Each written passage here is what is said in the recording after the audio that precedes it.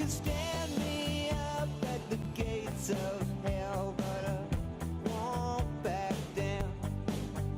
No, I'll stand my ground, won't be turned around, and I'll keep this world from dragging me down. Gonna stand my ground, and I won't back down.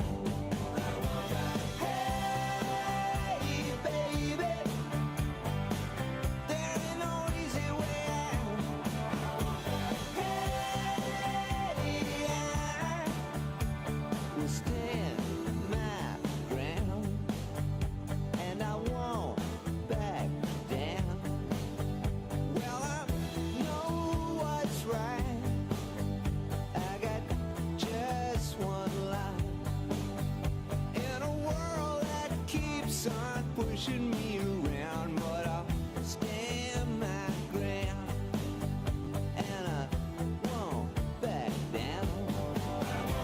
Hey, baby, there ain't no easy way out. Hey, I will stand my ground, and I won't back down.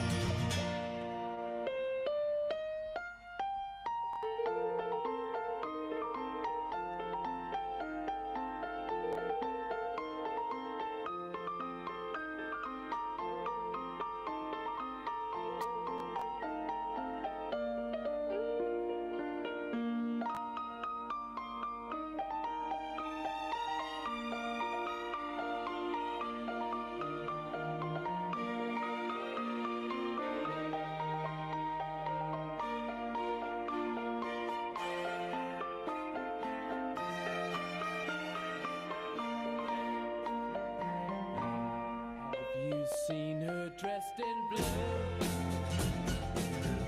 see the sky in front of you,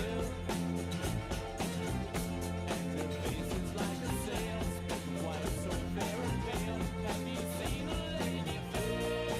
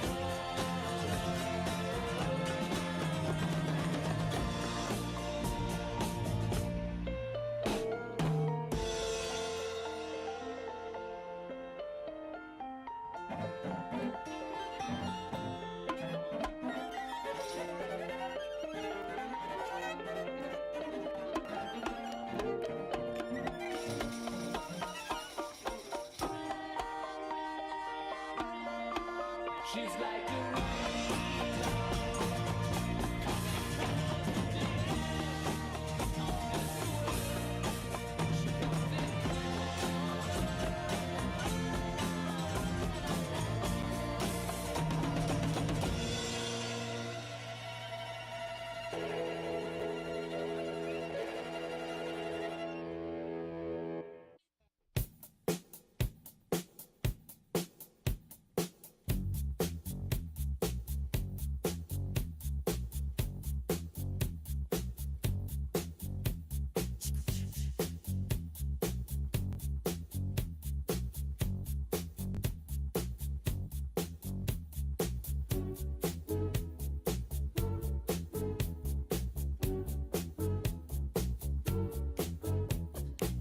She was more like a beauty queen from a movie scene. I said, don't mind, but what do you mean? I am the one who would dance on the floor and around.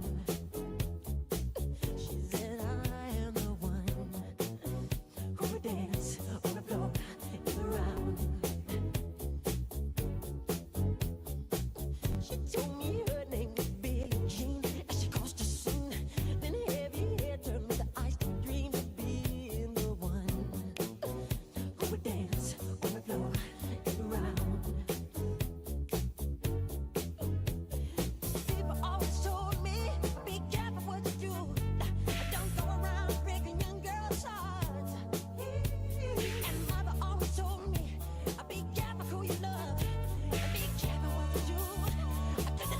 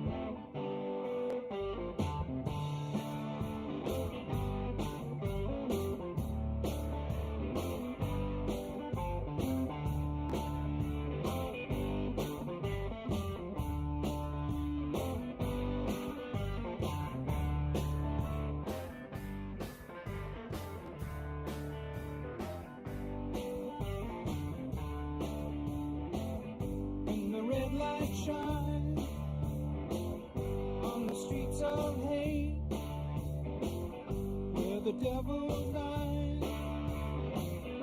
Who knows what he ate? It's a simple thing, trying to stay afloat. The captain said, without his boat, some things are getting better, other things a little worse. It's a situation much like a curse.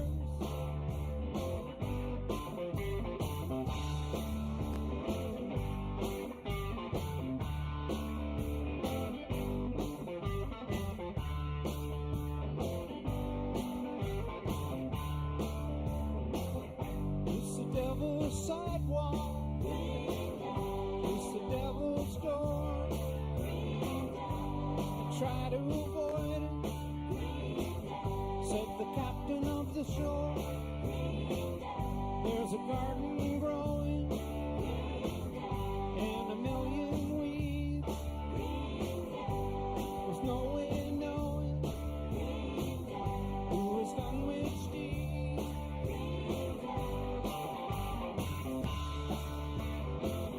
That's an honest tale, said the helmsman to the mate, about a woman delicious and a matter of faith.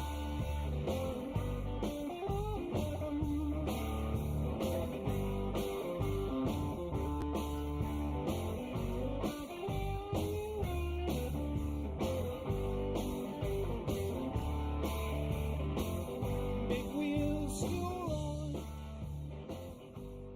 down on me.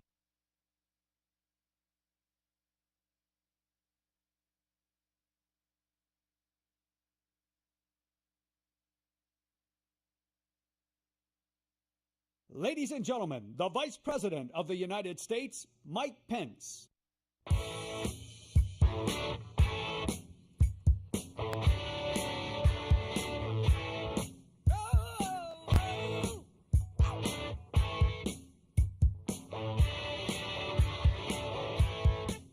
There she stood in the street, smiling from my head to her feet.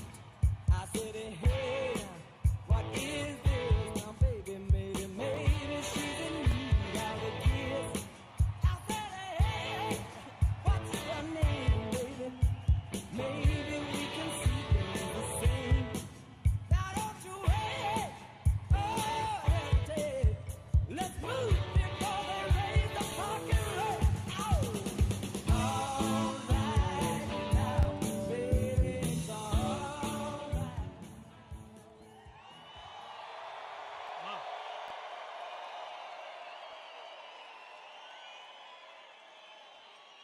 Well, hello, Oklahoma.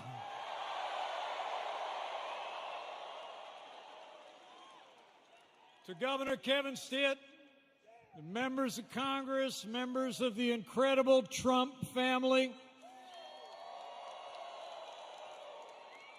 my fellow Americans who've come from near and far, it is great to be back in the Sooner State for a great American comeback.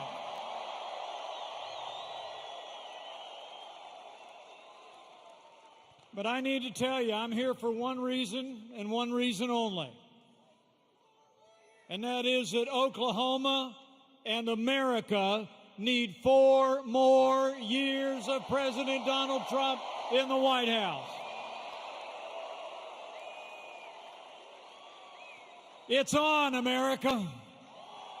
And the road to victory starts right here.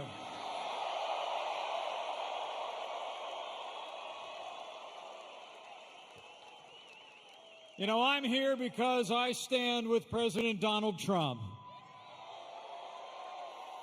When this president stands up for American jobs and American workers, I stand with President Donald Trump. When this president stands up for faith and family and the American flag. I stand with President Donald Trump.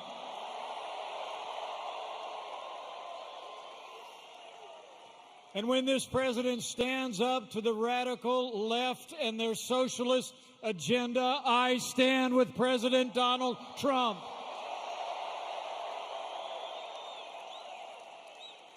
And when our president stands up for law and order and liberty and justice for all, we stand with President Donald Trump.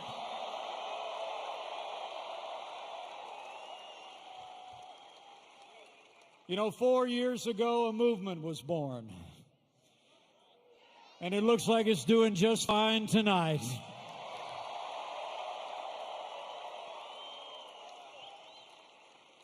It's a movement of everyday Americans from every walk of life.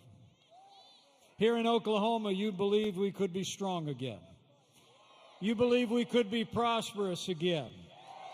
You said yes to President Donald Trump in 2016, and I know Oklahoma is going to say yes to 4 more years of President Donald Trump in 2020.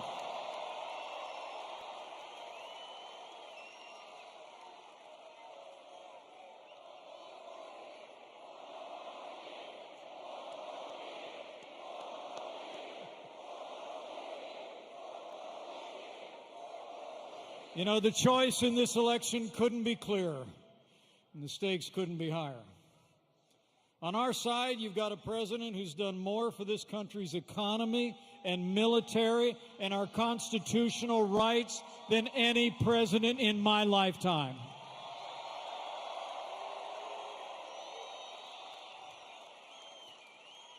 He's delivered 3 years of action, 3 years of results, 3 years of promises made and promises kept.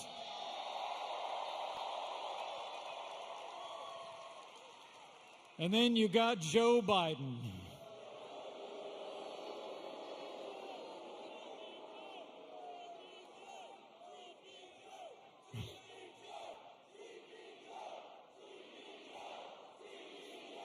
I mean, think about the contrast.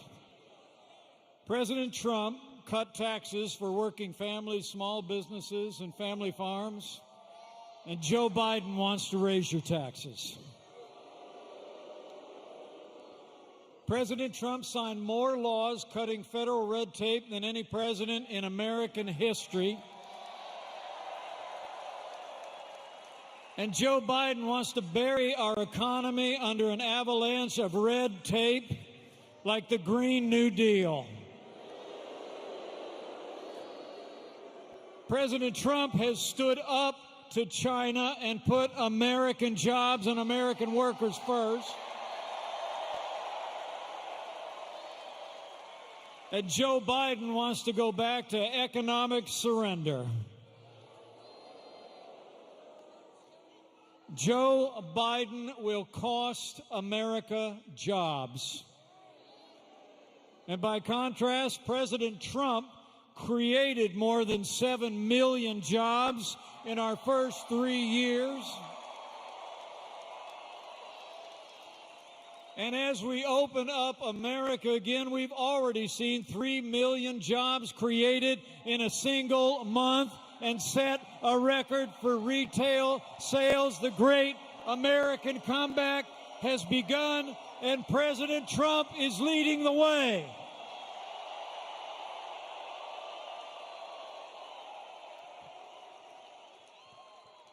And when it comes to our national defense, President Trump rebuilt our military.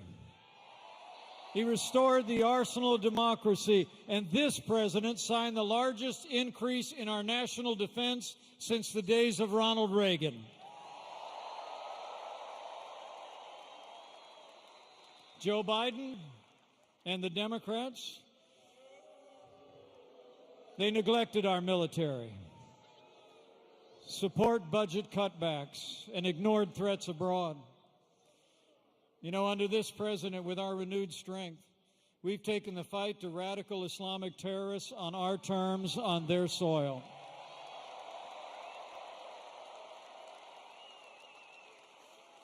You know, when Joe Biden saw ISIS overrun hard-won ground in Iraq last year under this commander-in-chief, American forces captured the last inch of territory of ISIS control, and we took down their leader without one American casualty.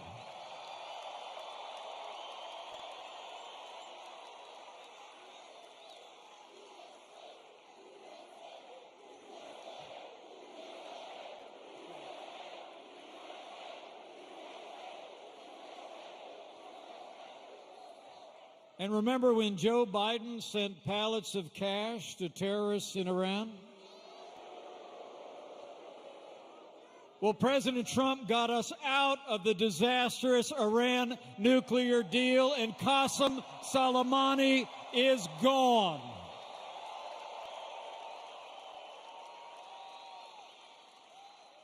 You know, as the father of a United States Marine, I couldn't be prouder to serve alongside a president who cares so deeply about the men and women of our armed forces. So the choice is clear on jobs, on national security. And this president also knows that national security starts with border security.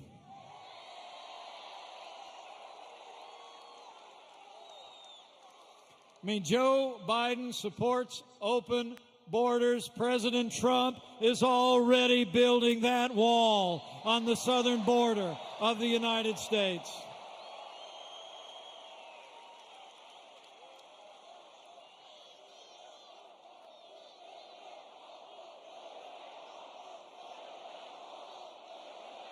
Oh, we're building it. You'll see. And this president, from the first day of this administration, has stood for law and order and stood with the incredible men and women of law enforcement at every level.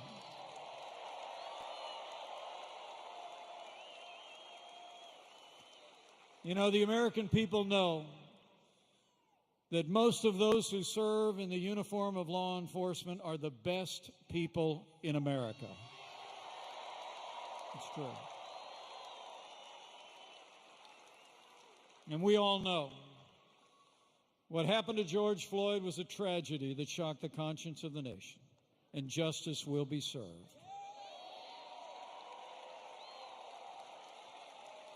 There's no excuse for what happened to George Floyd, but there's also no excuse for the rioting, looting, and violence that followed.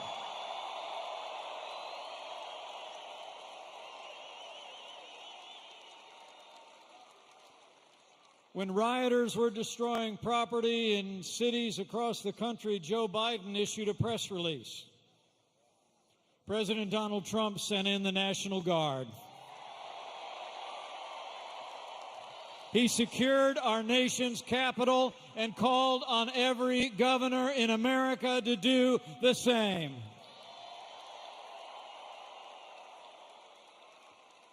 And in the days that followed, you saw it. We quelled the violence.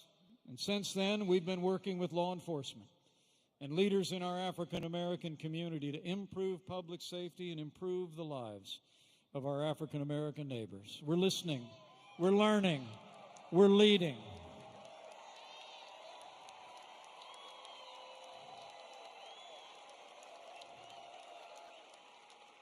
And we'll find ways to move forward together. But one thing we're not going to do, we're not going to defund the police. Not now, not ever.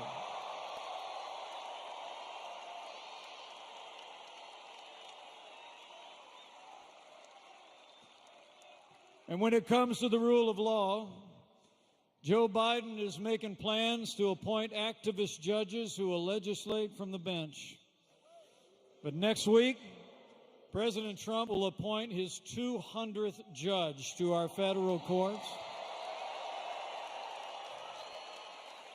And they're all conservative jurists who are upholding the God-given liberties enshrined in our Constitution, like the freedom of speech, the freedom of religion, and the Second Amendment right to keep and bear arms.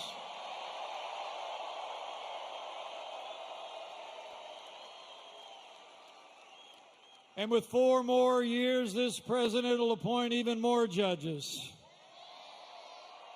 And like we learned this past week, we need more conservative justices on the Supreme Court of the United States.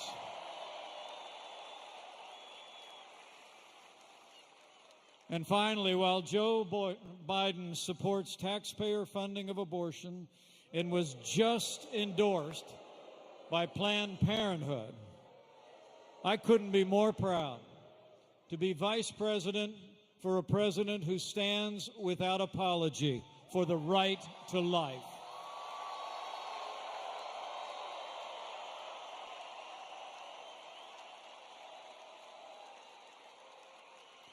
So for American strength, for American jobs, for law and order and liberties and life, we've got to decide right here and right now that we're going to defeat Joe Biden on November 3rd and re-elect President Trump for 4 more years.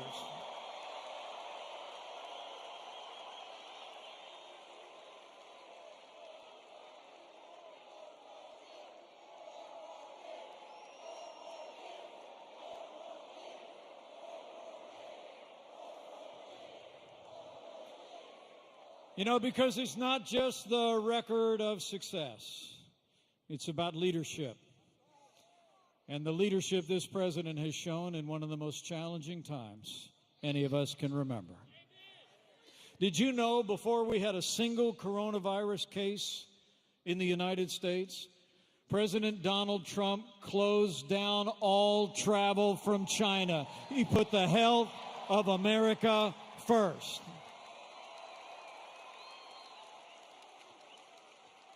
And with the president's leadership, we stood up a national response. We delivered hundreds of millions of medical supplies to healthcare workers in all 50 states. We reinvented testing from a standing start, and now we're testing almost 500,000 Americans every single day.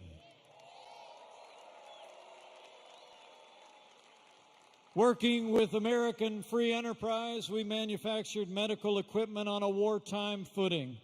And no American who required a ventilator was ever denied a ventilator in the United States.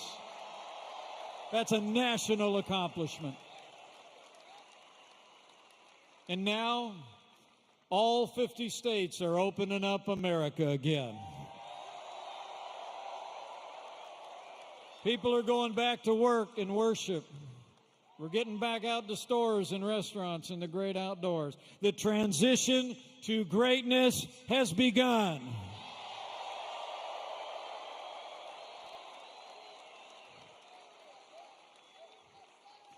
And despite the fear-mongering of some in the media, the truth is all across this country, hospitalizations are down, our losses are declining, and every day we're one day closer to putting the coronavirus in the past. You're doing it, America. But I want to promise you, we're going to remain vigilant. We'll keep building supplies. We'll keep developing medicines and vaccines. We'll be ready for whatever the future holds, and we will always put the health of America first. That's what leadership looks like. That's the leadership of President Donald Trump.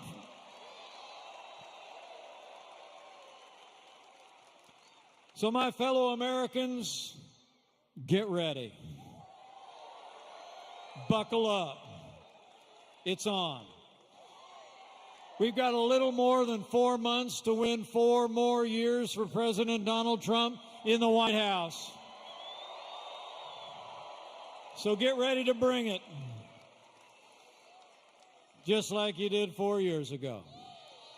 Bring the enthusiasm. Keep voicing your support. Keep telling your neighbors and friends all that we've accomplished and what this president can do with 4 more years in the White House. I mean, think about it. 4 more years means more jobs. 4 more years means more judges. 4 more years means more support for our troops. And it's going to take at least 4 more years to drain that swamp.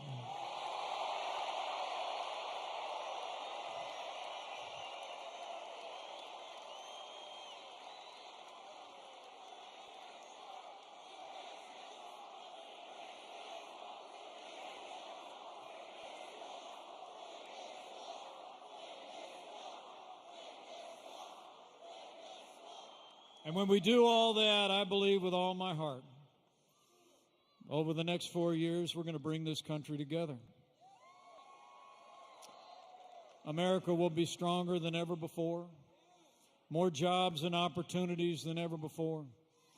And America will be a place where every American, regardless of race or creed or color or income, can work and worship in freedom, choose where their child goes to school, find a good paying job, and live the American dream.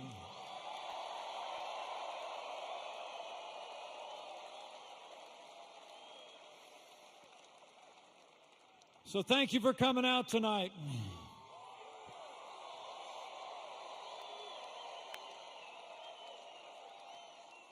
I'm going to get on my way and let you hear from him yourself. But I must tell you, it's the greatest honor of my life to be your vice president, and I want to thank you for the privilege.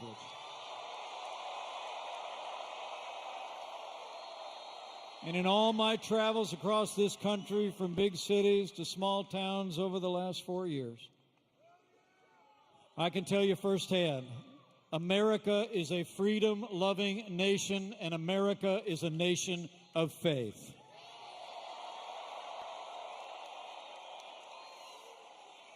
And as we open up America again and reclaim the freedom that we were willing to set aside for the health of our neighbors, I can't help but think that we come into this year cherishing and appreciating our freedom even more. So every day between now and November 3rd, go out and defend the freedom that's always made this nation great.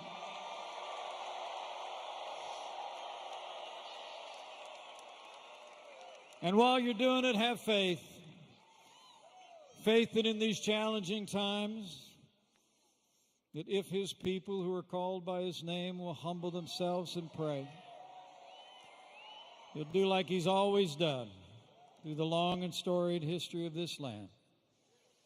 He'll hear from heaven. He'll heal this land, this one nation under God, indivisible, with liberty and justice for all. So pray for America, for all the American people.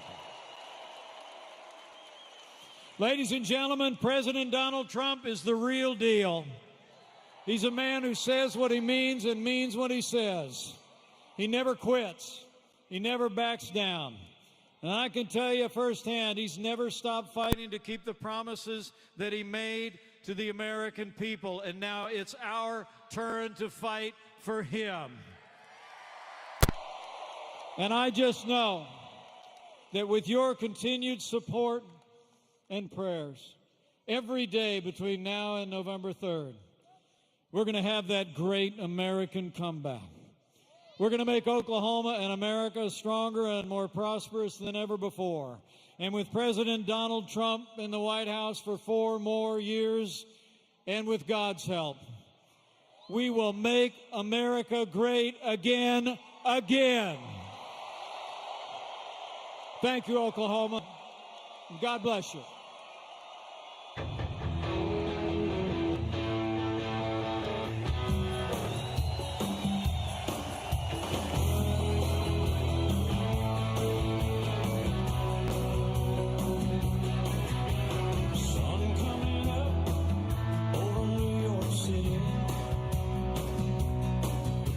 Still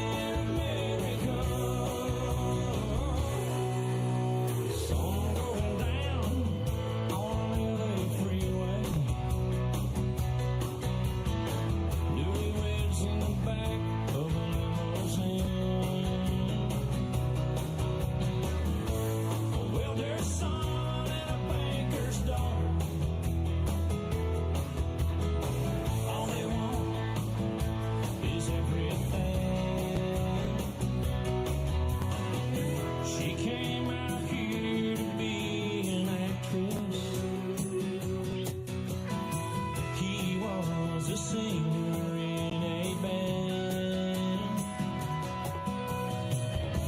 They just might go back to Oklahoma and talk about the stars they could have been. On in America, dreaming in red, white, and blue. On in America.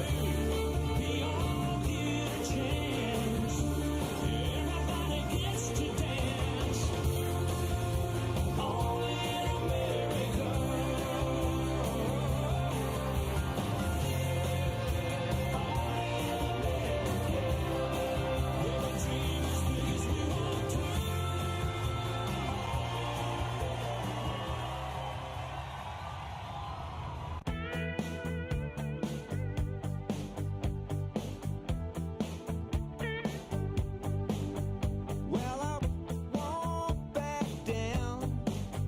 No, I won't back down.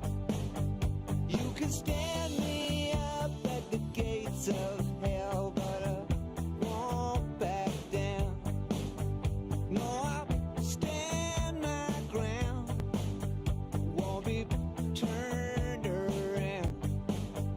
And I'll keep this world from dragging me down. Gonna stand my ground, and I won't back down. Hey, baby, there ain't no easy way out. Hey, I will stand my ground, and I won't back down. Well, I know what's right.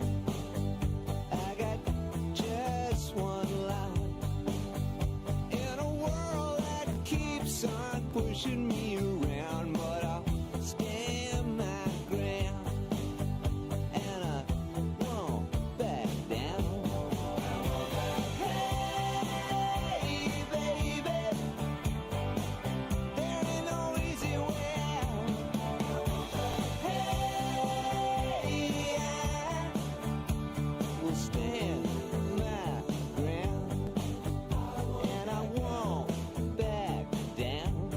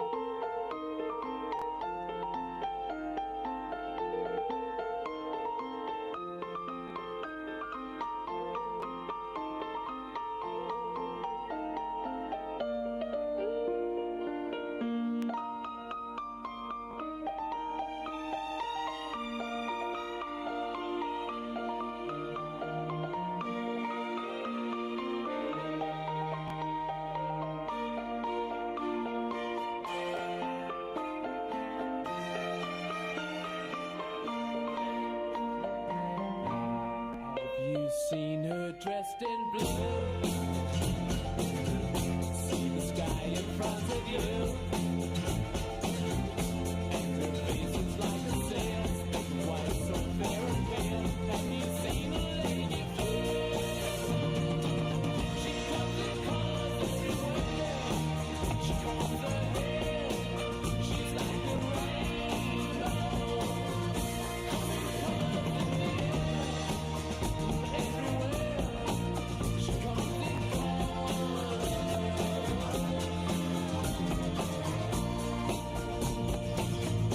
Have you seen her all in gold? Like the queen in days of old. She shoots colors all around, like the sunset going down. Have you seen the lady blue? She comes in colors everywhere. She combs her hair. She's like a rainbow. Coming colors in the air. Oh, everywhere. She comes in colors.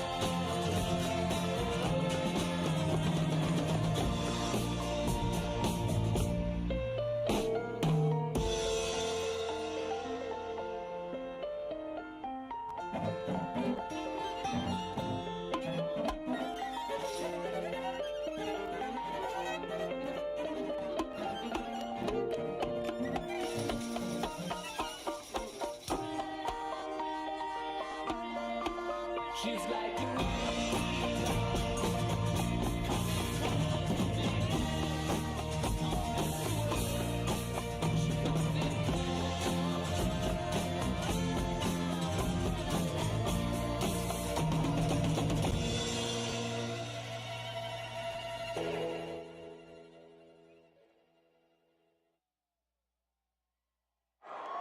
What truly matters is not which party controls our government, but whether our government is controlled by the people.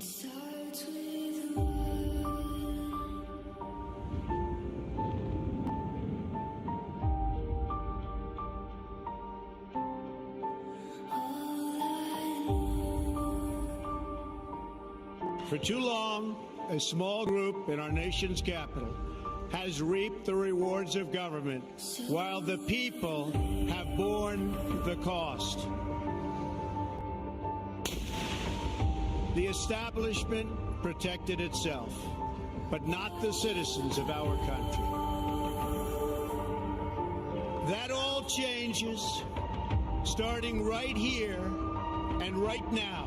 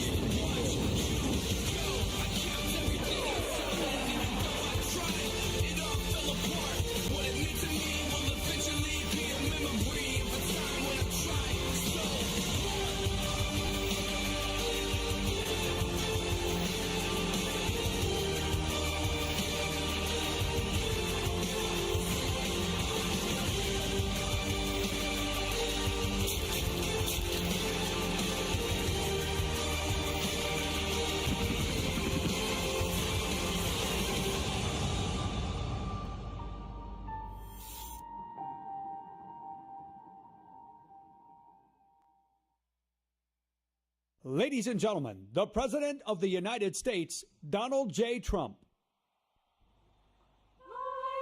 And I'm proud to be an American, where at least I know I'm free. And I won't forget the men who died, who gave that right to me. And I gladly stand up next to you and defend her still today. 'Cause there ain't no doubt I love this land. God bless the USA.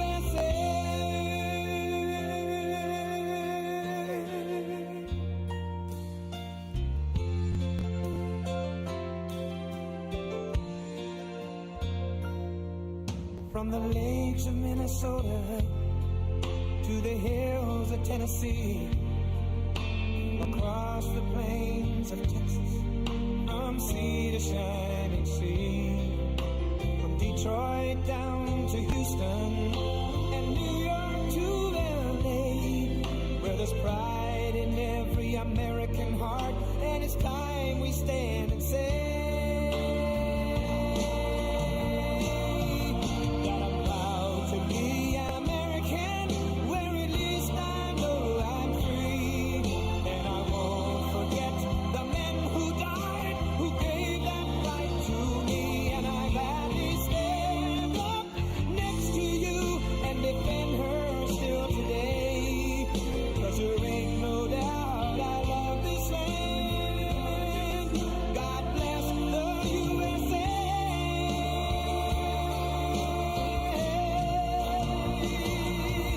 And I'm proud to be an American, where at least I know I'm free, and I won't forget the men who died, who gave that right to me, and I gladly stand up next to you and defend her still today, 'cause there ain't no doubt I love this land.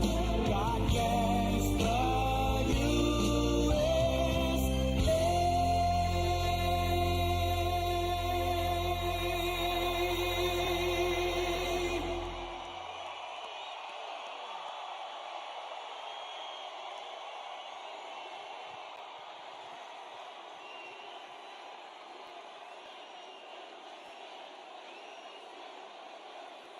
Thank you. Thank you. Thank you. So we begin, Oklahoma, we begin. Thank you, Oklahoma. And thank you to Vice President Mike Pence. We begin our campaign.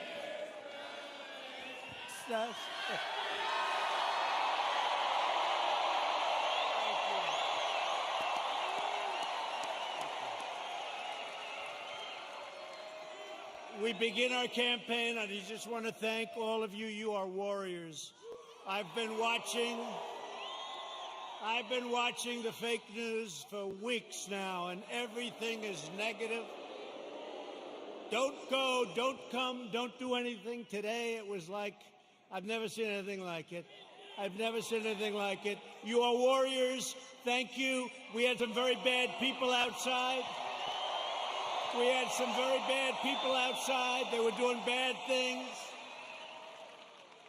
But I really do. I appreciate it. We have just a tremendous group of people in Oklahoma.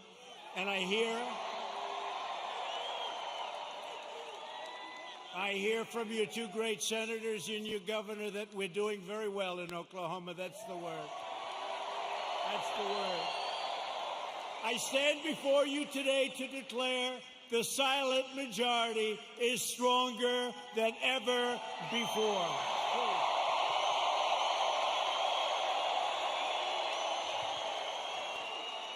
5 months from now, we're going to defeat Sleepy Joe Biden. Boy, does he get a pass from these people, huh? We're going to stop the radical left. We're going to build a future of safety and opportunity for Americans of every race, color, religion, and creed. Republicans are the party of liberty, equality, and justice for all. We are the party of Abraham Lincoln, and we are the party of law and order.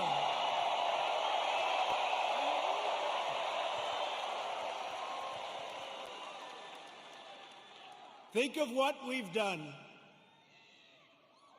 We will have close to 300 federal judges appointed and approved by the end of my first time.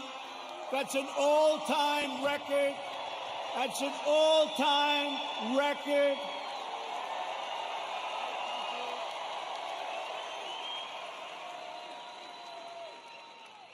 I've always heard how important judges are. Now we know how important they are. Think of that, over 300, around 300 by the end of the term. And when we have another 4 years, we're going to have a big, big percentage of the total number. Very important. November 3rd. And 2 great Supreme Court judges. So we have 2 justices of the Supreme Court. Justice Gorsuch, Justice Kavanaugh. They're great. They're great. They're great. We have 2. And we could get a few more. Yeah, we could get a few more.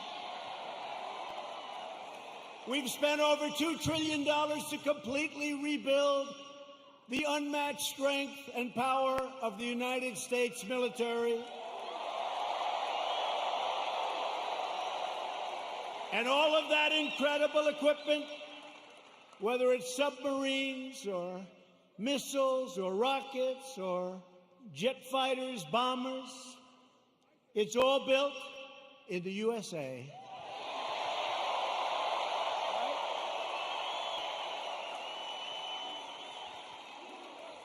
We passed VA choice. Thank you very much, Jim. Where's my senator? Jim Inhofe. You better vote for him. He's running. He's great.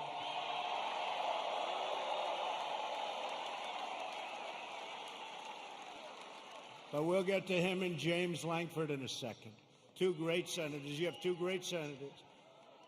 So we passed VA choice. So if you're a veteran, for years and years, they've wanted to do it for almost 50 years. We got it done. We get a lot of things done. And so if you're a veteran and you have to wait in line for 1 week, 2 weeks, 3 weeks, 5 weeks, 7 weeks, 2 months, what happens is you go outside, you get a private doctor, you get fixed up, and they pay your bill. We take care of the bill. We take care of the bill, and you get immediate service. It's never happened before, and our approval rating at the VA is now 91%. That's how good it is. Never been anywhere near that number. Never been anywhere near that number. And VA accountability. We had a lot of bad people in the VA, people that didn't love our vets, people that were sadistic, people that stole, a lot of bad people.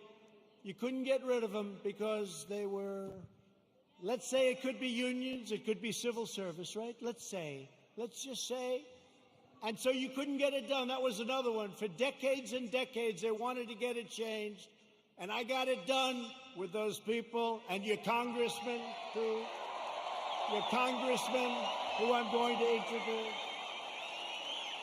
VA accountability, and now somebody treats our veterans badly. And we look at them, and what do we say? We say, you're fired. Get out, right? Get out. They got rid of a lot of bad people that were there for a long time, sort of like me in Washington, draining the swamp. I never knew it was so deep, but it's happening. It's happening. I never knew it was so deep.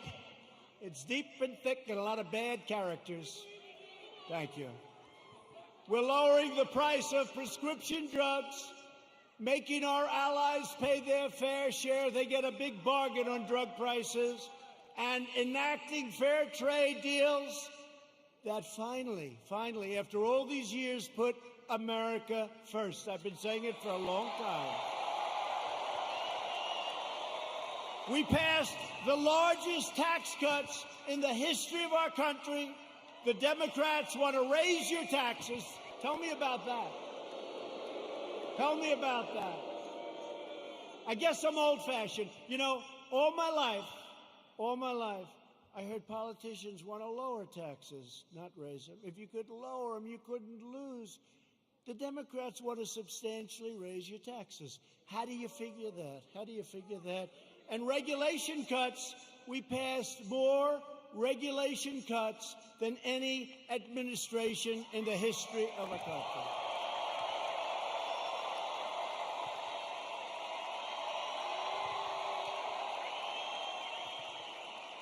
And with the help of our great energy workers, many of them come from the great state of Oklahoma. Do you ever notice that Biden, do you ever notice that Biden oftentimes gets the state wrong? He's in Iowa, and he says, it's good to be in Idaho. No, you're in Iowa. He's in New Hampshire, and he says, it's great to be in Ohio. No, you're in New Hampshire. That happens to him all the time. Hasn't happened to me yet.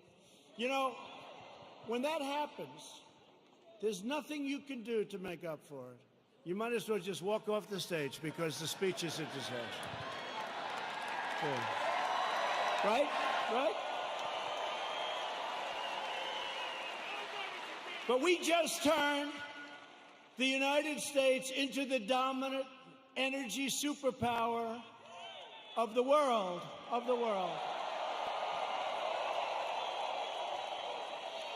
And because of the Chinese virus, what happened about 3 months ago, it looked like we were in big trouble, and we were, and I got it back together. I called Russia. I called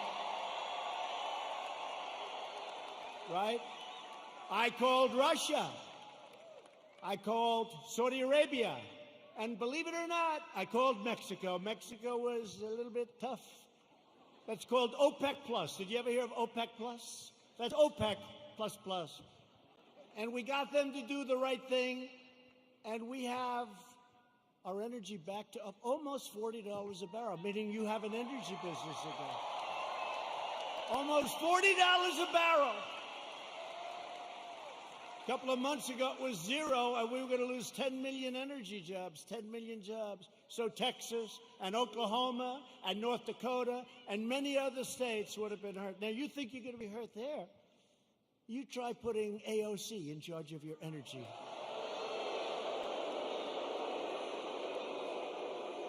That will make the pandemic look like child's play to the people in energy.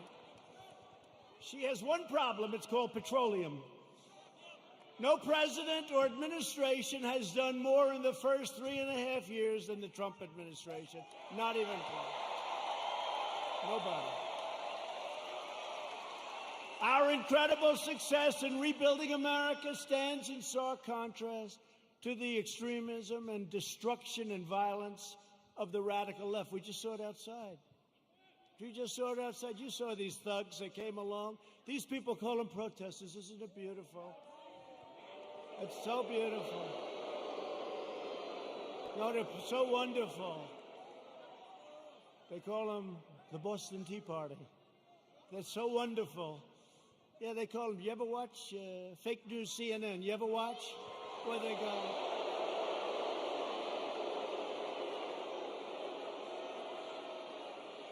How about the CNN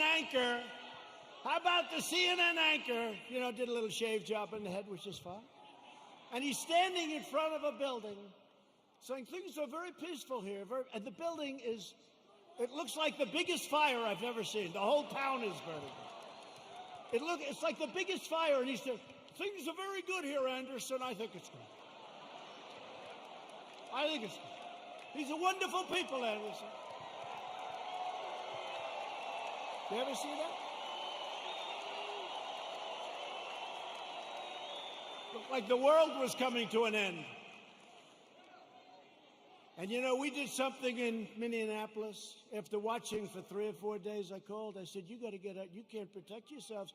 I got them to take 8,000 National Guardsmen. And in 1 hour, it all ended. And they rode through the next 3 weeks with no problem.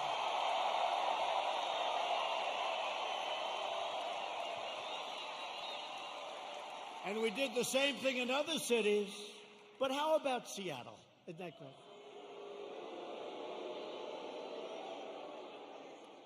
So they take over a big chunk of a city called Seattle. I mean, we're not talking about some little place. We're talking about Seattle. Have you ever been to Seattle? They took over a big chunk, and the governor, who's radical left, all of these places I talk about are Democrat. You know that. Every one of them. Every one of them. And I have an offer out. I said, anytime you want, we'll come in, we'll straighten it out. in 1 hour or less. Now, I may be wrong, but it's probably better for us to just watch that disaster.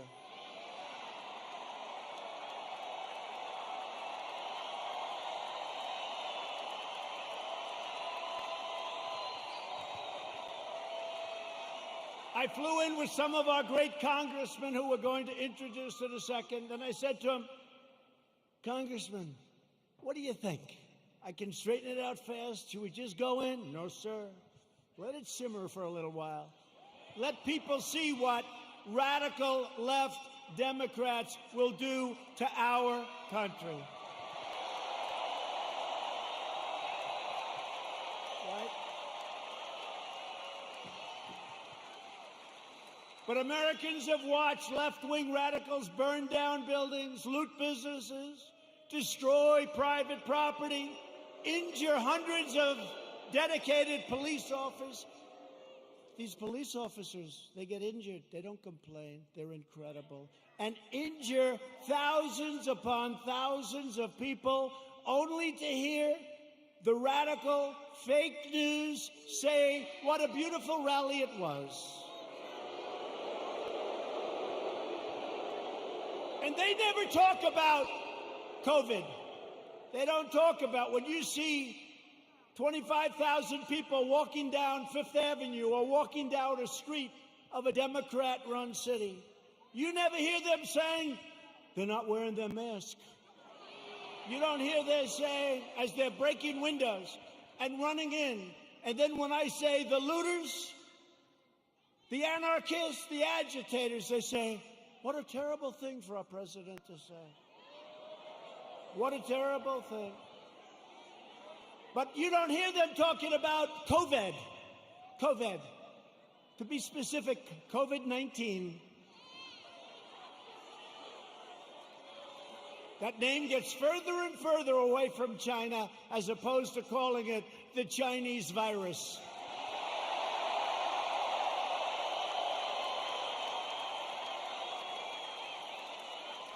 And despite the fact that I have done a phenomenal job with it, I shut down the United States to very heavily infected, but all people from China in late January, which is months earlier than other people would have done it, if they would have done it at all. I saved hundreds of thousands of lives. We don't ever get even a mention. Then I closed it down to Europe early. Closed it down because I saw what was happening. And by the way, most people said, don't do it. Don't do it. We saved hundreds of thousands of lives. And all we do is get hit on like we're terrible. And what we've done with the ventilators and with the medical equipment and with testing, you know, testing is a double-edged sword. We've tested now 25 million people. It's probably 20 million people more than anybody else. Germany's done a lot. South Korea's done a lot. They call me, they say, the job you're doing, here's the bad part. When you do testing to that extent, you're going to find more people, you're going to find more cases. So I said to my people, slow the testing down, please. They test and they test. We got tests that people don't know what's going on. We got tests. We got another one over here. The young man's 10 years old. He's got the sniffles. He'll recover in about 15 minutes. That's a case. Add up to it. That's a case. That's a case.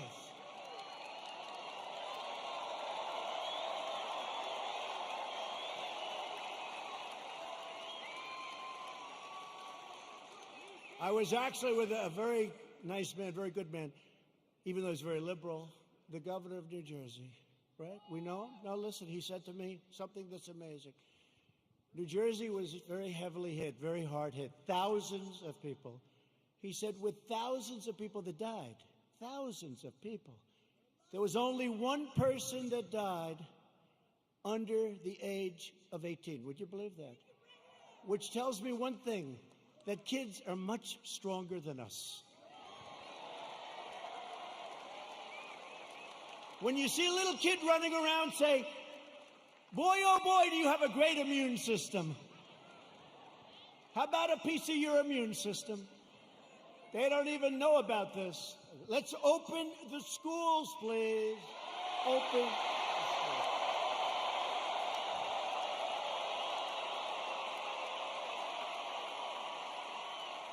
Open the schools. We got to get them open. In the fall, we got to get them open. The unhinged left-wing mob is trying to vandalize our history, desecrate our monuments, our beautiful monuments, tear down our statues, and punish, cancel, and persecute anyone who does not conform to their demands for absolute and total control. We're not conforming. That's why we're here, actually.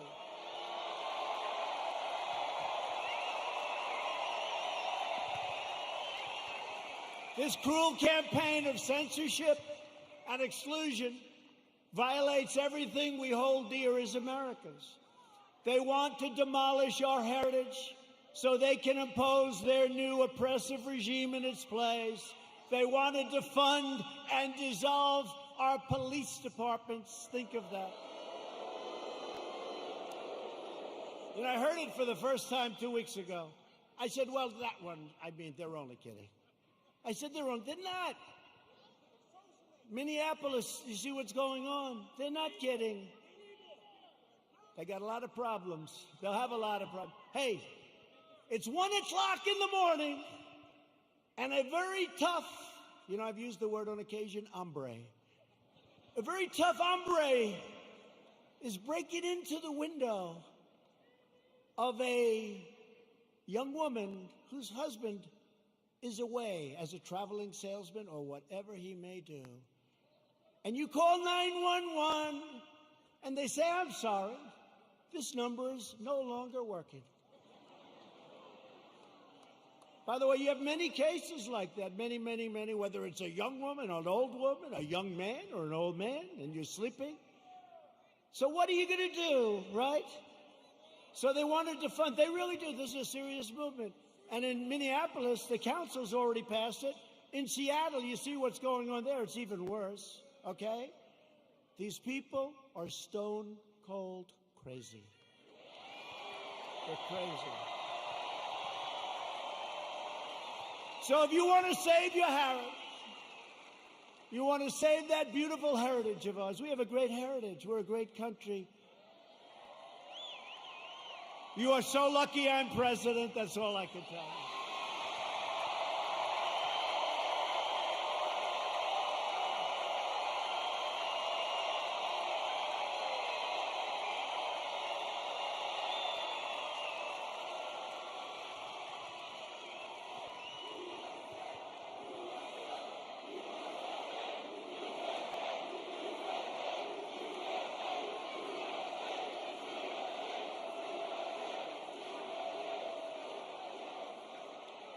People have come up to me and say, how do you take it?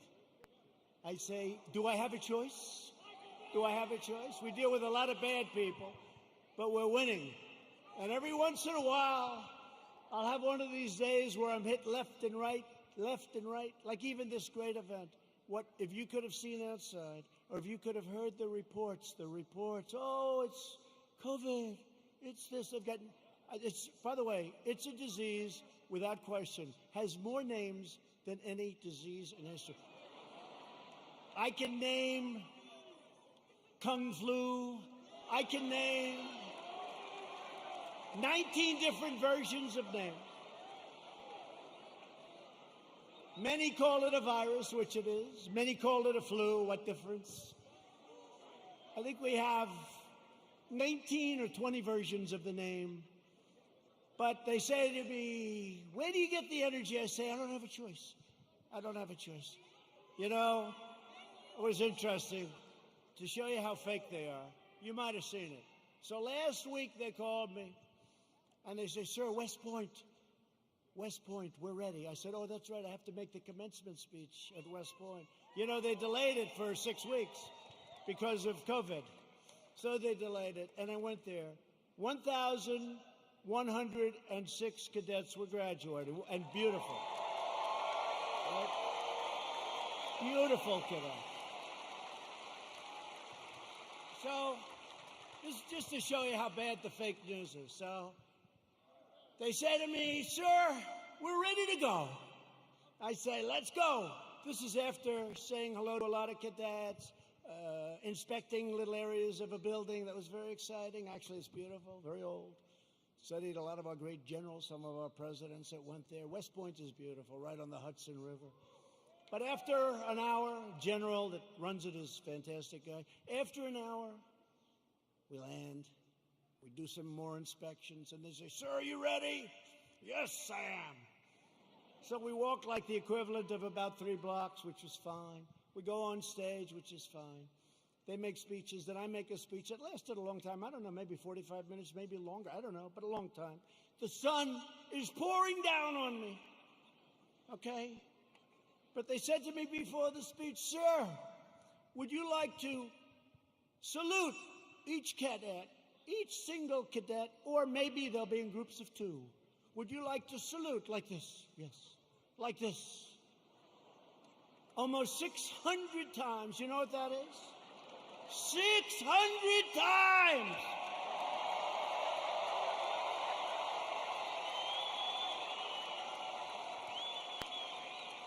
Thank God they were in 2s. Because let me tell you, you do that 600 times, you go home and you say, "Right, it's like a workout without a weight," right? 600 times. So I did that. Then the incredible helicopters, brand new, gorgeous helicopters, the Apaches and the other new ones that we just bought.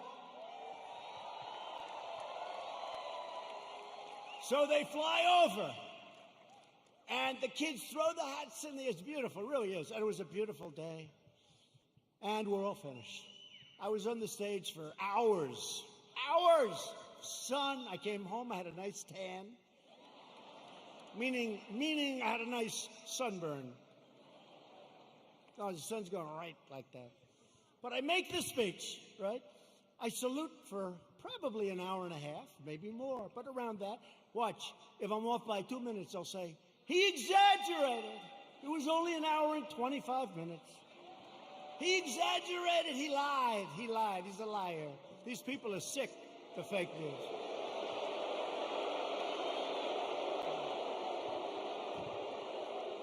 So then, I finished saluting, my final salute. I said, "Thank goodness, thank you very much." But think of it, so essentially almost 600 times. Now, the general says, "Sir, are you ready?" I said, "I'm ready, General. Where are we going now?" You have to understand, I left early in the morning to get there. Now it's sort of late in the afternoon. A lot of these fakers were with us. So they know. He said, "Sir, we can now leave the stage." I said, "Great, General, let's go. I'll follow you." And he goes like this, "Right here, sir." I walk on.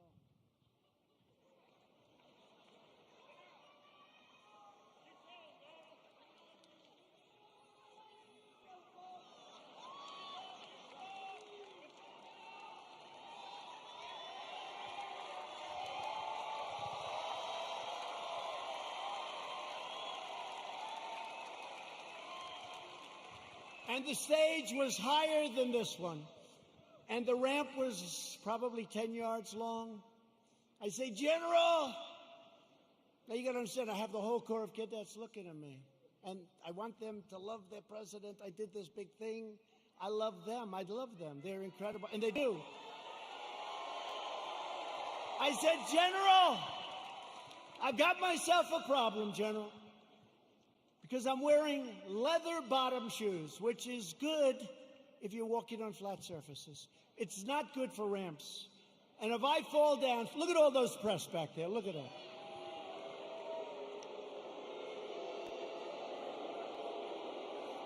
And this was a steel ramp. You all saw it because everybody saw it. This was a steel ramp. It had no handrail. It was like an ice skating rink. And I said, "General, I have a problem." And he didn't understand that at first. I said, there's no way. You understood? I just saluted almost 600 times. I just made a big speech. I sat for other speeches. I'm being baked. I'm being baked like a cake. I said, General, there's no way I can make it down that ramp without falling on my ass, General. I have no railing. Sure. It's true. So I said, is there like something else around? Sir, the ramp is ready to go. Grab me, sir. Grab me. I didn't really want to grab him. You know why? Because I said, that'll be a story too. So now I have a choice. I can stay up there for another couple of hours and wait till I'm rescued. Or I can go down this really steep, really, it's an ice skating rink. It's brutal. So I said, General, get ready because I may grab you so fast. Because I can't fall with the fake news watching. If I fall,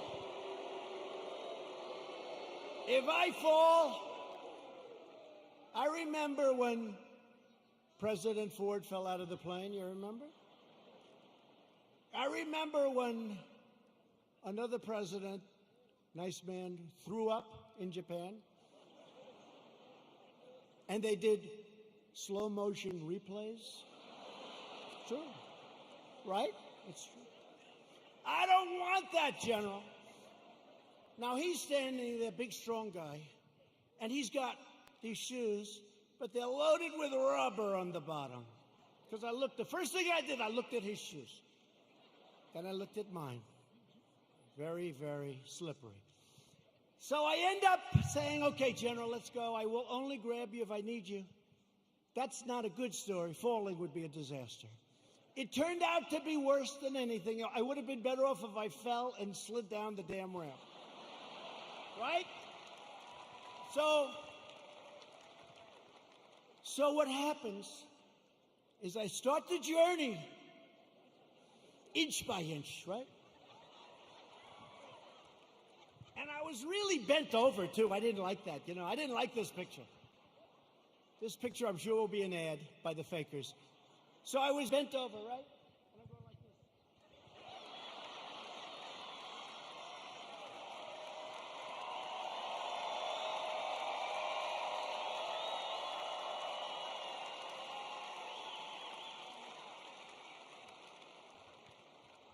And then we finally reached almost the end.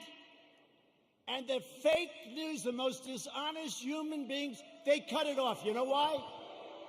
Because when I was 10 feet short, I said, General, I'm sorry, and I ran down the rest, right? I looked very handsome. That was the only good thing. I wouldn't want to run down the whole thing because the fall there would be definitely bad. So I took these little steps. I ran down the last 10. And by the way, their tape, take a look. In almost every instance, it ends just before I run. And they said, here was the #1 trending story. I called my wife. I said, how good was that speech? I thought it was hey, look, I will tell you when I make good ones and bad ones. Like so far tonight, I'm average. Okay? But we're having fun. We're having fun.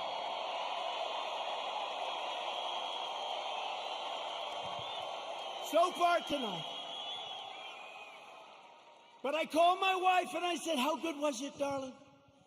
She said, you're trending #1. I said to our great First Lady, I said, let me ask you a question. Was it that good, the speech, that I'm trending #1? Because I felt it was really good. No, they don't even mention the speech. They mentioned the fact that you may have Parkinson's disease. It's true. It's true.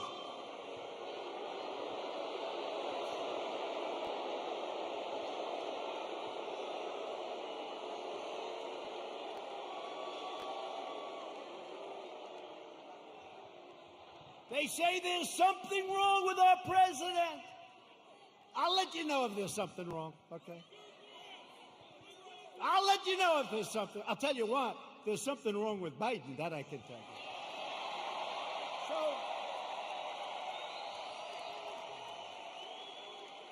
So then my wife said, well, it wasn't only the ramp.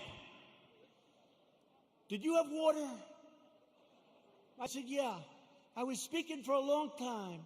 I didn't want to drink it, but I wanted to wet my lips a little bit. You know, you're working hard up there with the sun pouring down on you. I love this location. The sun's like this. This way they save on lighting, right? That's why they did it probably. So what happens is I said, what does it have to do with water? They said, you couldn't lift your hand up to your mouth with water. I said, I just saluted 600 times like this. And this was before I saluted. So what's the problem? She said, well, I know what you did. You had on a very good red tie that's a sort of expensive. It's silk because they look better. They have a better sheen to them. And I don't want to get water on the tie. And I don't want to drink much. So I lifted up the water. I see we have a little glass of water. Where the hell did this water come from? Right? Where did it come from? And I look down on my tie, because I've done it. I've taken water, and it spills down into your tie. It doesn't look good for a long time. And frankly, the tie is never the same. So I put it up to my lip, and then I say, because I don't want it to, just in case. And they gave me another disease. They gave me another disease.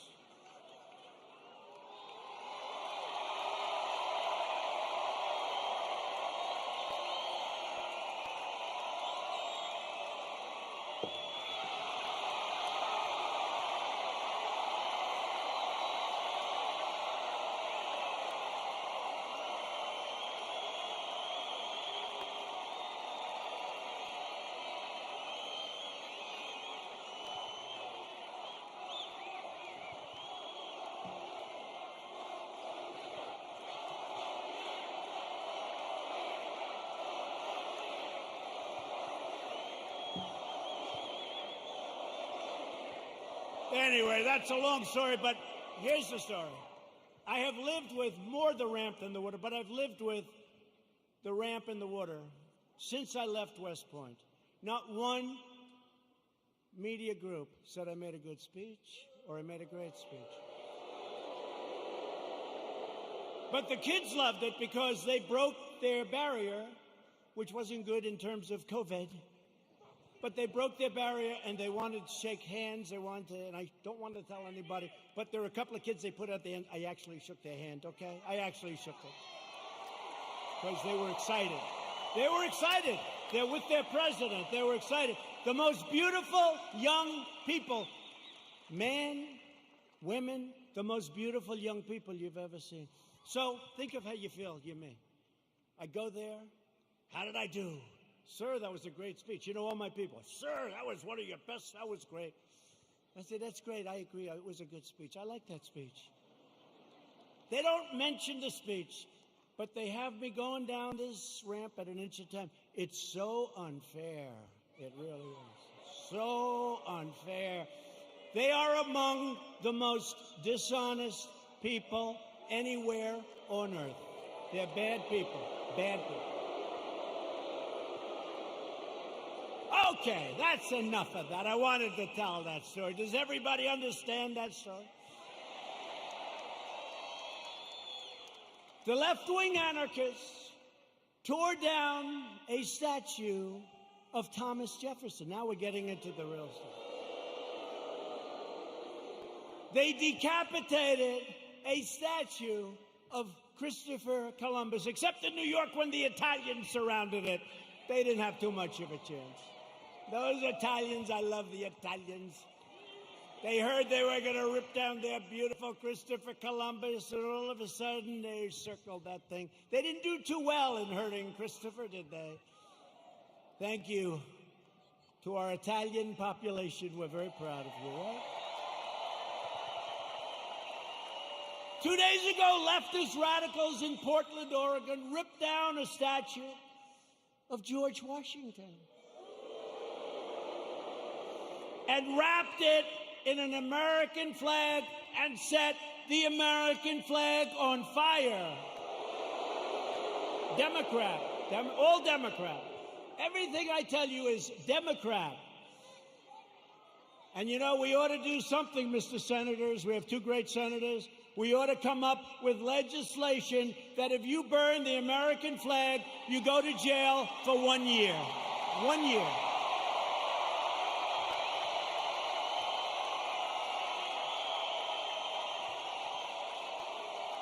Jim and James. Jim and James. We ought to do it. You know, they talk about freedom of speech, and I'm a big believer in freedom of speech, but that's desecration. That's a terrible thing to do. We used to have things. We don't have them anymore because we want to be so open, so everything, and look what happens. We should have legislation that if somebody wants to burn the American flag and stomp on it, but just burn it, they go to jail for 1 year, okay? In Seattle, the Democrat mayor and the Democrat city council have surrendered control of 6 city blocks to an anarchist map. These are anarchists. These are not protesters. You listen to the fake news, they say, oh, the protesters were lovely. Could you imagine if people just even slightly to the right tried to take over Seattle? They'd have machine guns out to get them.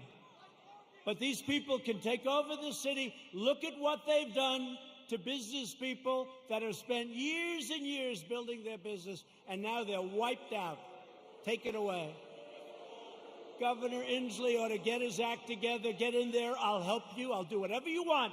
I'm waiting for a call. I would love to do it. I would love to do it. It'll take less than an hour, and it'll all be over with, and you'll have your city back.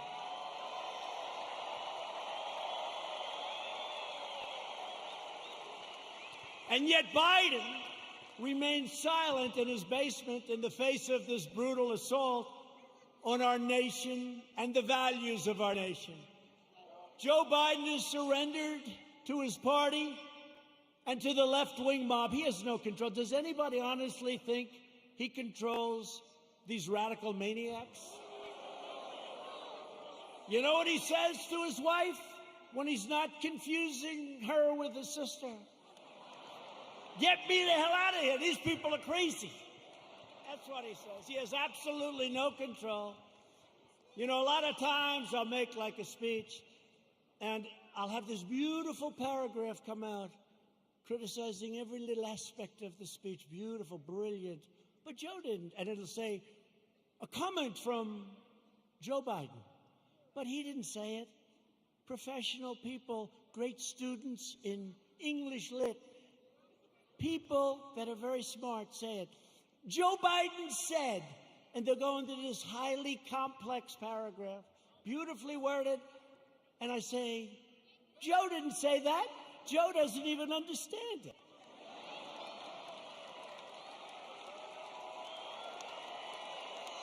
And if Biden is elected, he will surrender your country to these mobsters 100%.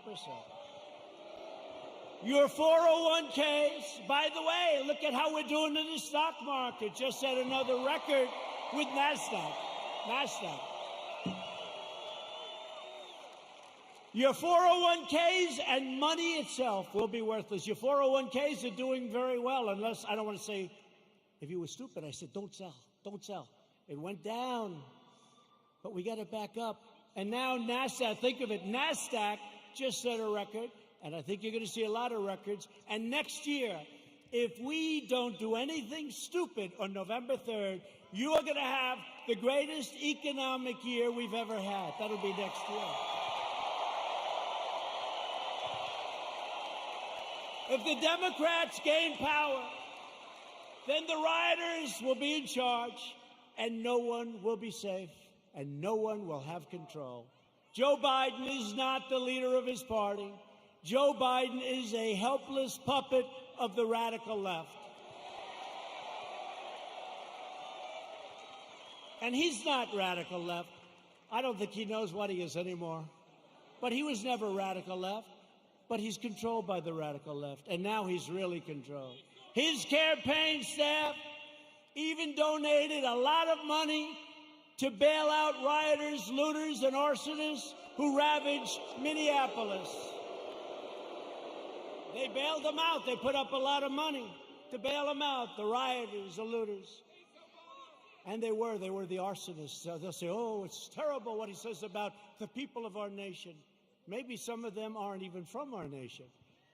The left is trying to do everything they can to stop us. Every hour of every day, including even violence and mayhem, they'll do anything they can to stop us. Look what happened tonight. Look at what happened tonight. Law enforcement said, sir, they can't be outside. It's too dangerous. We had a bunch of maniacs come and sort of attack our city. The mayor and the governor did a great job, but they were very violent people.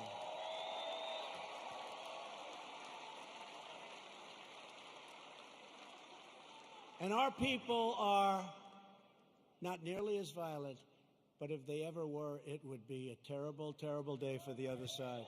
Because I know our people. I know our people. But we will never submit to their threats, and we will never let them destroy our nation. What they did tonight, I saw it on television coming in on Air Force One.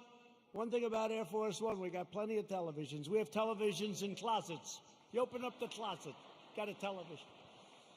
We got a lot of televisions. It's a great plane, great everything. By the way, we ordered new ones. No president wanted to do it. They thought it was luxury. I said, wait a minute. Air Force One is 31 years old. People don't realize that. So I said, they gave me a chart very early in my administration, like, how about the first week? Sir, would you sign for this plane? Now, it's actually two planes.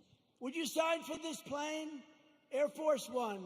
I said, how old is the original or the one we have now? Sir, it's 31, 32 years. And I'd see people coming in from foreign lands that can't compete with us. Rich countries, but they can't compete with you. And they have a brand new, beautiful 747-800, 747. And I said, wait a minute, that country has new and we have a 31 year, so somebody had to do it. So the deal was made, and it was made for a lot of money. I think it was $5.7 or $5.6 billion. Now, in all fairness, it's two planes, and there's a lot of stuff in those planes. I won't talk to you about it. So I told Boeing, the head of Boeing, they said, sir, please, would like to get started on the planes. I said, I do too, but I'm not paying $5.6 billion. And I'm not paying $4.6 billion. I said, it has to have a 3 on the front of it. I mean, that's a hell of a lot of money too, but it is a rather complex situation. They said, no way. No way. This was before Boeing had problems, by the way. But Boeing's coming back. They're coming back. The greatest company in the world, and it had some big problems. It had a couple of problems that didn't work out. That was terrible. But the greatest, I think before that, it was the greatest company in the world. It made up 1/4 of a point of our GDP. Think how big that is, one company. It was an unbelievable machine. And then they made a plane, and they did some foolish things, and a terrible thing happened, and all of a sudden, they've gone through hell. But you know what? They're coming back. We're ready to help them if they need it, but they're coming back, and they're coming back strong.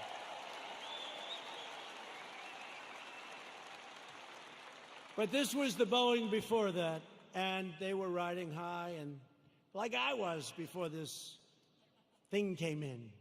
But we're still riding high because you know what? On November 3rd, we're going to win. We're going to win.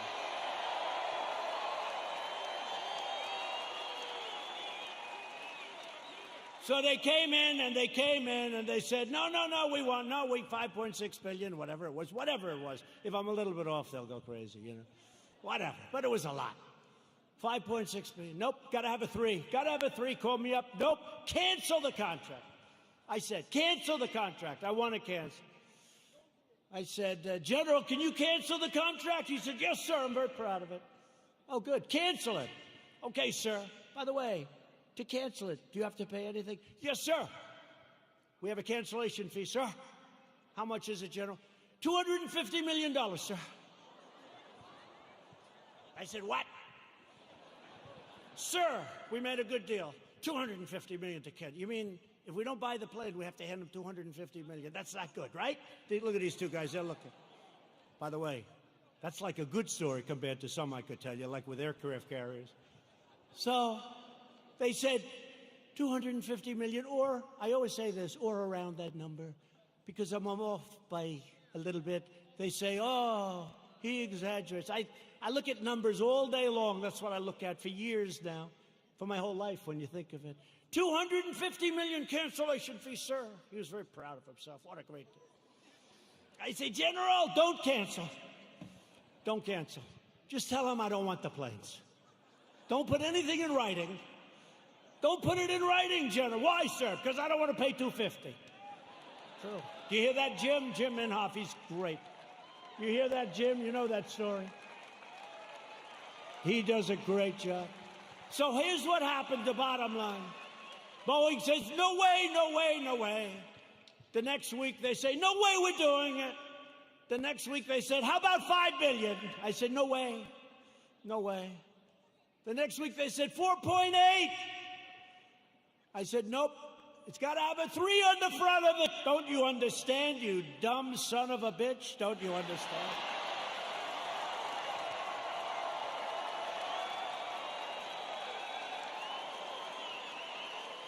I turned out to be right, you know. Turned out to be right. Nobody gets that. No, got to have a 3. Next day, they come back. 4.5 is our best offer. Nope, I'm not doing it. I'm not doing it. Come back when you're ready. A month goes by, another month. They never heard about it. They never heard from me. They thought I was serious. I was. And they came back at $4 billion. That's a lot of money. But I saved like $1.6 billion or $1.7 billion. Nobody wants to talk about it. Nobody wants to talk about it. When I get foreign nations to pay us billions and billions of dollars, nobody wants to talk about that. When I take soldiers out of countries because they're not treating us properly, Germany is an example. I mean, I have a German heritage, like some of you. I said, let's get it down from 50,000 to 25,000 because they're delinquent. For many years, they're delinquent. They haven't been paying what they're supposed to be paying. They're paying 1% instead of 2%, and 2% is a very low number. And they say, yes, we think by 2030, maybe 2032, we could get current. I said, no, Angela. Angela, please. Don't say that, Angela. It's true. You know who I'm talking about. Nice, by the way, very nice woman, very good negotiator. I said, Angela, that's a long time. This was in 2019. She said 2032. I said, no, Angela, that's not working.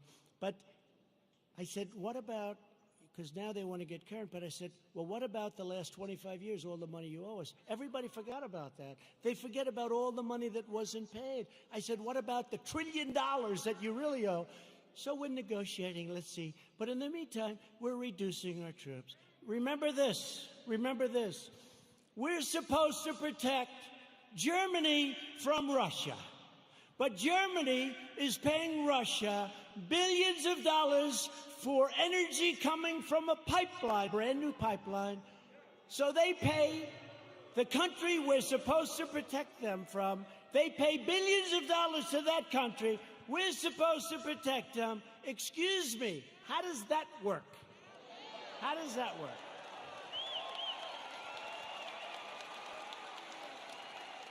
And the great thing is with Jim Inhofe and with James Lankford, likewise, when they just said they love you, James. When they hear it, they get it. A lot of people don't get it. They get it. We cannot continue to be ripped off. We're ripped off by so many countries, and we're stopping it. And that means that a lot of people don't want me here. They don't want me here. There are a lot of people that don't want me here. You know, they don't sell a lot of bombs when we're not dropping bombs on people. You know that, right? It's called the military-industrial complex. When rioting and looting broke out in our nation's capital, I very quickly deployed the National Guard. I said, get them in. After watching for an evening or two, we stopped the violence and restored peace and order to the streets. And last night they had a little breakout again. They ripped down a statue that was 110 years old, beautiful piece of art, in front of the police precinct with our radical left mayor watching on television. We're not happy. That's going to be very expensive for D.C. They're always looking for money. We need more money. We always need more money. And then they don't do the proper job. So it's not going to be good for Mayor Bowser. Mayor Bowser. They were heading over to the Jefferson Memorial recently, and they wanted to do damage to our great, beautiful Jefferson Memorial. Not going to happen. Don't worry about it. We have it surrounded with very strong people. The choice in 220 is very simple. Do you want to bow before the left-wing mob, or do you want to stand up tall and proud as Americans? Cool.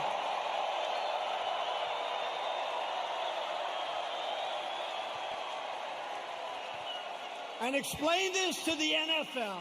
I like the NFL. I like Roger Goodell, but I didn't like what he said a week ago. I said, where did that come from in the middle of the summer? Nobody's even asking. We will never kneel to our national anthem or our great American flag. We will stand proud and we will stand tall.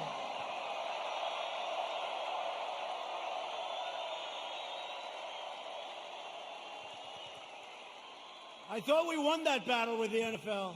Their stadiums were emptying out. Did you see those stadiums? Took them a long time to get you back. A lot of people didn't like that. You know, a lot of people that you wouldn't even think would care that much. I've had people that I said, these are super left liberals, and they didn't like it.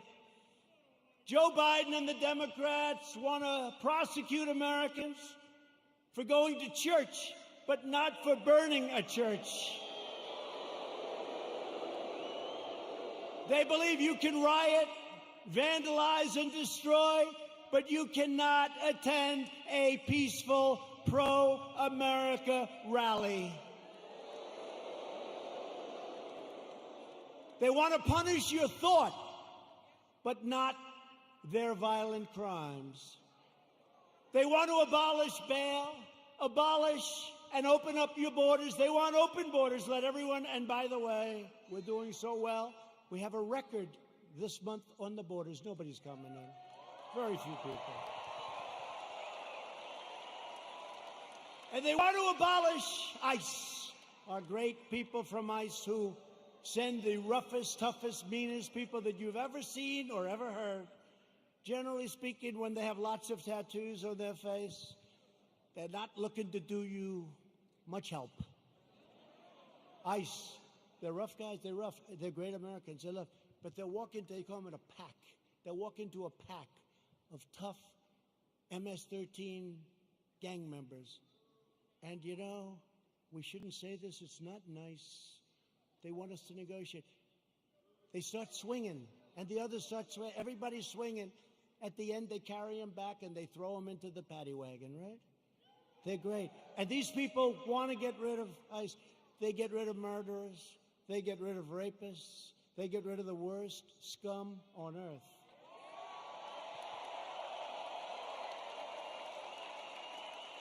And when I called them animals, I said they're animals. And Nancy Pelosi, they cut up a young woman. They cut up a young woman, and her friend cut him up with a knife because it was more painful, dead. Cut him up with a knife because it's more painful, takes longer than shooting a gun. They cut him up. I said, these are animals. And Nancy Pelosi said, these are human beings, they're not animals.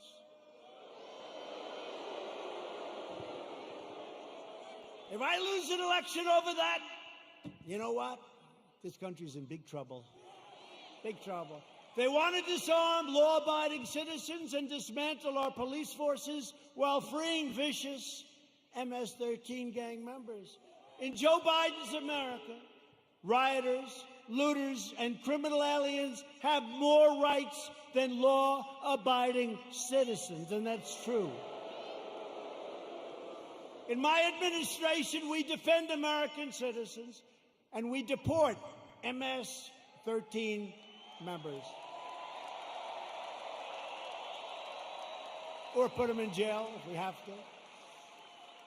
The chaos you're seeing in our Democratic-run cities, these are all run by the Democrats, is what will happen in every city and community in America, and much, much worse if we don't keep them out. We have to do this. We have to go to the polls on November 3rd, and the rest, you know what to do. You know what to do. Got to keep the White House. Joe Biden's record can be summed up as 4 decades of betrayal, calamity, and failure. He never did anything. He was a senator. He was a vice president. He was before that something. Guy, you know what's great? President Trump was tough on this, or he was tough. They complained. Never did anything about it. He's been there for 43 years or 47 years. He never did anything about it. Biden supported every globalist attack on the American worker. Let's make every country in the world rich but ourselves, including NAFTA, the disaster of NAFTA. He wanted to go, and TPP would have ruined our automobile industry. Korea, I renegotiated the deal. I took a horrible deal. That was a Hillary Clinton special. That was a Hillary Clinton special. She said, we have to make this deal with South Korea. It's going to mean 250,000 jobs. And she was right. For South Korea, 250,000 jobs. And China's entry into the World Trade Organization was supported by Sleepy Joe Biden. That was one of the worst deals economically in the history of our country. When China joined the World Trade Organization, they were flatlined for decades. They became like a rocket ship. He voted for the war in Iraq. He voted for mass amnesty for illegal aliens. He supports sanctuary cities, and now Biden wants to end immigration enforcement and he wants to require you to provide free health care for millions and millions of illegal aliens, okay? When I took early and decisive action to ban travel from China and protect Americans from the virus, and as I said, Joe Biden opposed my decision and called it hysteria, xenophobia. He doesn't know what the word means, xenophobia, and fear-mongering. And then he apologized a month later. He said he was wrong, but he didn't say it. And they didn't cover it. They didn't cover it. On one of the single most important policy decisions of our lifetime, Joe Biden sided with China over America. That's closing the border. He thought it was a terrible thing. Remember, this was in January. That's early, real early, the end of January. He thought it was a terrible thing when we closed the border to many people that were badly infected with COVID. When the chips are down, Biden will always cave to the radical left. He'll always bow to the angry mob, and he will never protect you or your family, and you know that.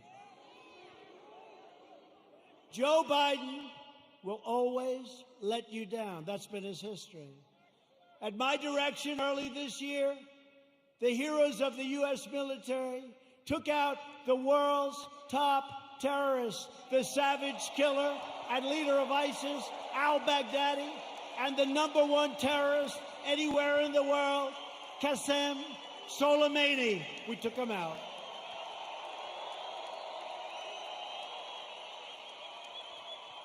Joe Biden opposed killing Soleimani.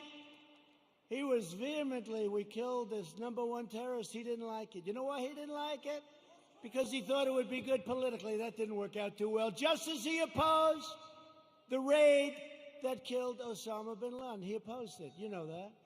Biden is always on the wrong side of history, as said by people that are with him and worked with him. He never made a correct foreign policy decision. Biden is a puppet for China. Son walked out with $1.5 billion. I think it's a little bit. Allowing them to rip off America for many years. Now they're paying us billions and billions of dollars. We give a lot of it to our farmers. We have plenty left over. China is not exactly happy with me.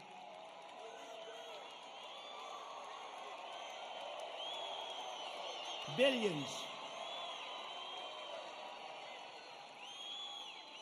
They pay us billions and billions of dollars, and they targeted our great farmers. And I took the money that they targeted. I took that money and I gave it to the farmers, so they were even. So they're okay. Are you okay? Come. Doctor, please. Doctor. Thank you. These people, I mean, some of the people are waiting for 5 days, especially in this location, right? You take your time, darling. Take your time. Thank you very much. Take your time. Doctor, thank you, doctor.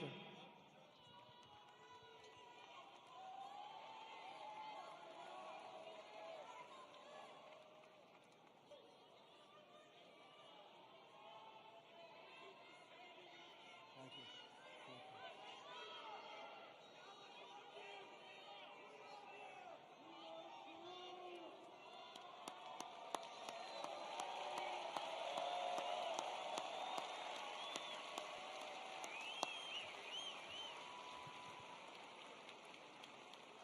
Now, some people wait for 4 or 5 days. It's incredible. He never did anything against China, Joe Biden. And that's why they desperately want him to win. They want him to win so badly. Iran wants him to win so badly. Let me tell you, I'm going to make a very fast deal, the best deal you've ever seen. I've already made one with China, but I can make even more. They want me to lose because they will own the United States if I lose. Iran. President Obama gave them $150 billion for nothing.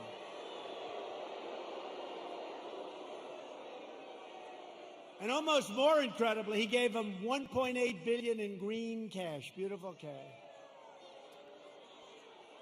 And now they're not doing so well, are they? They're not doing so well. Someday we're going to get credit for this. Someday. But they are waiting. Iran wants to make a deal so badly. But they're told by Kerry and all these other, they shouldn't, the Logan Act. But they're told by Kerry and all these people, wait, because if Trump loses, you'll own America. You're going to own it. They'll say you own it. So I don't mind. I told them, we can wait. But when I win, you're going to pay a much higher price than if you made a deal. Now, it's true. True. Told them that. I told him that. And look what happened to Biden in Ukraine, where his son's paid $83,000 a month and he was jobless. Give me a break. $83,000 a month, more than anybody. If Joe Biden were to become president, an emboldened left will launch a full-scale assault on American life. You know that. They'll expel anyone who disagrees with them. Look what happens when you disagree. You use a term that's perfect and they're not happy with it. They call you a racist. They call you a horrible person. They want to crush religious liberty. They don't want religion. Silence religious believers. Indoctrinate your children with hateful and vicious lies about our country. Subsidize late-term abortion and after-birth execution. They want to take away your guns through the repeal of your Second Amendment as sure as you're sitting there. In fact, he even put the big gun grabber, Beto O'Rourke, who made a fool out of himself when he ran for president, they put him in charge of guns. Lots of luck on your Second Amendment. Just remember I said it. Hopefully you won't have to think back about it too much, because it won't matter. Hopefully it won't matter. No, Beto O'Rourke, who wants to give up guns, is in charge of the Second Amendment. The Dems will also eliminate private health insurance, ban fracking, that's not good, and American energy will be in a position of weakness like it's never been before, and that's after We built the greatest energy country anywhere in the world by far.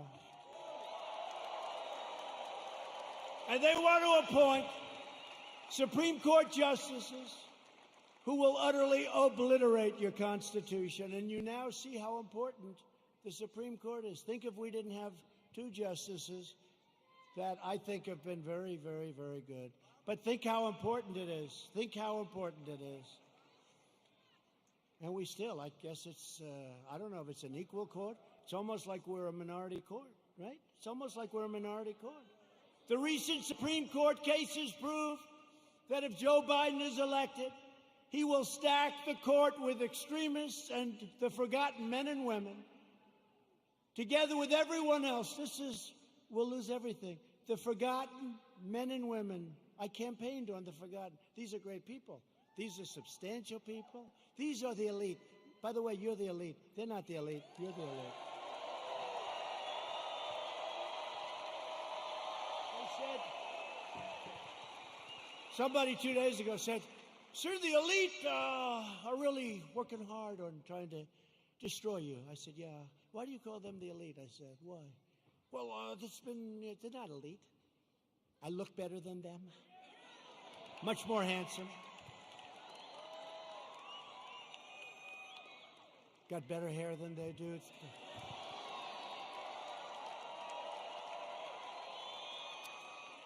I got nicer properties. I got nicer houses. I got nicer apartments. I got nicer everything.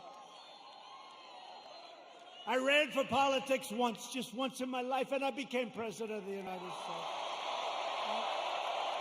Once.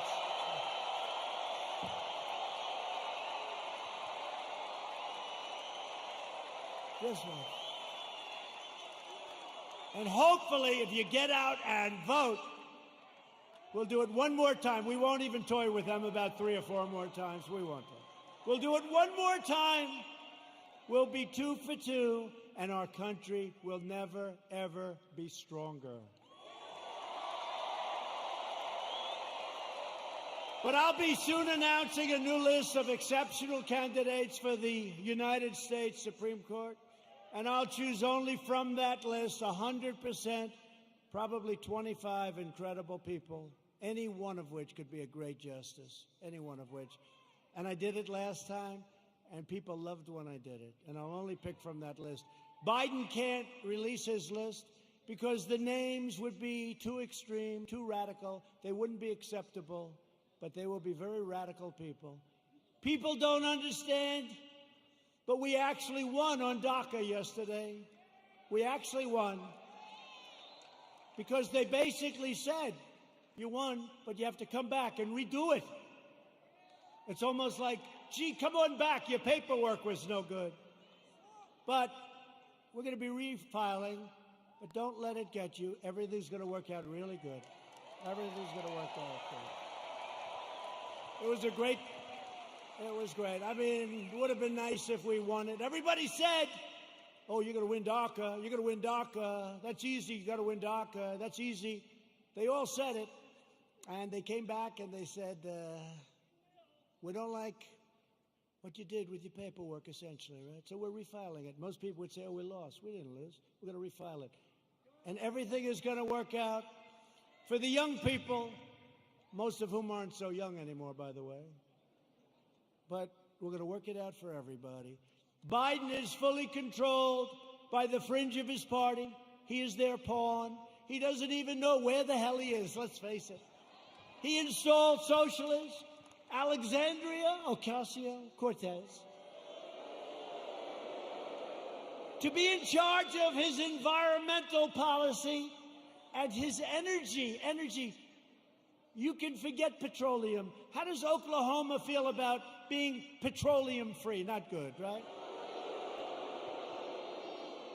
Our country will have no energy. Our country will have nothing. Oklahoma, Texas, North Dakota, and many others will all be out of business. I don't think that's going to work out too well, but she's actually in charge of environmental policy, and you know what that means. She doesn't even want wind. She doesn't want those bird-killing machines that go round and round You want to see a lot of birds that are dead? Go under a windmill sometime. She wants us to go back to the Stone Ages because she's got no sense, no credentials. She's got a little charisma, not much, but she doesn't have a clue. You know it. But she's in charge of the environment. No airplanes. We can forget Boeing, I guess, come to think of it, right? We talked about Boeing. We could forget Boeing. Let's cancel those brand new Air Force Ones, right? Likewise, Representative Ilhan Omar. Ilhan Omar is going to be very much involved in a Biden government. They will put this hate-filled, America-bashing socialist front and center in deciding the fate of your family and deciding the fate of your country. I don't think so. She would like to make the government of our country just like the country from where she came, Somalia. No government, no safety, no police, no nothing, just anarchy. And now she's telling us how to run our country. No, thank you. And I think we're going to have a big victory in the state of Minnesota because they've had it. They've had it. Biden is a very willing Trojan horse for socialism. When Biden first ran for president over 33 years ago, remember I used to call him 1% Joe. He never got more than 1%. Until Obama took him off the trash heap. But he blatantly copied the speech of a British politician, even ripping off the man's personal biography and family history and claiming it was his own. He forgot to say he was born in America. Joe Biden is a shameless hypocrite. Since 2003, he has delivered fawning eulogies to the funeral and at those funerals of three leading supporters of segregation, including a former member of the KKK. And yet Biden is now smearing as racist tens of millions of people like yourselves, decent, hardworking Americans who he's never met, and he frankly probably doesn't want to meet. America should not take lectures on racial justice from Joe Biden, Sleepy Joe. A man who praised and partnered with segregationists, shipped millions of black American jobs overseas, and everyone else's jobs too, by the way. If I didn't come along, we're building auto plants, we're building everything. And there's never been a comeback like we're making right now. Never been.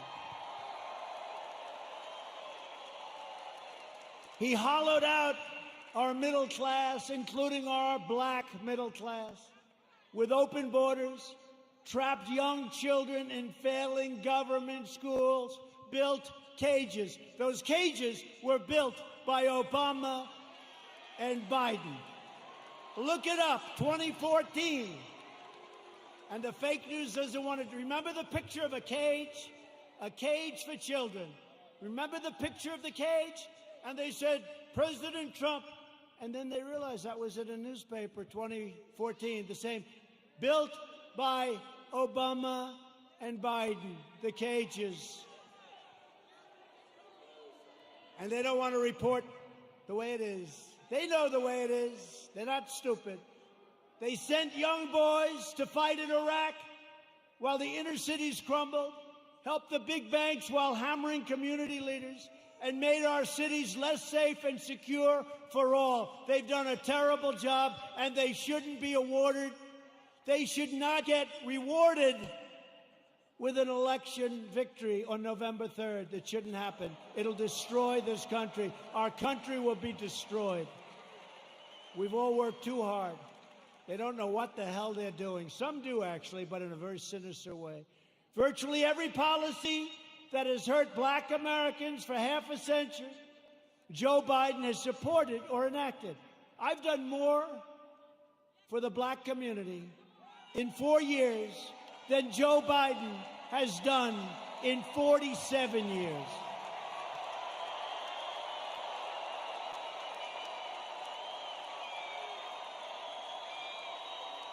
Racial justice begins with Joe Biden's retirement from public life. We are joined tonight by many outstanding Republican leaders. These are great people. We have two of our most distinguished, hardworking, wonderful friends, senators. They do a great job. Senator Jim Inhofe and James Lankford, please stand up.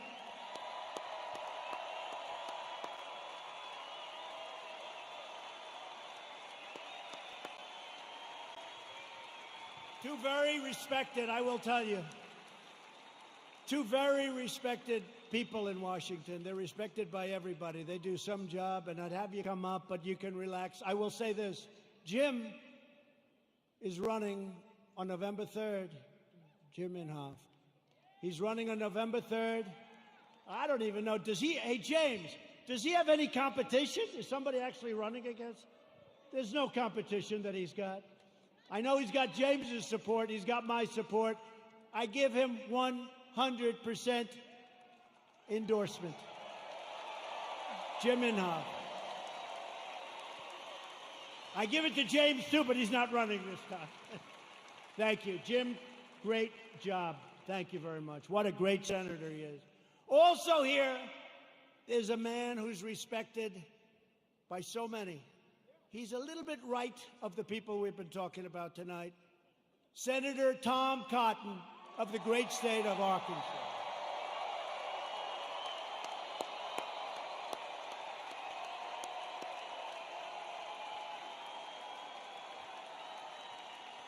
Thank you, Tom.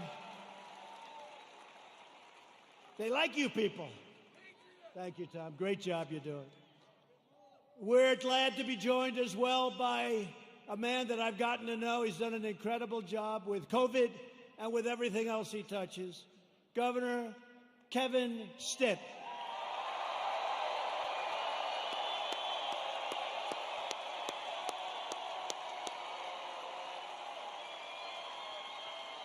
Thank you both. Thank you both for being here. Thank you. Lieutenant Governor Matt Pinnell. Thanks, Matt. Thanks, Matt. And Representatives Frank Lucas, Tom Cole, he's been here for a little while. He's done an incredible job.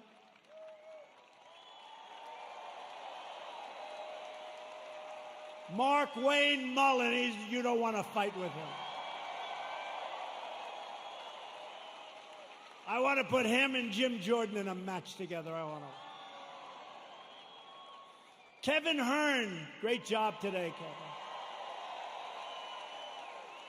The great Jim Jordan,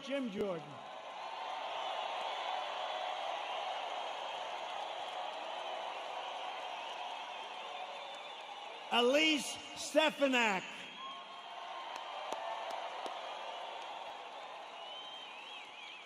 Lee Zeldin.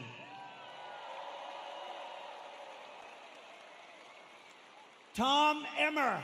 Tom, thank you. These are warriors, folks. These are great warriors.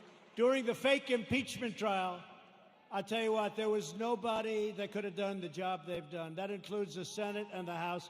These people are incredible. David Kutzoff. David.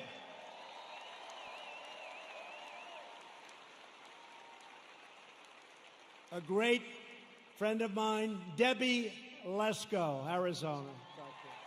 Great job, Debbie. Great job. And a man who's got very good genes, Greg Pence.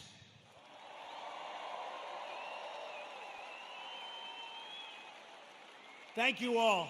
Great job. They're great people. They are. They're warriors. I'll tell you what.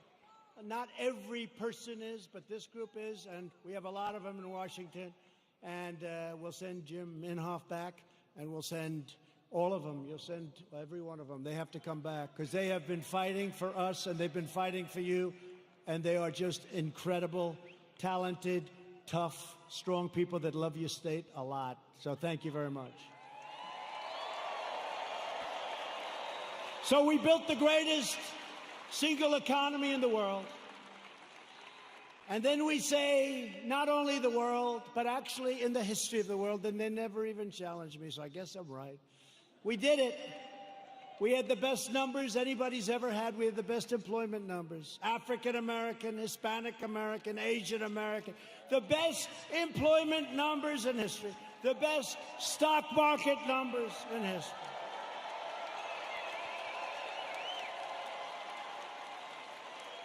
We were the envy of the world. Everybody would come in to see me.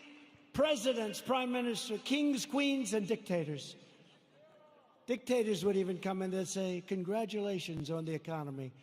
And then the plague came in, and now what we're doing is we're doing it again, and it's going fast. We have to have a lot of it done because people don't quite get it. We're doing record business. It's happening at a level and a speed that nobody can believe. 2 weeks ago, job numbers came in. The single biggest number in the history of our country. Last week, retail sales numbers came in. Retail sales, the single greatest number in the history of our country. So here's what's going to happen. Here's what's going to happen. They blame a president for anything. When you see looters, even though we put them down, if we didn't stop them, nobody would, because the other side will never stop them. But they always blame a president. Here's what's happening. We're going up, we're going up, we're going up, we're going to go up. Then we're going to hit October. We're going to be up. We're going to be way up.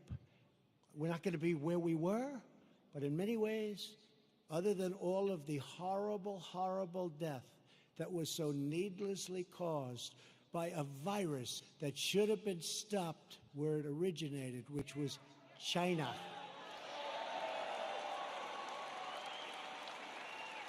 But we're going to go up, up, up, up, August, September, October.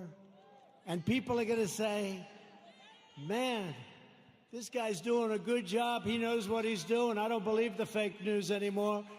And you're not going to want to lose your 401ks. And you're not going to want to lose all of that wealth that you've accumulated, whether it's real estate wealth or any wealth you can think, because it'll all come tumbling down if these people are put in charge, and if they double and triple and quadruple your taxes.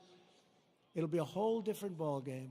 So I'm not putting any pressure on anybody, but in the end, we're going to have a phenomenal economy, and next year we're going to have a good third quarter, but next year, and I said it before, will be the single greatest year economically that we've ever had, okay?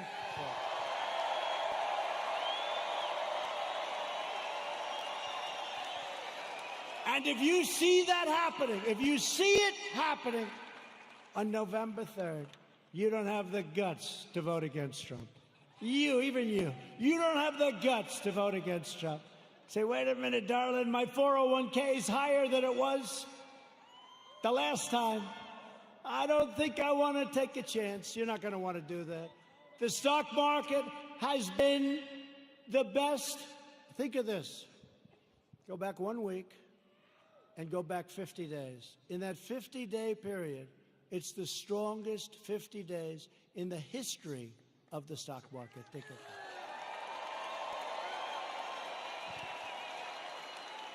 And your wife or your husband says, darling, I love you so much. You are such a great investor. And all you did is just keep the same crap you had the first time, right? Darling, I love you so much. You've always been a loser. You've always lost money. But now under President Trump, you're one of the greatest financial minds in our country. And all you did was keep your stock. Now, if you think you're going to run against, they're going crazy. They want the stock market to go down, even if it costs them money. They want the stock market to go down, even if it costs them money. And they don't even know why. You know what? They're smart and they're vicious, but they don't know why. I'm telling you, they don't know why. What's wrong with having the strongest military brand new in the world all been? What's wrong with having these great economic numbers? What's wrong with having to close it down? We saved millions of lives. You know, a lot of people say we should have gone herd. Let's go herd. Ask him, how are they doing in Brazil? He's a great friend of mine. Not good. You heard about Sweden, right? 2 months. Ask him how they doing in Sweden. We saved millions of lives, and now it's time to open up, get back to work, okay? Get back to work. I recently signed groundbreaking criminal justice reform. I secured record and permanent funding for historically black colleges and universities. We slashed regulations and passed massive tax cuts to give black workers a pay raise like they've never, ever gotten before and lift up black-owned businesses. And I worked closely with a great senator also, friend of theirs, Senator Tim Scott, South Carolina, to create opportunity zones, which are doing incredibly. And since then, countless jobs and $100 billion of new investment, not government investment, have poured into 9,000 of our most distressed neighborhoods anywhere in the country. 9,000. Never happened before. Tim Scott. Today, I'm also announcing that I have directed Secretary of the Interior David Bernhardt to place the John Hope Franklin Reconciliation Park here in Tulsa on the African American Civil Rights Network. So many of my friends have been asking me to do it. So many of my friends, including these great politicians. So we're going to do that. It'll be done very quickly. We will forever remember and honor the courageous people who helped build this state and this country. Democrats are stoking division in order to distract from their decades of failure on schools, jobs, housing, justice, and crime. In major city public schools run by Democrats, over 2/3 of students are falling behind in reading and math, and I think the numbers are worse than that. But Democrats would rather deny these children the future they deserve than allow them to attend the charter, public, private, religious, or independent schools of their choice. Pro-choice. Pro-choice. Pro-choice for schools. It's very popular, but some people it's like a disaster because what it does to certain unions that have a lot of power over the Democrats, even though they know it's wrong. Republicans believe access to education is a civil right. It's a civil right. 20 of the most dangerous cities in America are controlled by Democrats. Think of that. 20 of 20. And so is nearly every major city with a child poverty rate that's over 30%. They're controlled by Democrats. We can name every one of them. The murder rate in Baltimore and Detroit is higher than El Salvador, Guatemala, or even Afghanistan. How are they doing, the Democrats running those cities? Your whole country will be like that. In 2018 alone, our police arrested nearly 12,000 people for murder and manslaughter, 25,000 people for rape, and nearly 1.5 million for assault, violent assault. The Democrats' push against our police will drive up crime and drive up costs at levels you'd never believe. Thousands of innocent lives will be lost. As president, I will always support the incredible men and women of law enforcement.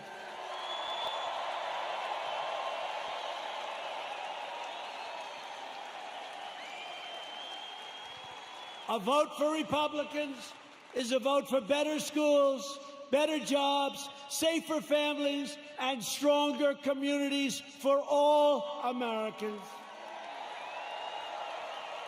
There is a limit to what we can together achieve with 4 more years.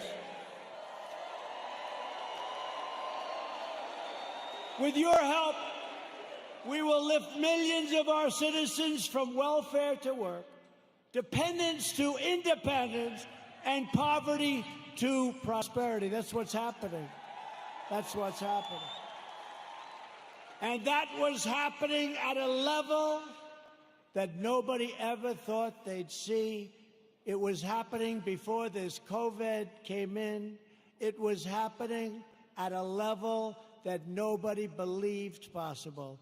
And then China sent us the plague. Thank you very much. We will protect Medicare and Social Security for our great seniors, and will always protect patients with pre-existing conditions. Always. Always. We will appoint more judges to interpret the Constitution as written. We will end deadly sanctuary cities. We will finish the wall, which has now 212 miles built and beautiful. 212 miles. That's a lot of miles. And let me tell you, you think that was an easy one? That was a tough one. That party was totally unified against building the wall. You know, in the end, they gave up. You know what happened? They realized it was a bad issue for them because these open borders, I love when they fight for open borders, because anybody that wants an open border coming in from rough areas, there's something wrong with those people. So did you notice in the end, it was like, just leave us alone, build your wall, just leave us alone. I said, thank you very much.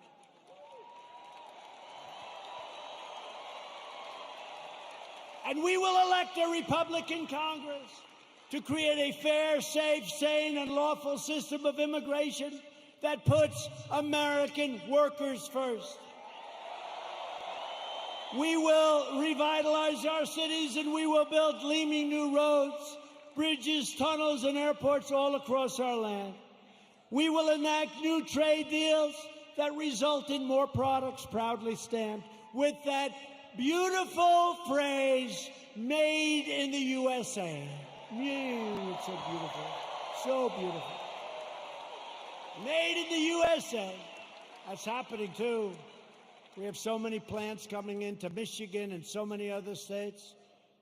We have car plants coming in. Would have never come if I wasn't president. Would have never come. We will become the world's premier pharmacy, drugstore, and medical manufacturer. That's already started. We're bringing it back. We will keep America out of foolish, stupid, ridiculous foreign wars. We will never hesitate to kill America's terrorist enemies.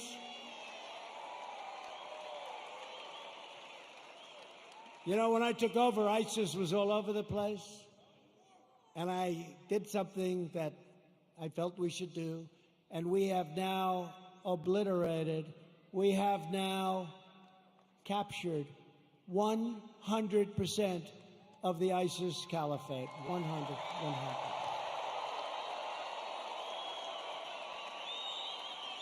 And like our depleted military when I took over, like our empty shelves medically when I took over, like all of the things that when I took over it was a mess, we have done a job. You had to see what ISIS was doing.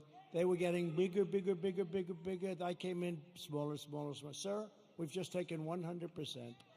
We will launch a new age of American ambition in space, and the United States will be the first nation to land on Mars. Good program.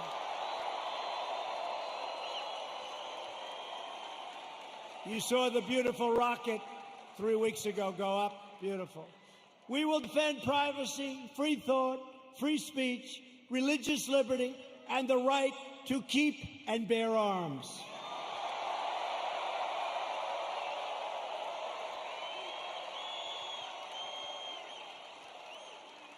And when you see those lunatics all over the streets, it's damn nice to have arms.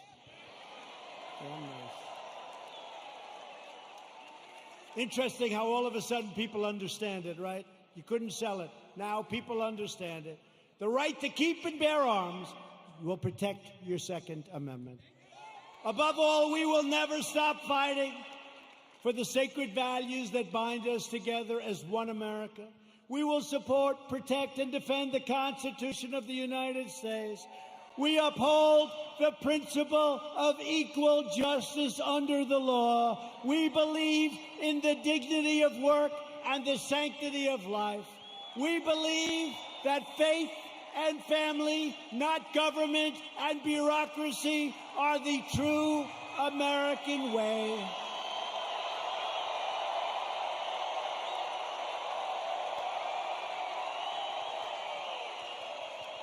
We believe that children should be taught to love our country, honor our history, and always salute our great American flag.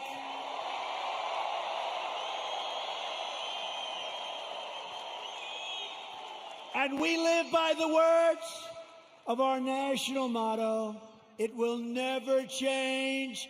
In God we trust. We stand on the shoulders of American heroes who crossed the oceans, blazed the trails, settled the continent, tamed the wilderness, dug out the Panama Canal, laid down the railroads, revolutionized industries, won 2 world wars, defeated fascism and communism, and made America the single greatest nation in the history of the world, and we are making it greater and greater every single day.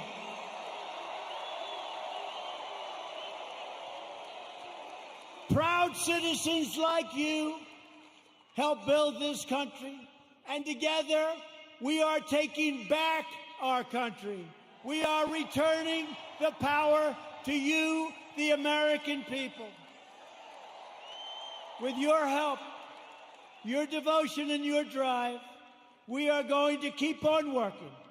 We are going to keep on fighting, and we are going to keep on winning, winning, winning.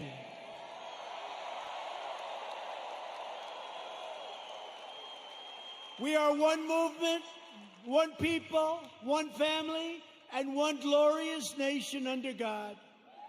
America will soon be thriving like never before because, ladies and gentlemen of Oklahoma, the best is yet to come.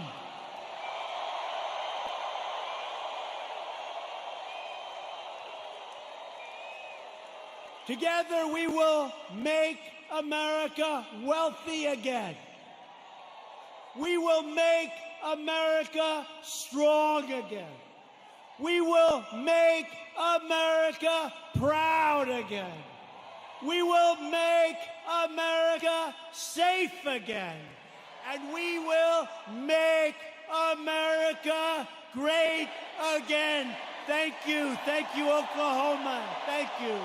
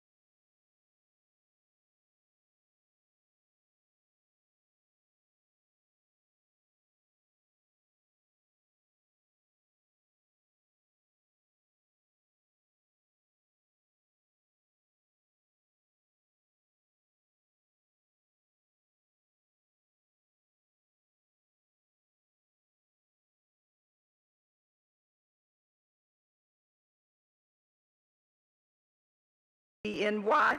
For 35 years ago, I was never asked what my politics were. I did not know the politics of the men and women there, and still do not. And it did not matter. It had nothing to do with our job, nothing to do with the way we did it, and could not have anything to do with the job, and cannot have anything to do with the jobs of the people in the Justice Department today. As we find ourselves in this very critical moment, Mr. Mukasey, do you stand by your statement? I do. And could you please explain to me why you do not feel that the Roger Stone case has anything, the decisions that have been made in that case have nothing to do with politics and have nothing to, do not compromise your position here today and the statement that you made during your confirmation? Because the initial sentencing recommendation was wildly inappropriate, notwithstanding that it resulted from a mechanical application of the guidelines. The only person who determined the sentence in that case was the judge. She could have sentenced the defendant to any term of imprisonment or no term of imprisonment. She chose to sentence him to a term of 40 months, which was within the second recommendation. That second recommendation changed nothing so far as the bottom line result, because the judge is the only person who determines the sentence. Do you believe that the President nor the Attorney General, who has been acting more like the President's personal bodyguard and his fixer, have not engaged in politics as it pertains to the President's friends? I can't speak for the President. The President is, by definition, a political... Based on your professional decision, political or professional experience, do you believe the President has engaged in a political way as it pertains to sentences or what happens to his friends? The Attorney General himself criticized the President for tweets that he said... So that's a yes. It's a maybe. Go ahead. Do you believe the Attorney General has engaged in politics in carrying out the President's wishes? Short answer is no. Mr. Chairman, I yield back. Thank you very much. The gentlelady yields back. Mr. Raskin. Thank you, Mr. Chairman. This is the most devastating testimony I have ever seen about an Attorney General of the United States corrupting the rule of law in pursuit of a political agenda for the President of the United States. And all of America can right now see exactly what's going on. The Attorney General, acting not as a champion of the rule of law or the Constitution, but rather as a sycophant and a consigliere for Donald Trump, has decided to go out and undermine cases, derail cases, and kill cases that affect Donald Trump's chosen ones, despite overwhelming evidence against them and despite guilty pleas by some of them. Now, it's going to take us a long time to sort out the full litany of unregistered foreign agents and liars and felons and frauds who have gotten a get-out-of-jail-free card by Attorney General William Barr at the behest of Donald Trump. And we should track all of that down. But more immediately, America faces two problems where Attorney General Barr is again threatening the rule of law and justice. And one is the public health response to the pandemic, which has now cost more than 120,000 Americans their lives. And the other is the fall election, which is the people's opportunity to speak, if allowed to do so, without election interference by foreign powers or by the government of the United States itself in an effort to intimidate and repress the vote. So I want to come to Mr. Ayer. In your testimony, you testify that Attorney General Barr has worked to, quote, create an authoritarian president. And I wrote down some of your basic points here. We obviously don't have time to get into all of them, but you say he undermined the work of independent fact finders, such as the FBI. He ignored and trampled Congress's powers under the Appropriations Clause. He categorically stonewalled congressional oversight and state criminal subpoenas. He attacked and undermined the inspectors general. He used political cronies to review and decide issues of special interest to the president. He reversed government positions in the Stone and Flynn prosecutions. He used the DOJ as a tool of the president's reelection campaign.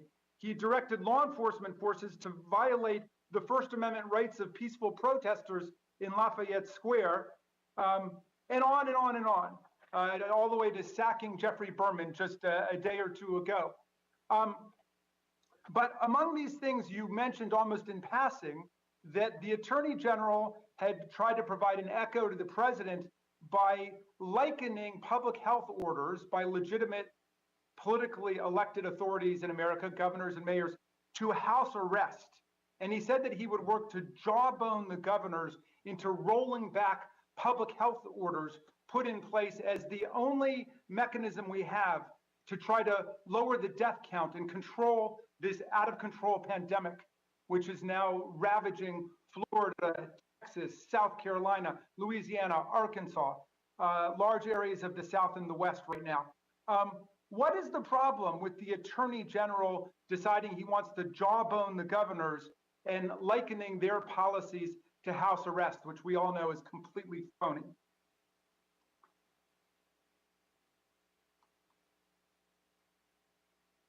Your microphone, sir. The whole issue of how do you deal with public health problems? Obviously, there's a role for the federal government and one that's not been performed terribly well in terms of coordinating overall supplies. But the basic decision making with regard to how you're going to make the particular decisions of what people need to do, they're very local and they're very unique to local areas. And the judgments, I think everybody recognizes, basically are to be made at the state and the local level in terms of when to open, how much, in what ways, et cetera. And what appears to have happened here, and it didn't just happen once, it appears to have happened several times, is that Mr. Barr, and he really does appear to be echoing statements that the president has periodically tweeted and made about opening up. Obviously, the president's been very intense about wanting to get everything opened up. So Barr has echoed that and, essentially threatened. He's threatened to jawbone, but he's also in connection with the question about churches and whether churches are going to be treated in a certain way and are they somehow being treated less favorably than others. They've actually gone to court in some of those instances. Now, the Supreme Court rejected a challenge a couple of weeks ago with regard to one restriction on a church in California, and I have not heard anything about the Justice Department actually filing anything in connection with opening up issues concerning churches, but he continues to talk about the need to open up. And fundamentally, it's ironic to have a Republican administration intruding so far into such a sensitive core local government, state government question as local public health regulations dealing with the particularities of a case. So that's really— Thank you, Mr. I want to ask you one other question, if I might, which is simply, he's also provided an echo for the president, who has voted himself by mail in New York and in Florida, and whose party encourages its members to go out and vote by mail. But he's echoed the president in saying there's something wrong with voting by mail, and he's alleged that voting by mail makes us vulnerable to foreign influence by counterfeit ballots. Is that an appropriate role for the Attorney General of the United States? Well, I think it's not, and especially it's not because it appears to be something that there's absolutely no truth in at all. There are 5 states that do nothing but vote by mail, and every other state, I think virtually every other state, uses vote by mail somewhat substantially. And so the idea that we're going to throw cold water on the notion that we should use vote by mail, it's just disreputable. And it's entirely inappropriate. It really isn't his job anyway. If there were some law enforcement function there, it might be. But basically, he's just echoing the president, which is something he does more and more. And frankly, my worry is that he's going to do it more and more in the weeks and months ahead as we get closer to the election. Do you think he's acting more like a campaign operative than like the Attorney General of the United States? Well, as I said in my opening statement, I think he is in fact acting as an advocate for whatever fantasies the president wants to advance, one of which is this Obamagate nonsense that the members of this committee spew out as well. And he is now doing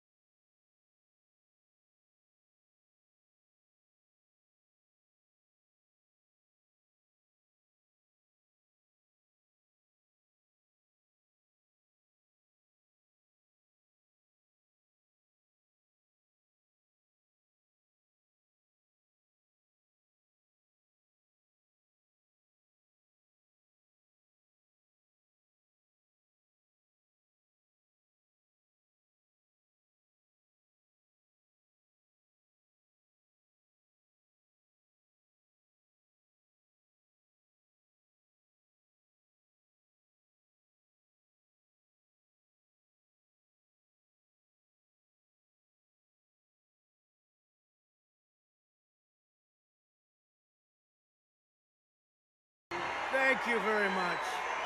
Thank you very much. Thank you.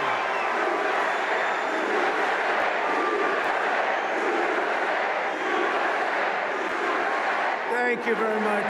Yeah, go ahead. Sit down. We'll be here for a little while. Sit down. Thank you also, Lee Greenwood. Thank you to Lee Greenwood.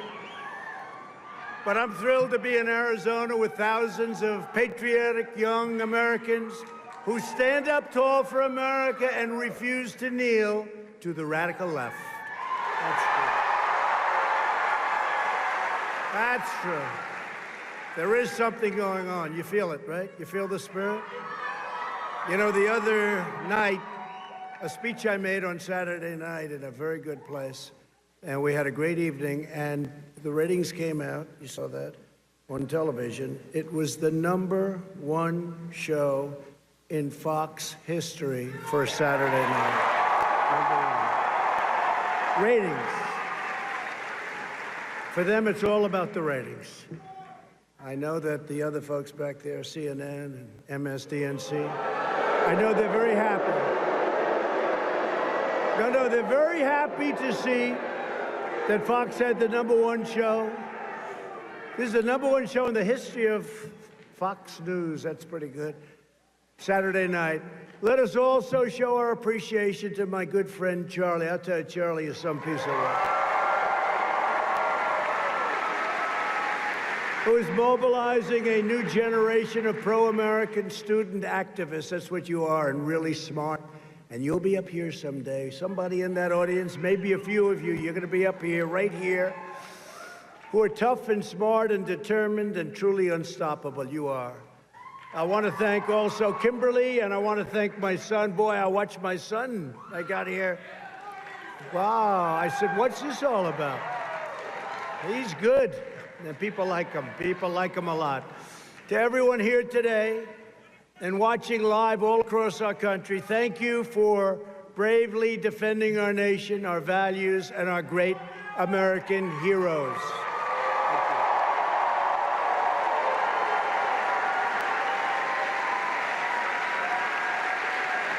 You know what's going on because you're on the front lines of a tremendous intellectual struggle for the future of our country.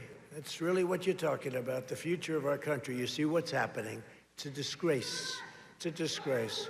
If we weren't here, you could forget it, okay? But we're going to be here, and then you're going to be here, and we're going to keep it going for a long time. November 3rd is a big day. Get out, get the parents, get the friends, get the husband, get the wife, get everybody.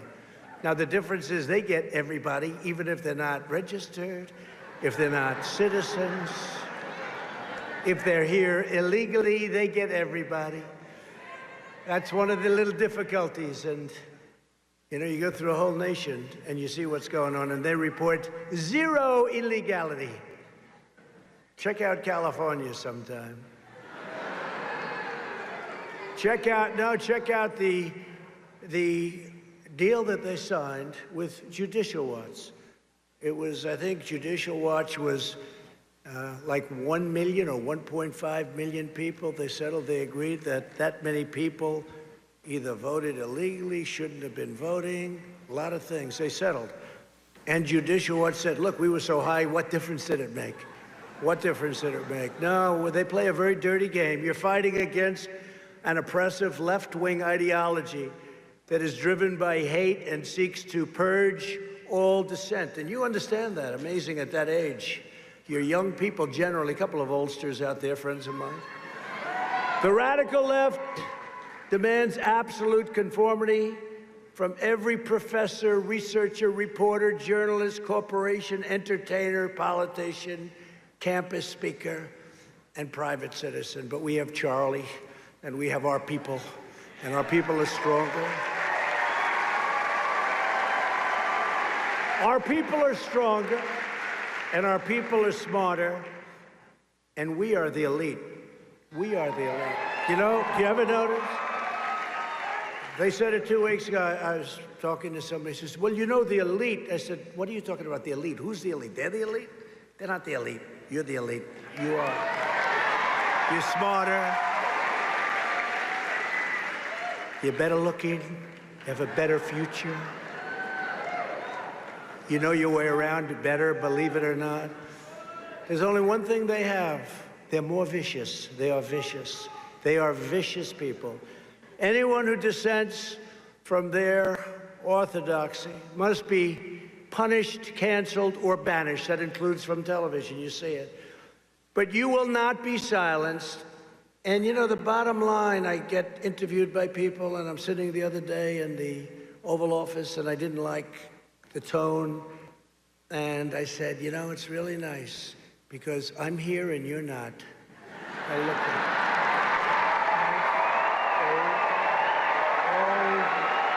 the Oval Office. And I've said it before. You're the courageous warriors standing in the way of what they want to do and their goals, and standing up for faith and family, God, country, and freedom. Freedom.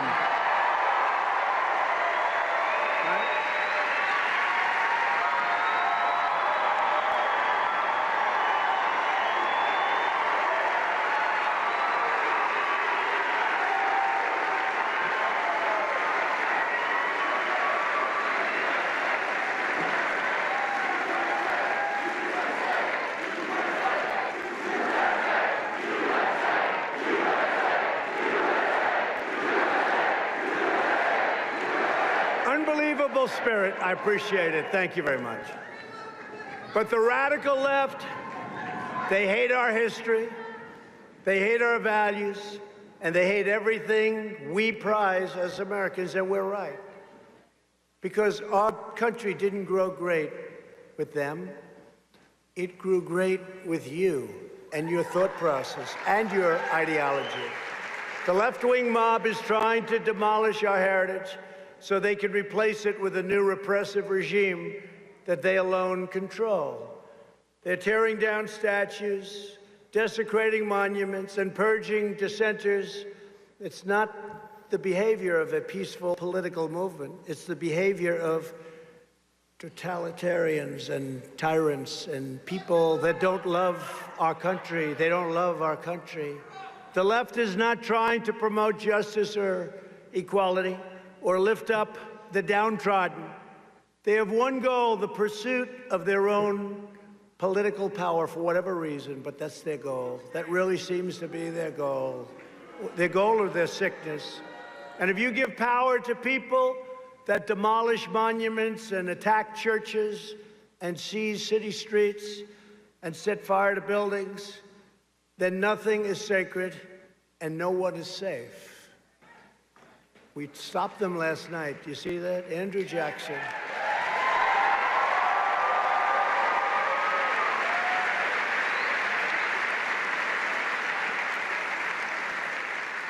And brought some to jail, and others are going to jail.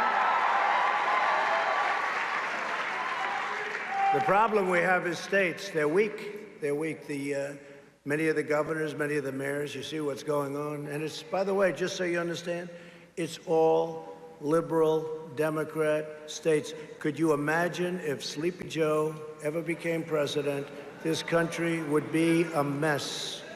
They would rip down everything, everything. Sleepy Joe.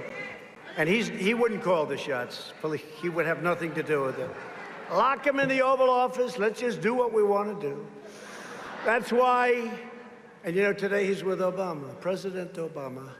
It only took him, how long, a year and a half to endorse him?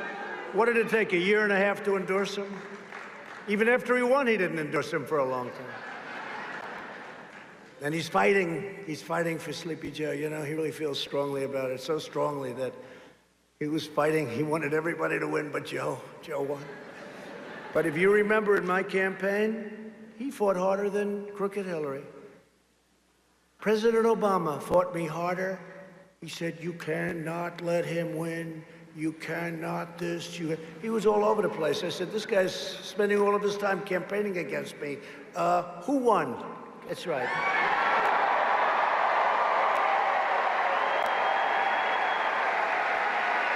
And don't forget, I'm only here because of him and Biden. I'm only here because of them, because if they did a good job, we wouldn't have been here. There would have been no reason.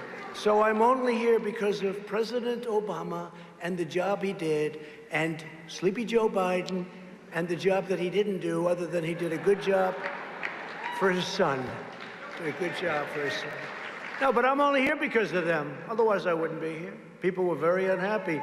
The fake news doesn't report it. They were very unhappy. There was tremendous dissent, tremendous anger. A lot of people in this audience, I can tell you. But we're here today to declare that we will never cave to the left wing and the left wing intolerance.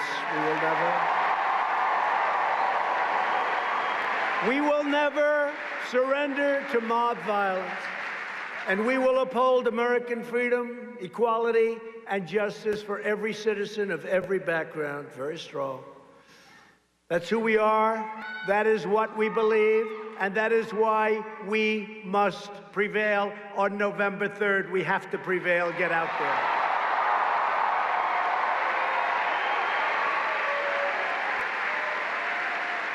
So we're honored to be joined by a great gentleman, a great governor of this state. He won by a lot of votes. And I said to him, Governor, how am I doing? He said, you're doing really well. I said, good, because he knows better than anybody. He really has done a tremendous job as governor. Arizona Governor Doug Ducey. Where is Doug?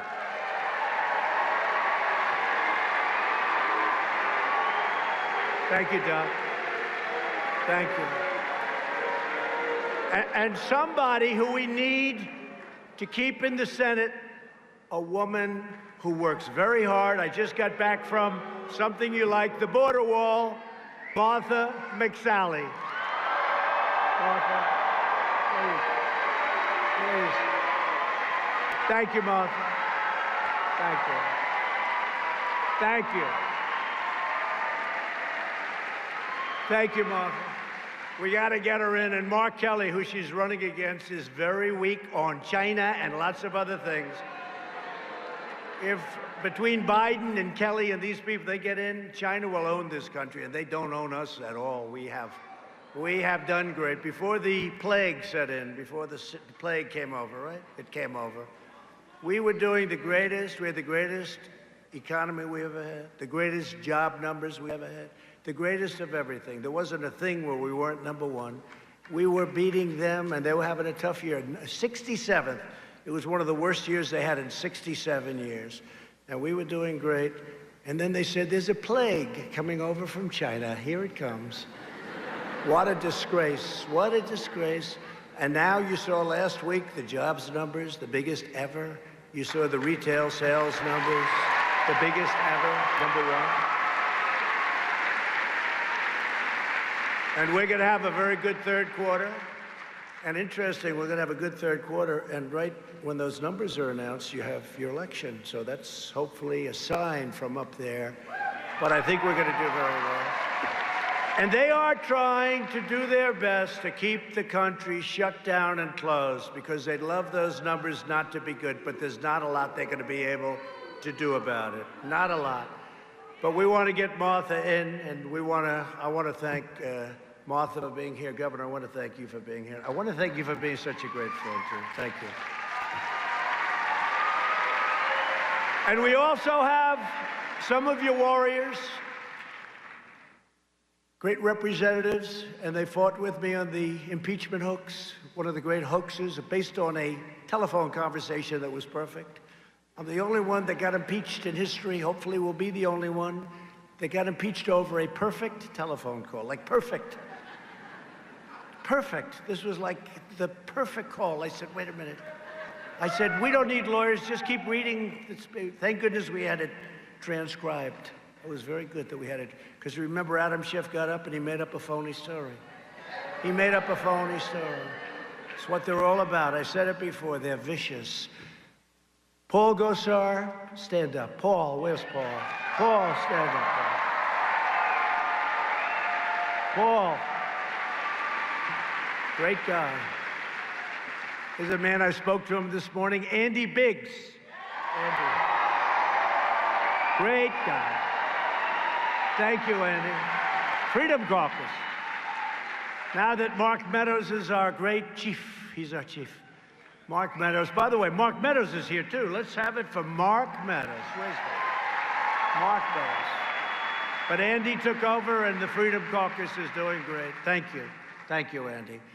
Somebody I got to know very well during the hoax. Debbie Lesko. She's great. That's another one. Oh, there she is. She just stood out on television, and it was like she popped. She did great. I said, you're so lucky you know me, Debbie. Because she really was one of the people, she stood out. Thank you, Deb. Thank you. Another warrior, David Schweikert. David, thank you. Thank you, David. Thank you.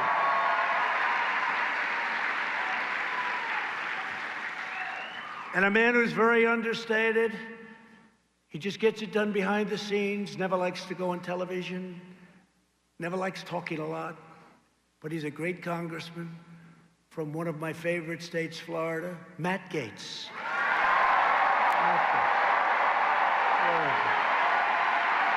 Matt Gaetz. He keeps it low-key and simple, right? No, actually, he keeps it up and not simple. But he's great, and he does a fantastic job. Thank you, Matt. Along with a lot of great people, Arizona Treasurer Kimberly Yee. Kimberly, thank you. House Speaker Rusty Bowers. Rusty. Rusty, thank you, Rusty. Thank you. Senate President, wow, that's a big deal. Karen Fann. Thank you. So, Madam President, how am I doing in Arizona, okay? She says yes. She knows. She knows. And Navajo Nation Vice President Myron Lazier. Thank you. I also want to recognize a truly courageous woman, Angel Mom. Is a friend of mine too, by the way. One of the first people I met when I announced I was going to run. What she has gone through with illegal immigration, nobody will ever go through. Hopefully nobody ever has to go through. Unfortunately, people will have to do it. But she is one of the first people I met, and she lost a magnificent child to an illegal immigrant, and it's just a horrible thing. And she's spent her life, she spent the last long period of years fighting and fighting and fighting, and people have gotten to respect her greatly. Mary Ann Mendoza, wherever you might be.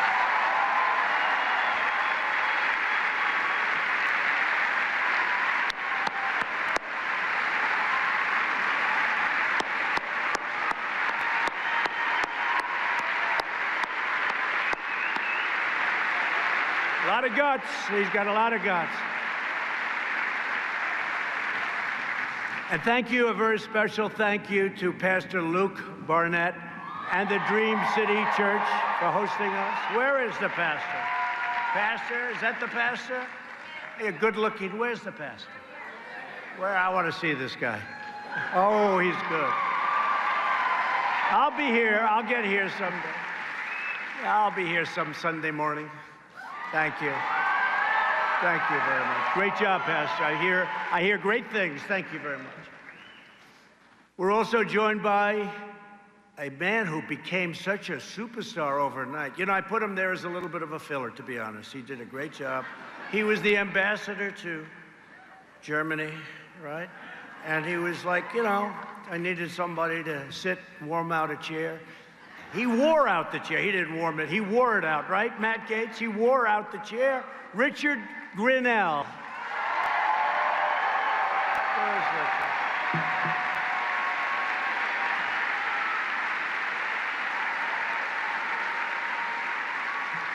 What a guy. Where's Matt? No? Say hello. You are fantastic. Oh, the picture of him walking into the DOJ with a big satchel. And I realized what good shape he's in. He goes, and he's walking. And those guys, and he had lots of gold in those satchels, didn't he, huh? Because I'll tell you, we caught him. Let's see what happens. But we caught him. Right? We caught him. And a friend of mine that did a great job as the NASA CFO, and you see we've totally rebuilt NASA. We're sending rockets up now for the first time in many years. Jeff DeWitt. Jeff DeWitt. Jeff, hi. Thank you, Jeff.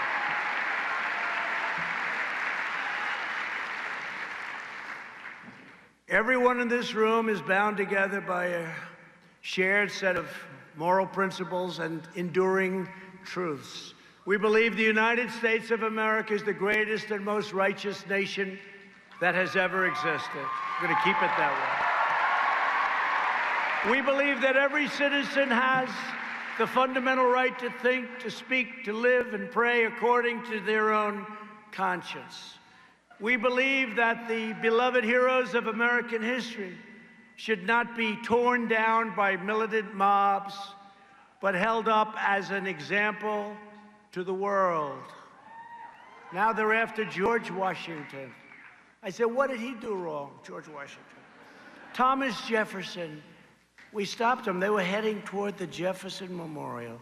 They couldn't care less.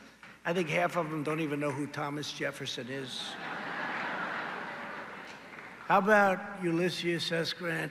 They want the Confederate soldiers, but all of a sudden they go after Grant, but he's the one that defeated the Confederate soldiers. So what's that all about? How about Gandhi? How about Churchill? You know, Churchill, because this is going outside of our country now. No, we'll stop it. Don't worry. Just don't worry about it. 10 years is a long time to spend in prison.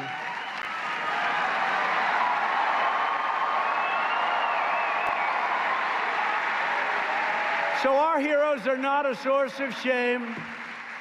They are an example and something that you can all look up to, a true example of greatness, a point of pride, and we will honor them and cherish them forever. We will cherish them. And we have to cherish our past. We have to cherish good or bad. We have to understand our past. We have to understand our history. Because if we don't know our history, it could all happen again. Have to know our history.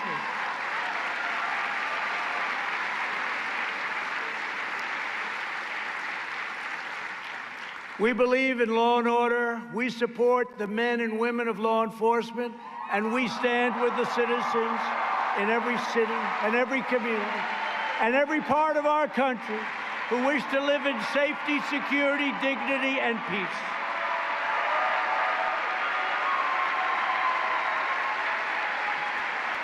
And we know that American patriots don't bow down to foreign powers. We don't back down from left-wing bullies.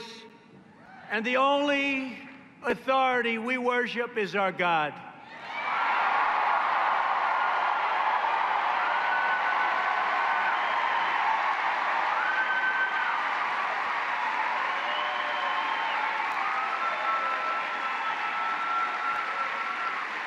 These are the values our country was built upon. These are the values that unite our citizens. And these are the values that powered our civilization to its towering heights, lifting billions from poverty, healing disease, curing illness, and reaching new summits of scientific endeavor, artistic triumph, and human achievement. Guided by these timeless convictions, my administration has been delivering historic gains for the American people.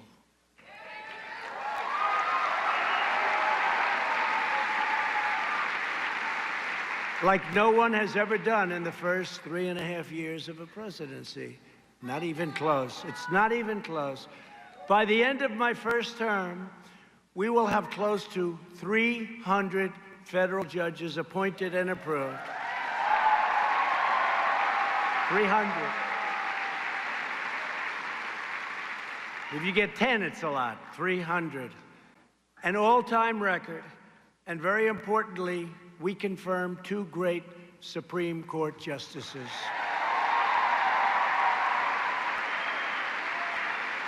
And we have to win because obviously we need more justices on the Supreme Court. People don't realize how important that is.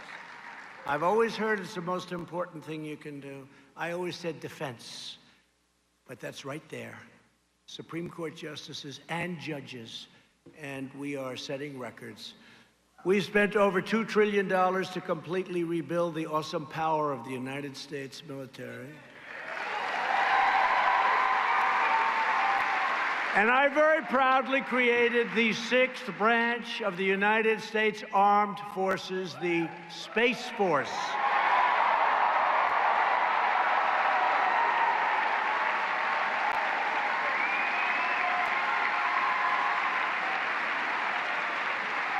Big deal. That's a big deal.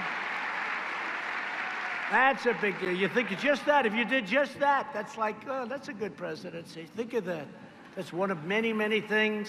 We'll go over a few of them, but many, many things. So the Air Force was the last one. That was 75 years ago. The Air Force, 75 years ago. We just created another branch. We're going to have a general, a nice general. We have right now on the Joint Chiefs of Staff a full deal. And that's a great honor because space is going to be very important. At first they smiled when I came up with the idea. I never talked about it in the campaign. I don't think I ever mentioned it once. It's just an idea that I learned as I was going through military. And really an amazing thing. Space is going to be so important. That'll be one of our most important of all. And it's an honor. We're now doing a hydrosonic, I call them super dupers, missile. Goes 17 times faster than the fastest missile right now. 17 times.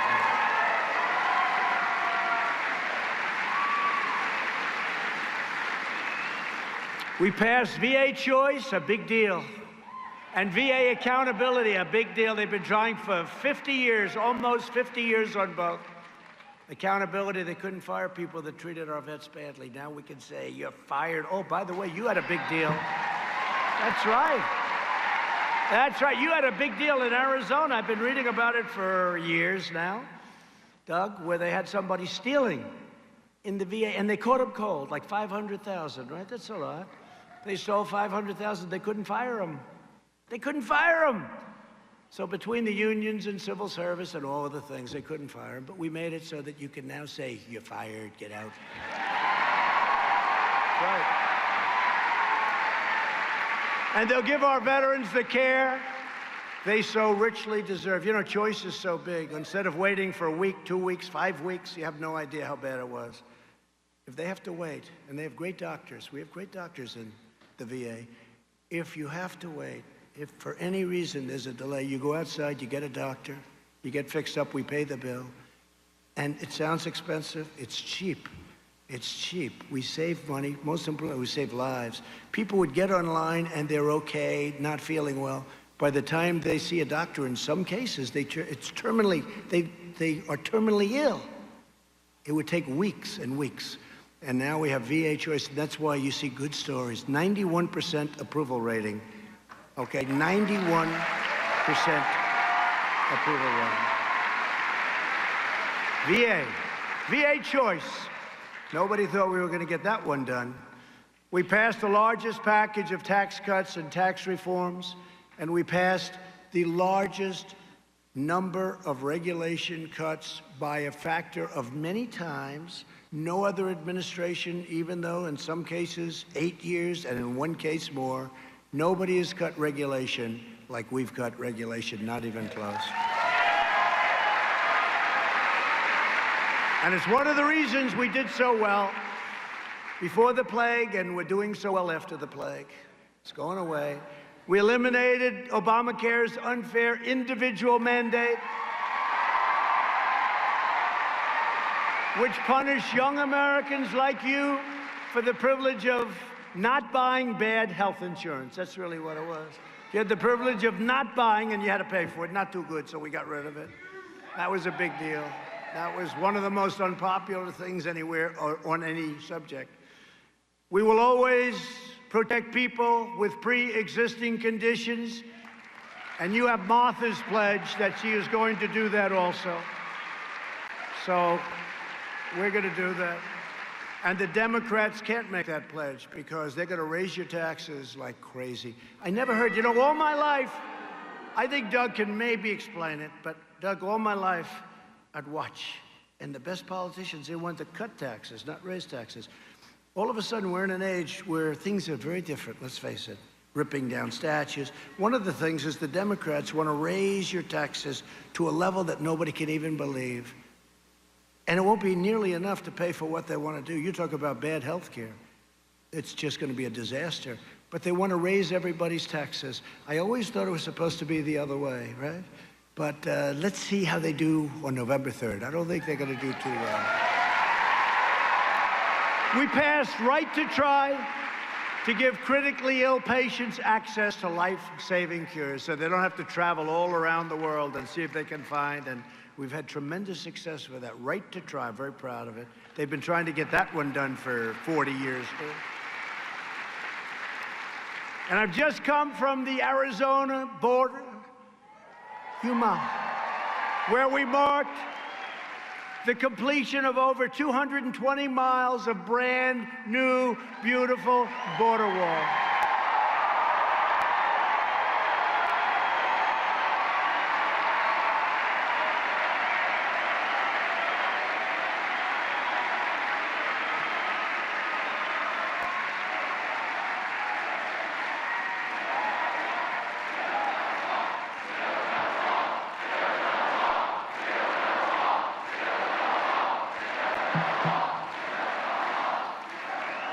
You know, you don't hear about the wall. They don't want to talk about the wall anymore. Do you notice?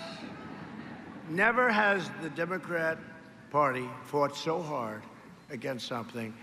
And do you notice they never talk about the wall? Because in the end, they gave it up. They gave up. We won. We're building it, fully funded. I could build numerous walls with all the money I have, fully funded. But you know why they don't talk about it? Because it's a bad subject. Remember, they used to say it's obsolete. We want drones. Oh, great, the drone's flying around. We're going to watch everyone pour into our country, the drone. Remember, they said the wall's obsolete. And I said today, nobody heard it. I thought it was sort of, I think I said it, but I'm sure people have said it over the years. You know, you're in an industry, in many cases, you have a computer, in about 2 weeks it's old. It's obsolete, right? In technology, I said to some of the people, I meet them all, I say, the problem with your business, it gets obsolete quick. Two things that will never be obsolete.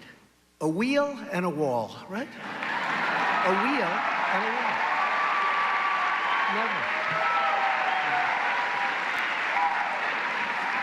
And they'd say, that wall is obsolete. With modern technology, no, modern technology is like, let's watch everybody pour in.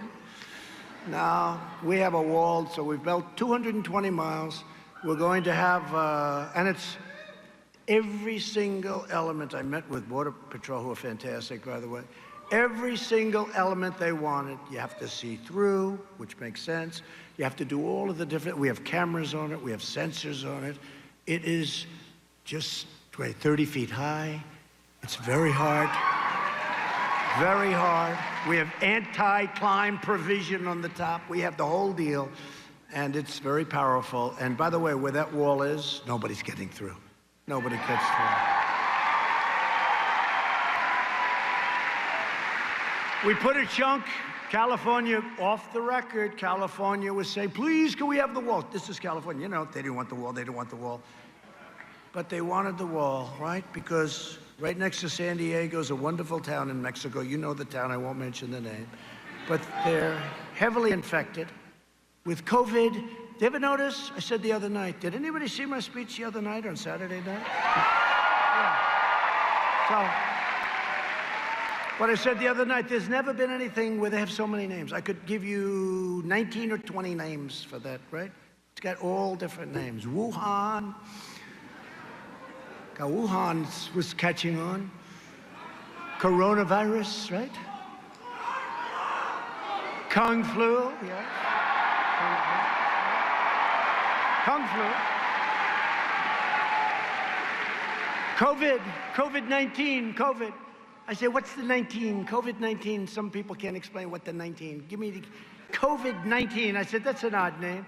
I could give you many, many names. Some people call it the Chinese flu, the China flu, right? They call it the China as opposed to the China. I've never seen anything like it, but here's the story. We are going to be stronger than ever before, and it's going to be soon. And I think you'll remember, you know, now Biden's going around like he's a tough guy. You know, he doesn't know where the hell he is. Where are you, Joe? Joe, where are you, Joe? Tell me where you are, Joe. But he's going around, I stood up for China. No, his son walked out with $1.5 billion to manage. And what he did, where's Hunter? Remember I said, where's Hunter? They came out with this T-shirt and some guy made a fortune. Where's Hunter?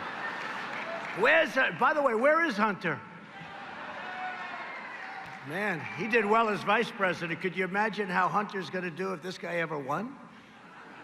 And the father could honestly say, I have no idea what's going on. You know, he could raise his hand. Is that Kaylee? Where's Kaylee? Where is Kaylee? Where is Kaylee? Where is Kaylee? What a job she's done, our press secretary. Where is she? Where is she?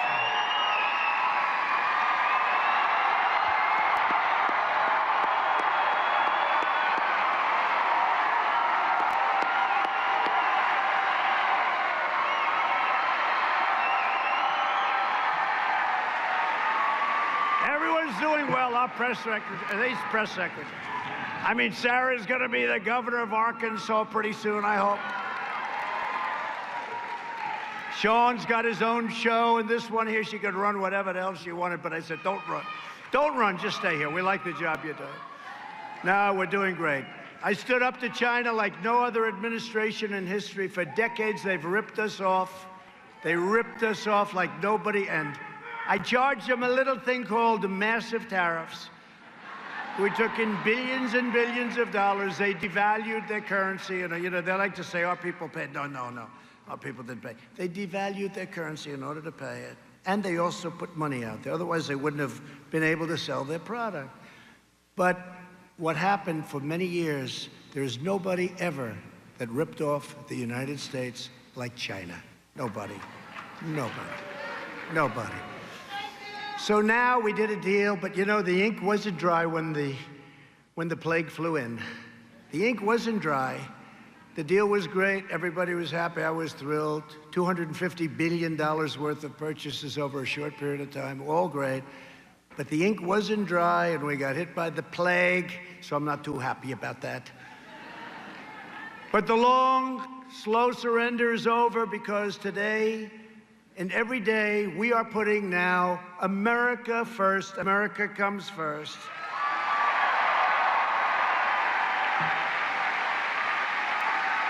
We sparked a revolution in domestic energy production, and the United States is now the #1 producer of oil and natural gas anywhere on planet Earth. America, as of a couple of years ago, is no longer energy dependent. We are now energy dominant. And because our energy use went down so much during this pandemic, it was a very, very bad period of time, because we have 10 million jobs, energy jobs, and now we have the oil price up where it should be, and yet people are paying very little for gasoline. That's like the perfect thing, right? That's the perfect thing to do. And I signed groundbreaking criminal justice reform, which nobody was able to get done. Very important. Very important. Very important. I secured record and permanent funding for historically black colleges and universities. Nobody knows that. And we created opportunity zones along with Tim Scott. And since then, countless jobs and $100 billion of new investment have poured into 9,000 of our most distressed neighborhoods in the country. 9,000 opportunity zones. So think of it. I did criminal justice reform. We did a lot of work on prison reform. We did opportunity zones. Think of this. Think of all we've done. And we've taken care of the black colleges and universities, and nobody talks about it. But I have to talk about it. And you know what? Our black communities know it, and I think you're going to see something really great happen, because they understand it. They really understand it.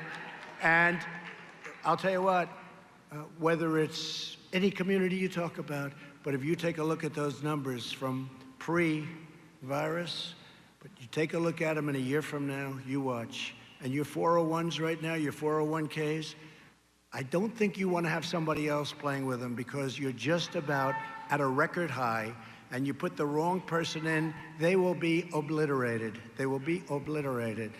So we're fighting for school choice, because we know that access to education is a civil right. A civil right. School choice.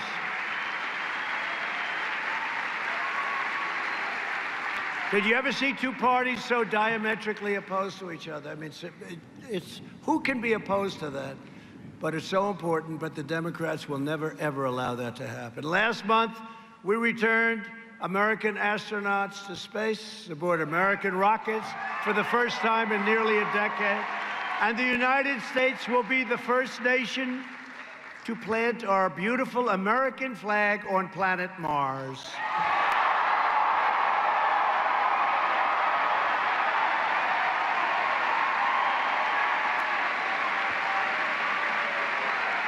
And we destroyed 100% of the ISIS territorial caliphate.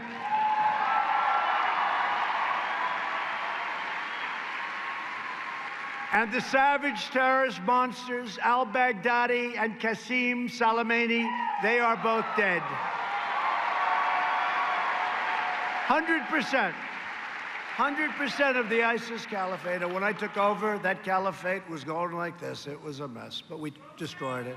No administration has accomplished more in just 3.5 years. It is. I mean, I could go after, these are just a few points. I could talk for an hour and a half just reading the points off. You know that. Yet, as you know, in recent months, America has faced down that unseen enemy, the virus from the distant land that spread across the globe and invaded our shores, but invaded the shores of, think of it, 188 nations. I have a friend, he's a very smart guy, said, I didn't know there were that many nations. I said, actually go over 200, but 188 nations that we know of. I love you too. Thank you, darling.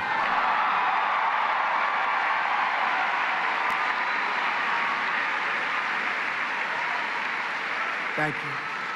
And tomorrow the fake news will be said, he said he loves somebody. He said he loves somebody. Terrible. Terrible. I'll be in big trouble, the fake news. They are terrible people. Who are the people that stood up? I just want to stand up, please. Who said I love you? Let's. Whoa!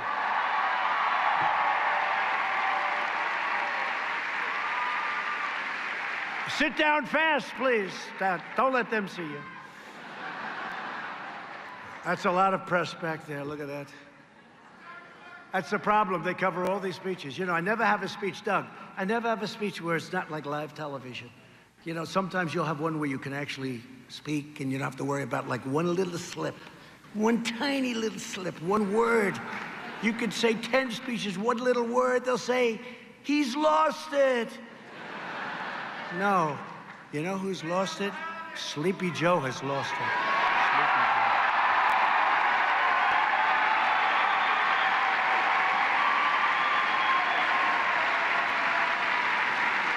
In response, we took swift and early action to ban travel from China very, very early. Remember Nancy Pelosi and that crazy group?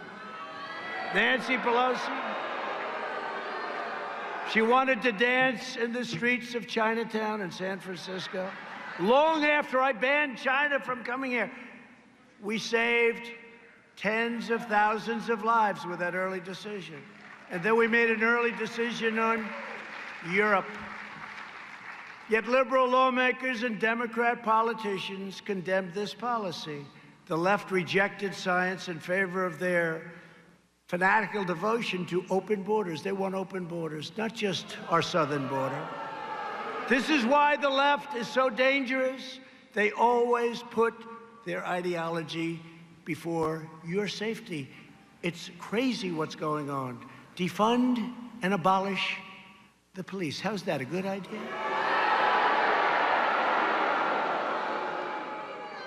You know, I passed a set. I was in the White House, and there was this set, and it had Dems say, think of it, defund and abolish. I said, what are they going to defund? No, I said, it says defund and abolish. I said, what? What are they going to defund and abolish? I thought it was going to be something. They said, the police. I said, oh, great, I just won the election. That's great.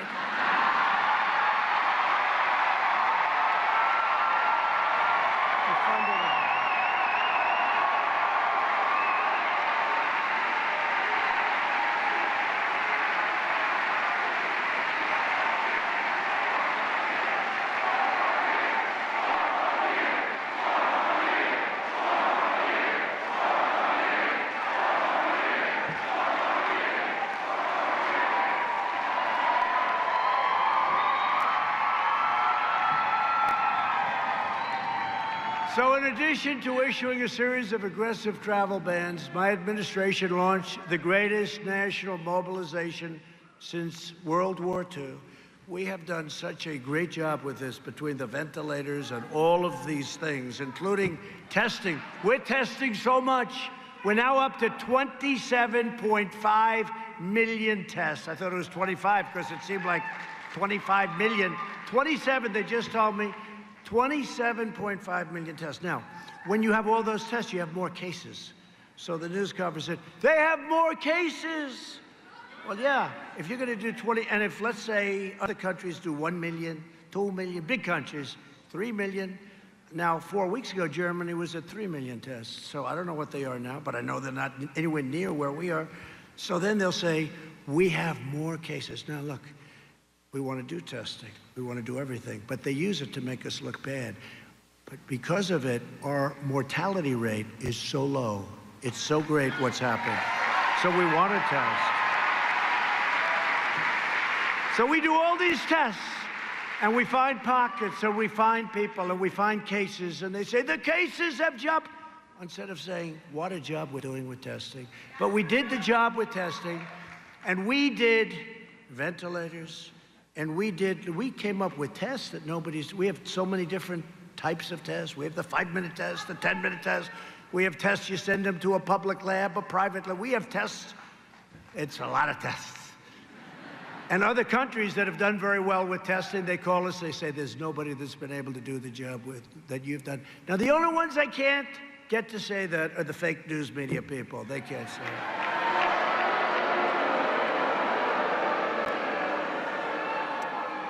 it. Someday it'll be recognized by history. Someday. But our actions and your selfless sacrifice, and that's what it was, saved hundreds of thousands of lives. We had to do it.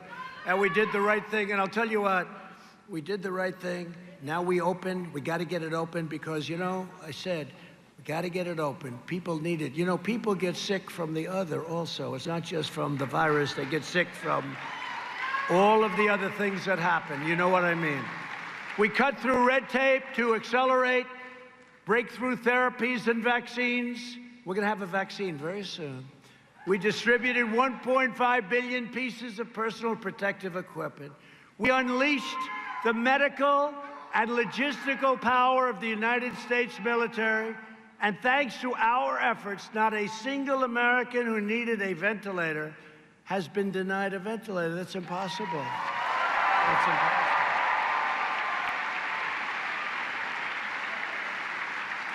Remember when the New York governor, Governor Cuomo, said he needs 40,000 ventilators? Our people said, no, no, you need 4,000, maybe 5,000. Anyway, we got him what we thought was right. They never needed all of them. In fact, they gave some to other people, but he didn't need 40,000 as opposed to 4,000 or 5,000.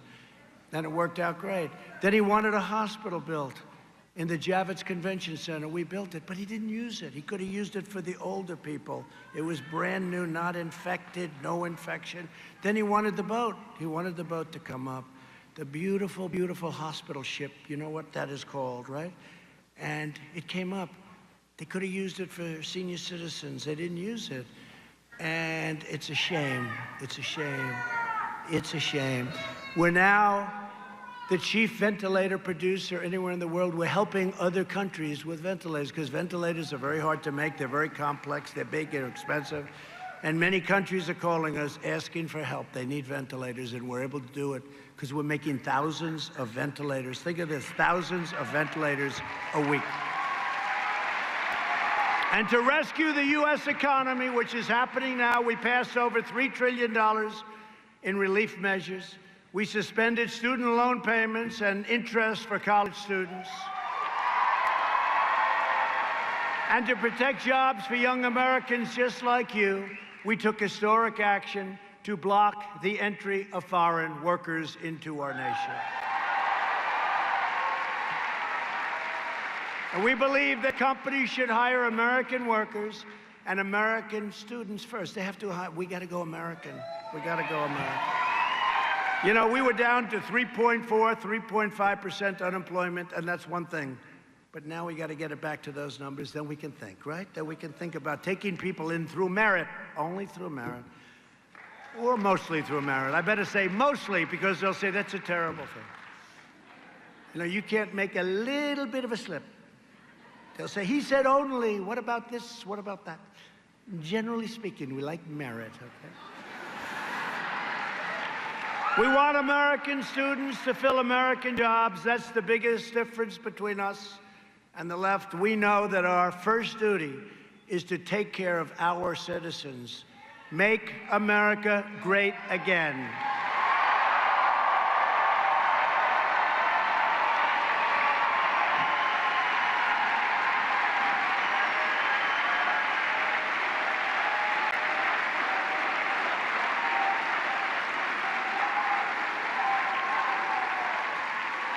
So before the plague came in, we had the best of everything.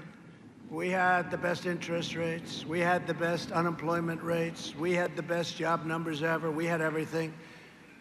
Unemployment for African Americans, Hispanic Americans, Asian Americans had all reached the lowest rates ever recorded in the history of our country.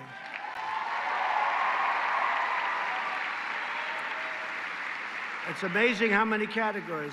Young people without a high school diploma, young people without a college diploma. We were number one on every list you can think of.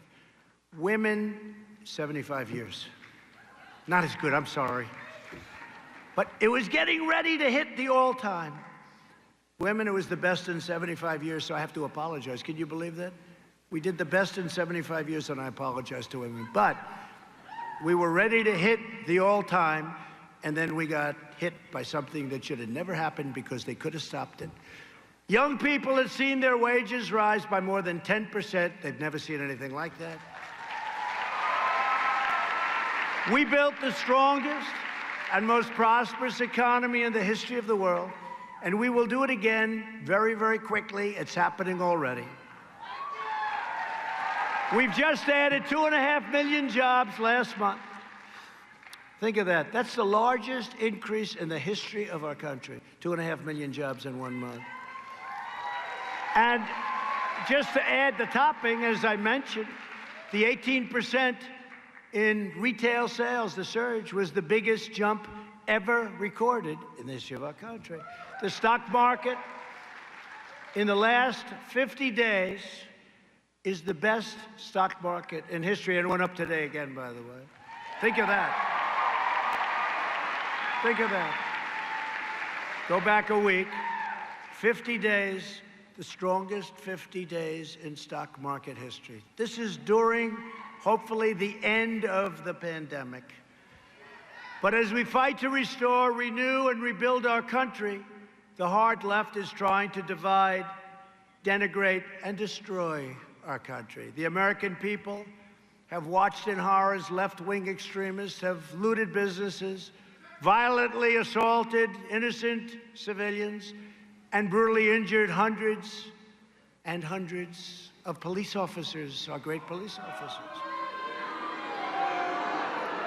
They even vandalized, that's right, the Lincoln Memorial, the Lincoln Memorial. The radical left thinks the future belongs to them. No, the future belongs to you. It belongs to people that love our country. So we're not going to take moral lectures from the same left-wing ideologues who oppose school choice, who support deadly sanctuary cities, who want to defund our police, defund and abolish our police. Think of it, defund and abolish is now their theme. And who preside over the violence and mayhem of the 20 most dangerous cities in America, 20 for 20, 20 most dangerous, run by Democrats, and it'll happen to our country if a guy like Joe Biden gets in, because Joe Biden has no control over what's happening. They won't even be talking to him. The murder rate in Detroit and Baltimore is higher than that of El Salvador, Guatemala, or Afghanistan. But the left launches no protests over these travesties. They're travesties because it doesn't serve their radical agenda. Think of that. Tougher than Afghanistan. All run by Democrats. While their movement is based on hate, ours is based on love. Love of our family, love of our nation, and love of our fellow citizens.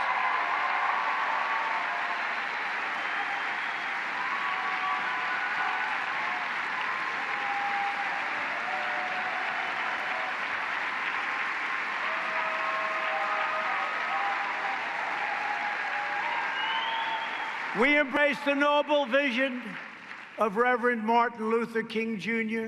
and believe that people should not be judged based on the color of their skin, but the content of their character.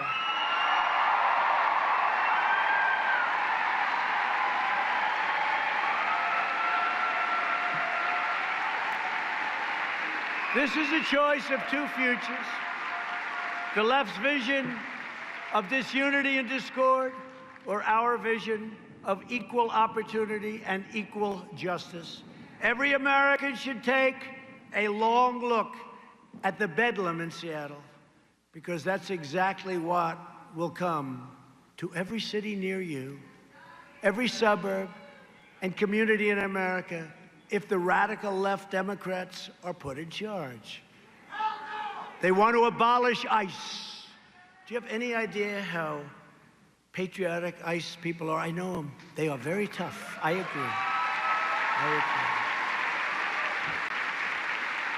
They're very tough, I agree. They like to fight, I agree. But you don't want to do it. Look, I'm looking at some pretty tough guys right here. Look, you're not going to do it. He's not going into an MS-13 nest, swinging now. These guys are tough. They're smart.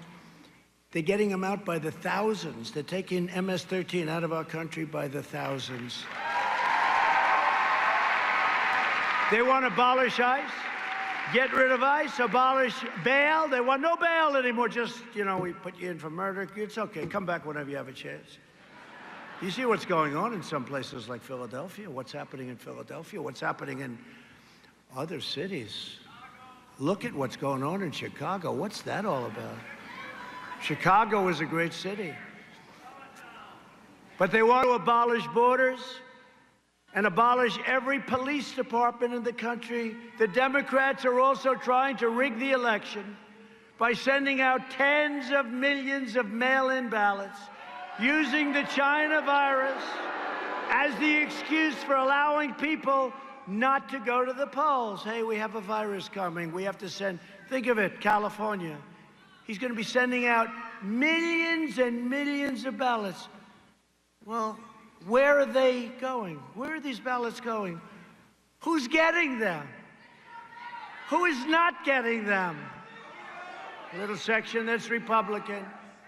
Will they be stolen from mailboxes as they get put in by the mailmen? Will they be taken from the mailmen and the mailwomen? Will they be forged? Who is signing them? Who's signing them? What, are they signed at a kitchen table and sent in? Will they be counterfeited by groups inside our nation? Will they be counterfeited maybe by the millions by foreign powers who don't want to see Trump win because nobody has been tougher on trade or making our country great again? Nobody. No, mail-in ballots is a disaster for our country. It's going to end up in a big fight. You know, look, just forget about all of this stuff. Forget about speeches and teleprompters and all of that. They send out millions of ballots. Who's getting them? How are they delivered?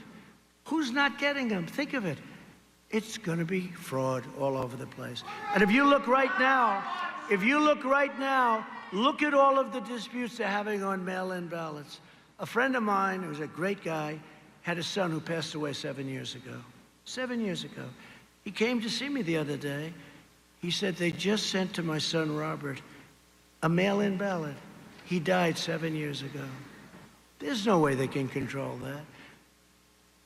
With mail-in ballots, you introduce something in the middle of an election year, and you have something where it's very complex. You have no time to fix this very complex process. It's very complex. This will be, in my opinion, the most corrupt election in the history of our country, and we cannot let this happen. They want it to happen so badly. We believe in the sacred principle of one person, one vote, and that's why we are fighting for the integrity of our elections. Absentee ballots are fine. Absentee ballots are fine. Like I live in the White House. And if I can't get to Florida, or you live wherever you live, you can't. But you have to go through a process. Some people just can't make it to a polling station, and they have good reason, but they have to go through this process in order to verify their identity. People went to the polls and voted during World War I. They went to the polls and voted during World War II. We can safely go to the polls and vote during COVID-19.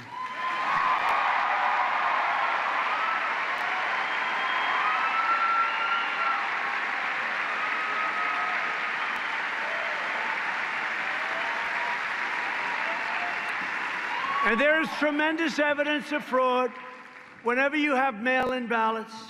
And frankly, if we are really going to protect our elections, and some people don't want to hear this, we must have voter ID.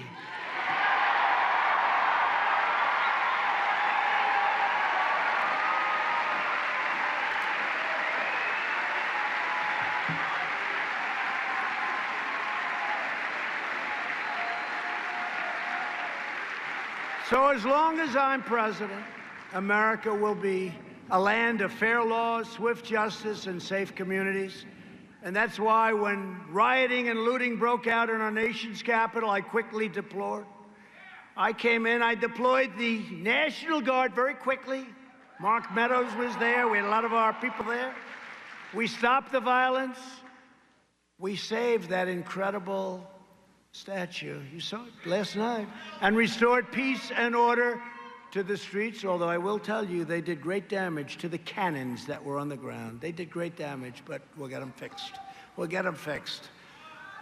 Lock them up, yeah, lock them up. It's incredible how they can do it, incredible. Well, they did damage. We're lucky, we just got there in time. You saw the ropes going up? We got there just, and I'll tell you, law enforcement did a great job. They rushed him. They rushed him.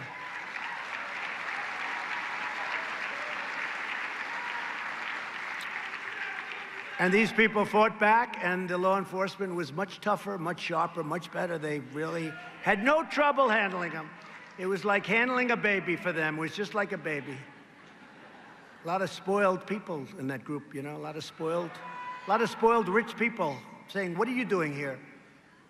I've also made clear that any rioters damaging federal property and defacing our monuments will face severe and lengthy criminal penalties, 10 years.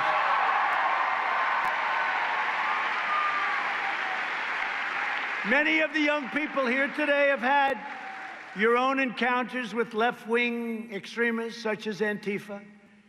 Joining us today are two students from North Carolina State University, great place, great state, Chris Thomas and Jack Bishop. Please come on up, fellas, come on up.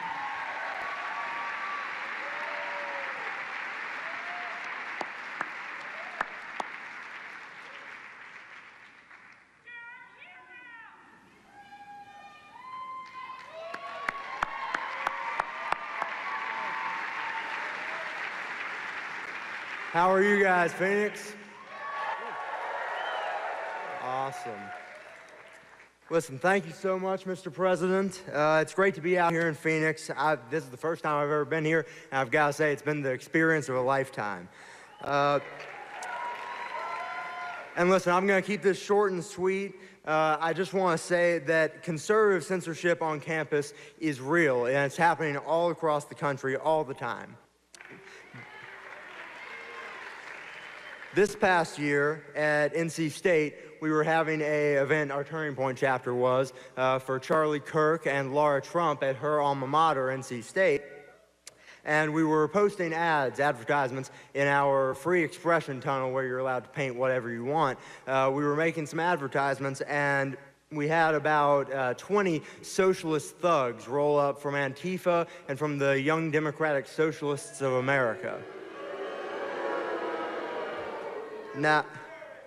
Now, for our trouble, of course, they rolled up and attacked us, and they started spraying all over the work that we had just done. And for my trouble, I stood the line and tried my best to keep them from defacing our ads. And for my trouble, I was spray painted in the eye. Yeah. And unsurprisingly, of course, the school did nothing. There's a surprise. And they let Antifa run roughshod over our event. They let them in the room with us. They were protesting, screaming so loud that you could barely hear the speakers the entire time. And of course, NC State, like many administrations across the country, does the will of the radical left. Meanwhile, conservatives across the country are punished and blacklisted merely for expressing our own opinions. We're ostracized and ousted with no support whatsoever from the administration. But let me tell you, when administrations across the country do the will of the left and cater to the mob, it's our duty as conservatives to stand up and to fight for our rights and to fight for our nation and to fight for our God.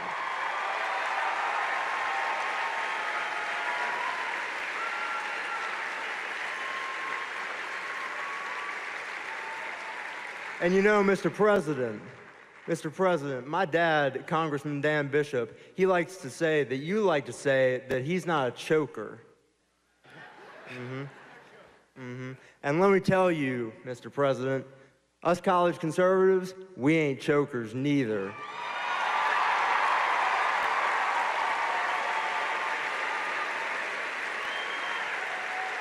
We're gonna win this election. We're gonna take back the House. We're going to keep the Senate, and we're going to get 4 more years of the best presidency of my lifetime, the presidency of Donald J. Trump. Thank you, God bless you, and God bless the United States of America.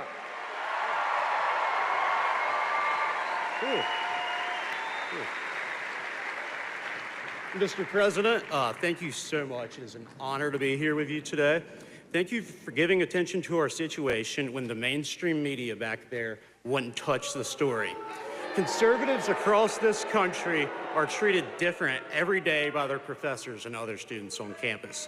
I was mocked by a leftist on my campus, not for my conservative beliefs, but for a medical condition I have that impacts my hair growth and my ability to sweat. I learned that when these leftist ideas fail, they resort to personal attacks because they have no facts to back up their radical beliefs.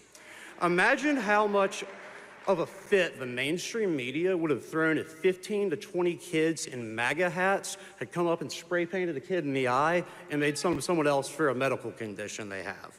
Our school, North Carolina State, did not do anything about this, and they didn't discipline them, and it was no coincidence that the Antifa logo showed up on the Free Expression Tunnel the next day.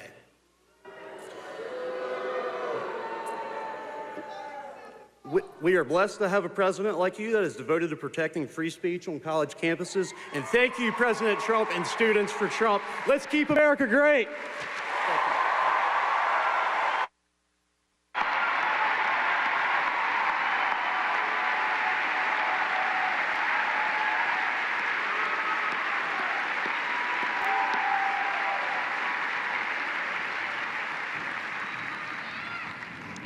Great job, fellas. Thank you. So, I signed an executive order, as you know, and based on what I'm just hearing, you should maybe be talking to Charlie or somebody around here about defunding that school, because don't do that.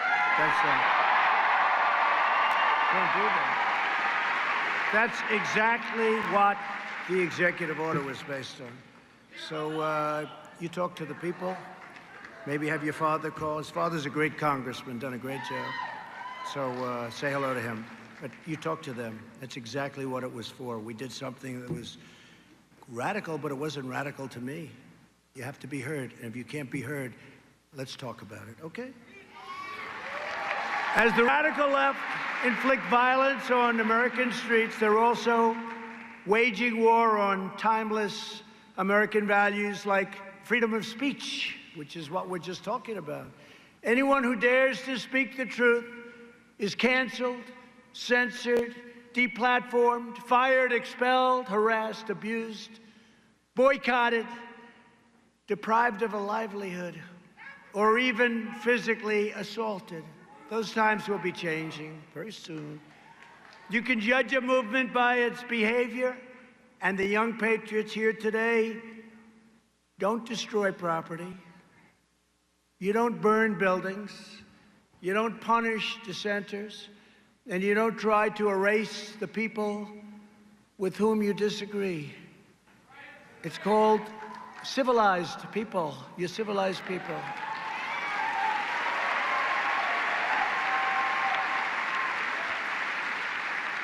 And yet, remember I said this, you're civilized, but you're much tougher than the other side. You're much tougher, much tougher.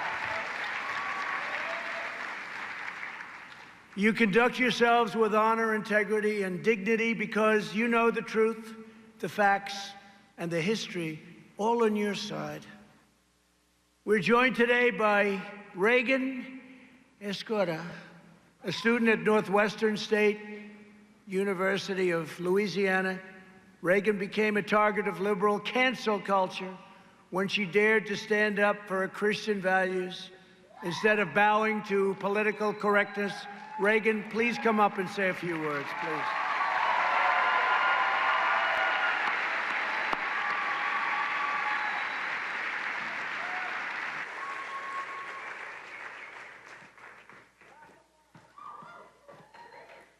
Well, thank you, Mr. President, for being here today with all of us and for inviting me up here to tell of my experience with cancel culture. My name is Reagan Escudé. I graduated from Northwestern State University of Louisiana in 2019, and I started my first job at a small private insurance company in Louisiana. A few weeks ago, amidst all this chaos that we're seeing with the Black Lives Matter movement, I made a video on my Instagram. And I talked about how disappointed I am in the church's reaction to the Black Lives Matter movement. I've seen pastors call for white congregants to kneel and to apologize for the skin that God gave them. And I addressed these evangelical pastors and leaders and reminded them that racism is a problem in the heart. It is a sin problem that cannot be resolved by any law, protest, or march.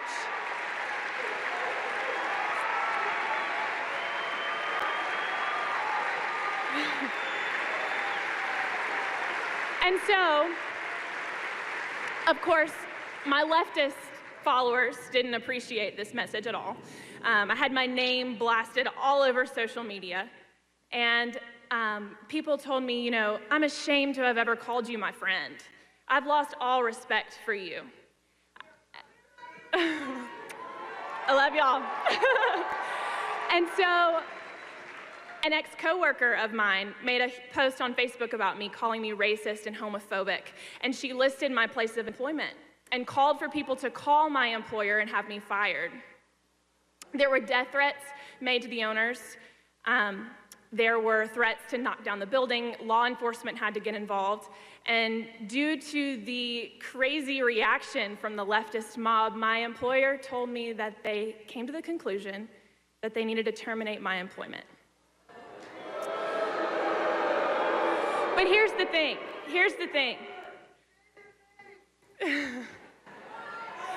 Losing my job is a small price to pay when God's name is being glorified. And He will always make His name known.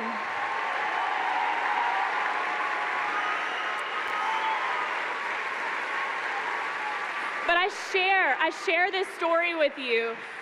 I share this story with you because what happened to me is just a small example of something that's happening on a much larger scale in our nation. Aunt Jemima was canceled. And if you didn't know, Nancy Green, the original first Aunt Jemima, she was a picture of the American dream. She was a freed slave who went on to be the face of the pancake syrup that we love and have in our pantries today.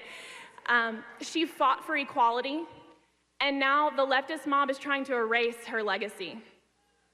And might I mention how privileged we are as a nation if our biggest concern is a bottle of pancake syrup?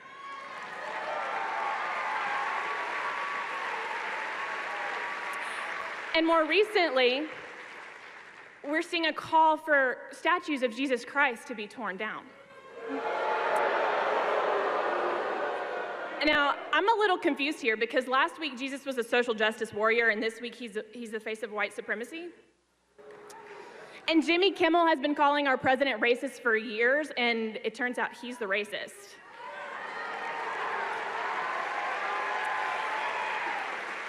There's governors that are getting away with wearing blackface. That's just sliding under the radar. So I want to encourage you all to stand firm in your beliefs. We need truth. We need hard, cold facts and truth now more than we ever have before, and we are so blessed to have a president who stands on the front lines, walks through the fire every day to fight for our God-given American freedoms.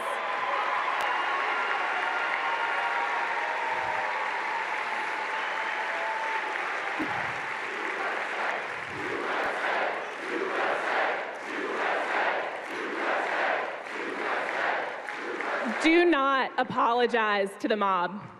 And thank you, President Trump, for never apologizing to the mob, for always standing firm, for being here for the American people, and for fighting for our best interests, because you are the change that we need to see in America.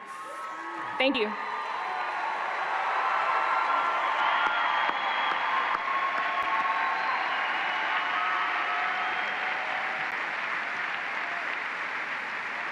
Thank you, Reagan. That was beautiful. You know, as your story reminds us, Reagan, true courage is defying the left's orthodoxy, not submitting to. We don't submit. Nobody should be submitting because we're winning and we're going to win, but you don't submit. The fake news progressive companies right there, they're right back there watching us, and other institutions merely towing the left-wing line have sacrificed their intellectual credibility and professional integrity. They have very little integrity left. Some of them have none. You're the ones taking real risks. You're showing real guts and making a virtuous stand.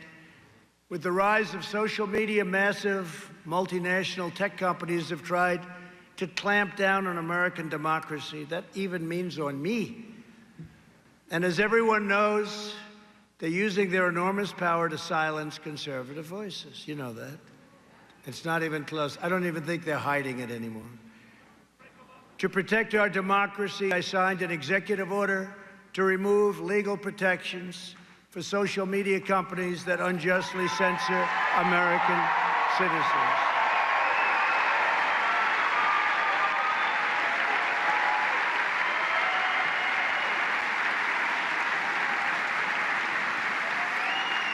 The radical left is also working to eliminate free speech on our college campuses.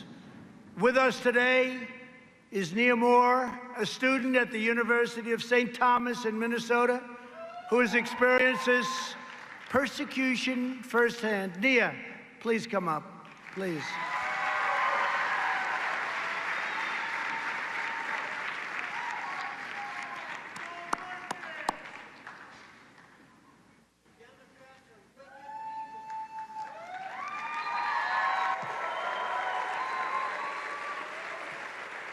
First, I just want to say thank you to Mr. President for having me on stage today. So, if you didn't know much about Minnesota about a month ago, I'm sure you've seen us in the headlines over the past few weeks. The DFL is successfully moving our state farther to the left more and more each day. Now, that isn't because people aren't conservative in Minnesota. It's because they're hell-bent on demonizing us at every turn. I began my career working in politics with Turning Point USA.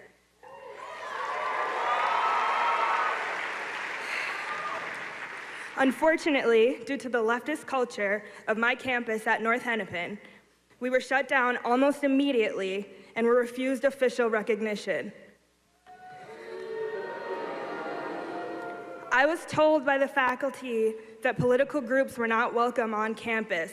However, they had multiple leftist groups that supported the Black Lives Matter movement. They were pro-abortion, and they advocated for Bernie Sanders. I know. Our governor, the mayor of Minneapolis, and the representative of the 5th Congressional District in Minnesota are all Democrats. But for whatever reason, the Republicans and the president take the blame for what has taken place.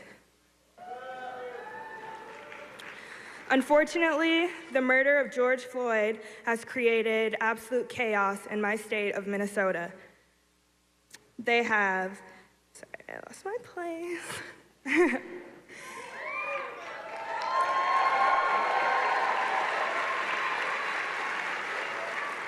Ever since the murder of George Floyd, I have not seen as much division, deceit, and destruction in my life.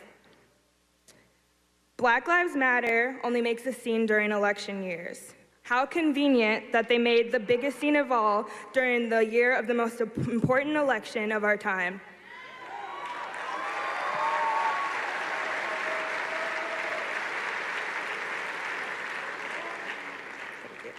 Black Lives Matter is only about police brutality once every 4 years. In between, they're heavily funding a push for leftist and LGBTQ+ agendas. The Black community's culture is naturally very conservative, so they mask their hidden agendas and play on the community's biggest fear.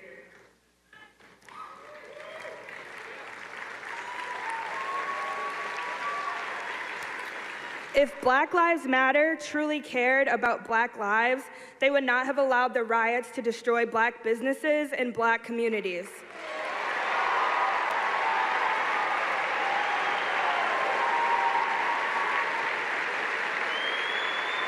If they cared about Black lives, they would defund Planned Parenthood.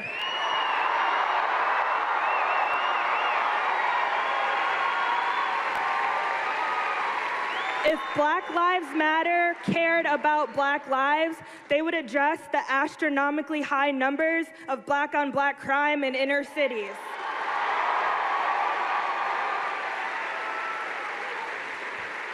They try to paint us as the bad guys for not supporting the organization, but it's not the saying Black Lives Matter. I think there's very few conservatives that believe Black lives don't matter.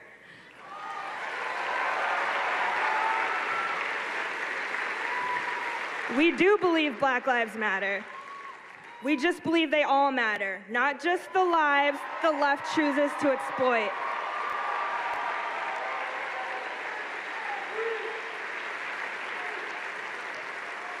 I am the field director for Ilhan Omar's challenger, Lacey Johnson. He is the first Republican in Minnesota to have Black Lives Matter activists and lifelong Democrats want to hear what he has to say. Because of that, they've tried to silence us at every turn. People are fed up and they're getting nervous.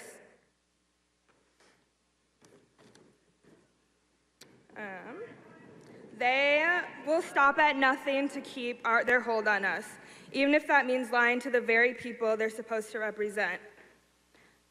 Mr. President, I just want to say thank you for being a great example of a big tent Republican. The president has never needed the Black vote to win, but he has still done incredible work with prison reform, lowering Black unemployment, funding HBCUs, and stimulating the Black community with opportunity zones. All without pandering. Once upon a time, the president asked the Black community what we had to lose. We didn't have anything, but now we do. Thank you, Mr. President. Thank you. Thank you, Nia. Well, Nia, I want to just tell you, first of all, thank you very much. And so heartfelt. I could see that. And I also issued a historical executive order defending free speech, and all of this is on college campuses. And I will tell you that it's something that's being used by people like Charlie and used very well, and it's opening up a whole new voice. And it's my honor to have done it. Under my order, any college that refuses to let you speak stands to lose billions of dollars in terms of the overall system.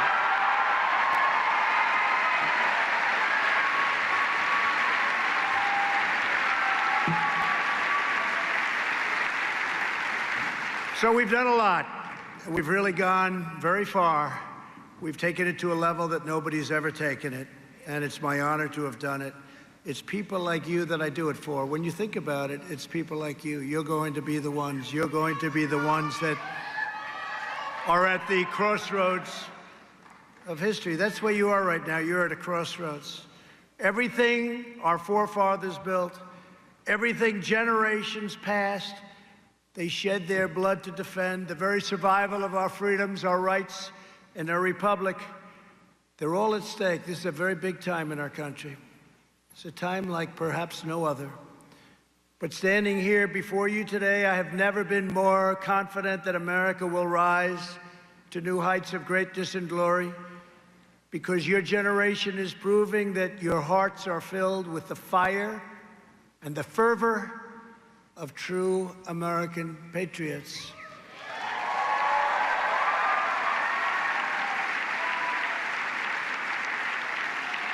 The great spirit of righteous defiance stirs deep within you. I see that. It's the same spirit that drove America's founders and frontiersmen, people that built our nation, people that succeeded, people that worked hard, people that failed. People that failed. Some people failed and then they made it bigger than anyone would have ever believed possible. To defend all of your liberties, to secure your independence and establish this noble fortress of freedom. It's the same spirit that compels each of you to stand strong against the dull, mindless, soul-crushing conformity mandated by far-left pundits, professors, and liberal politicians. They're taking our country in the wrong direction. And it's the same fierce and untamed American spirit that will lead the young, patriotic Americans of this generation to serve our country, and you will serve it well. You will serve it so well. Together, we will restore our economy quickly. We will rebuild our nation. We will revitalize our cities. We will take back our universities and colleges. And we will preserve the America we love for you and for your children. We will defend our values, our voices, our faith, our heritage, our borders, our rights, and our God-given freedoms. Calling on the boldness and bravery of your generation, we will unite citizens of every race and color, religion and creed as one people, one family, and one extraordinary nation under God.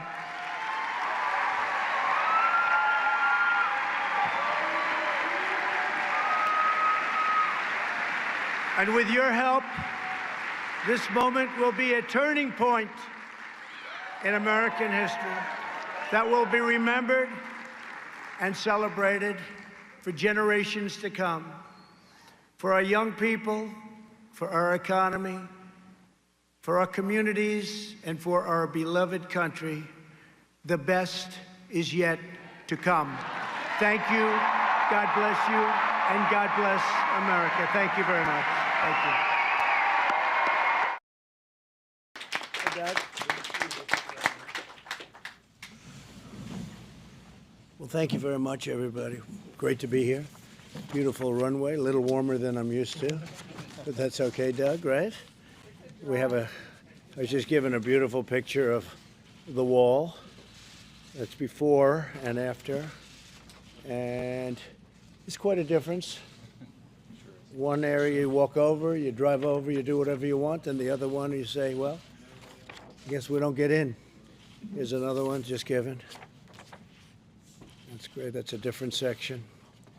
Pretty amazing. They've done a great job. We're up to 212, more than that now, about 220, but over 212 miles, and we'll be very close to 500 miles by the end of the year. And that's the area that we wanted. So it's great, and thank you all for being here. Thank you very much. And I'm thrilled to be in Yuma, Arizona. They've treated me very nicely in Arizona, so we're very happy about that, Mr. Governor, right? To commemorate the completion of more than 200 miles of powerful border wall. We're on pace to complete 450 miles by the end of the year and 500 miles almost immediately thereafter. We may even have the 500 miles by the end of the year. We're doing a real job. The Army Corps of Engineers, I want to thank them. They've been incredible. This is the most powerful and comprehensive border wall structure anywhere in the world. It's got technology that nobody would even believe, between sensors and cameras and everything else. With us today, our Acting Secretary of Homeland Security, Chad Wolf, who has done a fantastic job. Thank you, Chad. Commissioner Mark Morgan. Mark, thank you very much. Lieutenant General Todd Semonite, who's doing a fantastic job at the Army Corps. We have interesting construction talk, don't we? Yes, sir. Really great stuff. President of the National Border Patrol Council, Brandon Judd. Hello, Brandon. What are you doing sitting back there? I've never seen that before. You're always up here with me. You're getting low-key lately, huh? That's confidence. That means he's got a lot of confidence. That's great. And thank you for everything, Brandon. Say hello to everybody. Great job you do. Appreciate it. He was a supporter of mine before I ran. He said, I hope that guy runs, right? So I appreciate it very much. We won't forget it either. And several other very dedicated and heroic members of law enforcement. I met just a few of them back there, and they gave me a beautiful replica of the wall. A little shorter version, but that's okay. And we want to thank everybody. We're also joined by some of my very good friends and people I have great respect for. You have a great governor in this state, and he's been a great friend for the state, but he's been a great friend to our nation and does just a great job. Doug Ducey, thank you very much, Doug. Appreciate it. Talk to you in a little while. Yes, appreciate it. Senator Martha McSally, who I hear is doing very well. We need you in Washington. Will you please win? Because we need you. The alternative that's running against you is not the person that we want. He's got things that we don't want. So we want you to win this race. It's very important. And we appreciate all the help that you've given us, especially on the border wall. We appreciate it, Martha. Thank you very much. Representative Debbie Lesko has become a tremendous friend of mine and supporter. And with the impeachment hoax, she was right up front. And it was good for you. You became very famous. I became more famous, and you became very, very famous, right? Well, it certainly didn't hurt. She was one of the really great advocates. She was terrific. We appreciate it, Debbie. Thank you. Yuma Mayor Douglas Nichols, and thank you, Douglas, very much for being here. Thank you. Welcome back to Yuma. Thank you very much. It's really an honor. And Yuma Police Chief Susan Smith. Thank you, Susan, very much for being here. So my administration has done more than any administration in history to secure our southern border. Our border has never been more secure. I think Doug can tell you that. Anybody at this table can tell you that. It's never even been close. The numbers now, including not only the wall has helped a lot. Where we have that 200 miles, 212 and now 220, it's really essentially almost, I guess, 99.6 or something like that. Maybe somebody can get an extraordinarily long ladder, but once you get up there, it gets very high. And it's just about unclimbable. So it's really great. That's made a big difference. But we have other things that we've done. During the past 2 months, we've seen the lowest number of illegal border crossings in many years. Illegal immigration is down 84% from this time last year. Illegal crossings from Central America are down 97%. Now, the news, I won't say fake news, I want to be nice today. So the news will say 97%, Doug, that's not very good, but 97%, I would say sounds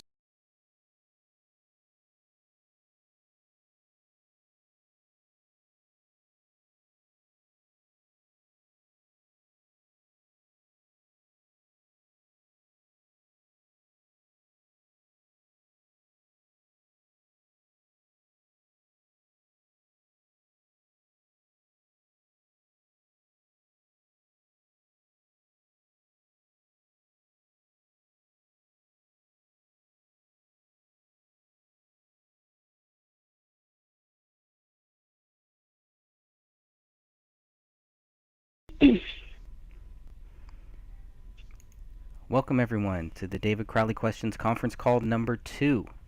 Today is February 21st. It is 6:06 p.m. California time, and Sophia has joined me here. Hey, Sophia. Hello, everybody, and hey, Greg. Awesome. We're going to be talking about the blood, and we're going to go maybe 60 to 90 minutes, maybe a little bit more, and we'll see how far we can get. I can already tell you we're going to definitely need a part 2 on this one. So I want to thank you for grabbing all of these slides, for putting this PowerPoint together. Let me see if I can get it started here. And I want to say hi to everybody who is in our live chat. Hey, Ellie and Denise, and I see Sophia in there. Your twin is in there as well. And Keitha, thank you for joining us too. So really appreciate that from everybody. We are live, and any group members who do want to join in here, we can definitely filter you in if you would like. We are going to start with the first slide. This is one. We are looking at the garage door, and this one here is one that we are told is not blood, but is paint. And I think everybody looking at this image here can get a pretty good idea of why people think that this is not in fact blood, but that this is paint. I'm going to pull up my second screen over here just so I can give everybody the image numbers as we go on. I think that might be helpful as well. But so did I include those with the screenshots that I sent you? You did, but what I did with those screenshots is I based on that number, I went and found the high-res version of it so that we could add it here so people could get the best view of it here. But I wanted to have a second list here that would show exactly what the number is so that people following along at home can listen in. And I want to say hi to Pansy. Thank you for joining us as well. Long-time supporter. Alright, so what's your view on this image that we are looking at yonder? And I'm stalling because I'm trying to find the number. Trying to get the arrows.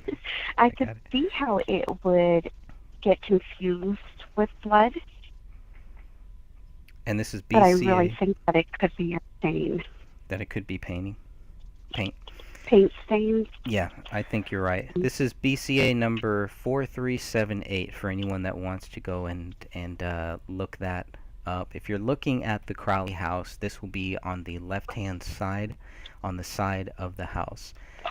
This is this door, the chocolate room door, what I call it. It leads into the garage. And the first image that we got, I believe, it was a DSC image, so it was an Apple Valley image. And the quality was not as good as this one here. And obviously, I thought that this was blood. Looking at it now, yeah, it's touch-up paint. So something happened here. They did something, and they had to touch up some paint, add some more paint. Paint got onto the doorknob. You can see a little bit. I hope everybody can probably see my cursor, so you can see a little bit of that paint that kind of spilled off here. Now, I should know this because I was a painter for a while, but I don't. How fresh does this paint look? To me, it looks pretty fresh. Where this touch-ups are. But I believe that you are right. I don't believe that this is blood here. But if you look at this from a image that's not as clear, seeing it for the very first time, I can also see why people would think that, oh wow, that looks like blood, because that's exactly what I thought. I want to say hi to SassyButt16 and to Sandra Sillery. Thank you both for joining us as well. So we're looking at BCA 4378, and I think we can safely conclude that this is not blood. Right, so now we're going to move to the next image, BCA 4455. So let me know when that one comes up on your screen. Because this one, there is blood. There's blood all over the place. And I think one of the problems with this image, BCA 4455, is a lot of the problem with a lot of these photos. The reason why we're not seeing blood, why we don't see blood looking at so many photos, seems like the closer that we can zoom in, the more that we can see blood in these areas, in these one areas. So what does that tell us here? Uh, I mean, you could see a I'm lot looking of at the blood. photo. I mean, A lot of blood spots. you can. And but in some of the earlier images, you couldn't see that much blood here. So it just makes me wonder: is one of the biggest questions is why is there no blood? Where is this blood? But we're looking at photographs. We weren't actually there to really see what blood was where, how much blood was there, etc., etc. This is all that we have. So, I think we got to get a little pass on that for just looking at this, trying to understand where all of this blood is, which is a rational question. And I think And this is all medium velocity too. And I added a screenshot of what medium velocity looked like in the screenshots that I sent you. Oh, okay. All right. I don't know if I was able to put that one in here or not. I don't think I was. I must have missed that one. But that would explain what the difference is, or explain. Medium velocity is not from a gunshot. It would be from something else. Just gunshot and arterial spray looks nothing like what we're seeing here. So this is more closer to blunt force trauma, or just blood, somebody Mhm. wiping blood from their hands, wringing No. their hands off? No. No. Now, if they had it all over their hands and they're shaking their hands pretty vigorously, that would be medium velocity. But gunshot, it would be. It's completely different than what we're seeing here. Is gunshot high? Because I'm new. I Mhm. mean, okay. It so is high. It's high velocity. It's high velocity. Okay. High. And what they just mean by that is like high speed. That's just at a very high rate that it's going through. This kind of gives us a good idea of some of the distance of how far that the blood went, how far the blood carried. Why is there blood all over here? Could any of this be from a dog grabbing a hand, dragging it behind the recliner, or something like that? I don't think so. I mean, if the hand was extremely fresh, then yes, but I just don't see how he would be able to take a fresh hand off of a body. If the body had been there for several days, I could see him probably removing it a lot easier. But that blood is not going to spill out like that after several days. And the color of this blood can also tell us some things, right? I mean, if it was... For me, it's hard to tell with this photo. If we had something up close, might be a little... then I might be able to see it a little bit better. I had cut my hand a while back and had rubbed it on an old pillow. And I wanted to see how long it would stay red. And I think this is 2 months now. And it's kind of rusty pink after 2 months. Okay. I just don't see it being... I don't see it being a few days. I mean, they should be able to say, well, based on this, we can tell that these bodies were there for 3 weeks. So they could at least tell how long the blood was there, right? Given some type of timeline. I mean, the biggest problem is that timeline, since nobody knows when these 3 people were killed. It's hard, you know, they should have spent a lot of time, I'm guessing they spent a lot of time trying to figure out how long these bodies were in that house for, based on more than their internet activity and based on more than their phone records. Obviously that wouldn't help.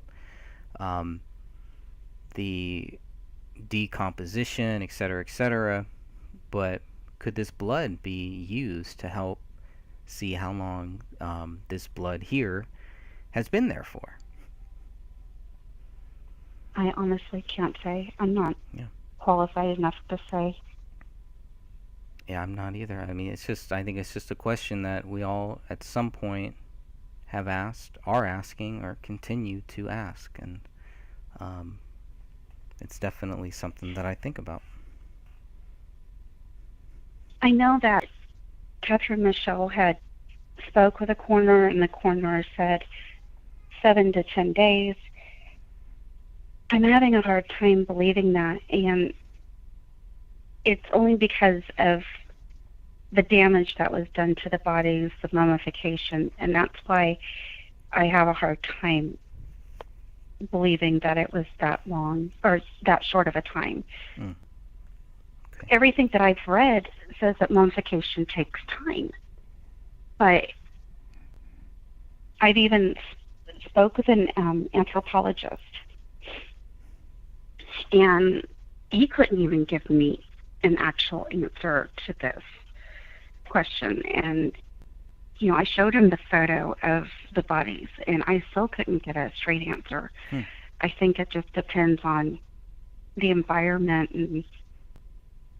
and the conditions of the house, stuff like that. I mean, it was their face, their hands, and it looked like Ronnie's chest area. Mm-hmm. Anything that had been exposed was mummified almost. And to me, everything inside of me says it takes time for that to happen. Now, if somebody could speak with me and tell me, no, it doesn't take that much time, then I'm happy to change my mind. But I just have a hard time with that time frame. And of course, Catherine knows this. I've spoke with her several times in regards to it, but that's just my opinion on that, on how long they've been there and how long they've been dead. Okay. I'm gonna turn off the Facebook because it keeps making those noises. That will drive me crazy, but that's okay. Par for the course today. Okay. Somebody was asking in the chat if any of this blood here was tested, and no, it was not. Not even the blood on this recliner was tested. I think it was swabbed, right? Yeah. The recliner it was swabbed, swabbed. but that was it. Mm-hmm. So, but no, none of this other blood was swabbed at all.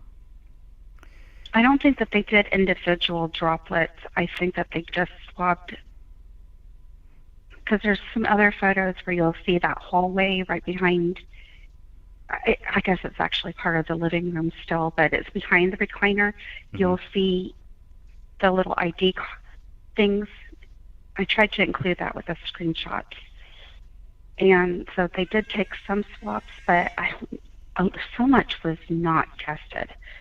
I have the actual numbers written down. I'm going to get to that. Okay. Here. Okay, Denise says the dog poop looks drier than the blood. Interesting. Wonder which part. If all of it, all the dog poop, or just this one's over here in the right hand side. Even in the upper right hand side, this little white thing kind of looked like dust or something, but now I'm not sure. But I had wondered if that was just some old dog poop. But it's kind of rare to see dog poop and hair right there in the same place, I think. But Let's see. All right, so that is BCA 4455. Let's move on. We're looking at BCA 4456, which is just a deeper look into that carpet. And once again, you know, it's like the closer that we look into the carpet, the more blood that I do see here. Small, little drops, but blood. So once you see this... Yeah, I tried to add like the bullets too, because it had the DNA on it. And we were talking about blood and DNA and that stuff. Right. So it might not have that much blood in this photo, but that was the reason for why I included the bullets and the bullet casings. Okay. All right. And they took swabs of 47 items. 16 items were tested, and 21 items were not examined. Wow.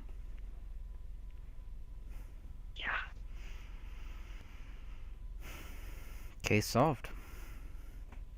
It would be very interesting to find out what those other tests would have came back as and revealed. Yeah, it would have. Hair looks very slick there and very very wet. Yeah. I always had the feeling that not all of it was actual hair. That some of it was fake. I don't know. There's just so much of it at the crime scene that was just the impression that I've had since the very beginning. And Ellie said that she's getting ready to call in. Oh, nice. Cool. Mm-hmm. Well, on a decomposing body, I know I had a coroner friend tell me this once, and it really freaked me out. But he said when the body dies, it actually grows hair. So facial hair he was talking about. We never got into hair on the top of the head or anything like that. So I don't know, And then if you have the dog mixed into it, I don't know. Maybe that's why there's so much hair.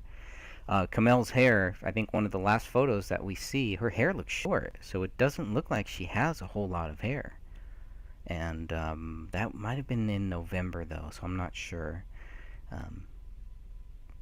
But obviously this would have to be her hair, right? I think so. I mean, but there's just so much of it there. It's rather stunning, to be honest. Maybe that's not a great description.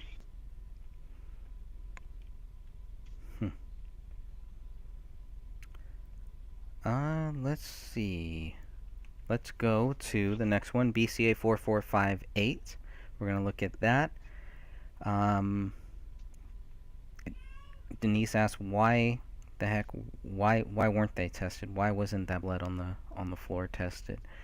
I really don't know, I don't know why they tested some stuff but didn't. Very interesting. And then Sanders says, if I remember correctly, they did not test the blood on the recliner, right? That's true. That was the largest amount of blood I could see in one spot. Yeah, so if they're not going to test the big spots, I guess, I don't know. You can't expect them to test these smaller ones, but what they do test is very interesting. What they do test and what they follow up on. What they swab and what they test. I guess I need to make that distinction there, because there are things that are swabbed, like you said, there's things that are swabbed, but then they're not tested. Or were they? I'm assuming, right? We're assuming if we're not seeing the results on them, unless they're hiding those, but that, I don't know. No, it says in the BCA report, and it's in very small print, that items such and such and such were swabbed but were never tested. Okay. All right. At least they're clear. And it's within the lab results part of it, that they wrote it, and that, let me see if I can actually Find that? pull it up. I know that I sent you a screenshot of that. Okay. And let's see. Located it. All right, well, we do have 10 people joining us live. I want to thank everybody for joining us in. And it does look like perhaps maybe Ellie has joined us. Yes, I am here. Thank you for having me. Awesome. And hi, Sophia. Hi, Ellie. How are you? Hi, it's a pleasure to finally talk to you. And hi, everyone in the chat. Woohoo! She-Wolf. Yeah, this is the only way you and She-Wolf can talk, apparently, is here. Right. I don't know what No, that we is. don't. I don't know what that's about, but This yeah. is the only place we can't talk. They, for some reason, they won't let us talk here. But I didn't want to step on anyone's toes because I know Sophia put this together, and she's much more. When I saw the title, "It's Much Ado About Blood," I thought it was going to be about the documentary. But I have looked at these pictures extensively, so I do think, everybody's input can be valuable, spark a new idea. So that's why I decided to call. So thanks for having me. Awesome. Greg, it's page 11 of the BCA analysis. Okay. And on it, it says items 4 through 7, blah, blah, blah. It's like the second paragraph, I guess. Mm-hmm. It will say we're not examined at this time. Hmm. So, sorry, Ellie. How convenient. No, that's good.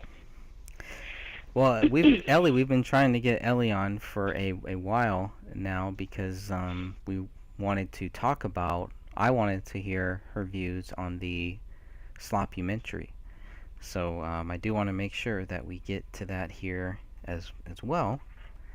Let's go, and we'll look at a few more photos, and then maybe Ellie, if you want to jump in with that. Yes, you can. certainly. I mean, Sophie, I would love to look at these pictures. I can always call in again. I mean, whatever. I just appreciate being included. Absolutely. Yeah, and I'm glad that you're here. Thank you for I have joining us. been looking into this, through you guys for a year. So. And Wow. you have done a few videos on this stuff too, and you have watched the Slopumentary. And yeah. What is your view on this case so far? Well, I would like to preface it just because I do want to give see, I watched the Slopumentary when it first came out, and I didn't really know, I wasn't a fan of his, or I didn't know that there was that much rally. I don't have Facebook, so I wasn't in the know, but I did see the Bilderberg with Alex Jones, and I had heard of him. So I watched it in when it first came out, and then I just watched it again on Netflix, 2 years later, or a little bit more than 2 years later, after finding your channel and seeing the awesome work you and Sophia and others have done here to keep this case and find justice here, because there is no evidence that he was murdered, or that he did this, rather, not one shred. In fact, every piece of evidence points in many different directions, but definitely not to David. So, yeah. So about watching this and rewatching this, I'm sorry, Sophia. I feel bad that I switched it up, but I do kind of want to just get this out. This is horrible. And I don't want to say that because I know, Greg, you were in it and Dan was in it. And of course, I love you guys. I don't mean that. But there's a couple parts in it that are disturbing, especially I did not notice it the first time around, because you can see how whoever was in charge, and I'm not going to name names because I have children, but we all know who was involved in the making of this film. And if you even want to call it a film, because I call it a hit piece on his character and on his life, and I call it also a lie, a whole bunch of lies. In fact, I can only count maybe 3 or 4 people that may have been telling the truth, and you and Dan are 2 of them. So it's just very upsetting the way they portrayed things. I guess maybe it would be helpful if you asked if anybody had any questions, because there's so much that I could say about it. I don't know where to start. It's and then watching the replays earlier today and going through the timeline and all of that. I mean, this piece that they're running on Netflix at a time. I mean, Netflix, by the way, I've looked into recently because I wanted to see who was funding and producing and putting on the Netflix show Pandemic. And I found out some disturbing things about Netflix, of course, logistically. We all know that they're bad. But the fact that Netflix is pushing this and it comes up, I borrow a Netflix code. I don't even have cable, and it comes up in my friend's feed, and she has 3 kids and only watches kids shows. So they're pushing this A Gray State, which we all know is not the intended title. I don't know. It's just absolutely horrible, and I hate it. I wish they would take it off. Although it is important to the investigation and to people's new eyes, they should see it, but definitely not first or without. I feel like so many people have seen this, and they have no idea of any of the actual facts. Yeah, I don't think anybody should ever watch it. I'd like to see this movie banned. I really would. It's horrible. It's propaganda. They are leading people into believing that David's guilty with no proof whatsoever.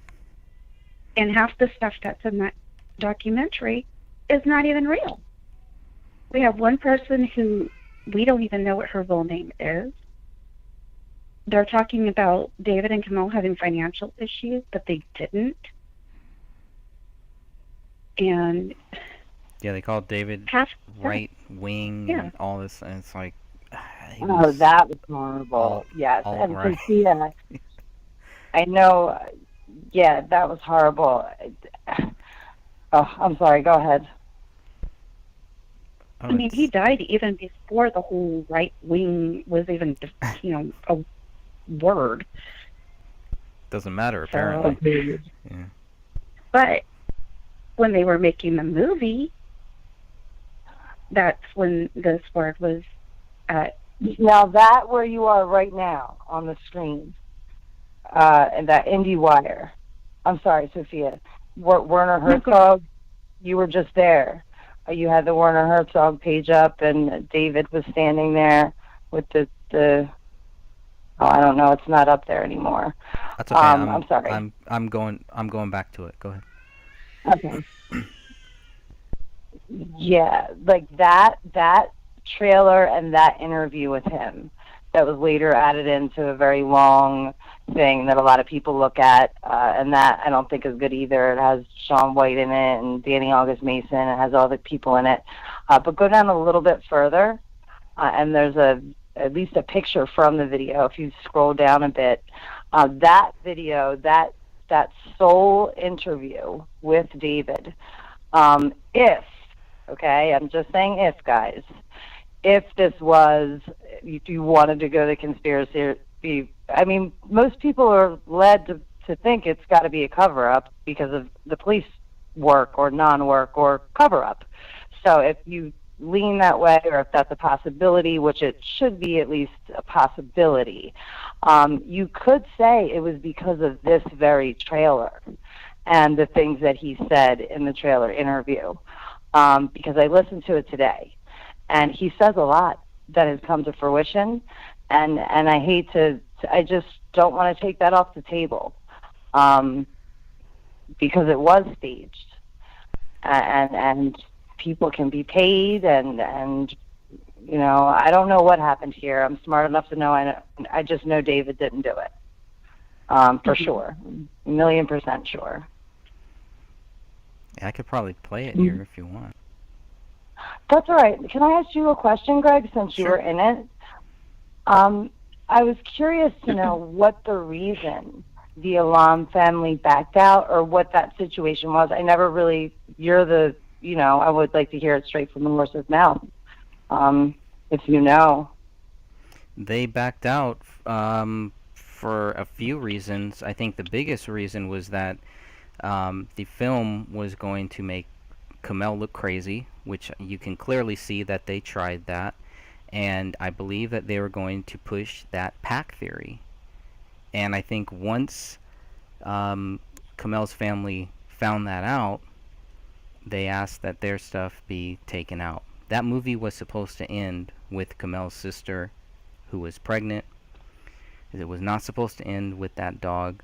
So they had to rewrite, I guess, a lot of different stuff or just change different things for it. But I mean, that is the biggest reason why people should not ever watch it. I mean, you have one side of the family who is publicly, once they request, basically. So maybe David's side did too. Maybe it's just been more privately. I'm not really sure, but like Sophia said, the actress. I'm sure you didn't meet them. I'm sure they sat down in another room. But that Susan Houghton, and you know who I mean. Yeah. I mean, these women are questionable at least, and evil, at the worst. So I just wonder, did you know anything about them, or I don't know. About who exactly? About Susan Houghton. She played Kamel, or I don't know. I think she played a role. That's why I said it like that. I shouldn't say it like that, but Sophia just reminded me of that part of it, and that's a big part of it too. Why it should be discredited, because that's an actress. I think it was her and Sarah Johnson are the two that look very, very similar, right? Almost to the point where I had thought that they might be the same person, but no, I don't really know anything about them. I don't really know anything about a lot of the people that are in that sloppumentary. Adam Shambauer, I had never heard of him either, and so these guys, there's just a lot of people that are just like, wait a minute, why are they in this movie? What are they doing here? What is their purpose here? Her purpose was not to make Kamel look good. It was not. There's nothing there that really made the relationship with David and his wife look good. Everything was. It just seemed like it was all made to just stir up trouble. And look at what's on the screen. Speaking of stirring up trouble. Yeah. Look at what's right on this while they're pushing a Kristen Stewart movie. Right there in the center. Yeah, what is the this? Scrawling of Allah Akbar on the wall in blood and then killing himself. Yeah. I mean, they came to this conclusion within an hour of being in the house. For real. They didn't even keep an open mind. Like, if you're to believe that, Apple Valley PD is on the up and up. I tend to think that they're not, but I mean, I don't know. I can't call that.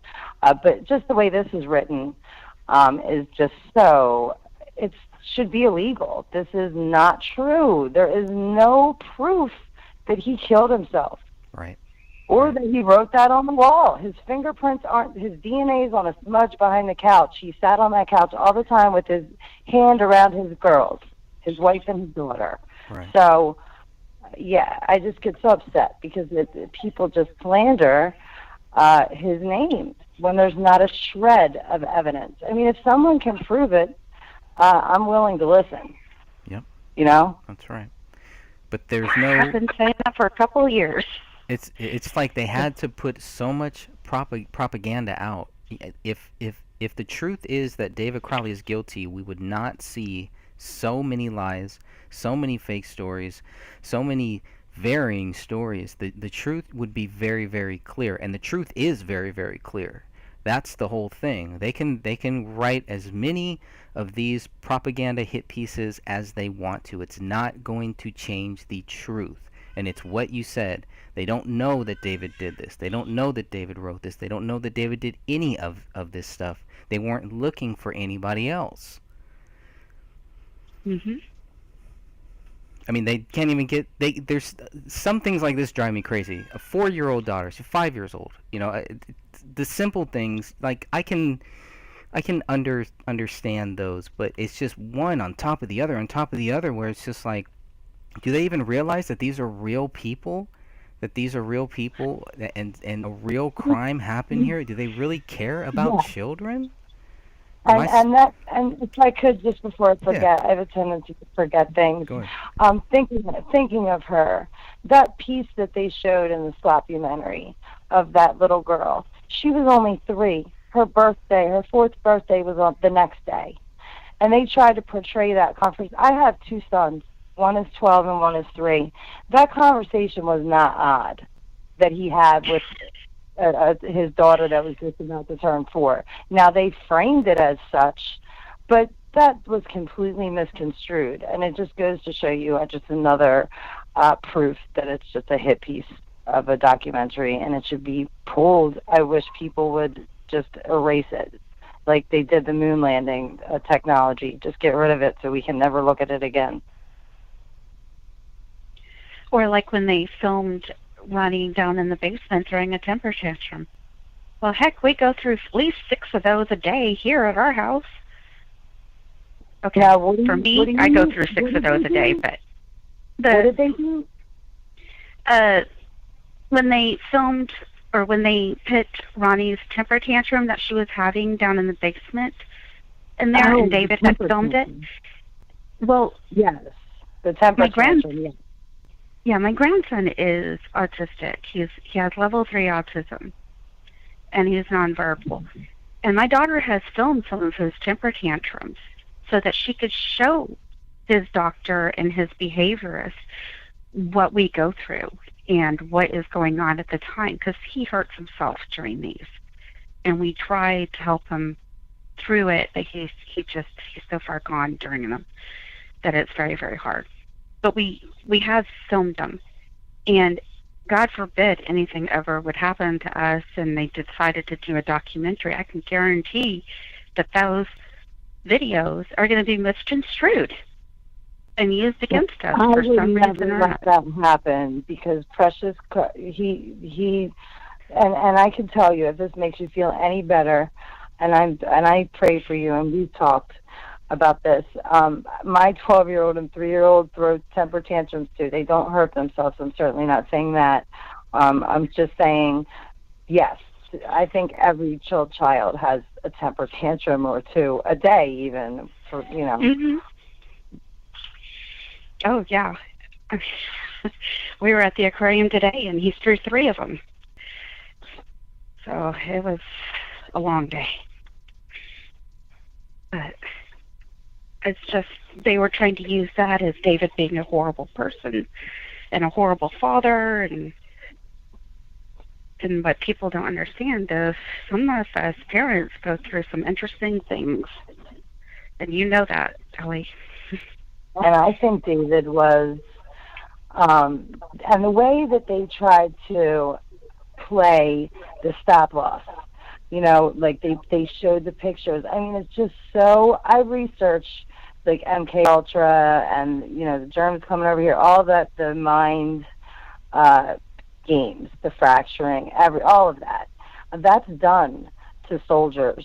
And they played that up. But see, David, if you guys know, he was, I mean, this man was a hero to me.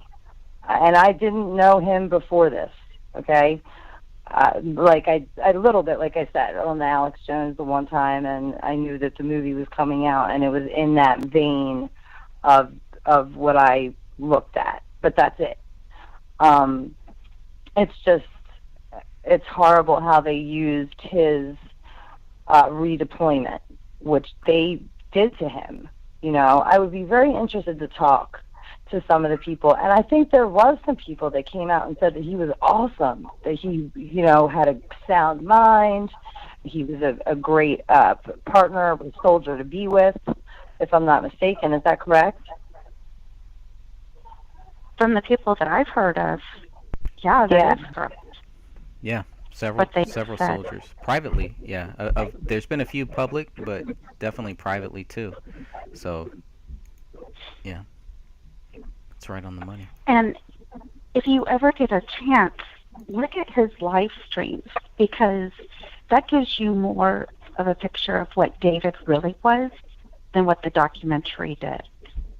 And right, you don't see the post-traumatic stress syndrome that was implied in the documentary. You don't see a horrible person who's a manipulative alpha director kind of thing. You don't see that at all. You see a very caring director. Future. They were planning for the future. If he was plotting, he was a thought-out, methodical, organized. He's a director. Okay, these characteristics are innate in a man in a person like this. So he would not have been so sloppy. It just, none of it fits. It doesn't make sense. And if it doesn't make sense, it's usually not true, in my experience. So what do you think the purpose of this film was? I mean, as someone who's watching it. I think it was a hit piece, and I think Tribeca, right there, you got it up, Nantucket, all that is money. Yeah. All that Hollywood and all that, it's all money, which could be a motivation for all of this, of course, because we know David didn't do. We know there's other people that did murder, and I think it's more than one, and I think they're still out there, obviously. So it's all just surreal, and I can't believe it's been 5 years, and you just come out with a book, and I hope that, is there a way we can get this reopened? I mean, there's literally not I guess that's where Catherine Michelle said, I guess people just give up because you can't get anywhere with them. I think maybe we might have to I was talking to Greg about the sneaky tactics. Maybe we might have to, infiltrate and find out what happened here. I need to clear this man's name, or not me, but just it needs to be on the books that he didn't do this. Correct. Do you guys think that's possible? I mean, Yes. you must if you. Absolutely. Okay. Absolutely. Sophie, no you doubt. too? What Yeah, about the I chat? think that I'm hoping that after the election, after the November election, I'm hoping things will change enough to where we will be able to find people who will listen to us. At least that's my hope. I'm currently working on a podcast series. I know Greg and I are both working on a podcast. At the moment, we're on our second episode. But I'm also working on my own for this case. My goal is to get this case reopened. That is my ultimate goal. I know it is. I know it is. I guess that was a stupid question. I'm sorry. Now that I think about it, that was just a dumb question. Of No, course. it's not. Please. No, it's not, because Don't apologize. Yeah, it's a question that everybody has to ask, and it's a question that people ask. They get to the point where it's like, do you guys really think that this is going to happen? And the answer is yes. I mean, I have complete faith that if it's God's will, yes, that will happen. And I think for whatever reason, all of those things are being put into place that are going to put the right person into the right spot to make that happen. And it's just for the simple closure. I mean, the family, the friends, they don't have closure. This film does not give people closure. It might reinforce their view because of how it's spun, but even that is a big stretch. I mean, how can these people look themselves in the mirror and say, yeah, David Crowley is guilty? I mean, it is just, you are fooling yourself. You're kidding yourself. And the problem is, they're making money off of it too. So it's not just like there's a propaganda people out there trolling and posting and commenting and blah blah blah. It's like, no, they took that extra step. They went mainstream, and not mainstream of how it should have been, how the case should have been handled on a mainstream basis. It should have been, you know what, we don't know, so let's reopen this. That's what this film should have done, and that's what it really did. And that's how God works, and that's why I really think that there is something else here. This is a very toxic case. This is a very dark case. This case could be a case that is meant to drive people into a dark place, to take them into a dark place, to make them completely give up, to lose hope, to where they do something bad. And that's how toxic this case can be towards people. And I privately, you know, I won't go into it, but privately, this case has caused problems in people's lives. I know. You know. I know. And so I know. And yeah. what you just said about everything, I do truly believe. You know, I'm Christian. Not a denomination. We praise the Lord here in the house, all four of us. But everything does happen for a reason, and everything that's come from this, Sophia, your work, Greg, Dan, everybody, I can't name everybody, but everyone's work on this, not on this floppumentary, is so inspiring. And maybe it does just take the right person to hear it and get it, and that is so true. And I do think it's God's will for his name to be cleared in the end. So that is very inspiring, and thank you for setting me straight to that. Because it can be dark. It does get dark. Well, I honestly don't think that we need to set you straight at all. I mean, it's a very legit question that people need to ask at least once while looking into this case. You know, what are we doing here? What's the goal? Is it going to get reopened? And that is my ultimate goal, is to get it reopened. I am hoping that with the podcast that I'm trying to put together, that we'll put enough inconsistencies together that will knock the Apple Valley PD's investigation out. And people will start asking questions and saying, hey, this is conflicting with your investigation.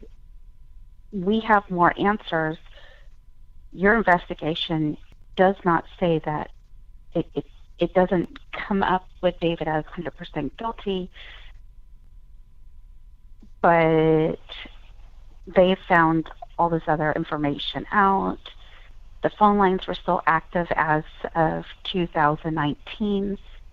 There's 2 to 3 unknown DNA sources that were found at the house. Why didn't you guys look further into this? Who is that? Whose DNA was there? Who was still paying for David's phone line? And like the 21, like the things that they didn't enter into evidence at the beginning of the stream, you had the picture, the second picture from the BCA, I think, of the floor with the hair and the bullet. And I did see for the first time those 2 little blood droplets up in the right corner. Crap, what was I saying? Sophia just said it. Oh my goodness. I'm telling you, I have a horrible memory. You are in You're in very good company then, because I'm the same way. There's too much. Yeah, there's too much. What did you just say, Sophia? Because it was something you said. Just now? Yes, just now. About the phones or the unknown sources, the 2 to 3 unknown sources for the DNA? Well, yeah, just the fact that that was it. I'm so sorry, guys. The things that they won't give are you guys who have been working on this, because they said it wasn't factored into, what the ultimate finding of the case was. Case closed, he did it. so we're not giving it to you. Well, there's a lot of that information. There's a lot of that that you're what you were saying about your hope and answers of that if that happens, which it does seem plausible the way you just put it. I mean, because they have contradicting and metadata issues within their own department. The same person contradicts, you know what I mean? So it's definitely something, like Greg said, I guess we just got to get the right person to invest, you know, to do it. Yeah. Hey guys. Hey. Who we got? This is Stephanie. I just wanted to interject real quick. Please do. Welcome. I really feel like with the information that was released from the police, with the fact that we have found that the metadata was messed with, that stuff was moved at the crime scene before anybody was supposed to be doing anything but touching pictures or taking pictures, I feel like they're at the point where they're like, if we admit we did something wrong here, they're going to attack us. It's going to start like they're a going to whole... get sued, like illegal issues or something? Yes. Okay. Yes. Okay, so... Do we have to sign a waiver saying we're not going to sue them if they tell us the Well, truth? see, I don't know. My thinking on this is you've got hundreds of thousands of cases that were reopened, re-looked into, reinvestigated with fresh eyes, and it was found out that, you know, maybe they put the wrong person in jail for like 15 years, you know? And it's cases like that that give me the hope that, yeah, it may take 15 years, but you know what? Someday, we are going to have the truth. And this family will be, you know, whether David is innocent or not, at least for the people who are grabbed by this case, we can have a peace of mind, you know? But the police, at this point, they have said so many times that, no, we did it fine, leave it alone. If they go back and say, well, all right, you were right, we screwed up, we're going to look back into this, then they're going to have all this, like, it'd be a wormhole opening for them, you know, whether it's legal issues or other people coming back going, I want my case reopened because you screwed up over there. I don't know if you screwed up here either. So if we were to have this reinvestigated, I really, really feel like it would have to be like an outside agency. Infiltration. No. Like instead of the BCA and the Apple Valley PD reopening this and re-looking at it, like maybe somebody higher up than them could come in and take over the entire investigation, like kind of like internal affairs. Like when there's a shooting with a cop, they don't let their buddies investigate it per se. They get other officers who are not going to be biased against the person being looked into, you know? That would be Anne great. on the line also? That would be great. Greg? Not Is that Anne on the line? I don't think so. Anne? As far as I No, know. I thought she was. I did see another number there, but I think that was just Stephanie.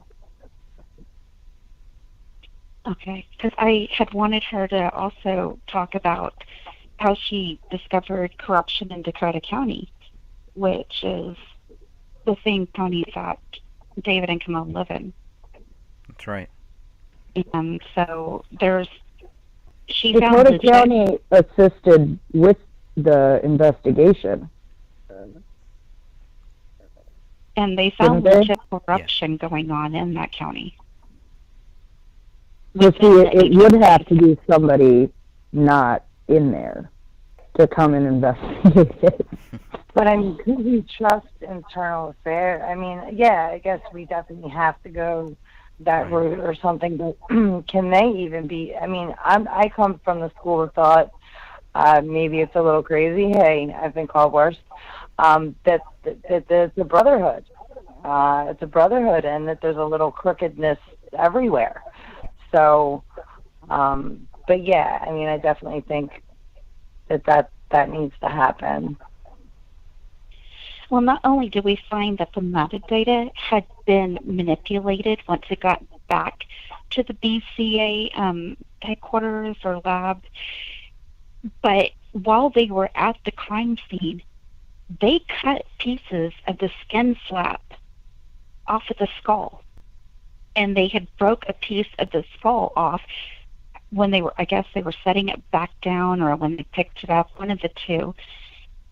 And so the skull piece is manipulated, and they're still taking photos of it as evidence. But they never mentioned that a piece had been cut and a piece had been broken off. It's like, Yeah, what are you doing? Pages, you could read more words. The metadata, that's the metadata that's messed up. Pictures that were taken within seconds or possibly even milliseconds if you're snapping pictures. Is that what you were talking about? I'm sorry if it wasn't, but that's what that means. If you look at the information of the photo, somebody went in and like overwrote what was originally there, because there's absolutely no possible way that these pictures could have been taken one right exactly after another. Catherine Michelle and Sophia really looked into that. The metadata says it's within seconds, but the skull piece had been picked up, manipulated, put back down in almost the exact same spot several times. Each, one photo after another photo after another. It had been picked up and moved between each single photo in a couple of seconds. You need more time to do everything that they did. And that metadata is incorrect. I don't even think they could pick it up and move it that fast either. But I don't really see any reason to even pick it up and move anything. Maybe they're picking up other things. Maybe somebody's picking up something as one of the other people is taking photos, snapping photos.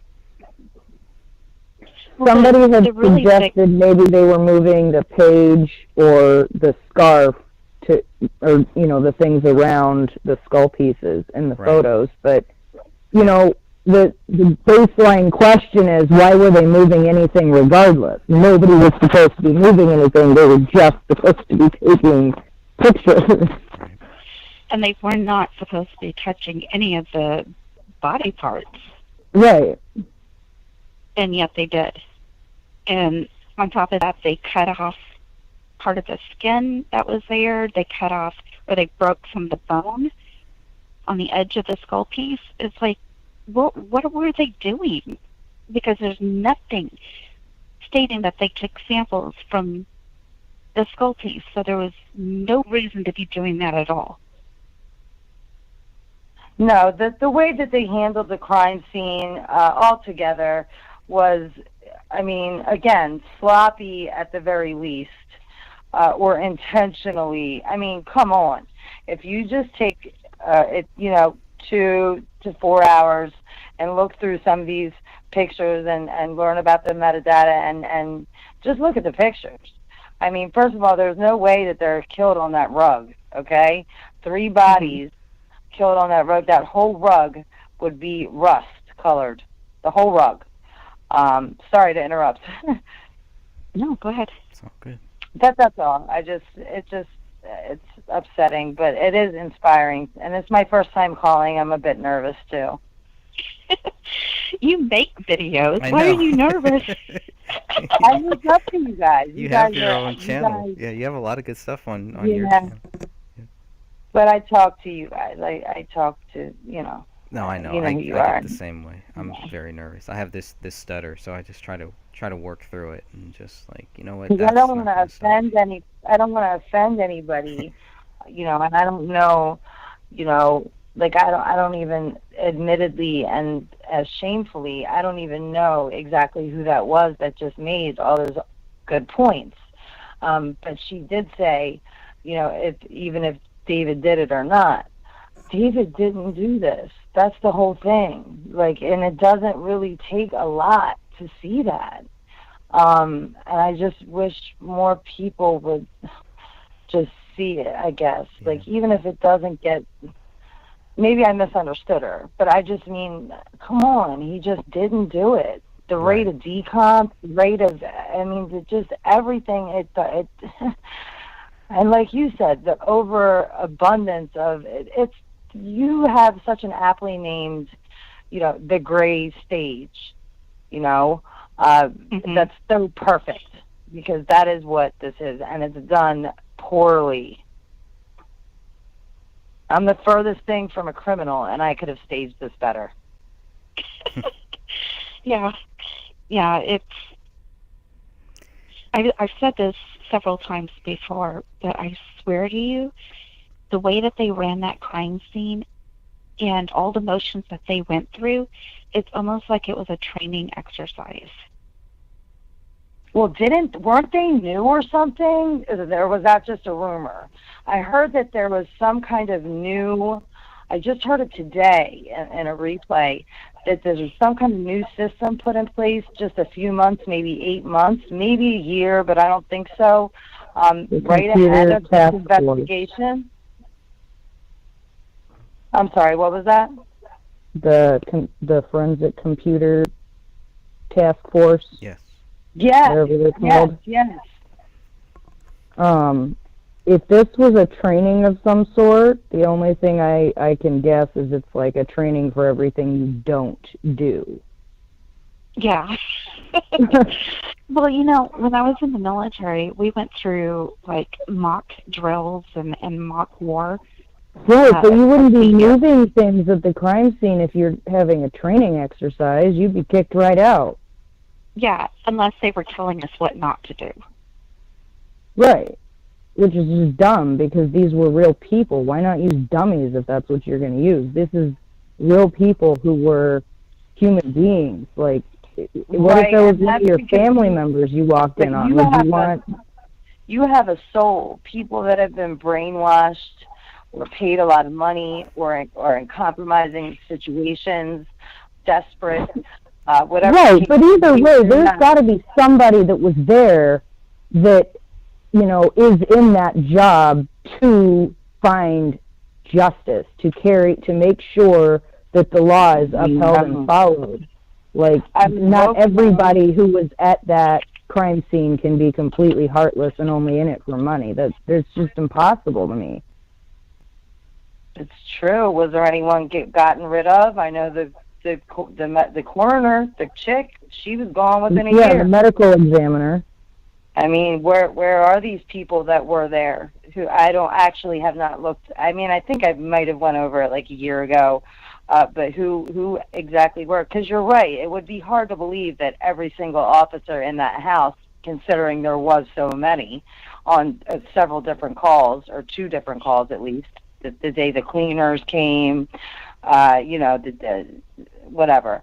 But yeah, you would think that there would be one good guy there, but is that guy brave enough to stand up to losing his pension, to losing, status in the brotherhood? I'm just playing devil's advocate here. Right. Right, no, I completely understand. That's the thing though, out of all the people that were there, whether they were police or crime scene cleaning crews or whoever, there's got to be somebody that was there that, however long it does take, will eventually come out and be like, look, yeah, I was there, this is what happened, I didn't say anything. Do you think maybe his brother or Danny August Mason could be one of those people? I mean, could they snap out of it and maybe remember something? Just a question. I think if Dan Crowley Sr. dies and Dan Crowley Jr. is pushed hard enough, we might find some truth to things. Ooh, good answer. I mean, that's really terrible to say, but if Dan Crowley Jr. had anything to do with this, and he told his father, I can completely, it's screwed up, but I can understand his father wanting to help keep this quiet to not lose another family member. That is such a good point, and I think that that's what happened. And those last texts between David and his father were awkward. You could tell they He were lied to him. estranged, right? And who leaves presents for their brother without knocking up on Christmas? Even if there's a problem, if I'm going to, even if it's on my way, if I'm going to leave anything at somebody else's house, I'm going to knock, I'm going to call, I'm going to text. You know, if not that day, then later that day, or, you know, definitely in the days coming, because I would like to know that they got it. But he just, you know, drops this stuff off and doesn't bat an eyelash about it until you watch the documentary by Eric Nelson where he's like, oh, you know, I had this feeling this one day, like I should go over there and I should just tell him I love him. But then, you know, I got close and I was just like, you know, I talked myself out of it. And then, you know, I left the presents on this day and nobody knows, like there's no Except other... for the props now, the Right. now. And they didn't notice them until a couple weeks after what he said he dropped them off. Like, it just doesn't make sense. There's too much loose They ends. weren't out there for more than a couple days, 7 days tops. Right. There's just not- too many loose not 3 ends weeks. surrounding those. Right. Not 3 weeks. Back to the very, I think that his brother, David's brother, Dan Crowley Jr. yeah, has this thing. I know a little bit about psychology. I took it in college. I know it's a dumb course, but I took it. My parents were not happy, but I see a dynamic there with Senior and Junior, and he's definitely a father pleaser. He was always closer to his father than David, and that's definitely a dynamic that needs to be examined further. I don't know how, because both of them are so cryptic or just weird with the stuff they post or say. It's just so out of character. You kind of can't really put your finger on. I can't. But there's an odd thing going on there.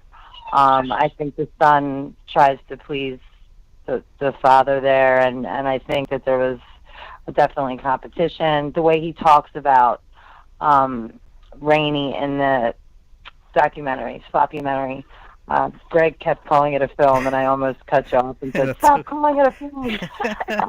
But the way they portrayed that whole thing, too, was just not, I mean, how could they possibly know, first off? It's just another point of the Sloppumentary.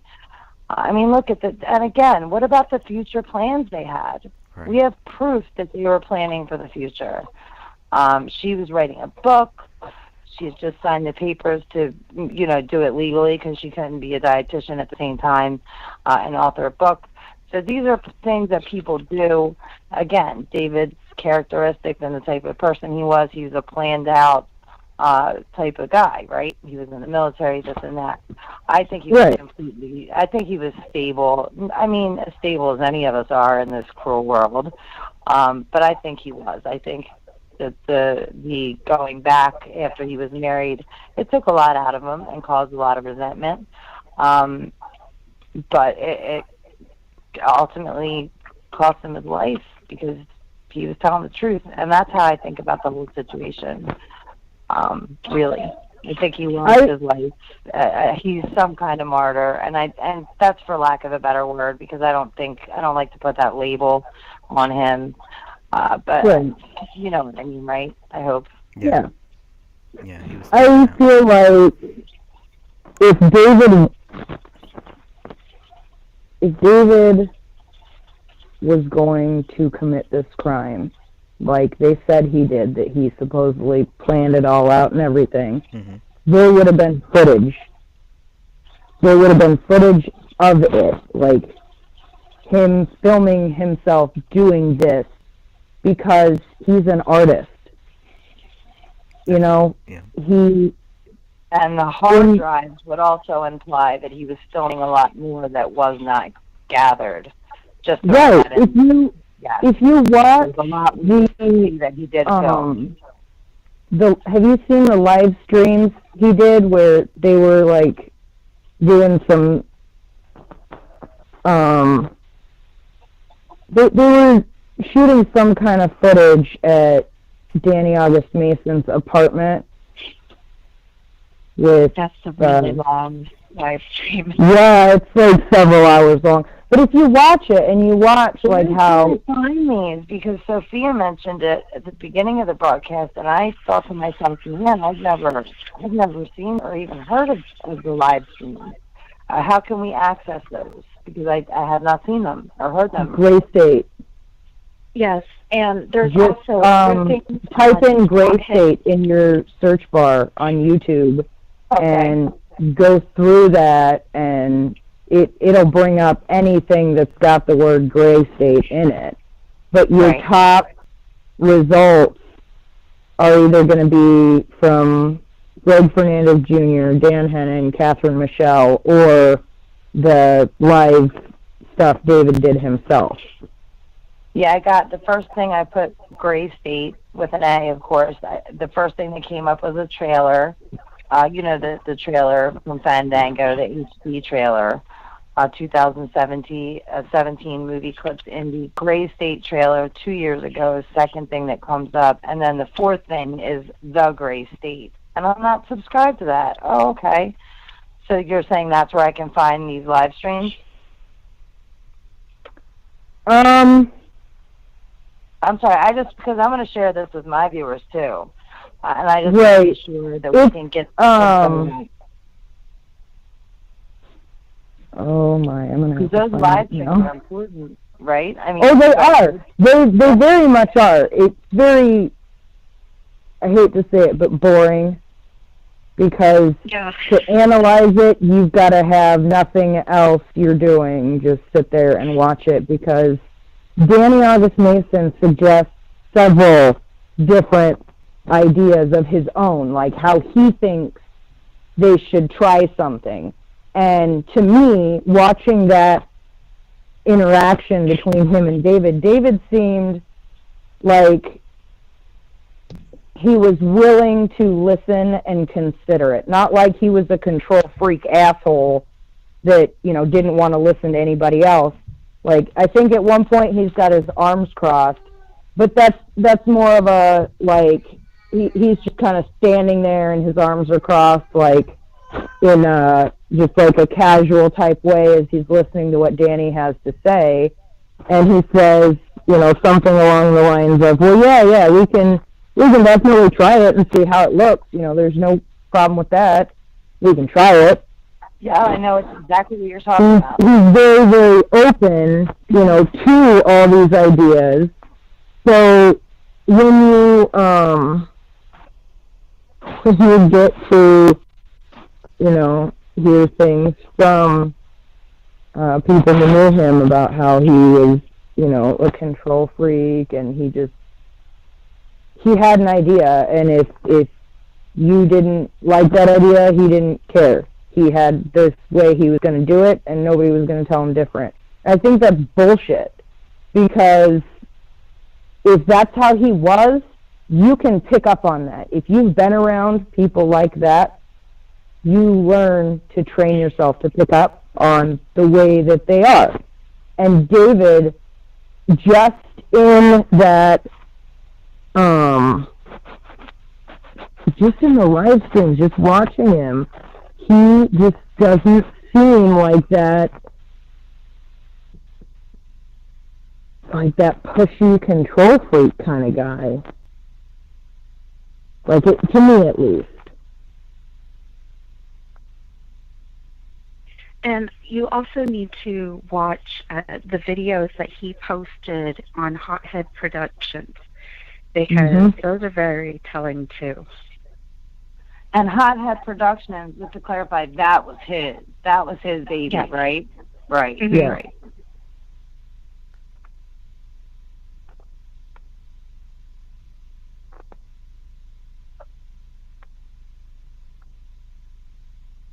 I'm trying to find the live stream so I can send them to you, Ellie. That's what I was going Thank through. you. Thank you. Looking Or maybe Greg could put it in the chat, or however you want to do it. Yes, please. I appreciate it. Maybe if I just go to my recently watched. Let me go to their channel. That would be the easier thing to do.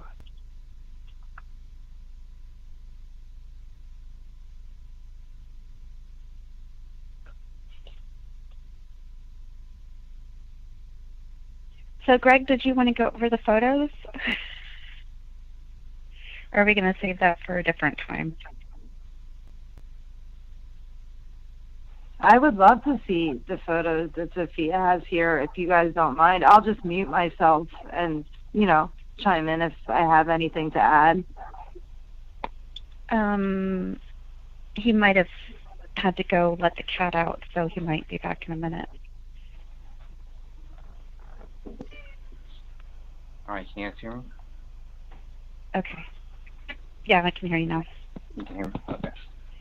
Yeah. So Can I go ahead. I'm sorry. I just wanted to say hi to Bigaman.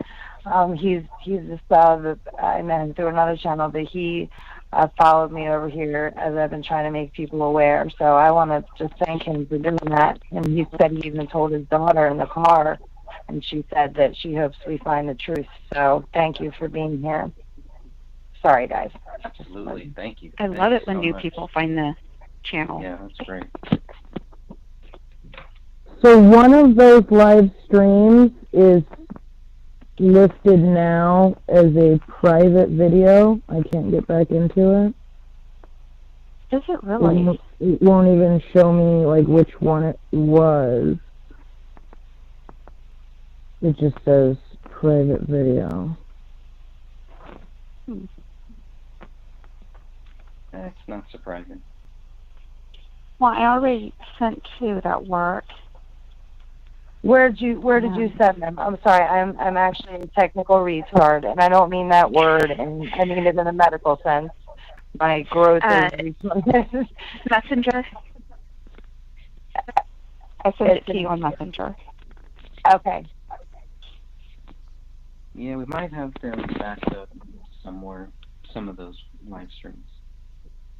I see, I got it. Okay. Thank you very much. You're the best. You are the best. And I mean that. Okay. You are something special. Oh, thanks.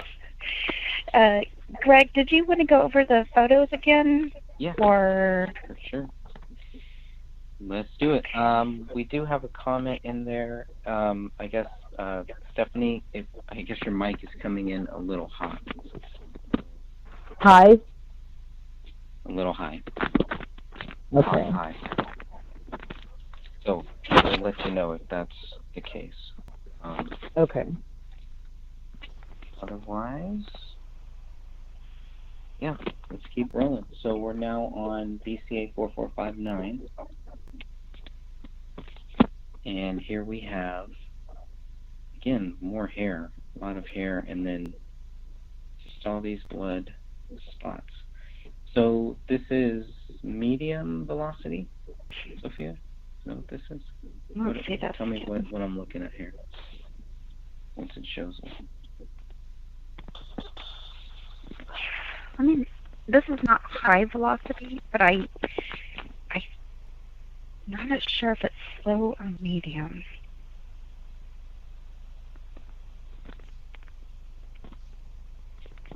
I'm typing it in real fast. Okay.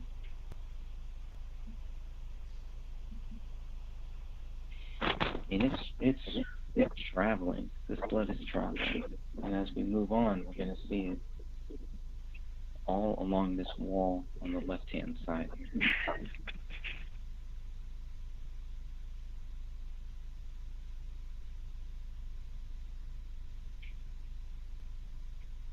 See, it's like they're That's a showing really us as good, low and medium too.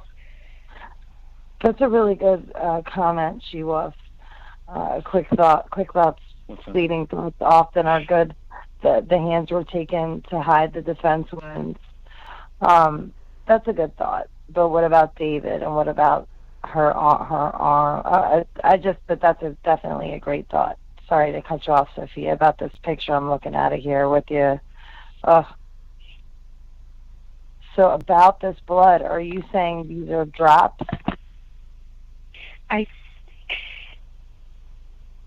Oh. It's not high velocity, but it is not quite medium either.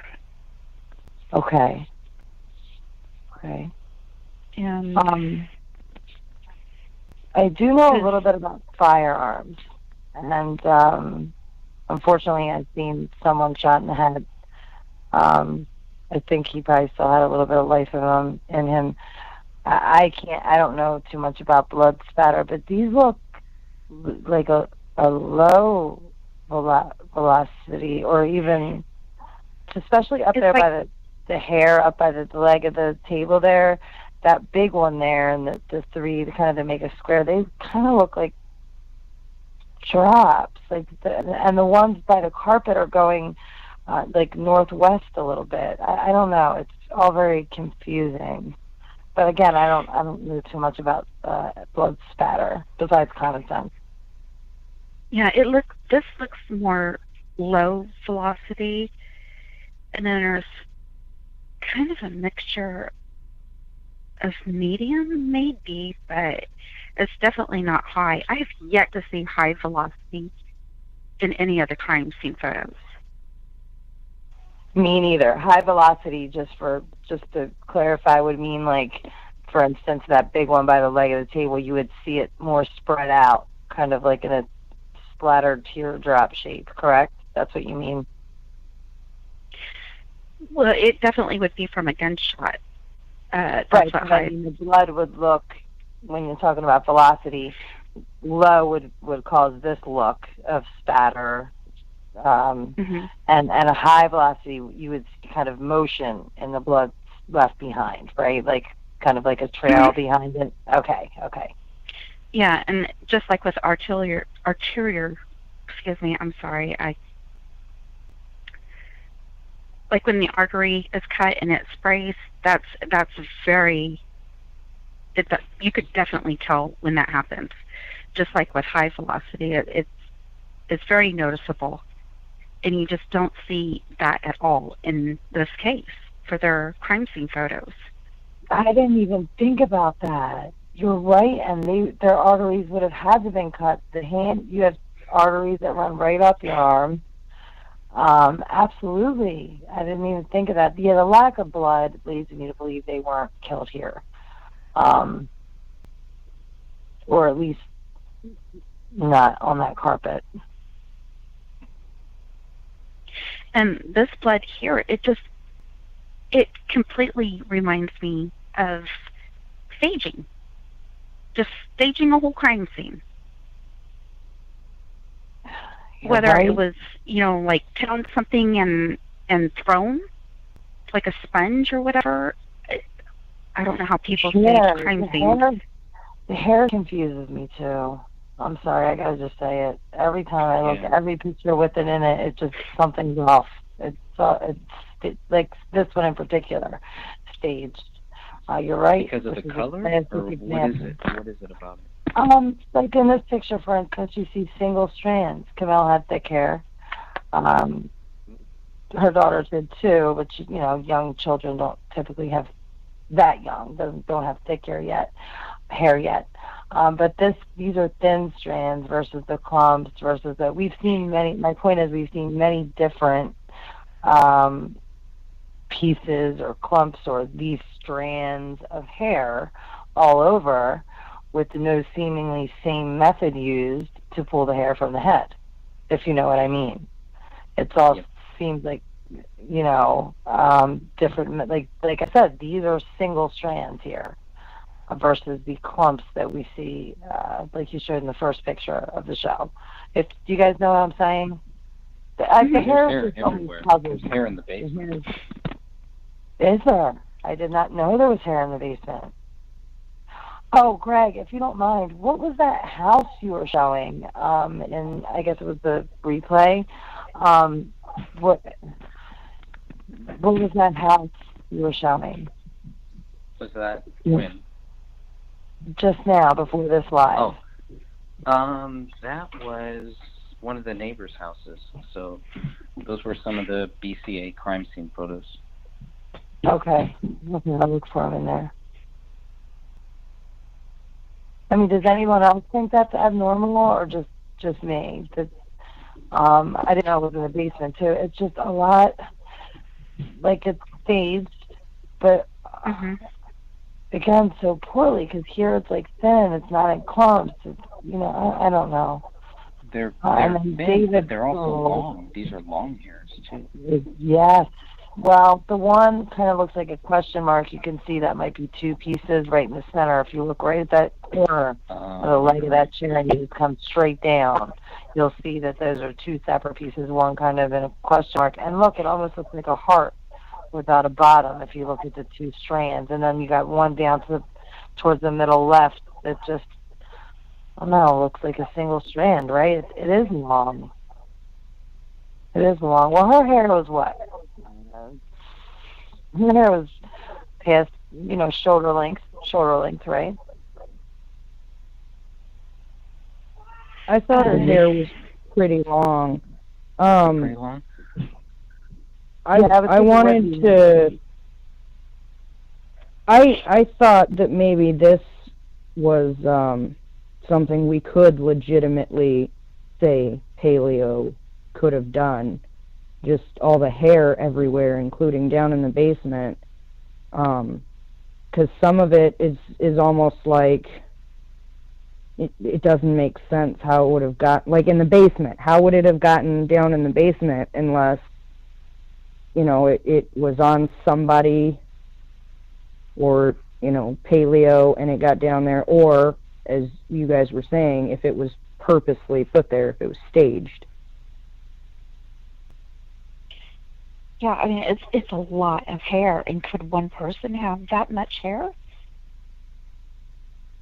I mean, the problem is we don't have a picture of the autopsy for her.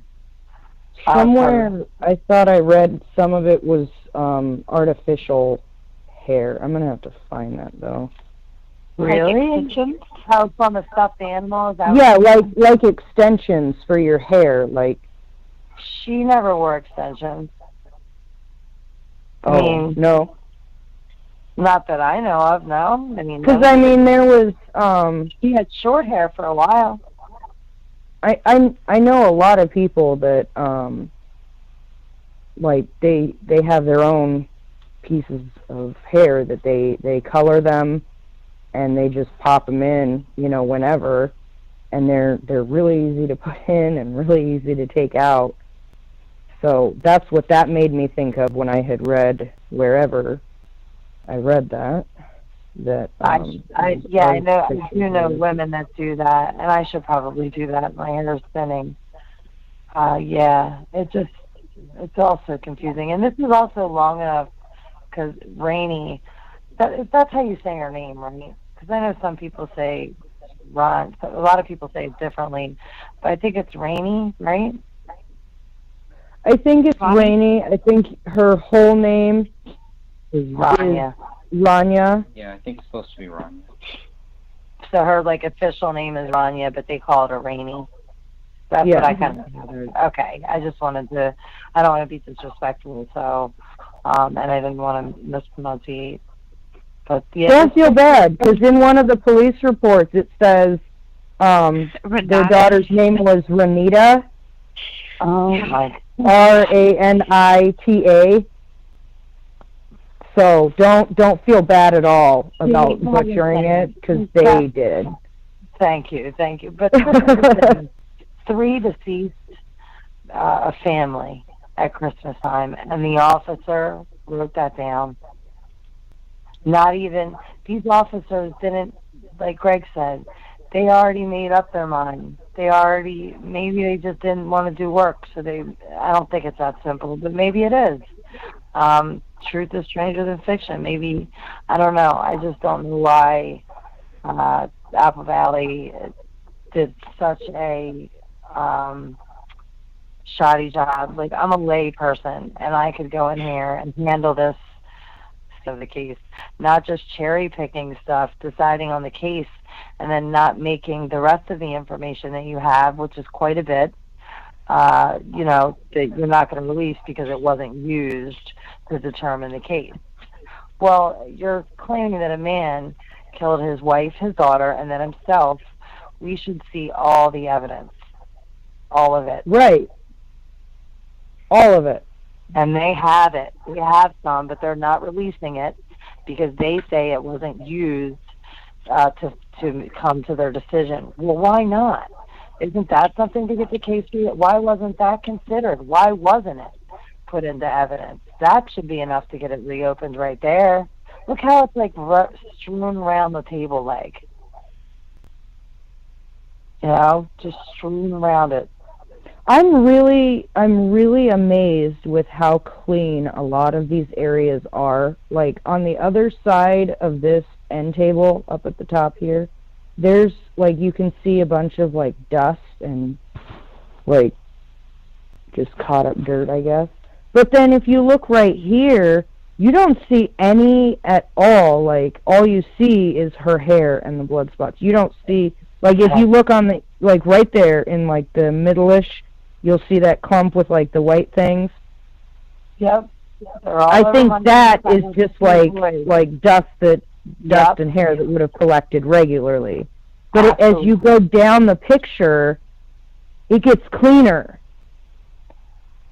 It gets cleaner, and that's just under weird. A table, Right. You're absolutely right. It's under a table, which, again, I have 2 boys, 3 if you count my husband. And I do. Right. Like the window, Sophia had pointed out in one of our other calls that there should have been, like, smudge marks all over that window. If not fingerprints from Ranny, then smudge marks from Paleo, definitely, and, like, scratches and whatnot. There should definitely be some blood spatter on there, but that window is amazingly clean. It's just odd, the places that are dirty, and you can see where it should be dirty, but it's not.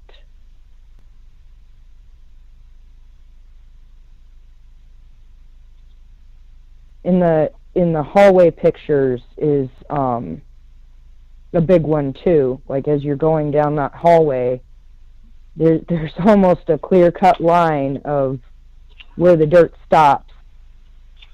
Like, everything before that was cleaned, and the rest of it was, like, not. Right. Like, all this makes me think of Sophia's experiment she did with the blue paint. Mhm. And that one part with the luminol or whatever, something luminol-esque, some kind of thing that they sprayed, and that one part to the left looking like as if it was smeared. And Greg had mentioned it was almost like a trail of breadcrumbs. Maybe not that mark. Maybe I'm taking that out of context. But look at that. Now, if I could just make a little bit of announcement, I don't know, I'm assuming that most of you have seen it. Dan Hennon's video, where he acted things out. He said just to get a picture of it. Yes, the visualization he did. Yeah, from that video, he suggested that if someone could do it, and I believe that I'm able to, take that caliber gun and do a test. Well, he suggested a coconut, but that's you would need like a pineapple or something denser to see about the hole in the ceiling, and if a bullet point, hollow point, would expand, because hollow points are tricky. And I do know a little bit about firearms, so I think that I am able, with the help of my Grunkle Jim, to do that experiment. And I'm inspired, of course, by Sophia's experiment. And I wonder if it would help, but just do set up 3 of them and see if that hole would look, because that hole, I mean, that could get the case reopened. The fact that it wasn't there. I mean, there's so many things with that bullet. Of course, it had its DNA on it. Like, yeah, it would be great. That would be great. Yeah. Can you film that while you do that too? Absolutely. I would absolutely film it. That would be great. I don't know when. I'll probably wait. I'll wait for warmer weather, but it will be filmed. Yes. Yeah. Yeah. And let's kind of figure out where they are saying David shot himself from. And right. Awesome. Yeah. The trajectory, all that. I'm on top of it. I'll probably wait till the warm weather because of where we would have to go. Hollow points and typically setting stuff up like that, passing the red line at the county range or even private ranges is discouraged. But he being an avid and a local, I think that we've found a place, and the .40 caliber of the same brand, and I think I know we're gonna do it. And probably when the weather breaks, and I definitely will film it for everyone to see. I don't know how much it'll prove, but it will show if it opens, and we'll at least have pictures to look at on drywall of that caliber gun shooting at that angle with his left hand, and see what happens there. And if anything, it's always. Sorry, go ahead. No, I think it's great that she's going to be able to do that. Thank you. Yeah, and if anything, it'd be just a good example. Because I do not think that bullet would have had enough velocity if it was David's bullet that killed him. There's several issues with that. I don't think that it would have had enough velocity to puncture the ceiling and get into the attic. Also, it supposedly would have done a U-turn, and I just don't think it could have done any of that. The old, oh, don't worry, it's just a U-turn. Yeah. And then, if David was moved, then we have the question of who moved him. So there's I think a lot of variables. I think all 3 bodies were moved at least once, if not several times, 3 times. That's just my opinion. I think you've got to get that shot of where they say David was. Somebody thinks, and somehow this got spread. It started as a rumor, and all of a sudden it's just fact. But David was on his knees, and he shot himself. So knowing where that living room is and knowing where he would have to be if he's on his knees and he shoots himself, there's no way that he's going to end up how the body is found. Exactly. If he was on his knees and he shot him, he would be straight back with his knees still bent or face forward. Right. So how would he have to fall? Or where would he have to be in order for him to fall and land the way that he did? Taking out the variable of that dog. I get what you're saying. Didn't do anything, So that's why it's going to be good if you're able to do 3 or 4 tests from different spots based on different theories. I think that's really going to help us a lot. Yes, and if anybody has any ideas that they think they should be added, like a 4th piece of drywall for a different angle or anything, please let Greg know or email me directly, because I will be doing it as soon as the weather breaks. I'm up here in the Northeast, so it was 25 degrees this morning. That's cold. I'm sorry. It's 55 here right now. The weather's crazy, but that's a whole other show. We've got I think it was 24 earlier today. Wow. It's ridiculous. Oh, it's to nice say here the in least. California. Oh my gosh. My dad will video chat and he'll go, "Hey, you see that thermometer over there in the shade? What does that say? Is this the 85 in the shade?" While I'm sitting here in like 3 coats and snow pants and heavy boots just to come outside. All right, well, we are looking here at BCA 4460, so this is just a close-up image of that other one. So this kind of gives us, let me go back to that one. This gives us a closer view. And again, the floors are remarkably clean. The floors are remarkably clean. For, you know, I mean, I think right here. Well, considering that there was like a lot of dust in the house, this is very clean. Yes. Yeah, that's what I'm saying. I have There's certain already- spots that it's like it was wiped up prior to, you know, whatever being put there, because that rug right there should have a buildup of dirt and dust right there on it, and it's not. There's like, it looks like this was cleaned right before the hair and the blood spatter and the casing there went on it. Well, my mind goes crazy places. I need to look at the basement again. I need to take care to look at each of those pictures, the tubing. I mean, my mind has gone crazy places over the past year. But the basement and the Paleo's excrement being more down there, and the fact that they did keep Paleo down there, and the door was ajar, the sliding glass door. It just, I don't know what happened. But perhaps since this is so poorly staged, we have to consider, of course, that it was poorly staged on purpose. Right. Perhaps these weren't as unprofessional and not thought out as the scene make them look to be. Maybe it's purposely sloppy because it was done so meticulously with this much going on. I'm suggesting that perhaps maybe they were held for a period of time before whatever happened, before their deaths. And that's a very good possibility. There's a bit of time missing there from last comms communications to you know, how long they were actually dead, which I believe was probably 7 days.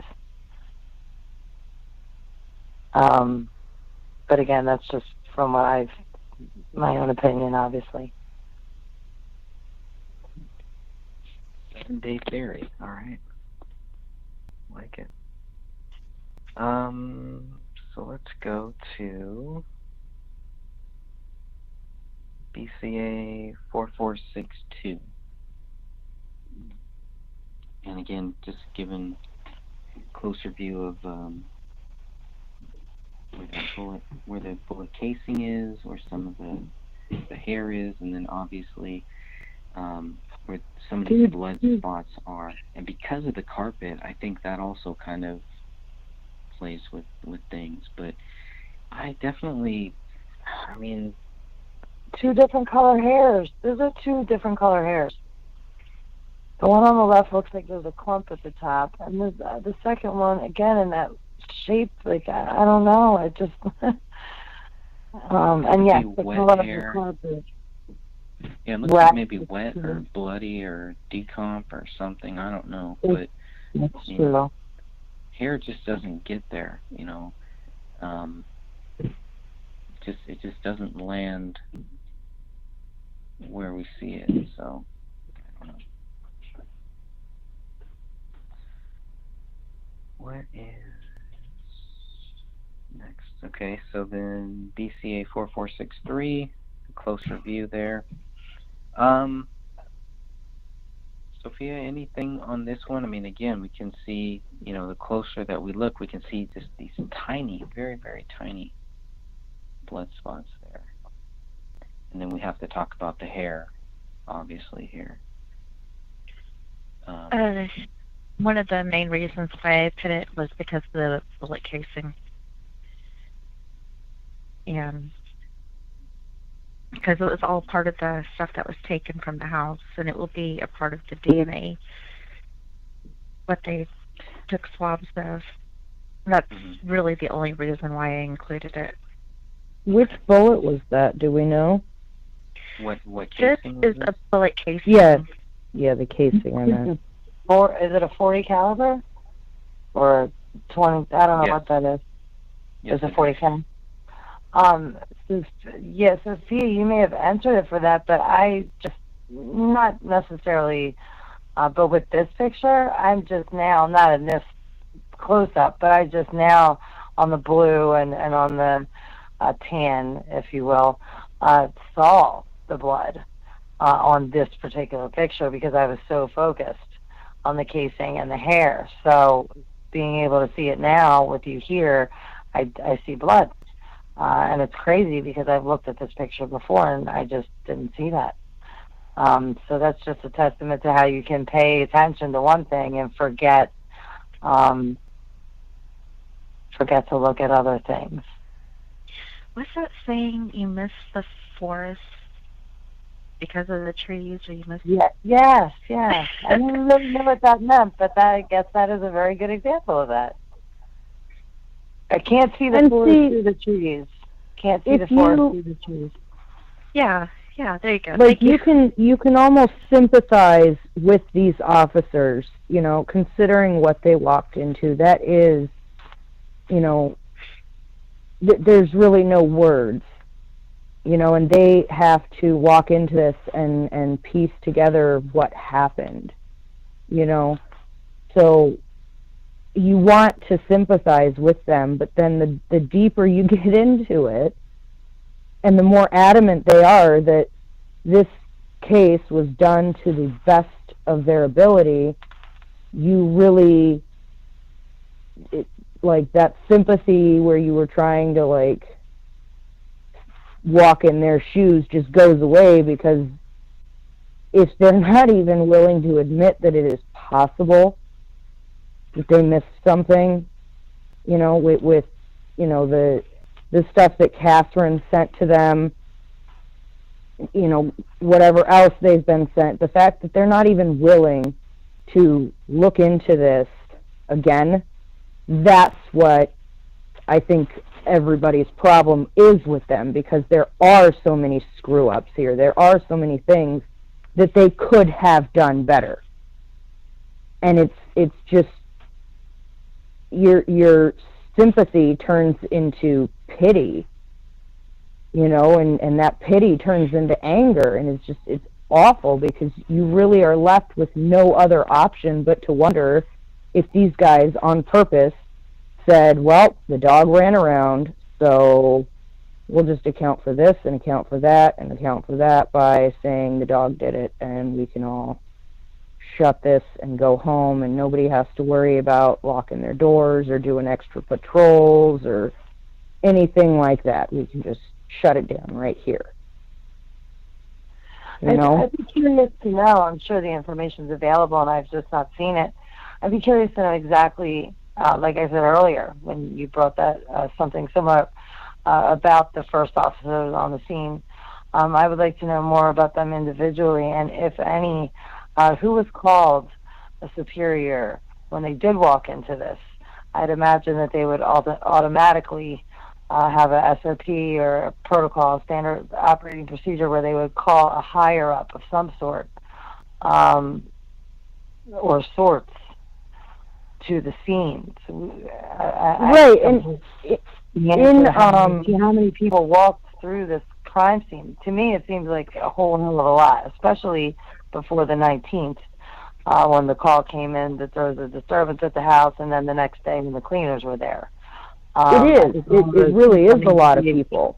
They all need to be examined. That's another reason the case should be reopened. None of these people were properly, non-biasedly, from an outside agency or just, you know, with any kind of validity, interviewed. on Greg's website and on the Facebook page too, in the files, you can get the police reports and look through them. There's Detective Brian Bone and Tommy Booth. There's a captain and a couple other higher ups, I guess. But if you look through the actual police reports in the files on the Facebook page and on Greg's website, you don't even really have to download it. You can just scroll right through it on your phone or your computer, and they're definitely worth the read if you sit down and do it. There's a lot of information in there to take in, so definitely pace yourself. But there are so many things. I think it's a little too late for that. I kind of went ham when I first, about a year ago, and I did look through it all, and it affected me. Like Greg said, I'm not going to get into it, and I know it's affected people way more than me because I don't know that much. But yes, thank goodness that there's this information to look at. That's just, I'm so grateful for the work to get the information we do have. I just wish we could get the rest from the AP, the Apple Valley Police Department, because they are holding evidence, and that should be illegal. But I guess because the case is closed, it's not. Is that right, Sophie? I think you would know that. Yeah, the case is closed, and I can understand, withholding photos of Ronnie because she's a child, so I can understand that. But, everything else I'm having a problem with. Releasing interviews, why are we having an issue with that? I mean, I got it in another case from Apple Valley. I got interviews. So what interviews do you mean, Sophia, if you don't mind? Like, who should they have interviewed that they did? And what interviews do you mean? They did recording, excuse me, they recorded interviews of, like, Kamel's sister, friends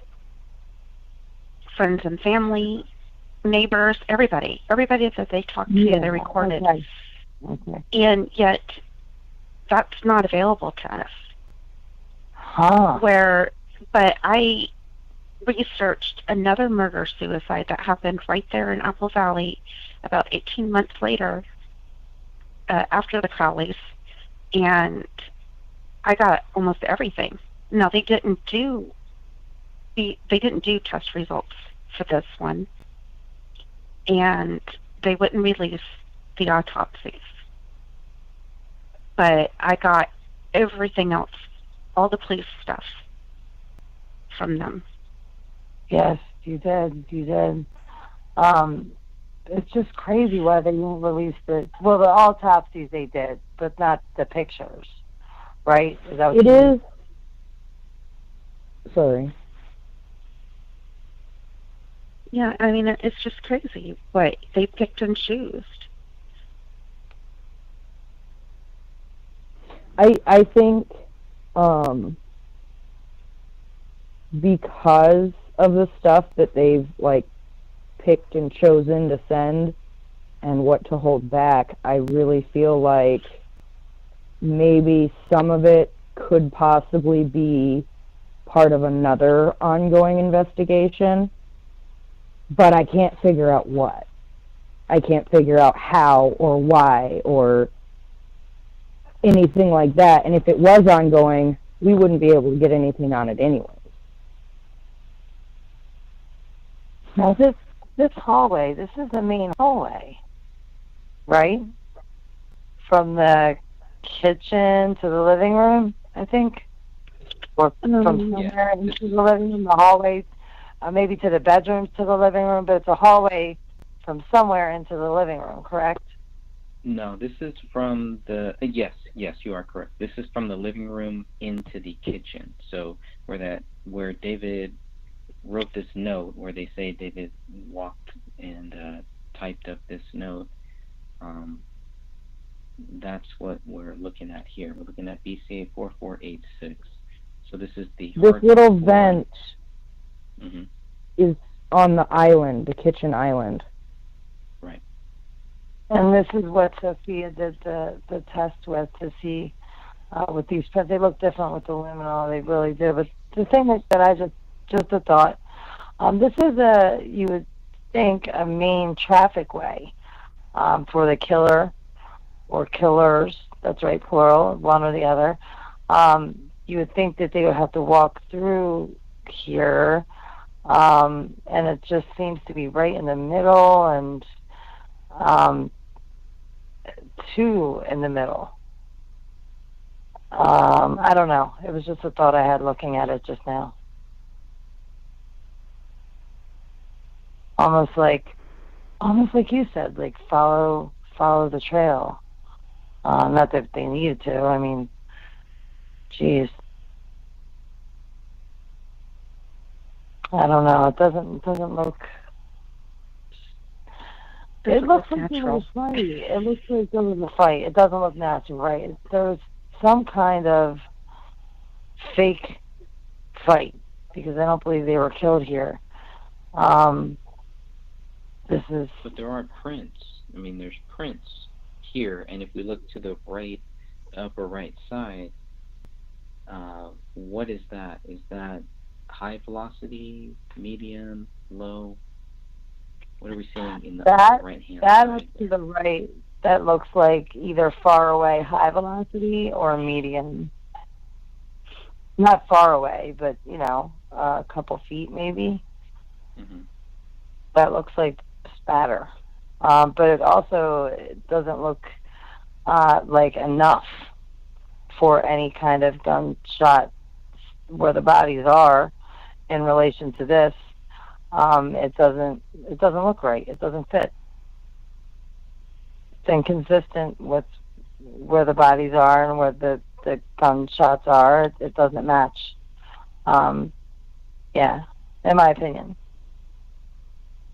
It's a pretty big leap from where these feet are too. I think that's from where you see these feet here to the right side of this image is where the carpet is. It's a pretty big leap for this many footprints, bloody prints here. Right. And then you have, if you look at this, I'm going to focus in on this dark spot. Because later on, once they spray a chemical, and then it kind of shows that there's some blood marks that look like they were wiped up or something. I'm wondering if that's where this black mark is here. Wondering if that's Do we know what chemical was used? Was it luminol? It looks similar to luminol. It wasn't. So it's a mono black? Yeah. It was a mono black. Okay, because that does make a difference. I don't think luminol would make. Are you talking about that little black spot right there? Yes. Below the knot in the wood. Mhm. Huh. Do you have a picture of the? I'm still not convinced this is a foot. This one, by the black. One of them looks like a kind of a side of a hand with the luminol, and then it's so hard to tell. Purposely so. Yeah. I personally, after doing that experiment with the paint, they would have had to have wiped up anything else, because for you to walk with that much on your feet is extremely slippery. Yeah, So, where's the rest of it? Like you said, they would have had to clean it up. And you do see that smear, like something was smeared, implying maybe they cleaned. Yeah. but they probably braced themselves against that wall to study. So there would have to be DNA or fingerprint, something on that wall right there. But how did they make it to there without slipping? I seriously had to hold on to the wall when I was doing that. I Because know. it was so slippery. I saw it. I saw you. Yeah, you'd have to be dripping to leave this from your feet. You'd have to be. There's not enough blood in the house for someone's feet to be dripping this badly, and no other stuff, unless it was cleaned up or this was placed some other way. And the other thing to know nuts on the carpet for them to have to leave those impressions like that. Say that again. I'm sorry, I missed that. There's what on the carpet? There wasn't enough blood on the carpet for their feet to be that saturated. And then on top of that, his feet were clean. It says it right there in the autopsy report. And we see it too. I mean, I think the one picture shows it. I know we don't show that here the first time it was shown, but yeah, I think I've seen a picture of his feet and they're clean.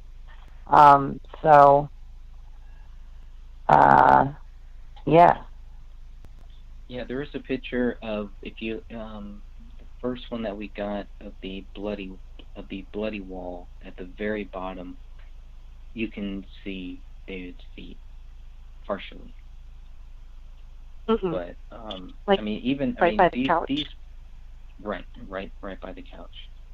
But it just looks so staged. I mean, even if these are David's feet, and I do think that these footprints do match David's feet, I think as we get lower, there's some areas where it does look like fingerprints too. But I do believe that some of this is his feet, possibly, but it could be both. One, they do look different. I saw somebody made a comment. I actually looked at it. They said it's just a comment. They said there's a clip. It's a very odd clip in which Danny August Mason did a short film, if you want to call it that, with Robert De Niro. And there's the part where they're taking him into jail, and they said, take a look at his feet. They could be his feet, and he does have some big, odd-looking, bigger, long toe. I'm just saying. I'm not saying he did it. I'm not saying anything like that. This is just a comment. Someone led me to an odd video that he was in with Robert De Niro. The video was very odd, and you did see his feet, which I thought was also odd. Just throwing it out there. Hope they didn't look like this. But these feet have to. Go away.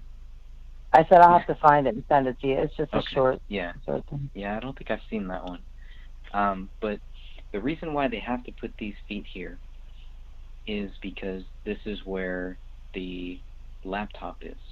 So, and it's weird that they're just here. Yeah, I mean, they should be everywhere. And there were people that were telling us that David's footprints were all over this house. Obviously, we know that's not true. This is it. Why are they just here? I mean, even if this is David's feet and it's him doing all this, it should not just be here. Look at how thick this is. Yeah, where's the rest of it? There should be more. Not only should there be more, but if it was David who did it, it would have been on his feet. And his autopsy report would not have said his feet were clean.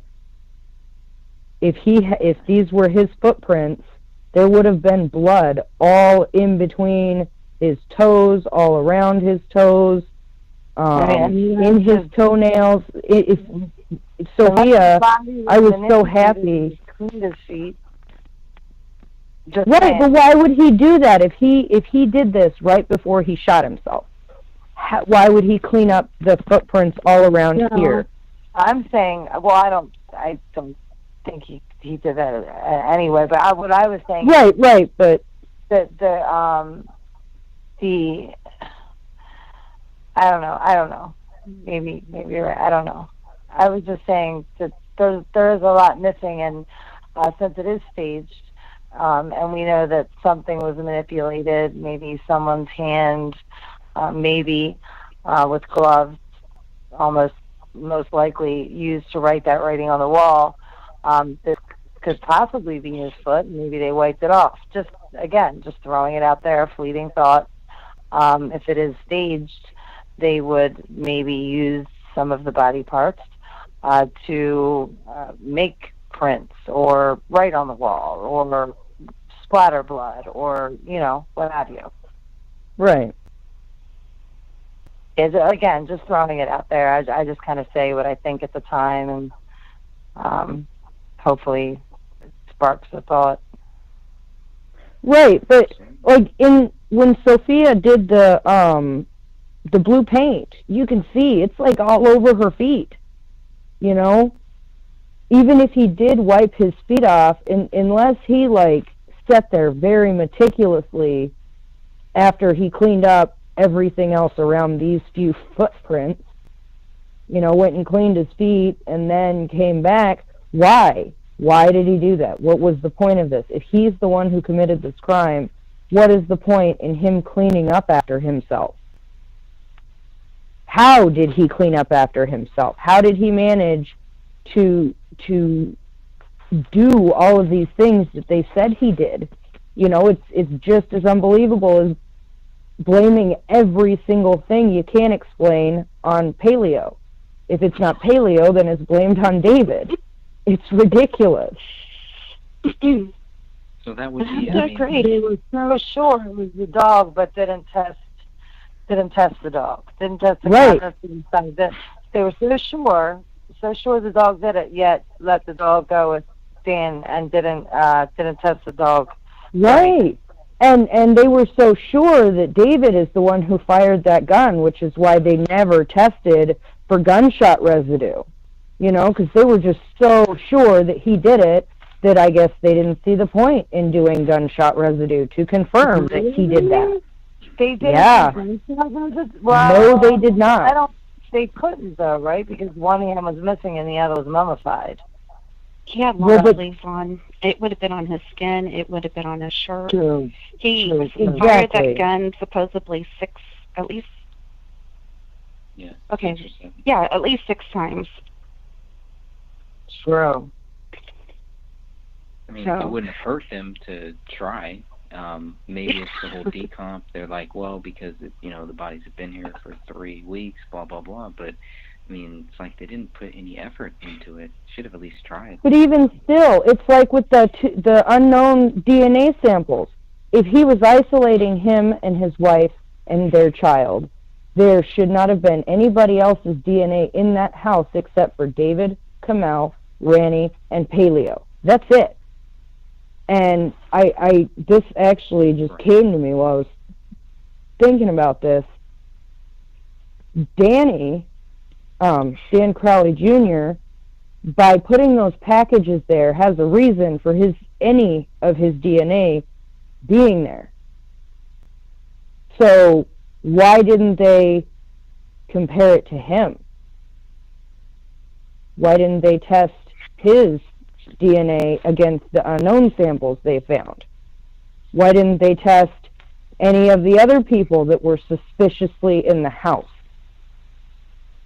against that unknown DNA? They didn't do anything with it. They just said, oh, well, we have a mixture here of this many individuals, and David, Kamel, and Ranny can be excluded, or, a jumble of those terms. But they didn't even look into whose that was. That's laziness, because if he was isolating them, not letting anybody else in, his Kamel's and Ranny's should be it in that house. The lack of DNA, the lack of David's DNA, the lack of David's fingerprints. It's just extreme staged.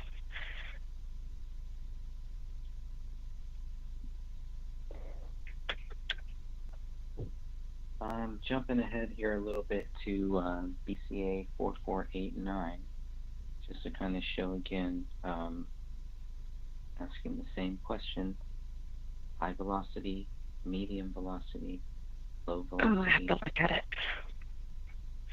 What am I looking at here in the upper right corner at the edge of this carpet. And who could this possibly be? The only other thing about the footprints, the last thing that I would just want to say on that is it kind of, from their view, it should give them a clear timeline of when this happened, right? This should have happened last. So the last thing that David should have done, according to their theory, according to what they have here, should have been him walking up to the laptop, writing, "I have loved you all with all of my heart," not signing it, not letting people know that it's David Crowley that's writing it, but just that message is typed there. But the problem is we have the other message in the office bedroom that he writes, and there's no footprints or anything like that leading into there. So that would have had to have been done first. Which, I mean, it doesn't make sense to write these two notes in two separate rooms. There's no reason for that. Then you have what's written in blood, and then we have all of this blood, and it seems like we have more blood on that wall than we do anywhere else. But we're still looking at BCA 4489 here. Just to see, I'm going to zoom in a little bit to see if we are talking about high velocity, medium, or low. To me, this looks like medium. High velocity will be like a mist. It'll be a tightly clumped mist. And these are larger. Agree. Yeah, I agree.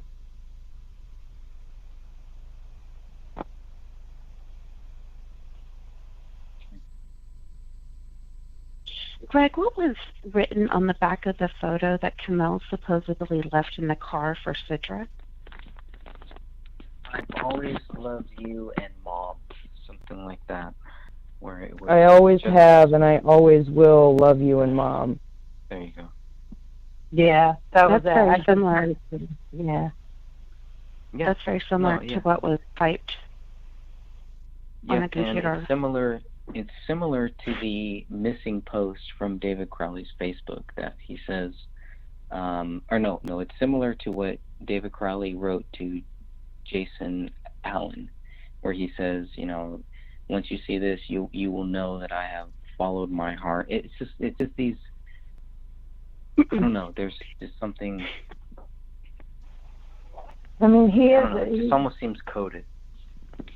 I was just going to say that. You have to think he is no, it's great that he's a writer, you know what I mean? And he's also a soldier, military, but yet I was wondering, just before we get too far, is that carpet, that corner of the carpet, where she was just talking about the velocity of the blood spatter, is there blood on that corner of that carpet? Or how much is it? Do we have a picture of that corner? There is some, but it's very faint from the Because it image. doesn't look like there's a lot any there from that one There corner. isn't. But Right. Okay. There isn't a whole lot, but there is some. Okay.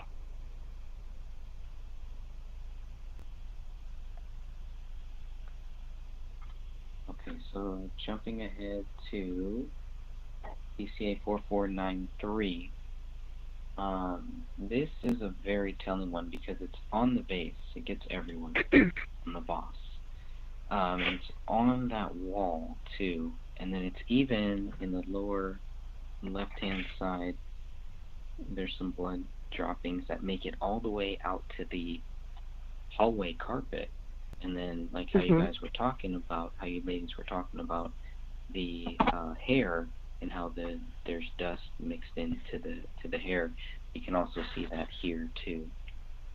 But And see, this is a mixture of more. Oh, sorry. I get fixated on the photo and I just don't even hear anything else. It's a mixture of low and medium for this photo. This is definitely not high So it's almost like somebody was hit, or there's no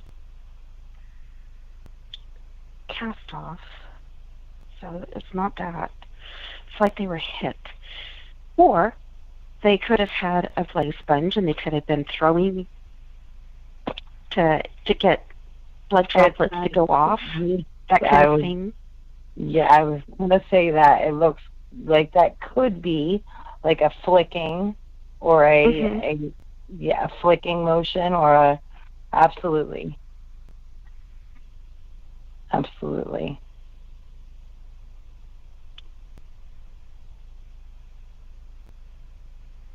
Yeah, I'm just going to kind of zoom in on those because that is curious against that wall. And barely on the base. We're going to look at the hallway. This is BCA 4494. So you can see how far that blood travels. That's far.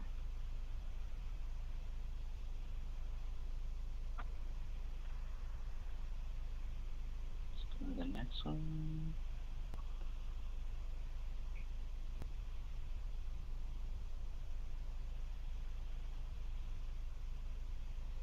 Now, this is BCA 4555. This is the sink in the master bedroom.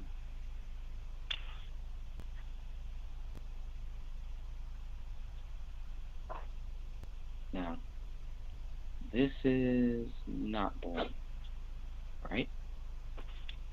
It's not labeled as blood. It's not mentioned as blood, but looking at it, like blood to me. I don't know. Is this the sink? Yes. Because it hasn't caught up to YouTube yet. I don't know. Some people have said it looks like hair dye or that it looks like bong residue. Never smoked pot, so I don't know what bong residue looks like. Yeah, I do, but not like that. And also, there was no cannabis down in their system, so, and they would have cleaned it up if it was, there for that long. I mean, right? Just saying. Mm-hmm. It does look like some kind of residues shortly, some kind of flaky almost, maybe dried fluids, blood. I mean, it's not even mentioned. Maybe throw up. I was thinking, well, maybe somebody threw up blood or just had a bad. No, I didn't think of that. Had a bloody nose, but that would still be blood. They don't mark this as blood. What do they mark it as? Nothing. No, it wasn't marked as anything. Yeah, they don't even mention. Are you kidding? No. Oh my gosh. If you hadn't seen that literally photo, something. you wouldn't even know that it was there. Go ahead.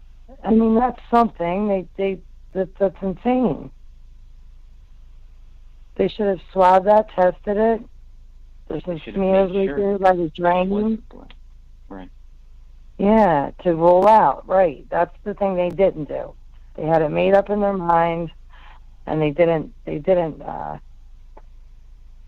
anything that they were supposed to.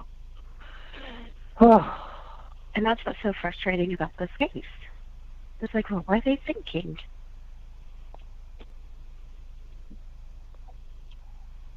That's BCA 4555. Okay, Sophia, the next one you have here is BCA 4672. Tell us about this one. Okay, I'm not sure which one that is. I'm on YouTube. This one is the basement. So this is a photo of the where the bullet lands in the basement. So this is that was just 45. That was just because of the bullet. And this might be to show that there was no blood. Yeah. And that bullet actually didn't have any DNA or blood on it. Right. I'm And now, which bathroom literally is it? preaching to the choir right now. Yes, yeah. This isn't the one with the glass sinks that Rainey used and the double sink. Is this the basement? Is this the what sink is this? Oh boy, there's this. That was the master bedroom. Okay. That was okay. David's master bedroom. Got it. Yeah, there it is.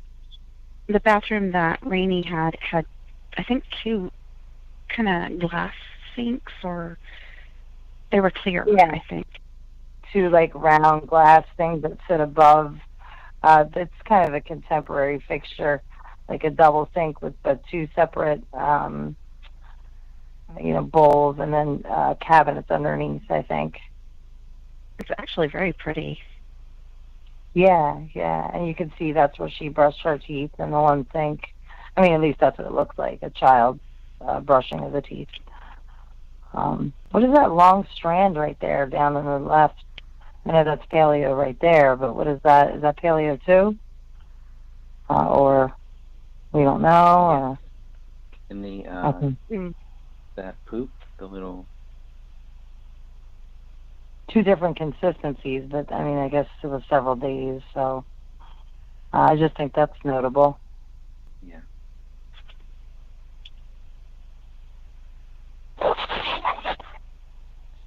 All right, let's just go through a few more here, and then we'll wrap this one up.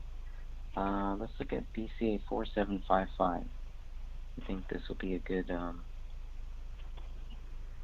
place for us to stop here, because this one,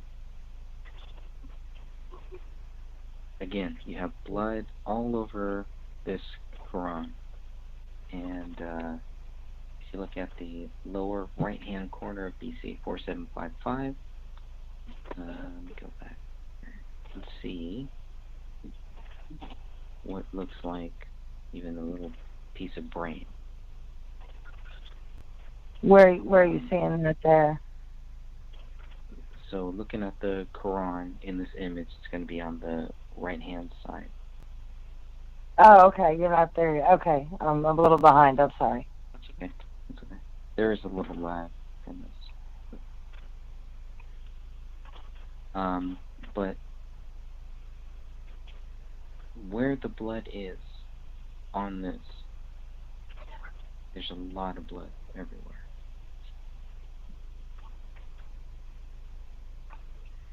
I'm just going to go to the next one to kind of zoom in on that little piece there. And then you can kind of see where David's hand is. But, I mean, the book is opened. And this is another reason why things look staged. And here, Exactly. other pieces open, but there's a piece of hair conveniently right in the middle, strewn in the middle of the page. I'm trying to. Why would the book be out, bloody, open? It's not like they were sitting there. According to the police report, they weren't sitting there reading the Bible. They were looking at their devices or a movie, and David came in behind. So this is a complete confirmation in my mind that it was staged. This isn't mentioned in the 911 call either. I mean, maybe that's not really relevant, but it's just weird. Well, if Allah Akbar is on the wall, it might be relevant. If Allah Akbar is on the wall in blood. Should be. Yes. But, I don't know. That's odd. That's very odd and disturbing. Maybe not the 911 call, but this is evidence, right? Yeah, I mean, this is closer to the window than any of the three bodies. Right. And this is very close to where the gun is, but now this may seem like a stupid question, but where is David's skull? Is there a separate book that his skull is on, or how did his skull get moved onto this book, or what happened? Is there two books? I'm confused. Well, there's pages. So there's a bunch of pages that are ripped out. And Okay. So, that was the other thing. Were these random pages that were ripped out, or is there purpose to them? You see this one page, skipping ahead to BCA 4756, where the page is actually folded. You know, you don't see that too much. The page is ripped a little bit. And then in the bottom, you can see David's, this would be David's left hand pinky finger is what we're looking at here at the bottom here. That's kind of blurred out.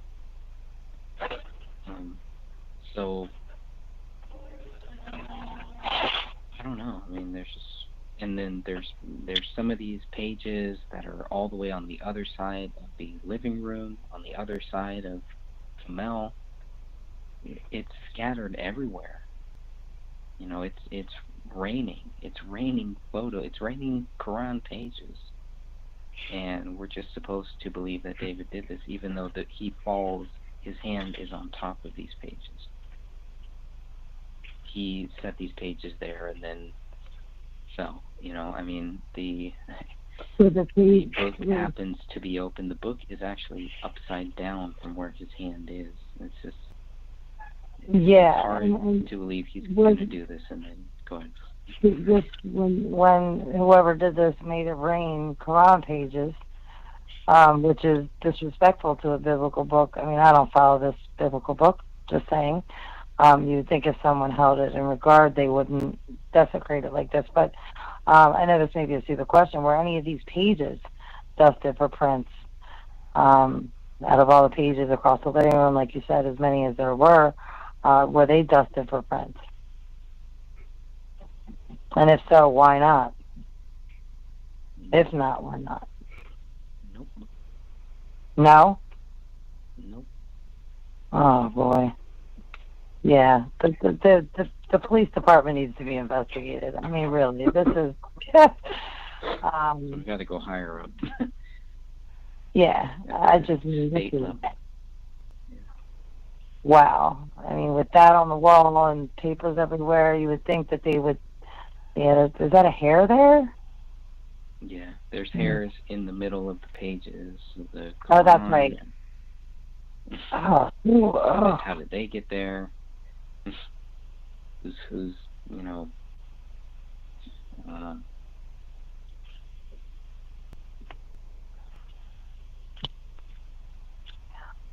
I mean, I don't. Then we have the shawl. So if we go to BCA 4761, we have the shawl there. And from every image that we've seen, this was white. So, again, the shawl could was a white lot of the and black. blood, could a lot of the missing blood be here? On the shawl.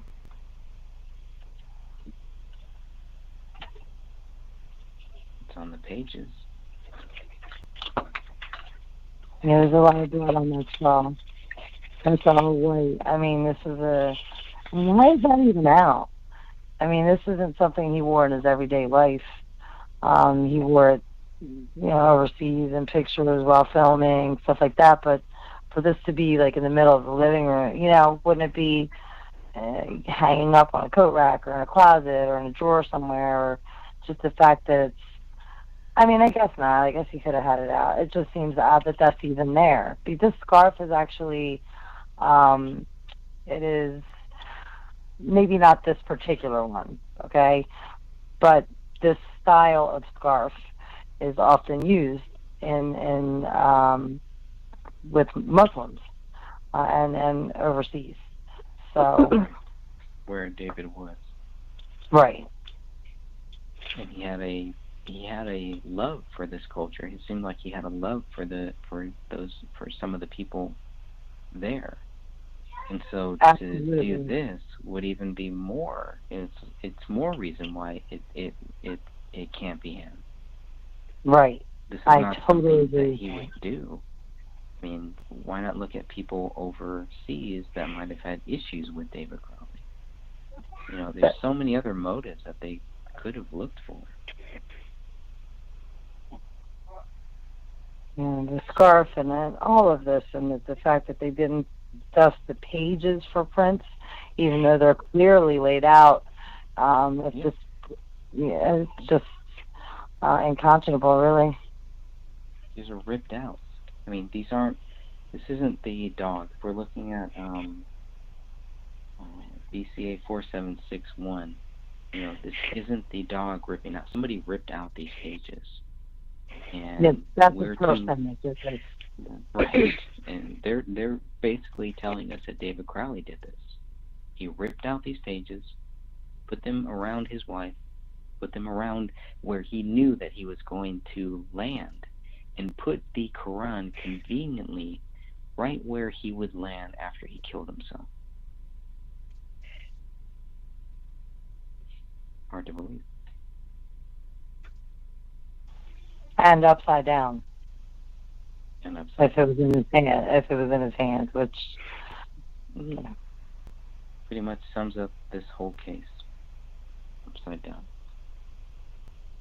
True. Even if you look at BCA 4762 and you look at that little bone to the left of the number 6, look at the Quran page there. Look at what that reads. I mean, what does it say? I'm sorry, I can't. It says true. TRUE. That's what Oh. you see there. Okay. And it's just a lot of weird, creepy things, stuff like that. But there's just way too much here. These investigators know better. There's no way that they didn't look deeper. You know, I mean, I don't believe that. I think we've talked about that. But you know, it's not about all of the Apple Valley. It's not about all of the investigators. It only takes a few at the very top to just make sure things go the way that they want them to go. Whether they're a part of the crime or a part of the cover-up.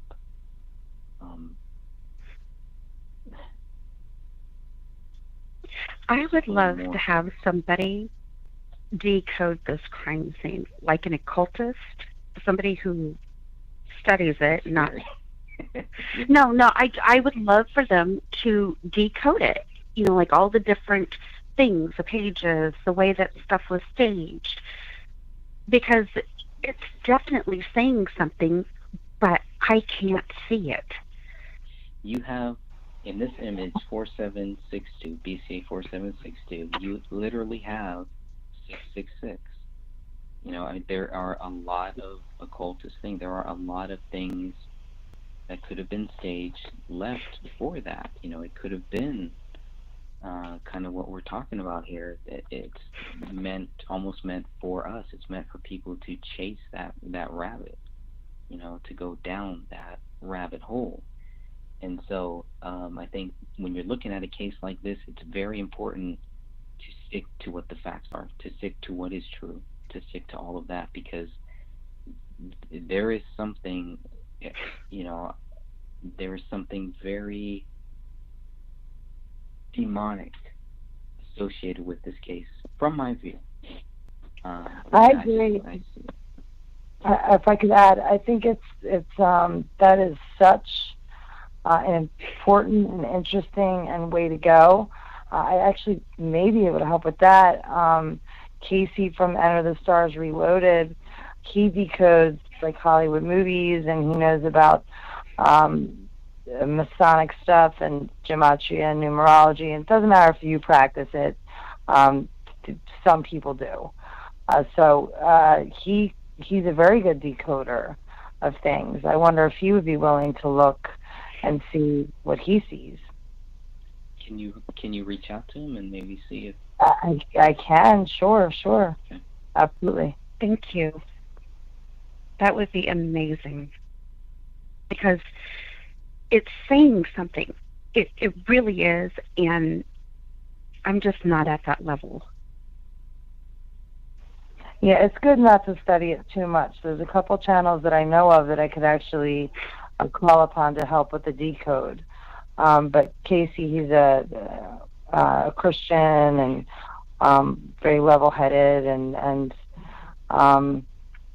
he knows about the occult, and yeah, that's a very good idea. I mean, it's a great idea.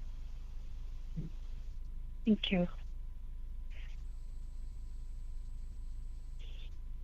All right.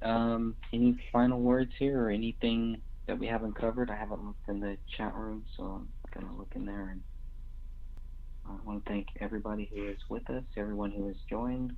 I missed a lot of people's names. Sorry about that. But There's a lot of latecomers too. yeah, which is good. Like that. Sounds like me. Well, I just want to say thank you guys for having me on. I really appreciate it.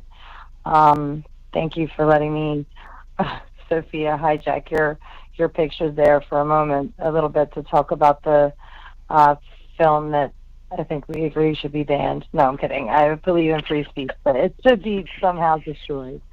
So I do appreciate being included. And Beige says the entire spiritual element is crucial in this case, and I think that that's true. Obviously, whatever happened here, they're trying to make it look like a spiritual thing, and most likely was in some ways. So thank you all, and thank you to chat, and I'm going to share this as I've been sharing your work, Greg, and your book and all that. So thank you all for having me. You're welcome, and thank you for coming on and sharing your views. And thank you for keeping this case alive on your YouTube channel. Yeah, that has been a big help too. So thank you for that. What is the name of your YouTube channel for people that want to check you out? It's okay. They could just tap on my icon. It's ELLE, my LLE, 1978.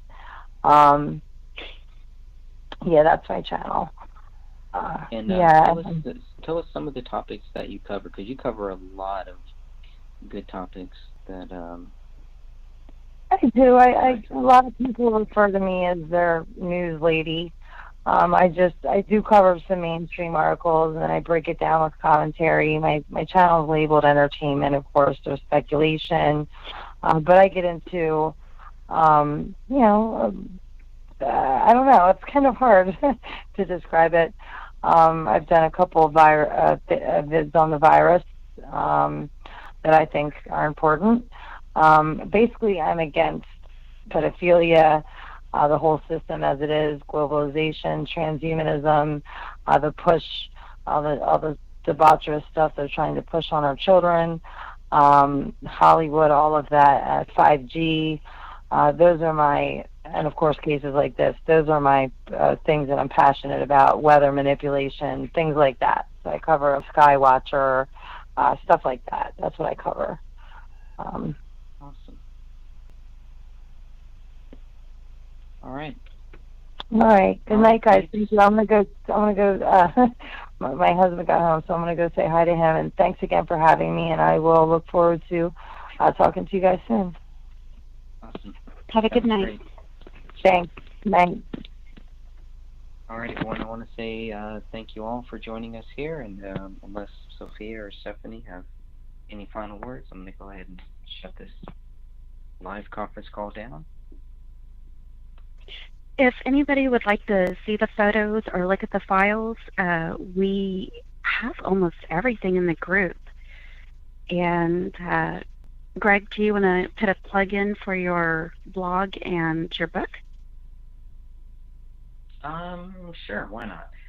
So if you go to thegraystage.wordpress.com, you can download a free version of the book, The Gray Stage. And we have a new podcast that we've just started. We just started going on that. Mostly it's on our Spotify channel. So again, if you just search for the Gray Stage Podcast, that should come up. We haven't made it to iTunes yet, but we're making it to all of these other podcast platforms that honestly I've never heard of. So I don't know. But the goal is to spread the word as much as possible. So I understand, I'm not going to ask people if they want to find this data. I'm not going to ask them to pay for it. That's why we have a free PDF that anybody can download. Everything is sourced. You'll be able to find those sources. You'll be able to look at all of the different facts and all the strange things surrounding this case just to get you started. That's all it is. That's all the book is really made for. And that's all I got. Sophia, do you have a name for your podcast yet? Because your podcast No, not is yet. going to be on, your podcast will be on Spotify too. And we'll definitely be posting that into the Justice for David Crowley and Family Facebook group. Thank you. Yeah, I think I'm actually going to be posting it to YouTube too. Nice. Once it starts, I should be putting the first one up in a couple weeks. Cool. And hopefully you'll be Sounds joining me back for that. Oh, definitely. Yeah, definitely help. Whatever you need me to do, if you need me to Sounds great. record anything or whatever. And Stephanie, any final words? You still with us? I'm not sure. She wrote in the live chat, thank you guys for having me. Okay. So, okay. All right. Well, we're gonna be the Gray Stage Podcast number 2 will be coming out on March 1st, and then we're gonna record another one very soon. So we'll probably be back here within another week or two for another live YouTube show, another conference call. We have some great topics that we're going to go over, so I'm not sure which one we're going to choose yet, but we're going to have a good topic, and then, we're always going to have it where, hey, whatever you want to talk about, if you're part of the Justice for David Crowley and Family Facebook group, and if you want to join into this call, we're going to talk about whatever you want to talk about. All right, everyone. Hope you have a great weekend, and God bless you all. Thank you for joining in. Thank you for listening. Thank you for watching. Thank you for all of your help, and keep truth alive. Until next time. Good night, everybody.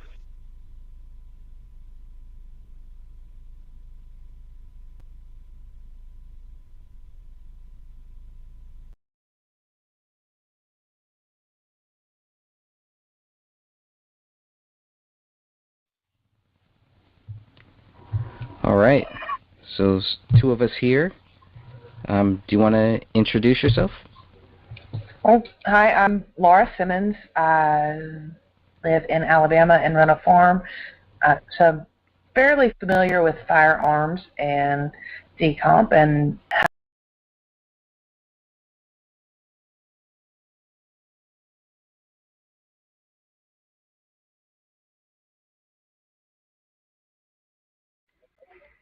Okay, we are now recording. This is conference call, what is this, 6 or 7? I think Sure. it's number 7, right? Yeah, number 7. Yeah, we'll go with that. Yeah, that works. That works. I'm going to try to share my screen here just in case we need it. I was looking at the Apple Valley Police Department. I was looking at their website and looking at all of the fun stuff that they've been doing over there. I did call Detective Gummert. They once again confirmed that he is on leave, on medical leave, and they transferred me to the guy who's in charge, the new, what's this guy's name? try to pull him up here. Nick Francis is the guy who's taken over for that. So I've been trying to just get one answer, just a yes or no, you know, a syllable, a single syllable that would just say yes or no. Were their dog feces tests done? That's it. So I even left him that. I don't know if I did last time, if I told Captain Nick Francis what I really wanted, but I figured, okay, he hasn't gotten back to me. It's been about two weeks, I think. So called him again today, and my plan is just to call him once every week until we get some type of answer, and hopefully just we'll get something. I mean, they're very responsive usually, so this is a little unusual. Well, maybe for me. he's just overwhelmed and swamped with trying to catch up and get up to speed with what Gummert was doing. It could be. I mean, Yeah. we're talking about something that's closed, right? I mean, I don't know what other tasks they had going on too. So that is true, and that's why I'm not trying to overwhelm them, not trying to call them on and on and on, but you know, I mean, it's just, like I said, it's just a simple question, simple Yes, Q&A. yes or no. Yes or no? Yes. Come on, give me an answer. That's all you have to do. Answer what is. Well, if Detective Gummert is listening, I really hope he gets better. Whatever's going on, I hope it's okay. Yeah, I do too. I hope he's all right, and it's just, you know, personal time that he needed off. But for a medical leave, yeah, I just definitely I've been keeping him in my prayers. Yes. So, all right. Well, I guess we should begin here. We do have some other people on the line as well, so everybody is free to kind of join in and say whatever you want to say. Catherine, is there anything that you would like to say right now, or any topics you want to make sure that we bring up, anything like that? Other than I'm really tired. Oh, boy. Not really. I have really kind of dropped the ball this whole week, and I'm sorry. But you had sent a link to the research documents. Now, was there something in there you wanted us to go back and look over for tonight's discussion? No, I just kind of put those in there. I just figured if I was going to share anything with the people who are going to join this call, or anybody who was going to look at anything related to this call, I think I just wanted to show them that we have a lot of these research documents all in one place that you can get to in case you haven't seen any. I know there's a few that I've even gone back through, and I'm like, oh, I haven't really looked at this one. I haven't really gone through this one. So it was really good that we got to bring up the search warrants about a week and a half ago or so. So I've been kind of going back through all of those. The Apple Valley Police property receipts that show everything that they took from the house. I think all that stuff's good too. I've been looking more into some interesting stuff that I hope we get a caller on who's gonna kind of help us with that. Maybe discuss some angles that we haven't discussed too much here. So I'm just gonna ask right now. I'm gonna ask if there is some background noise. If I hear some background noise, I'm just going to put you on mute. You should be able to unmute yourself if you do want to speak, so I don't want you to think because I mute you that means that you can't talk or anything. This was always meant to just be a place where the group, where real researchers could just come here and kind of chat, ask questions, bounce off topics. So there's nothing off topic. There's nothing that we shouldn't be able to talk about here. I don't want anybody to feel like, you know, we're only going to cover certain things. So I just trying to pull up my agenda here that I have. Okay, well, while you do that, I did remember something that I want to give everyone an update on, and that is the cell phone bills.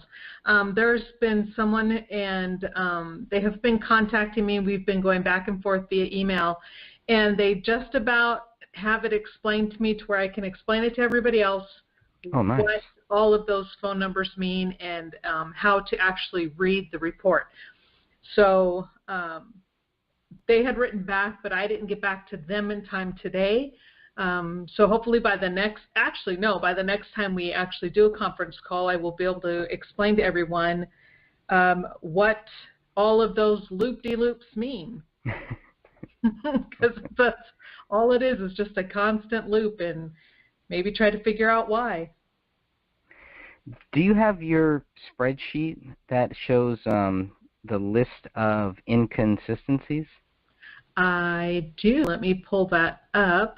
I'd like to go through some of those. I think that would be a great place to start. I mean, by this time, I think everybody kind of knows what the cops said, right? What the what the police think is true, that David Crowley killed his wife, killed himself, and killed his 5-year-old daughter, is responsible for all of eating all of these bones.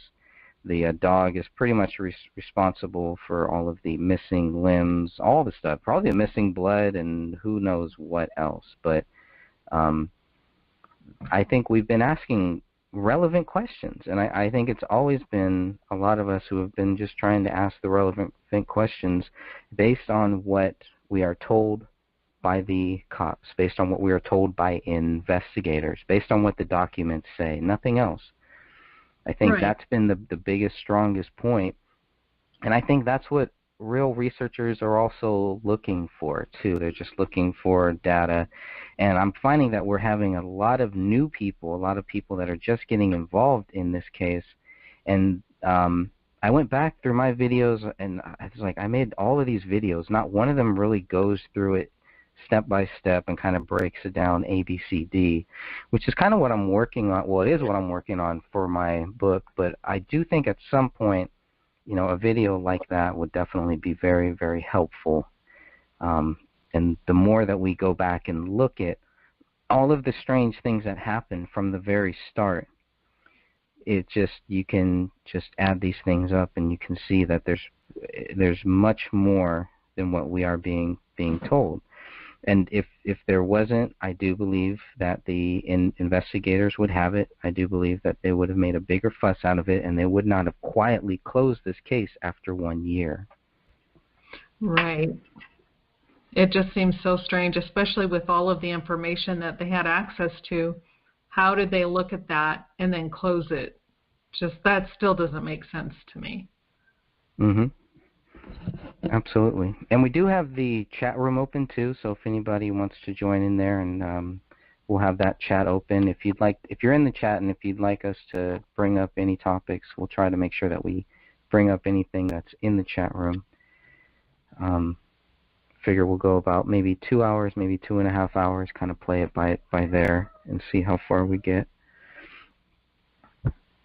Let's see. Okay, and I have that list up now. Is there something you wanted to talk about in particular? Oh, somebody has written something. Someone states, a guest, and I can't see the name. It just says, recently listened to discussion about suspicious persons call a neighbor. Seems like a huge point to ponder. I'm not quite sure what they're saying. I think they might be talking about the suspicious person that was in the house on January 19th, 2 days after the bodies were found. There was a 911 call that was placed by a neighbor, and that 911 call is what led the cops to Chris Klein, and then from Chris Klein, that leads the cops to the bullet, the missing bullet, item 57, that was found in the living room attic, or in the attic above the living room. So I think that's probably what they're talking about. And to me, when I first heard about that, that was the big smoking gun. You know, that's still like one of the biggest things that I cannot wrap my head around what logical reason this would be for. And I've heard it all, and I've looked at it all, and I've taken it all seriously, and I just don't get it. There was no Christmas tree blocking it. There's no way they should have missed a big hole in the living room. No way. I don't care Right, if it was. especially when they say when they go back to check it out, their exact words were an obvious bullet hole in the ceiling. Yeah. Well, if it's obvious the minute they open the door, why wasn't it obvious between how many people were there? I mean, there were, 15, 20 people, maybe more, for how many hours, and nobody saw it? That's right. Yeah, that still gets me. And of all of the people that contacted us, that contacted Dan and myself, I know that we brought that up. Nobody mentioned it. It wasn't mentioned in the city pages. It was an article by, I think his name is Corey Zurowski. He didn't mention it, even though he found it odd. When the documentary film crew came to my mom's house, I made sure that I mentioned it to them. Well, they found it odd, but they didn't put it in this sloppy-mentary, documentary, whatever you want to call it. There was another guy, Alec Wilkinson, who contacted me, and he didn't put it in what he wrote. So it was just like everybody knew, they all knew this is like the biggest piece, but you could tell they did not want to go there. They wanted to go down the conspiracy route, but they didn't want to go down the real conspiracies here. They just wanted to focus on, well, the government did it, just stick to their scripts, the things that they were using to try and discredit anybody that was simply asking questions. And I'm talking about days in, before anybody is supposed to know anything, before the police have closed their case, all of that stuff. And we're getting hit. We got hit by just a bunch of random people that I've never heard of, and they're telling me just all this weird random stuff. Anyway, like somebody's breaking into a car. I know. Is that at your house? That's not at my house, but please, if you're breaking into somebody's car, please try to mute yourself while you're doing that. If you could.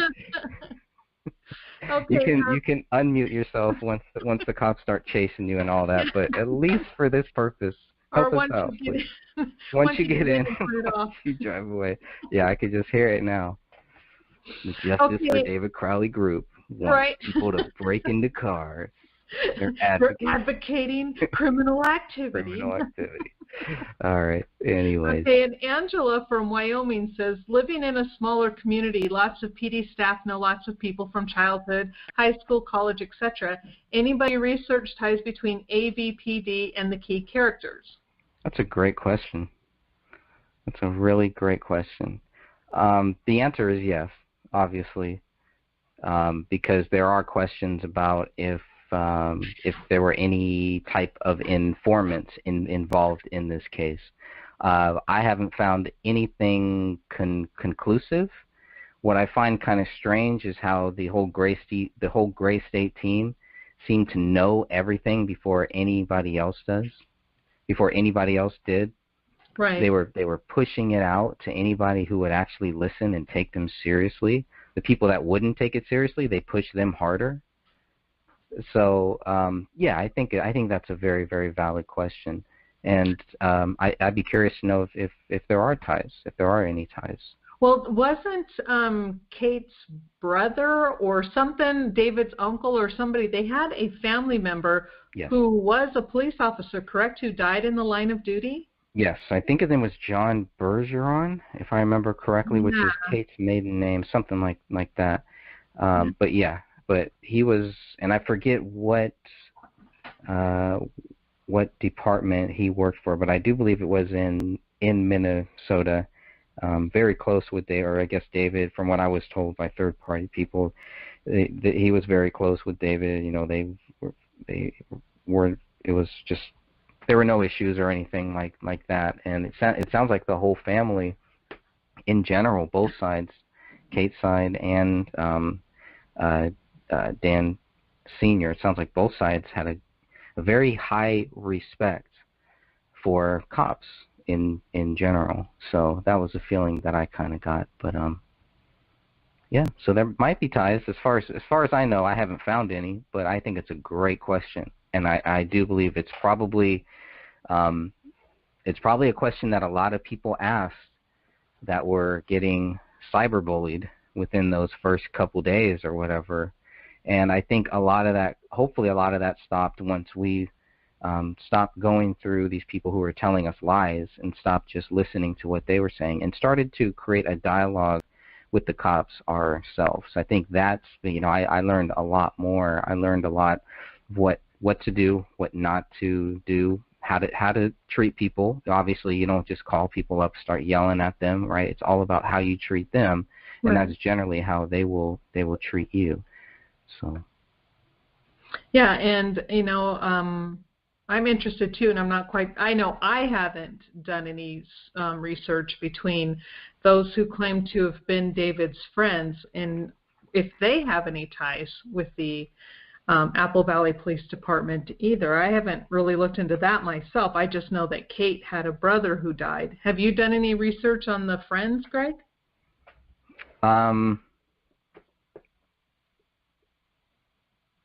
Possibly. Maybe. Okay, we'll say no for now. I don't want to lie, but you have to go down every angle. You have to look at everything. It doesn't mean you have to be a stalker. It doesn't mean you have to, even there's ways that you can do this. And I think the first thing you have to start with is prayer. With whatever you do, start there. That's where I start, and then I just kind of just let God guide me to wherever I should be going. And it's been quite the journey, quite the spider web of just going down all these different trails, going down so many trails that sometimes I forget to, how many trails I've been going down. So it's, yeah. This is definitely, this case is, spiritually, I'm not saying there was any demons or anything like that involved in this case, but for me, spiritually, it's been a very tough case. It's been a very trying case because it does dwell on my soul. It does dwell on my heart. And there were times where I could not sleep. There were times where I felt that anxiety and other times where I felt like I was spending too much time on this and I had to kind of take a few steps back, and it actually helped me. If I would have just kept going forward full speed, I probably would look back right now and see, and see a lot of the faults that I made. I still made many faults, but I think if I would have moved faster and been a little more hasty, I probably would have messed up a lot more and probably would have damaged a lot more too. So it's all a learning process. I think that's true for everyone, and I don't know of anyone who can research any type or investigate any type of case and not make mistakes. That's to be expected, but it's how a person handles those mistakes. It's like, okay, oops, that was the wrong track, scratch that off the list. Now let's turn around and go back and look at this at a different angle. I don't think there's anything wrong with that. I think it's when someone gets their head stuck in one direction and one direction only and then refuses to acknowledge any other evidence. That's when I think it becomes a problem. Mm-hmm. That's right. Well, we got 7 people on the line right now.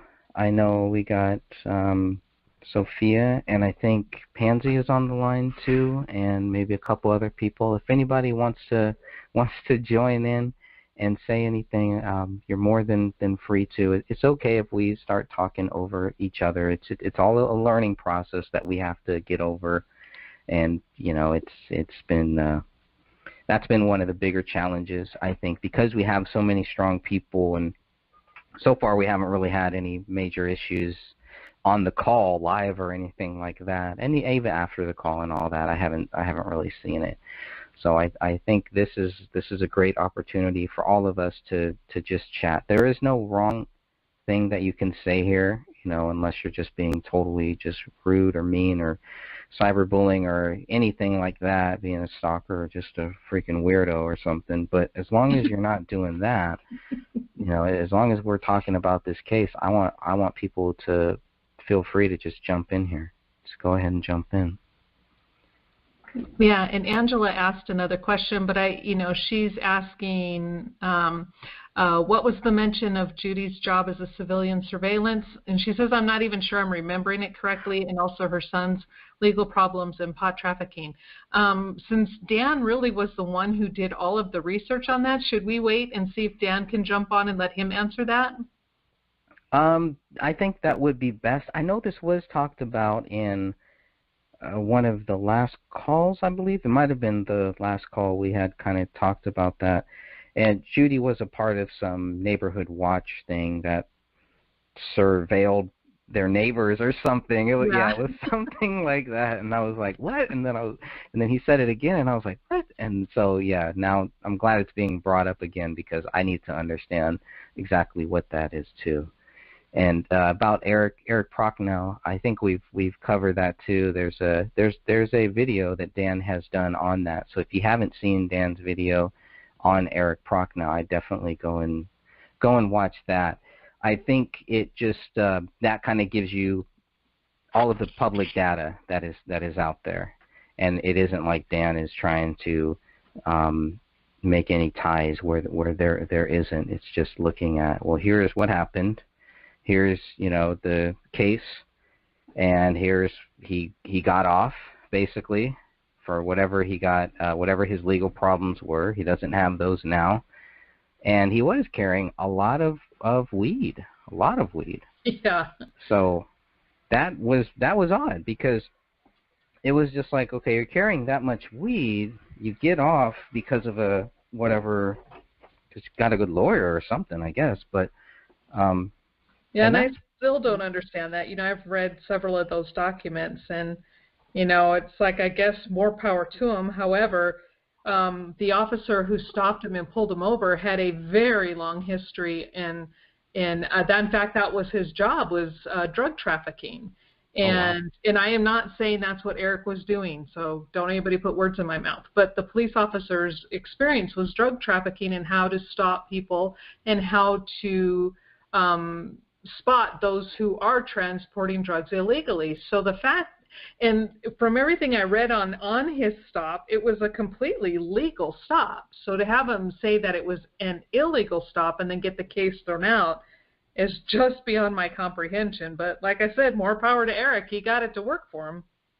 Yeah, because I think first they said that the cop could search the car, and then they kind of backtracked, and I think that was the legal issue that got them off or something. I don't know. I mean, to me, it's like, it's just weed, first of all. It's not like, it's not like he was carrying real drugs, what I would consider real drugs or anything like that. But it was an interesting case. The reaction to it, I think, was even more curious because it was just craziness. Right, Eric Prochnow comes into the group talking all this smack and all this stuff, and it was just like, I don't know. I even tried to give him a chance to tell his side, and things went kind of crazy. And I grew up where people were screaming and cussing and yelling. I'm not going to go through that. I'm too old. I'm 40 years old. I'm not going to sit there and get into a screaming match or an argument or anything like that with somebody. Right. I don't care how old they are. Nobody's going to get to me like that ever again. Right, like and that. good for you, though. No, really, that's a good way to handle it. So now, do you want to start going over? I'm sorry. Go ahead. No, just on that, and let's move on to the last one. But if he does want to have a conversation, if he's cooled down, and if he does want to chat in the future live, it could just be us, just he and I. He can tell whatever he wants to say and call us whatever names he wants to call us. That invitation is still open to him.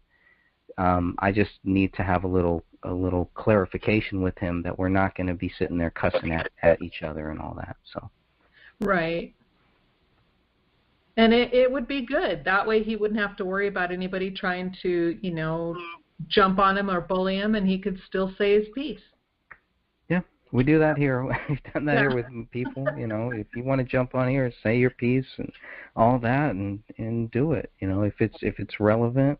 Which really, with Eric Brock now, to me, it's not, his stuff is not really relevant to this case. He made it relevant, more relevant than it really should be. So, anyways. Yeah. So now on this list of inconsistencies, do you want me just to read them off, or should we read one and see if anyone has any comments? Let's read one off, see if somebody wants to comment on it, and see how far we get. Okay, so everyone type fast or jump in and talk, because otherwise we'll move forward. The first one on the list that I found is the gun. According to the reports, they have it written several different ways. But one of those ways is the gun is either a couple inches or 1 foot from David's left hand, and David was right-handed. So the fact that the gun was on the left side of his body when he's right-handed is inconsistent with where the gun would have fallen. Right, because there's no photos, we haven't seen anything that would show us that David Crowley was left-handed. Shouldn't that have been part of what the police were actually looking for? The fact that was it even possible? Was it plausible? What are the odds that David shot himself with his left hand when most of the photos and videos and everything that you see show him clearly holding the gun? His trigger is on the right hand, not on the left hand. Yeah, especially, yes, and then having the exit wound on the left parietal bone close to where the ear was. So that would be really difficult with the left hand. That's right. So he would almost have to have it curved. Yeah. Kind of into his mouth with his left hand, and then shoot himself kind of with the gun pointed towards the left side of his face, kind of. Well, and I know a lot of people, and I even read it in one of the articles where the police state that David shot himself in the front, in the front of his head, or the front of his face. Now that is, I'm going to take huge issue with that, because the autopsy report clearly states that the trajectory is they can't determine where that bullet entered. They only know where it exited. So for the police to say that he shot himself in the front of his face and then have it exit through the left parietal bone, that just doesn't make sense. Could that be because because of where it actually exited, that's where it would be the only logical thing? Like, it couldn't have come from the back of his head, right? It couldn't have come from the side of his head. It's kind of what it sounds like they're saying. Because there's no wound or anything, because the whole right side of his head is still there. No, I thought part of it, only his left side was there, part of the left parietal bone. Most of the right side was missing, and some of the back was still attached to the spine. So I'm assuming it's the occipital region, which was still attached to the spine. But since the right side of his head was pretty much missing, and the front of his face was missing. I thought it was the other way around. Well, if it's exiting, if they see an exit wound on the left parietal, the left side has to be there.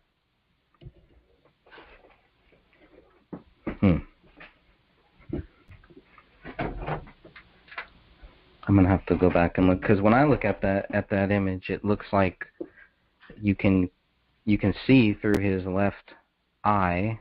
There's nothing really there, and the whole left side of his cheek, like the cheek and all that stuff, looks like it's all gone. There's nothing there. That's the left side, right? That's the right side that's facing the camera. I don't think You're talking about the one photo we do have? Yeah. Yeah, that is the right side that is facing the camera. I can pull up.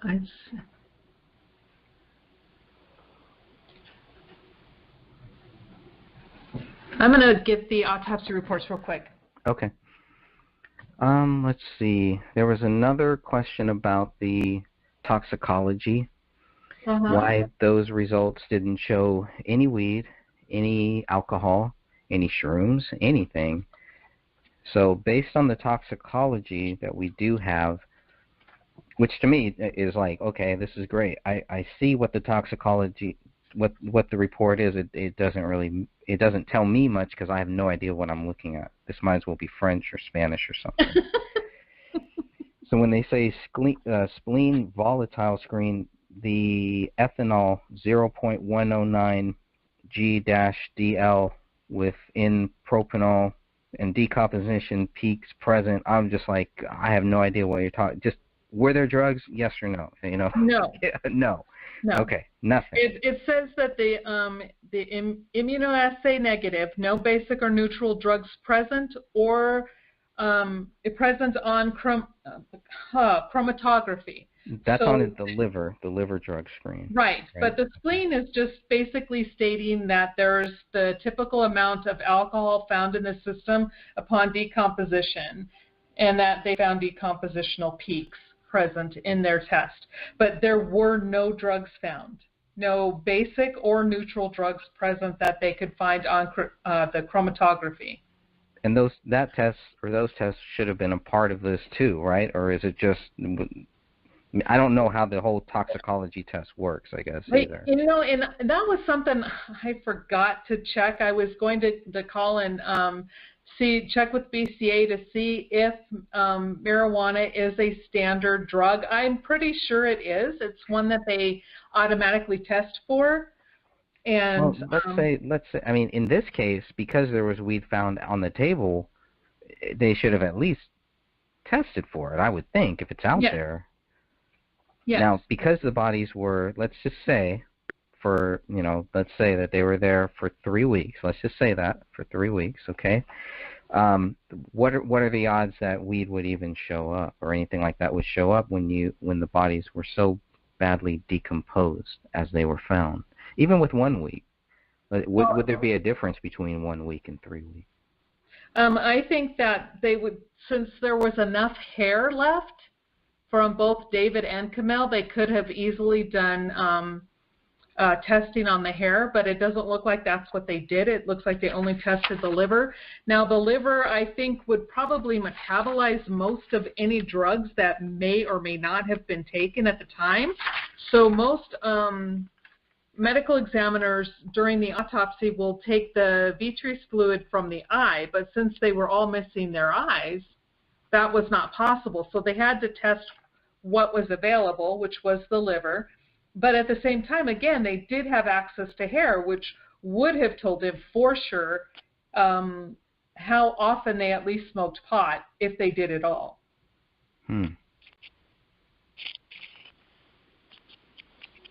Now, and according to the autopsy reports too, and I'm reading this directly, and this is off of David, it says gunshot wound at the head. Entrance, indeterminate. Pathway and trajectory, indeterminate. The exit is the left parietal bone with external beveling and radiating linear fractures and scalp. So it's the left side of his head that was still there. Now it says on the external examination, it says, let me find it. The back scalp is intact with patchy short brown hair. Fragments of skull and additional small bones recovered separately from the body at the scene are described in a separate section. Wow. So there was just part of the back of his head and then the left part of his head. Okay. It looks different than what I see here, but I'm going to go with what the autopsy results say. Well, and you have to remember that photo you are looking at, taking a photo from the right side of his body. So what's closest to the camera is the right side. Well, I mean, you can see I don't know. I guess I'm going to have to go back and look at it or something, but all right. Yeah, it says the entrance, this is also part of the autopsy under a gunshot wound of the head. The entrance gunshot wound site and trajectory are indeterminate due to absence of the majority of the head. No projectile fragments are recovered. But the exit is in the left. Okay. Yes, on the left parietal scalp, centered approximately 9 inches above the left shoulder and 4 inches left of the posterior midline, is a gunshot wound. Ugh. So that's strictly the left side.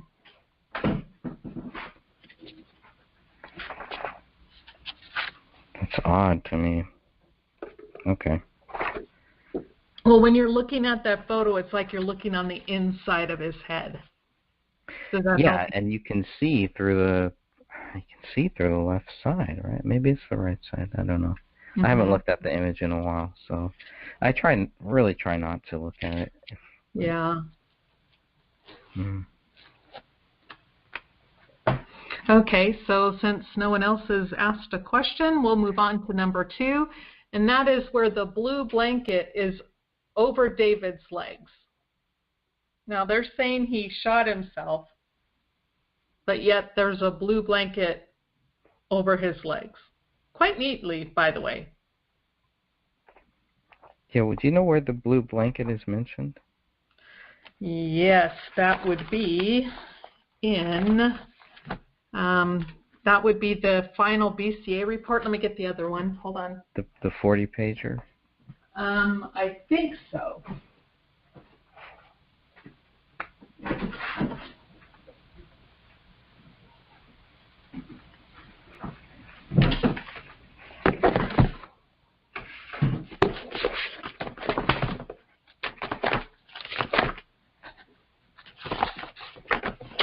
This has a portion of Kamel's sweater. Yes. Was draped over his lower right leg. Yes. That I mentioned in another section, the inconsistencies, because he has not only the blue blanket, but her brown sweater covering his legs.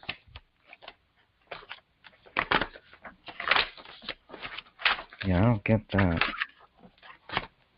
Okay, I am trying to find that report. It's the long one that has, it said BCA final. I know I printed it out.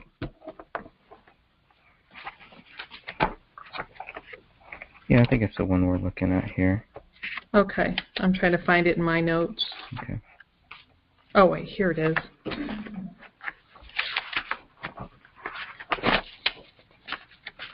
I also love how they just mentioned the item 53 and item 57 as if they found it that same day too. Right, when they that just blows my mind.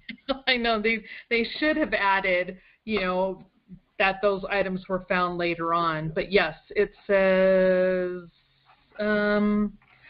David Timothy Crowley was lying on his back with his arms spread to the side. His right hand was missing, and only the back portion of his skull remained attached to the spine. He was wearing a long white sleeve T-shirt with a gray short sleeve T-shirt over it, a navy blue undershirt, exposed light blue underwear, navy blue athletic pants, and rope bracelets on his left wrist. His left bare foot was covered by a blue blanket, and his right bare foot was partially exposed. But that's odd too, because his left foot is closest to the window. Yes. Yeah. But his right foot was not. Right. Yeah, the foot closest to Kamel was partially exposed. The left foot is covered. And which first thought for me would be, well, maybe the dog moved things, but if the dog is allegedly eating all of these body parts, I think it might have tried to eat David's feet or something like that too before some of the other body pieces, especially the skull and all that, the bones. Right. Right. They're saying that the dog supposedly ate all of her head. His foot's right by her head, but it's interestingly completely untouched. It just cracks me up. I'm like, wow, okay. And Amy in Wyoming, I'm sorry, not Amy. I think, was it Angela in Wyoming? Oh, there we go, Angela. She wanted to know if the picture of the legs and blanket is out there. Now, I think you have one, correct? You have a photo that shows some of that, like not his whole body, but some of the leg and feet? The only one that we have, if you go back, and I think this was a part of the original 464 photos, it does show there's an image where it's kind of further back. You're looking at the blood wall, right? The writing, and at the very bottom you can see David's his right toe, his big toe. So you can see some of his feet in there, and it's interesting because you can only see his right foot. You don't see the left foot. So I'll have to go back and look at that. But that's the only one that I know of that shows any part of David's feet. Yeah, I think so too. I just remember seeing someone had zoomed in and cropped it, so I think that's the photo I'm thinking of. Same photo you're talking about, but it was the cropped out part. Yeah. Yeah, which is that's another odd thing. Definitely odd. Anybody want to jump in here before we move on to the next thing? Okay. I know you're out there. I know. The next one is. You just want to say, just waiting for the right moment. I get it. I know, maybe they're waiting for the right one to come up, the right topic. Okay, number 3 is blood spatter is medium velocity due to blunt force trauma and flows in at least 4 different directions on the floor. So, we know that gunshots produce high velocity blood spatter, but that blood spatter on the floor that I have seen and on the wall is medium velocity, and medium velocity is due to blunt force trauma, and especially on the floor, it goes in 4 separate directions. So either the person being attacked is moving, they're on the move, or the person doing the attacking is moving around. So a struggle. Yes, some type of, or maybe they decided they wanted to, I'll hit you while I'm facing the left. Now I'm going to hit you while I'm facing the right. We don't know, but we definitely know there are 4 different directions of blood flow.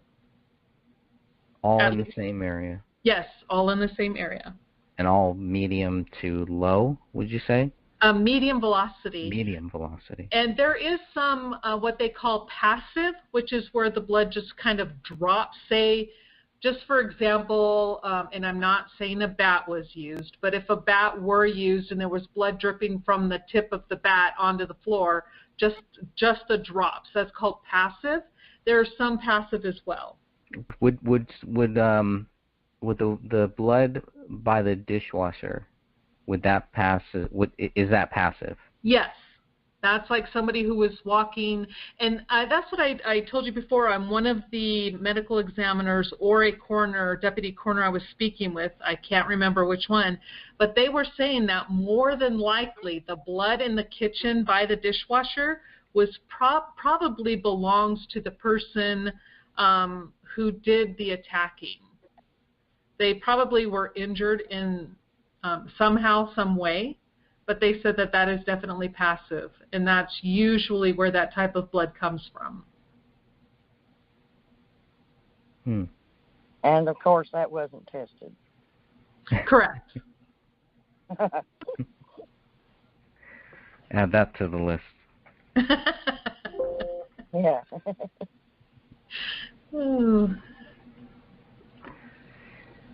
Pansy, anything else on this one?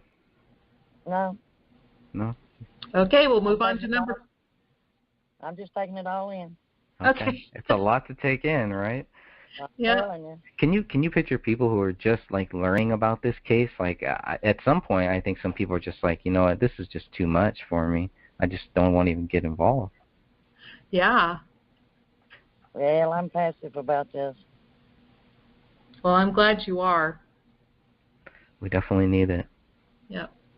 Okay, number 4, being the quote-unquote bloody footprints, showed cleaned up blood when it was sprayed with the luminol-type product. Now, they didn't use luminol. They used another name brand that shows blood that has been cleaned up. When you look at the photos, you don't see that blood, but as soon as they spray it, you see then you see the blood on the floor. And it had been cleaned up previously. And the police knew this. when as soon as the BCA sprayed that floor and it showed up blue, Mm-hmm. I mean, they know that's like blood spatter 101. Police detective work, 100. That tells them right away that somebody cleaned up that blood prior to the new quote-unquote prints being put down on the floor. But they never even took a second guess at that. They didn't even look twice at it.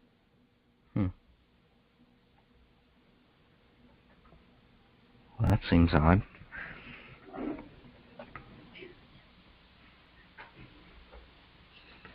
Okay. And number 5, we're going back to the bullet hole in the ceiling. The bullet hole in the living room ceiling was not documented or seen until February 18th, a whole month later. Yeah, and I got something to say on that one. Okay. You think that bullet could have been fired the second day when all those guys were there? Maybe with a silencer or something? It would have to be with the silencer, I would think, because there's, neighbors would have heard something. They're on the lookout at this point, I think, because they're Right. spotting people in the house days later. That's how they knew about the bullet hole.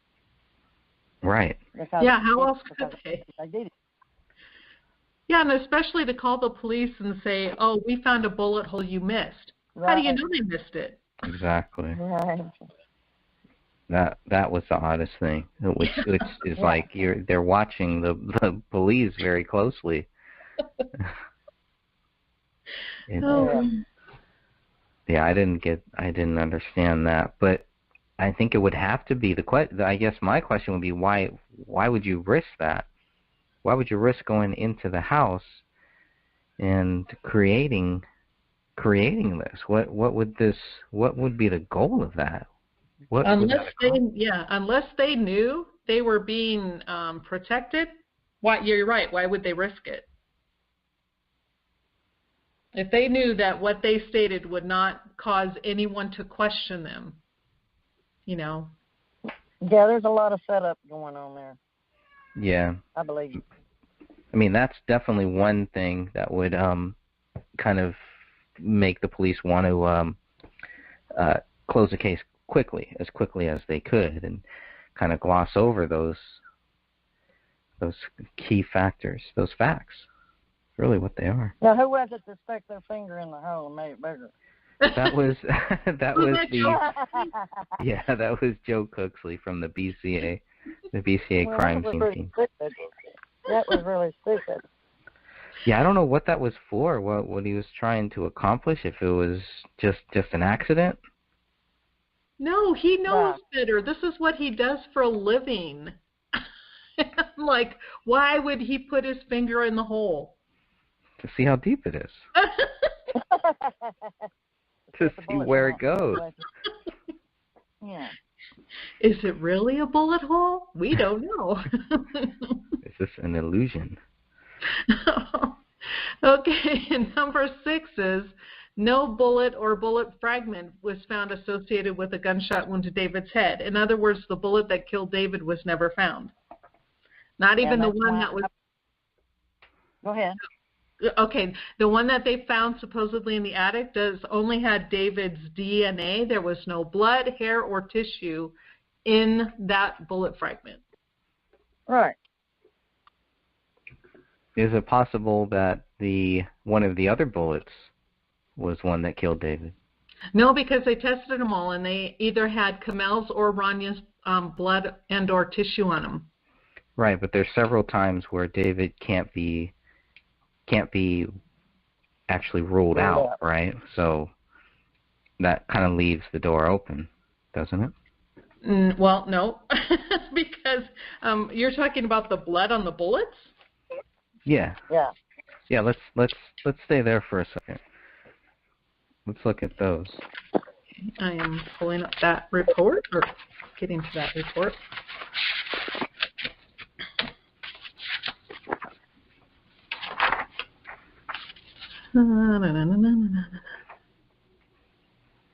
Okay, so it's what, 42, 43.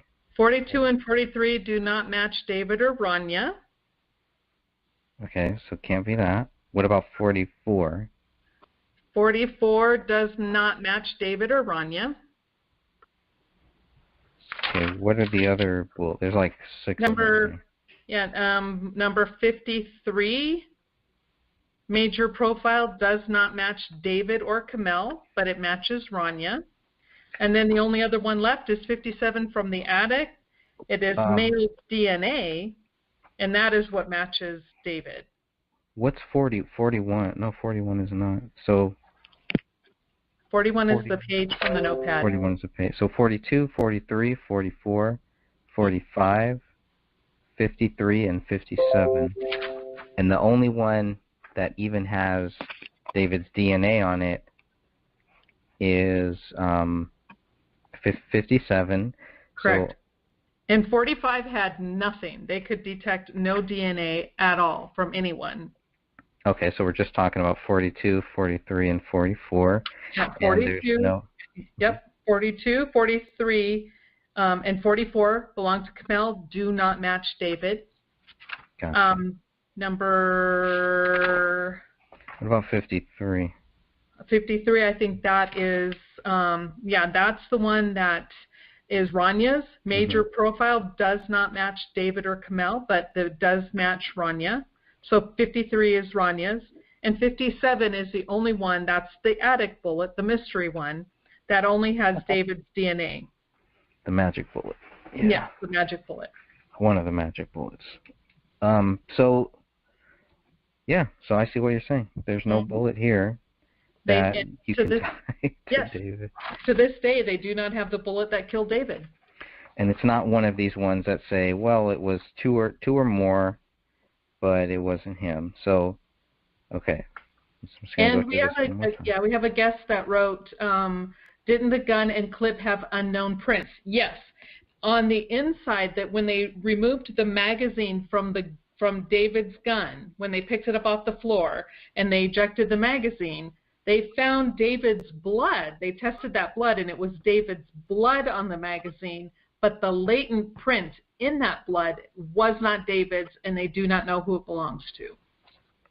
They could not conclusively tie it to David. Well, I saw no print match at all.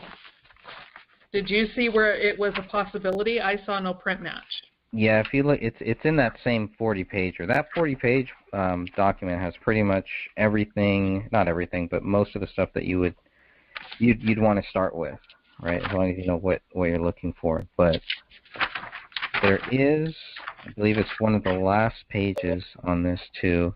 Yeah, it's actually the very last page. So if you look at the very last page there, you can see the results of those latent prints, and you can also see why.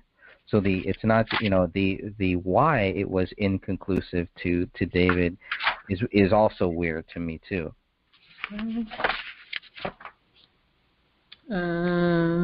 Okay, so 1B. Okay, this is what it states for latent print 1B. Inconclusive to Crowley due to the limited quality and quantity of information in the latent print. Now, I don't know about you, but that was a pretty darn good latent print. Latent print 41, that's on the, okay. Latent print 1B2 were searched in the Midwest Automated Fingerprint Identification Network, and no suitable candidate was generated. Now, they had David's fingerprint there. They had his print card. So when I'm reading this, one latent fingerprint designated LP1B-2, and they say that it's inconclusive, it didn't match David. Yeah, and they don't even bother with the item 1A with the palm print on the actual gun, right? It just says no known palm prints for David Crowley were submitted or found in the BCA files for comparison to LP1A, which is the gun. Yes. Well, I mean, who has a palm print?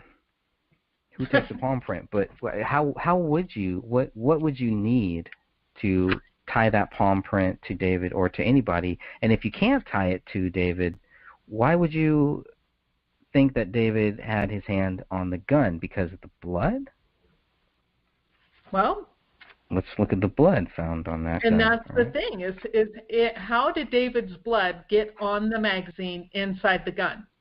That is not something that could happen if he shot himself. It wouldn't drop on that magazine like that and then have a print stuck in that blood. He was injured prior to whoever loaded that magazine into that gun. They were somehow dripping his blood. Yeah, I mean, that's really all it is his blood is on the trigger. His blood is on the magazine. So by their logic, that's their tie to David on this gun. Yeah. Right. Blood where it shouldn't have been by someone who supposedly killed them all. That makes no sense. Yeah, and I thought it was weird that on the trigger of the gun that they said that that Rania could not be excluded from a possible contributor to that gun, to the blood on the gun. Let's say that. But which means they had to have shot her at relatively close range for the blowback. Yeah, and this would also, yeah. No, again, so that means that they maybe use some type of, again, which we've all thought, was there a silencer or was a pillow or something used? But when she was shot, she was close enough for her blood to blow back onto that gun, or a possibility that it blew back onto the gun. Okay, I can see that. But here you have on the magazine, item 1B-1, the magazine has a mixture of 2 or more people with David's major DNA profile, but Kamel and Rania, again, could not be excluded from that, which, again, I thought was kind of weird. And they go out of their way to say that if David had the major DNA profile, if it matched him, then there's no way that there's a very less likely chance that it's going to match anybody else within his family. The way that they phrase it is really weird too. I found that confused me. Yeah. And so when it says mixture of 2 or more individuals, when they're talking about major and minor profiles, we know they were looking for someone else. But to have it say that the major DNA profile, which is the blood on the trigger, which is a male DNA profile. It's a major male DNA. Major male DNA profile matches David, and the major profile does not match Kamel or Rania, and a major profile would not be expected to occur more than once among unrelated individuals in the world population. Right. So Rania cannot be excluded from being a possible contributor, and Kamel is excluded. Not on the magazine. Right. No, I'm talking about the trigger. You're talking about the trigger. Okay. Yes. Okay. But what this is saying is that the blood, the people who contributed to that blood are related to David. So when it says the major profile would not be expected to occur more than once among unrelated individuals. So they would expect to see it among related individuals. But how many? But it's a major DNA. So if it's a major DNA profile, then the second DNA profile wouldn't be a major DNA profile, right? So there's only going to be one major DNA profile that's going to match his blood, right? Well, no. That's why they call it major. Well, you can have, yes, there are major. You can have 2 or 3 people who are still bleeding, and then they'll all contribute. But what they're saying is that this blood that they're finding belongs to someone related to David. They would not expect to find it in anyone unrelated to David. But that's only talking about the major DNA profile. It's not talking about just a DNA profile in general. Well, it says it is estimated that 99.9996% of the general population can be excluded from being contributors. Uh-oh. Yeah, based on less genetic information obtained from the known sample of Rania, it is estimated 99.5% of the general population cannot be excluded, or can be excluded, sorry. Mm-hmm. So yeah, I mean, That's it, because this is the weird thing, because this is where the major DNA, where it kind of threw me off, because I was like, I was expecting, if they're going to mention major DNA on one of these things, I was expecting them to mention major DNA on everything, and that's not the case here. Correct. Why is that? Why maybe that's what's throwing me off here. Well, one of the things that's throwing me off. Let's put it like that. Well, and I look at it as, they're writing it a certain way, but why are they writing it a certain way? So to me, it's like if they're going major, minor, I think I saw minor DNA on one of them, or maybe it's just all major. But if it's talking about mixture of 2 or more individuals, and then they bring up major profiles, then that tells me they're looking for someone else as well, but they didn't find that someone else. Because they mention major DNA? I didn't think of that. That's interesting.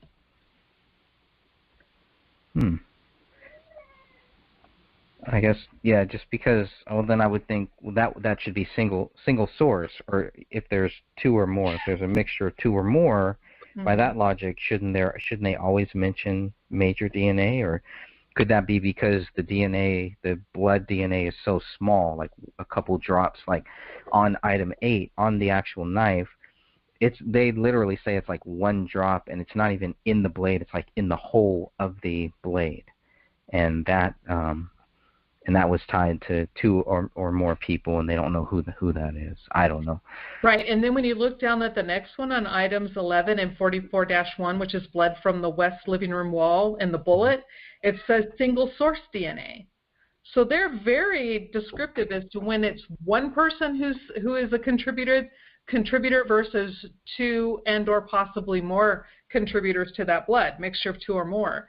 So when they say mixture of 2 or more, I know some have said in the past that we're not understanding it right, and that's just standard lingo. But I don't believe that, because if they are going to single out and say single source DNA and then mixture of 2 or more individuals, I think they're looking at 2 or more individuals. Yeah, I mean 2 or more, not 1 or more. 2 Correct. or more. Yes, yes. Could be looking at multiple people, sure.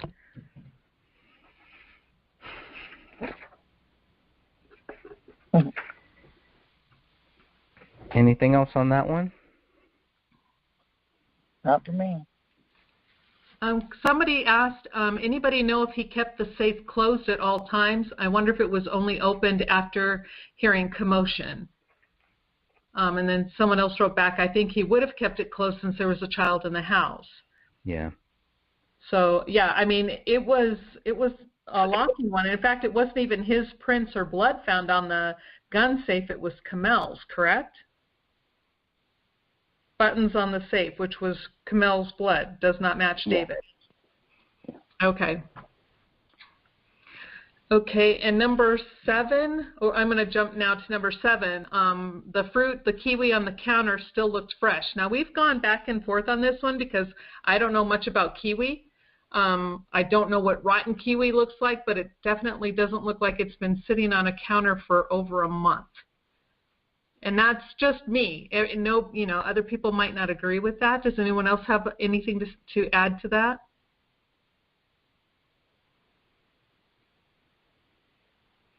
Okay. On to number 8. The back door was ajar, which the police didn't seem to find a problem with that whatsoever.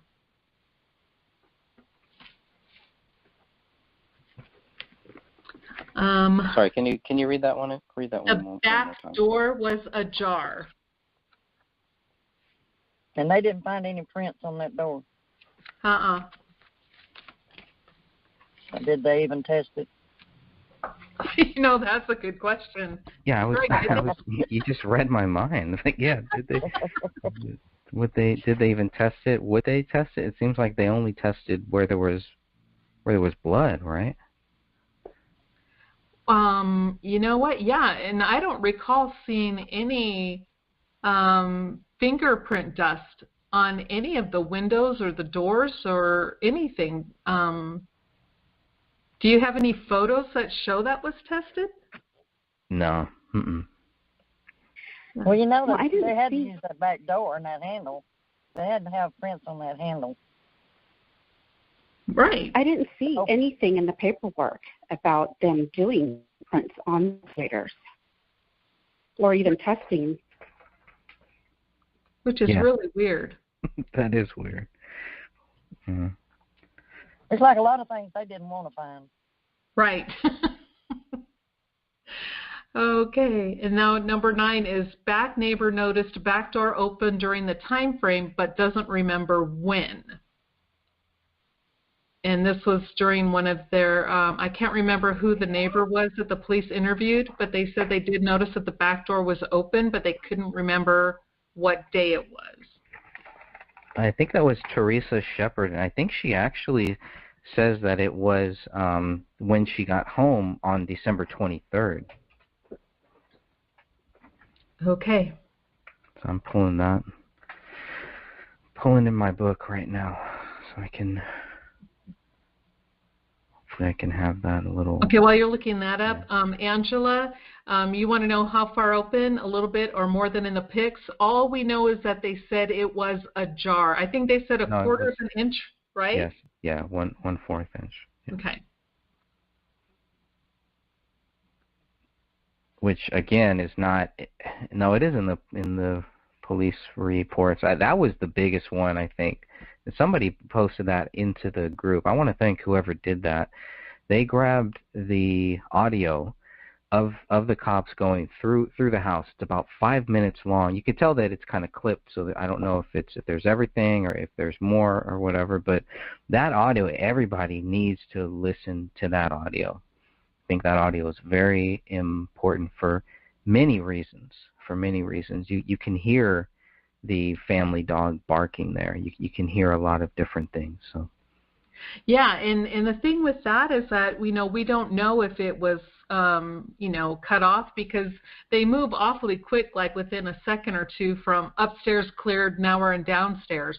And it's like, really? You can't walk that fast. It was 2 seconds. So I don't know. Angela, when they were talking about seeing the door, they actually saw it open, not just ajar. Well, and they also said that, you're talking about on January 7th when the bodies were found. No, I'm answering. They're asking more questions on the chat. Okay. So how did the neighbor see it from that far away? And I think it's because she actually saw it open. She's not saying she necessarily saw it the 1/4 inch ajar. No, she saw the back door open. Now, she wasn't sure if it was the patio sliding door or if it was the actual door. So if it was the screen door or if it was the actual back door, she wasn't sure about that. Okay. I'm just pulling that up now. I think that was Teresa Shepard, though, if I remember correctly. Yeah, the neighbors, what the neighbors heard and what the neighbors saw leading up to that is very crucial, because nobody seems to have seen them after Christmas, even right before Christmas, what it sounds like.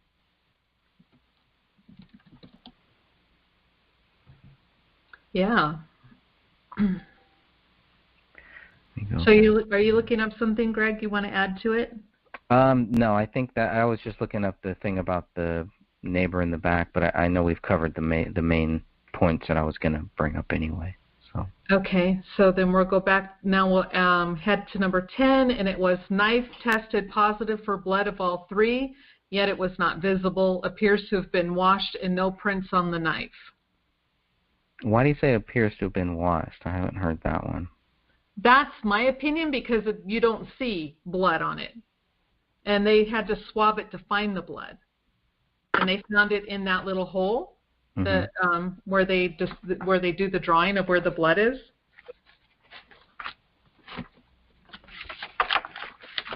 That is my opinion. Yeah, that's just my opinion, my observation. There's nothing in any of the reports that state that is a fact. I would just, with where the knife was located and the fact that it had all 3 of their blood in one little tiny section. Like what it said in the hole of where, when they opened the blade, and it was in the hole of the blade. Now, if it's there, it should have been over on more than just that spot. Yeah, that made me think about that there was some possible signs of a struggle because the knife was open. It wasn't like the knife was closed or anything like that. And they're very careful not to really talk too much about that knife. Yeah, but the they knife totally was really ignore it. Yeah. And they're very, I mean, how many times have they mentioned there were no signs of a struggle, no signs of anything like that? And an open knife, to me, would think that there would be possible signs of a struggle. Yeah, I mean, that would be the first thing I would think. Right? I mean, that right there tells me someone was trying to defend themselves or someone was using it as a weapon. Mm-hmm. Hence, there's a struggle. Let's see. Yeah, the knife was closest to David's left leg. Mm-hmm. The blood on the knife came from a mixture of 2 or more individuals, and David, Kamel, and Rania cannot be excluded. The knife, yeah, I think that was because where the knife was found kind of really threw me off first, too, because I had expected it to be closer to Kamel, and it wasn't. If it's closer to David's left leg, and it's on the other side, then it's completely there. So it's like, well, how did the knife get there? You have the knife and the gun, next to David's left side, next to his left leg, and next to his left hand. I don't know. And here's the thing. This is number 11. To go with number 10 is that there is no apparent blood in the area around the knife. There's stuffing, there's hair, there are fibers, but no blood. So where did the blood come from that was in the hole on the blade? Was that you, Sophia? Did you want to say something? Well, I always thought the knife was just odd because you don't really see any knife injuries on the victims, or at least it's not mentioned. They only really mention the gunshots and the conditions that the bodies were found in. So why was the knife on the ground? Why was it open? Yep. I mean, that's the biggest mystery. Well, not the biggest, but for me, it really does add a lot of questions. Because you would think if he didn't have the gun or access to the gun, what would be his next best resort? Whatever was on him? Right. Sorry, I'm kind of trying to get the laundry started. There is a second knife too. In his master bedroom, there is a second knife that's found under the gun safe.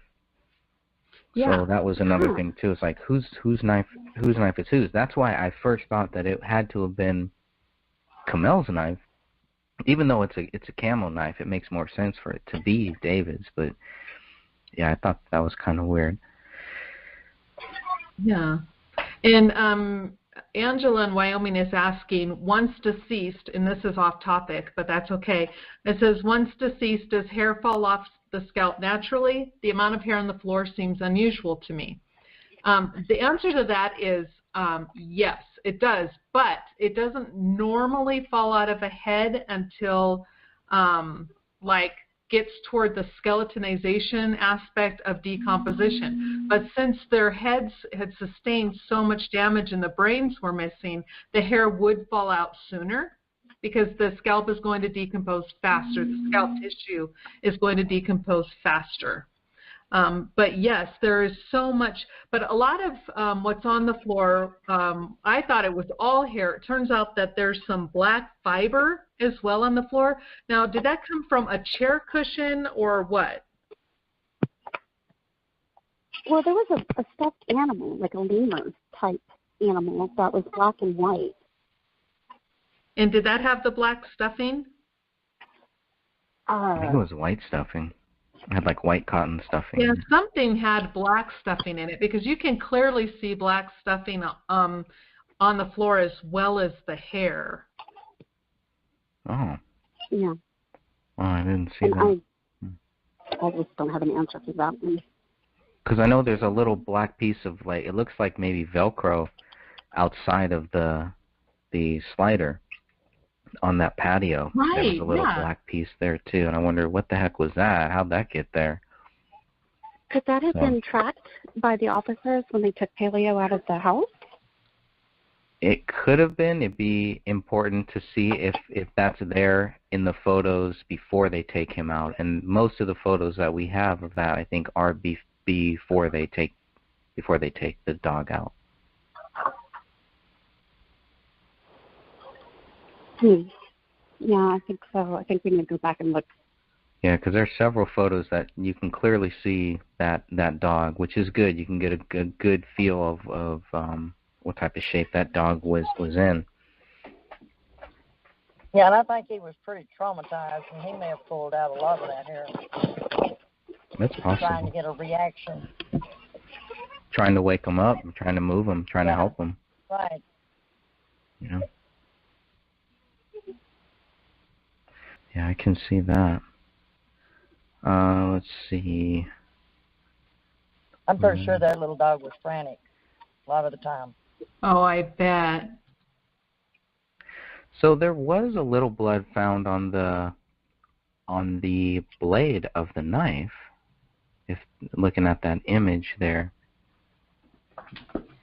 But I know it wasn't tested. I don't think it was tested. So it's item A1, item 8-1 through item 8-4. It says, yeah, maybe that's weird. It looks weird, but it's not really mentioned.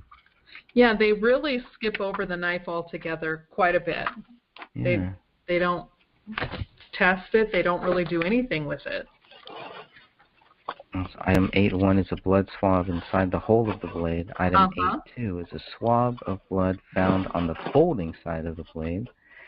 Item 8-3 is the handle of the knife, where blood is not present. And item 8-4 is a hair sample found on the handle. But if you're looking at the photo, you can clearly see on the photo that there's something, they like kind of marked in something there, which made me think that it was like a blood stain or something, but that was weird. Which photo are you talking about? The photo of the knife. Not the photo, but the drawing. There's a drawing that they do. Yeah, that's of what I'm that trying knife. to find, is that drawing again. That's in the 488, the big 488-page document. Oh, okay. I think I printed that one off, though. Yeah, and so that's that.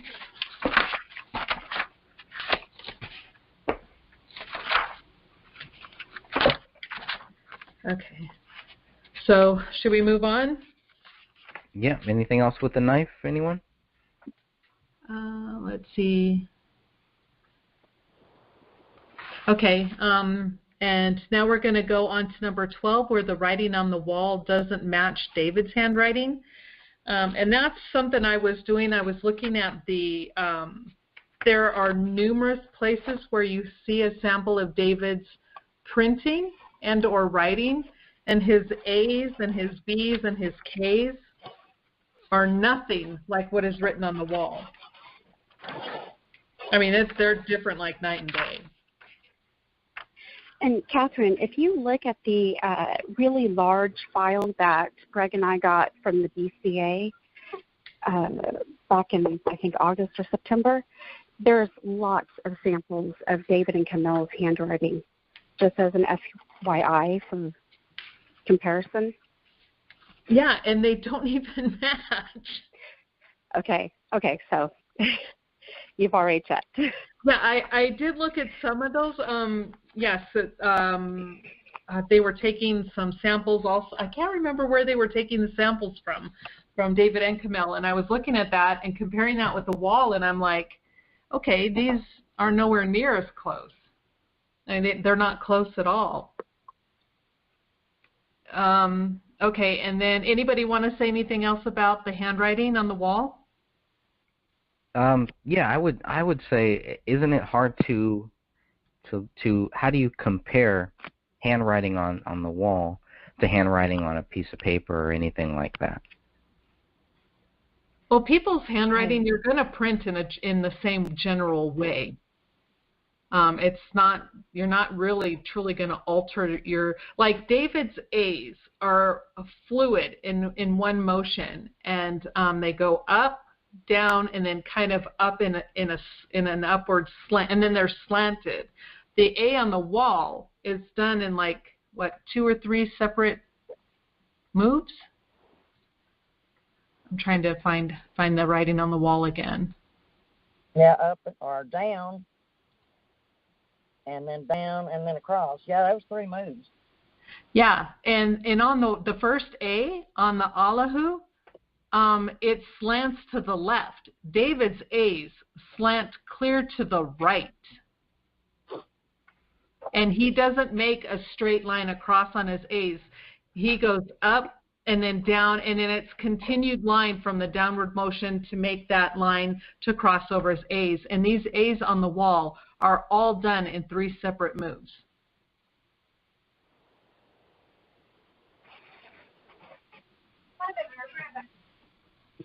What about? Well, in the slant of the A, the first A, that would have to have been a right-handed person or left-handed person.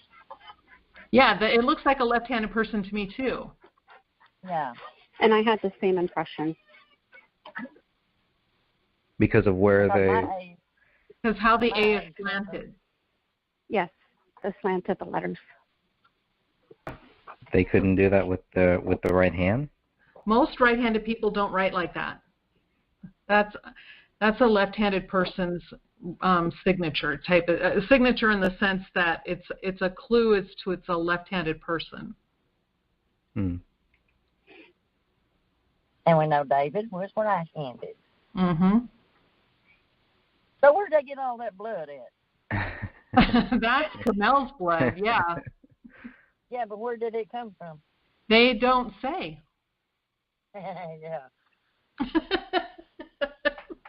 There would have had to have been a humongous amount of blood for that much blood to have been smeared on the wall. Yeah. And it's all Kamel's blood, so I mean the only part that's really missing is her head, well, her hands, I guess, too. Maybe the bloody hands.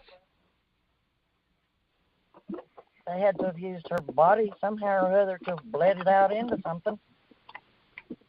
Yeah, because there's definitely not a pool of her blood that they could have, that there shows any type of dipping fingers into and writing on the wall. They had to have collected it into something. And yet they didn't find anything like that, or it didn't show anything like that. Nope. It's just all a big setup. I know.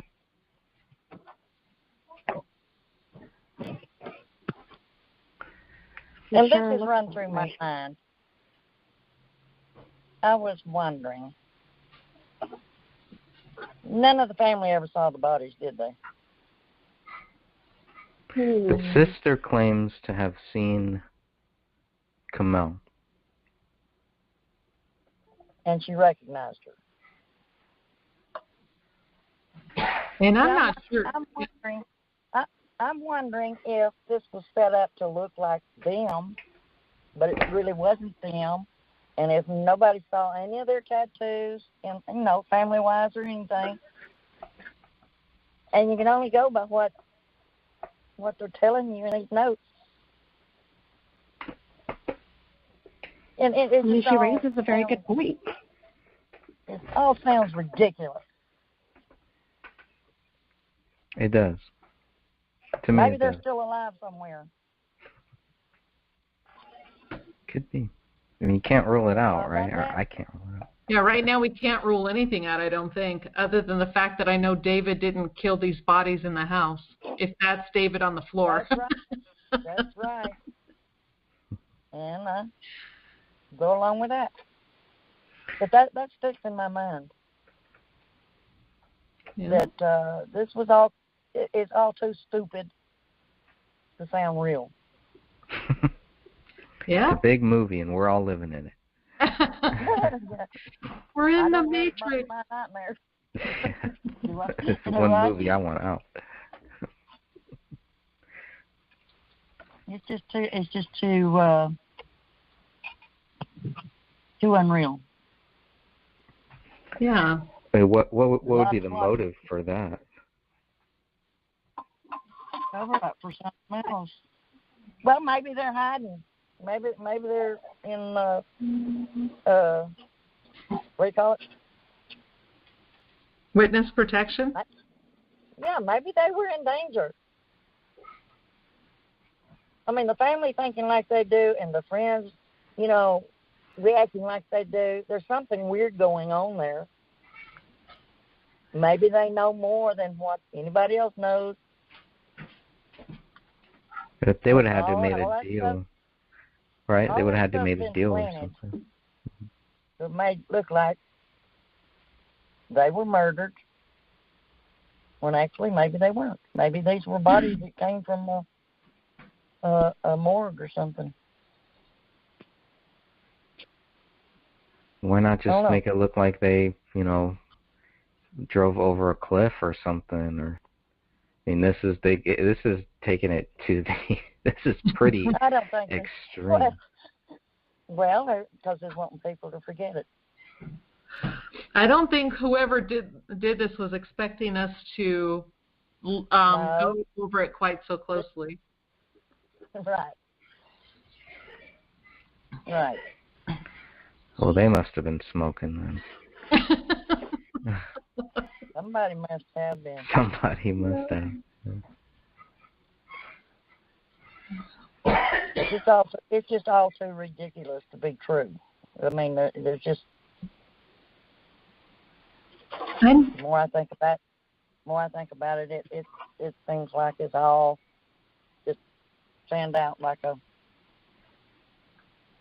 scenery that they didn't think that anybody was going to go investigating it. Yeah, it scares me to think that this is how a lot of investigations are done. If most of them are done like this, I don't think anybody's in jail that needs to be. Right. Maybe they really are all innocent. Could be. Well, faking your death is also a crime too. Yeah, unless somebody else is in on it. Actually, it's only a crime if you try to collect on life insurance. Other than that, if you don't, it's not a crime. Faking your own death is not a crime? That's ridiculous. Nope, it's not. It should be a high crime. It should be. I agree. But only if they try to collect money or insurance policies or anything like that, that is when it becomes a crime. There's another story. Did they have any insurance? The house went into foreclosure. If they had insurance, it might be in the financial documents. I'm talking about life insurance. Life insurance, yeah.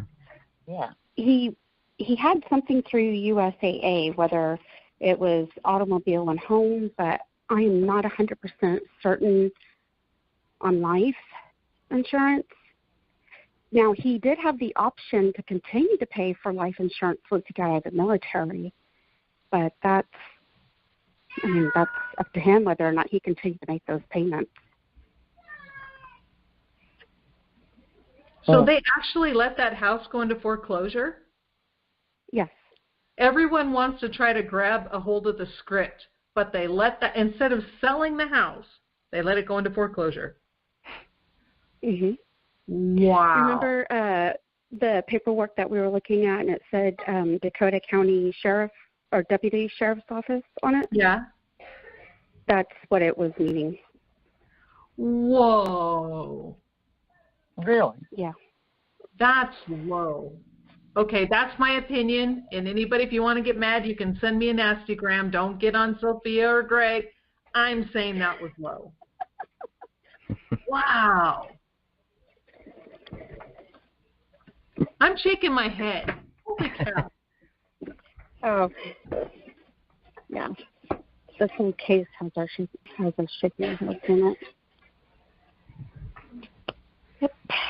What did you say, Sophia? This whole case has me shaking my head.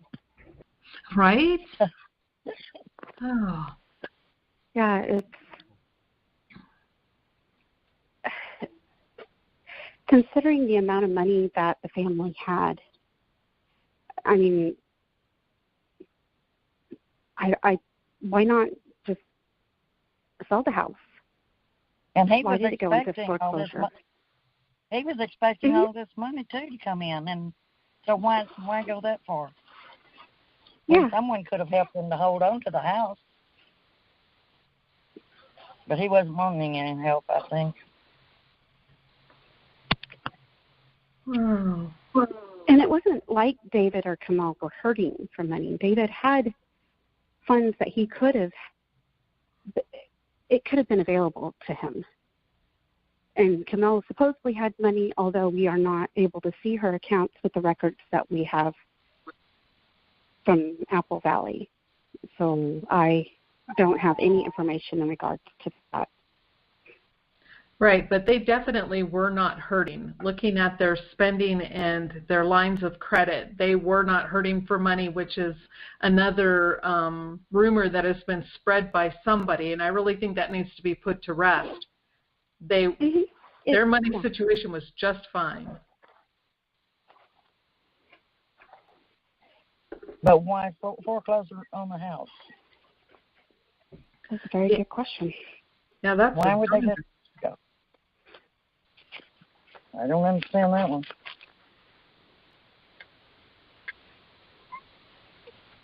Yeah. Okay, I'm going to jump ahead to number 21 on the list, where it says, because a lot of this other stuff is things we've already covered tonight. And 21 is, the medical examiner did not rehydrate David's left hand or feet to compare to other evidence in the house. Now, they're trying to say that David made the quote-unquote bloody footprints, a.k.a. kindergarten artwork, on the floor, and there's a latent print in his blood on a magazine, but they did not rehydrate his hand or feet to compare that to. And that, to me, was a really, that the medical examiner was slacking in her duty when she didn't do that.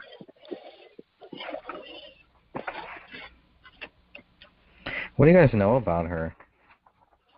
Well, not a lot, other than she left not too long after Kate died. And she's now working in Wisconsin, in Milwaukee. I have tried to reach out to her, but she has not answered any attempts. Is it true she's 36? Yes, when she was working in Apple Valley, she was, I think, just a few years out of medical school. That's really young. I didn't realize that until recently. Somebody pointed that out, and I was like, that's really young. Yeah. Yes. So she could have easily been manipulated, or they could have told her stuff she didn't know because it was probably her really first big case.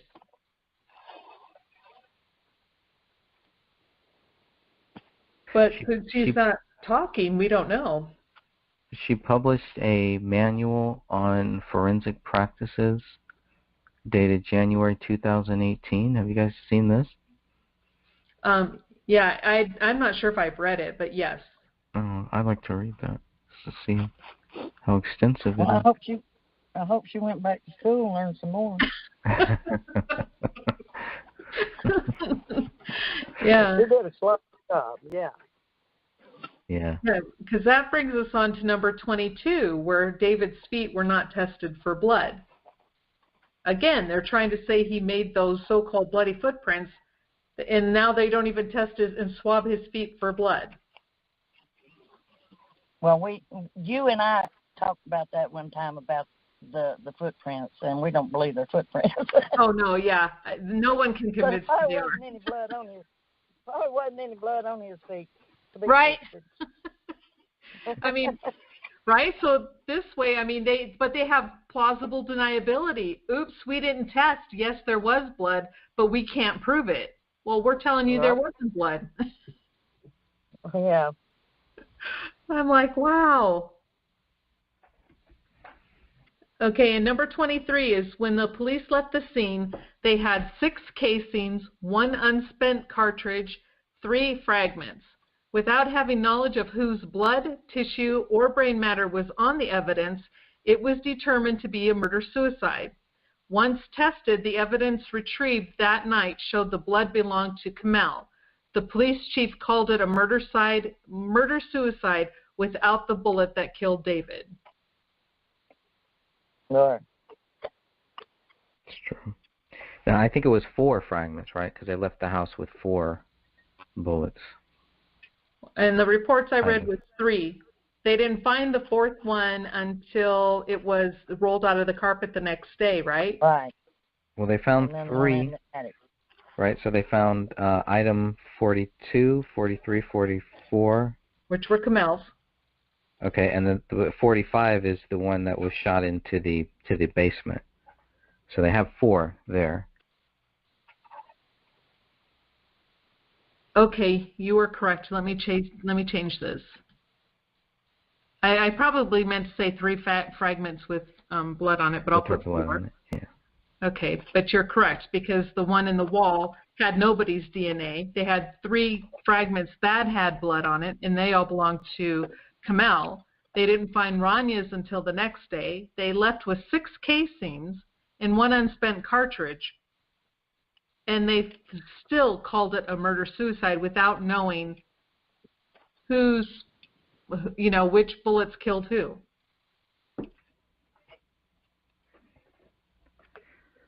I think that's also weird. What you bring up there too is they found Kamel's blood on 3 bullets, which to me was kind of weird too. It was like, oh, how do you do that? Looking at where these bullets are found, maybe. Well, they tested the blood on the fragments, and it was tested to be Kamel's. Right. But could that just be because of where these bullets were found? I don't think so, because looking at least 2 of those fragments, and I can't remember the 3rd one, but I know 2 for sure show hair entwined in them. So if there's hair in there, there's got to be brain tissue or something else in there as well. Mm.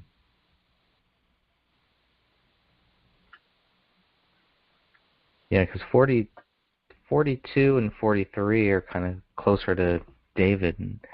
And, on one side of Kamel, and then 44 is on the other side of Kamel. 44 looks like it's almost underneath Kamel. It's kind of odd. Yeah, so how could she have been shot in the head and then have the fragment be underneath her? I'm trying to like figure the blue out their blanket. I'm sorry, like what? bone fragments. It's kind of like the blue blanket where there's bone fragments underneath the blanket or the edge of it. Right. Oh, but it's Paleo. You forgot Paleo's. He's magical. Yes, exactly. I forgot our conversation last week. I know. I'm sorry. I'm snarky, but. Was there just 1 blue blanket, or were there 2? There was 1 blue blanket, which was under Kamel on top of David, same blanket. Mm-hmm. But then there was another blanket that was rolled up and put in the position of where Kamel's head was. But yet they say the dog ate her head, so I guess he rolled up the blanket too and then stuffed it there after he ate it. He didn't want anybody to know. He was being a bad doggy. And yes, I'm being snarky. You are. You're vicious today. I know. I What have happened to you? no sympathy for these people sometimes, right? I'm horrible. But when I read that in the new report that you got, Greg, or you and Sophia, where they said that they found a blanket rolled up in the position of Kamel's head, and that's why they didn't know her head was missing at first. Because, they first came in and it was dark, and yes, they have to go through everything, as is, with no lights on. And it's like, wow. And they still believe the dog ate her head. How? If there's a blanket in the way, how does the dog get to the larynx? I was thinking the blanket was a little bit above her head, because if you look at where David's foot is in that photo, which to me I always thought was a hand. It looked like a hand at first, but that's got to be his feet. Yeah, it's his feet. But that should be about a little south of that foot. Should be where Kamel's, whatever was left of Kamel's head was. I don't think it was under the blanket. I think that they would have mentioned that if it was under the blanket. No, right? it wasn't under, but the blanket was rolled up in the position where her head was, so that's why they said they didn't know her head was missing at first. Mm. I'll have to read that in that report, and I'll send it to you again. Yeah, that'd be good. I'd like to read that. Yeah, that's one I missed. Yeah, that was in the new reports that that Greg and Sophia obtained just recently. There was some new information in there. Oh. Greg, do you have it on your website? Yeah, it's all up on there. Okay. It's in the David Crowley research document. What did you need, Brooke? If you're searching for it on the website under the gray stage stuff, it should be. Trying to see what the actual name of it. You could just Google the name. It should pop up. BCA data request files full. So if you search for my name and you put that in, it should come up. Or if not, I can send it to you.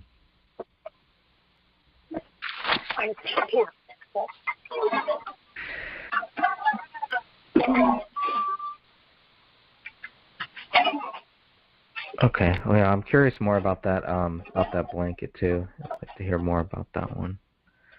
Because of where Greg, they say I'll send David's you the photo Okay. of what I was referring to, so you can add it to the video.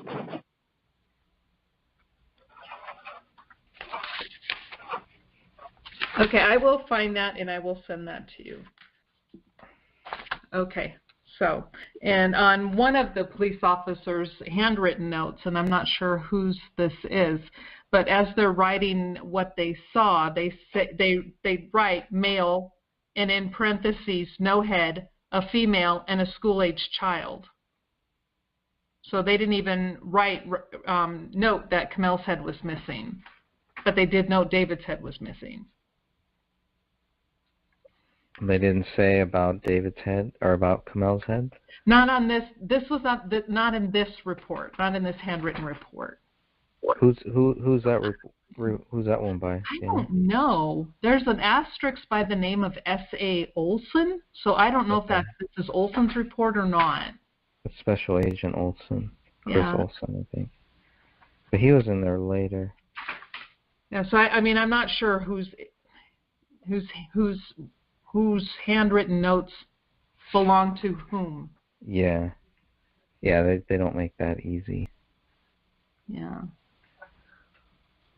Yeah, so anyway, is there anything else anyone else wants to talk about? You got something you want to say? Any other peeps? Not at the moment. What else do I have here? I had I'll more. have to go and digest all of what I've just heard. So. Too much for you? No, give me I'm something just to do. kidding. Yeah, I'm trying to go through, and a lot of this stuff is stuff we've already talked about on the inconsistencies.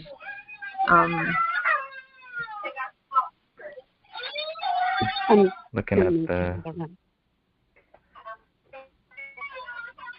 at the first responders for what they say about the bodies. Let's see, it's Greg Dahlstrom, Sergeant. He's now a captain. Captain Greg Dahlstrom, by the way.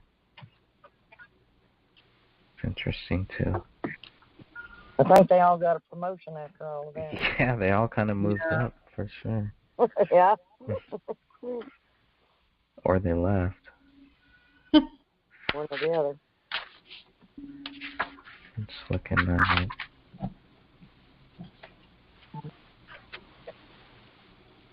Let's see, where are we at here? Oh, and this is what kills me, because I did highlight this on a lot of them, and I'm going to be jumping ahead here while you're looking through that, how everyone states dog poop all over the place. Piles of dog feces everywhere on both levels of the residence. Dog feces everywhere. And I looked through all of the photos, and all of the photos which give us almost the entire floor plan and almost every part of the floor, and I counted each individual dog dropping. There were only 29. Now, that to me is not dog poop everywhere. 29, that seems really low. Yes, I know. That's what I said. I'm like, well, I don't know. My dog only poops once a day. I have a little tiny 5-pounder, and he can poop sometimes up to 4 and 5 times a day. Sometimes he'll only do one little one, and other times he does 4 and 5. Yeah, you don't ever know. Yeah.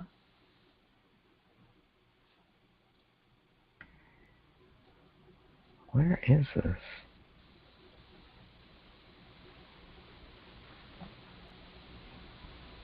I'm trying to find exactly what they say about the bodies, just inside. Yeah, they're more focused on the blood wall. In that video, did it show the bodies? I don't think it. First came in?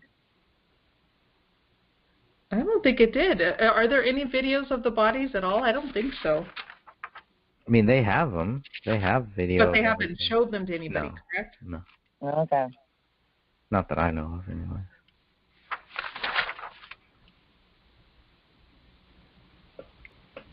This is so weird. This is frustrating. It's all frustrating. It really is. What the hell? Where are we here? Just in the It's not like there's just one thing. It's not like there's just one thing that we got to unscramble. It's the whole thing. Right.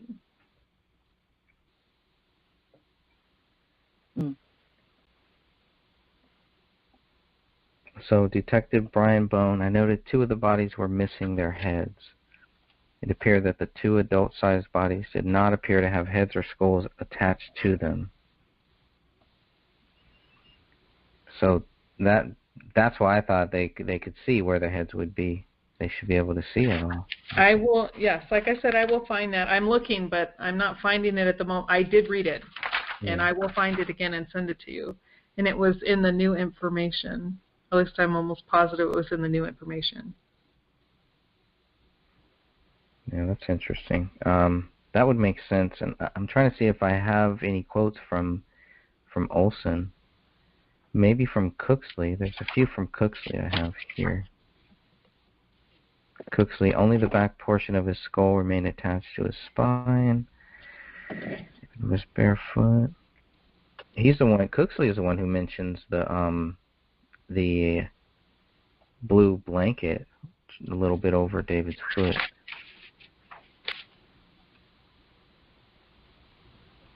What else does he say here?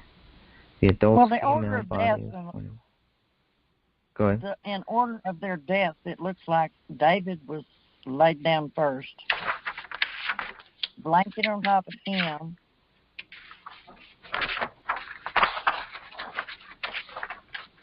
But Camille is lying on the blue blanket, and the blue blanket is over David. Right. She had to have been laid down second. And then Rania on top of her. And she was between Camille's legs, lying on her left side. One place it said that she was laying over her left leg. Right, that's what they show. But when you look at the initial drawings and you look at the first picture, she's lying on her left side between her mother's legs. Oh. The picture I got shows her over her mother's leg. Yes. Yeah. like and leaned that's up the against thing. That's why I'm like, when they moved her, somebody moved her before they took that photo. Yeah. There was a lot of things disturbed, out of place. Yeah.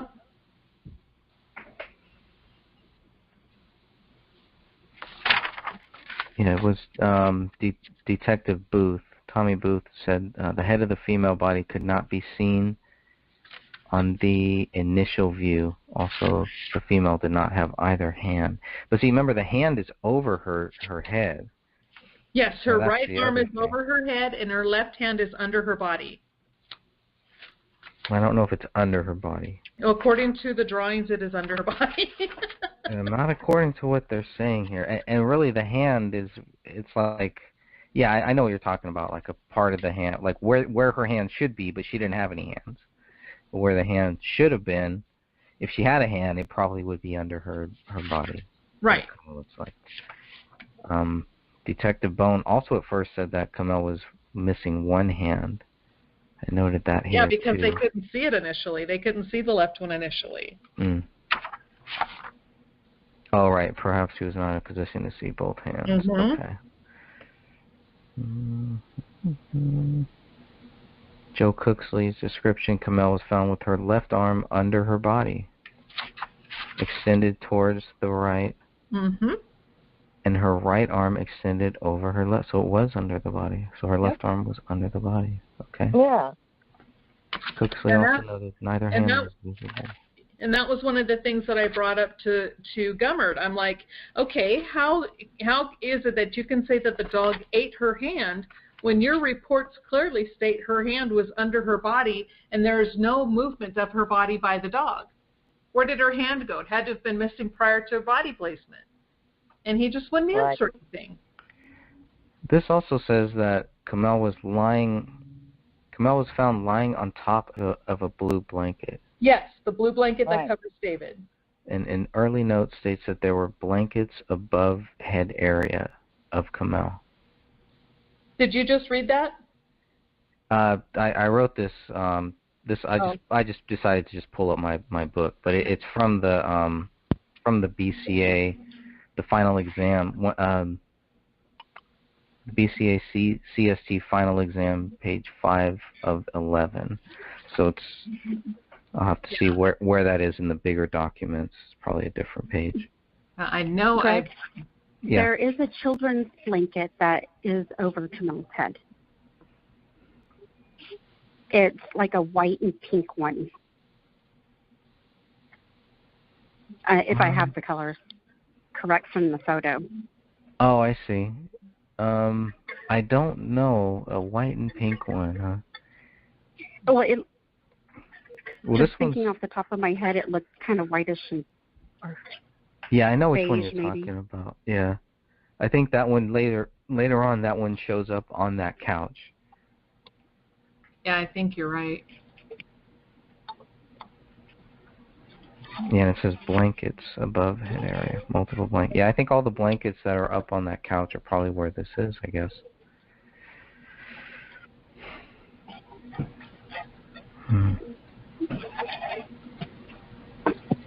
It also says about, with Rania, the bullet was behind her right ear. Okay. Yeah, that was the entrance wound, correct? Yeah. The bullet hole was behind the right ear. Okay. And that was the decomposition, I think, was another big question too, because these detectives keep saying a later state. The bodies were in a later state of decay, or they were obviously 3 heavily decomposition bodies or something like that. But they weren't, and that's the thing. I mean, they should never have stated that because they're clearly still identifiable, and their bodies had just begun the bloating stage. That is not advanced decomp. That's like 2nd stage, starting the 3rd stage out of the 4 or 5 stages that they have. I mean, later decomp is when they start to lose all flesh, and it's just gone. I read some things in the autopsy in regards to the skeleton, please help me with this word, skeletonation of the bodies. Mm-hmm. I can't pronounce it correctly. I'm sorry. Skeletization. But, yes. I think I read it in both David and Kamel's autopsies. And they were referring to the bones like around the neck area. I believe the hands for Kamel and possibly the feet for David. Not 100%. Well, his feet were mummified. Mhm. And so were his hands. So, and again, that's just due to the fact that it's such, thin skin in there, and there's not a lot of fat. But I couldn't hear you. So what were you trying to say? Greg, can you help me out with that word again, please? Skeletonization? Yeah. Yes, there you go. Thank you. Okay, because I didn't read anything about skeletonization in the autopsy reports. And you said you found that somewhere? Yes. Oh, it was in the large BCA file when they're talking about the description of the bodies. Yeah, because when I'm right here, as I'm looking at their autopsies right here, I mean, the medical examiner is able to, they say the chest is symmetric, the abdomen is flat, the genitals are those of a normal adult male. So there's no skeletonization going on, so I don't know why they would say that. I'm not exactly sure, but I can get the screenshots of it for you. Yeah. It was handwritten notes. Yeah, and it's in the large file. They're able, the back, buttocks, and anus are unremarkable. The left hand is initially sealed. The right hand is absent. The distal right forearm shows intact smooth ends of the radius and ulna. So the skeletonization aspect is when the skin actually is gone from the body, and what is really showing through is a lot of bone. And that is clearly not what is happening and had happened by the time these autopsies were done. They have internal organs which are intact. They're able to cut them and dissect. Now, I do have a question in regards to the autopsies. What's for both David and Rainey, I believe for David, it was his liver that had mold on it, spots of mold. And Rainey also had the same thing, but Kamel didn't, for internal organs. Okay, so the smooth capsule with postmortem mold growth, and that's normal. Okay. So what does that mean? It's just part of the decomp process. It just gets moldy after a while. So it's just the capsule is the membrane that covers the liver. Mm-hmm. And so yes, and on Ranya's it says with postmortem mold-like growth. But that's the same thing. But you said, let me look up Kamel's, because that would be interesting that they wouldn't note that on Kamel's. Why not Kamel's? And that raised some flags with me because it was mentioned for David, it was mentioned for Rainey, but Kamel didn't have that. Yeah. Okay, yeah. The hepatobiliary system, the 445-gram liver has an intact capsule. The parenchyma is soft and has a green discoloration. The gallbladder contains trace amounts of bile. The biliary tree appears intact. So yes, you're right. So hers had not reached that point, or at least it hadn't started to quote-unquote mold. I don't know if that's normal or not, to be honest with you. It just struck me as odd. That's all. Yeah. I'm going to see who did whose reports. Okay. All three had to sign off on Ranya's. Oh, okay. Well, Dr. Lilinski did both David's and Ranya's, and Dr. Mori did Kamel's. So maybe that's why. Just a difference in writing technique, or what they noted, or how they write. Okay. I'm guessing. I have no idea. Yeah, that would make sense. Yeah, it does.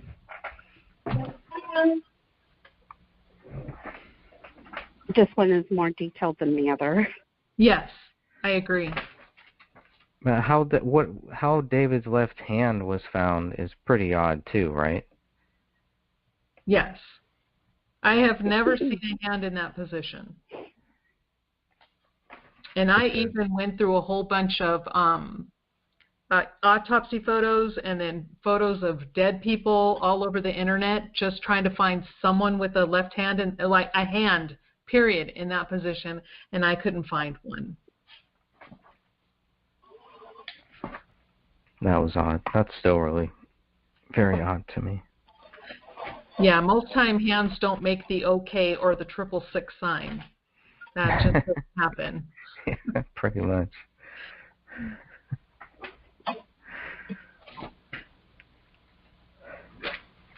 Let's see.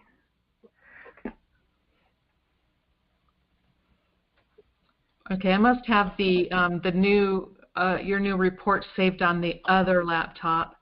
So when I find that, Greg and Sophia, I will send that to you. Okay, thank you. I just found the handwritten notes for the off of the large report, and I'm taking screenshots of it for you right now. Yeah, there's a lot of good stuff in those handwritten notes. A lot of stuff that isn't really mentioned later on. So yeah, it doesn't make it to their worth going typewritten report. Yeah, didn't make the final cut, pretty much. Just too bad. Okay, and basically everything left on the inconsistency list is everything we've been talking about. Oh. So there's really nothing else. Okay. Well, I know one of the things was, you know, if we could, what's the thought process on creating some type of a list and sending it to possibly Kamel's family, Kamel's side of the family. Is there any value in that? At this point, do they just not even want to be bothered with it anymore? I don't know. I've been praying about that, what the best course is. Yeah, I have not. Of course, I don't really see much of anyone's response, but I don't see any communication from any of the family members at all, not from either side, which I still find really odd. Like I said, I think they know more than they're letting know. Any idea what that could be? Just your opinion? What do you think that is? I think they know what's going on, and they don't want to let it out.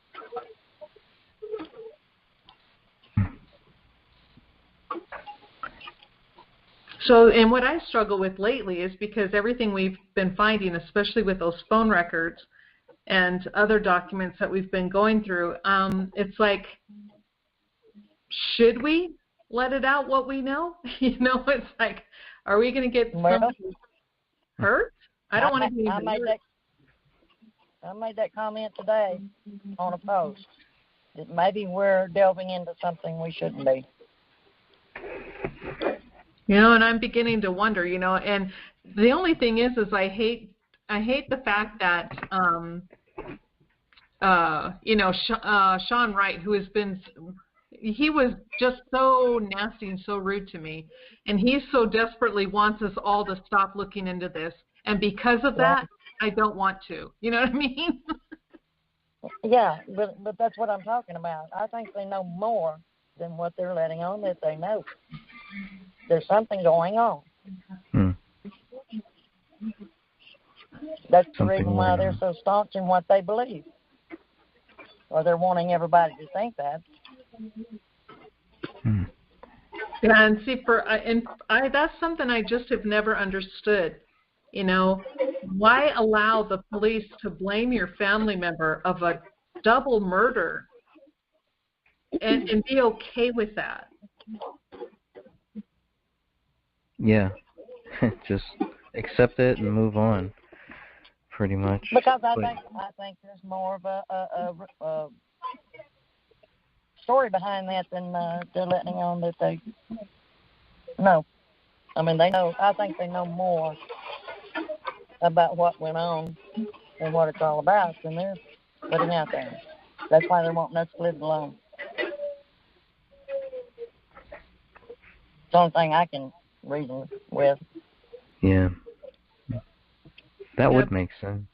Yeah, because the information, we've been getting on those phone records, and this is from people who, from a person who actually works at the phone company, and they looked at that and they're just like, okay, I can explain to you what this is and what it's saying, but I can't tell you why it happened. They said this is one of the weirdest things I've ever seen.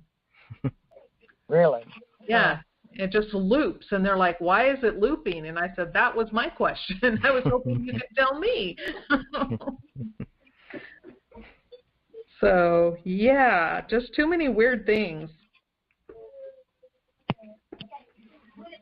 And the fact that the police don't even want to address any of the issues. The Minnesota Attorney General doesn't want to address it. The Dakota County Sheriff doesn't want to address it. Nobody is addressing anything in this case. Everybody's just completely shut down. It's just That's a good bizarre. sign. That's a good sign. Yeah.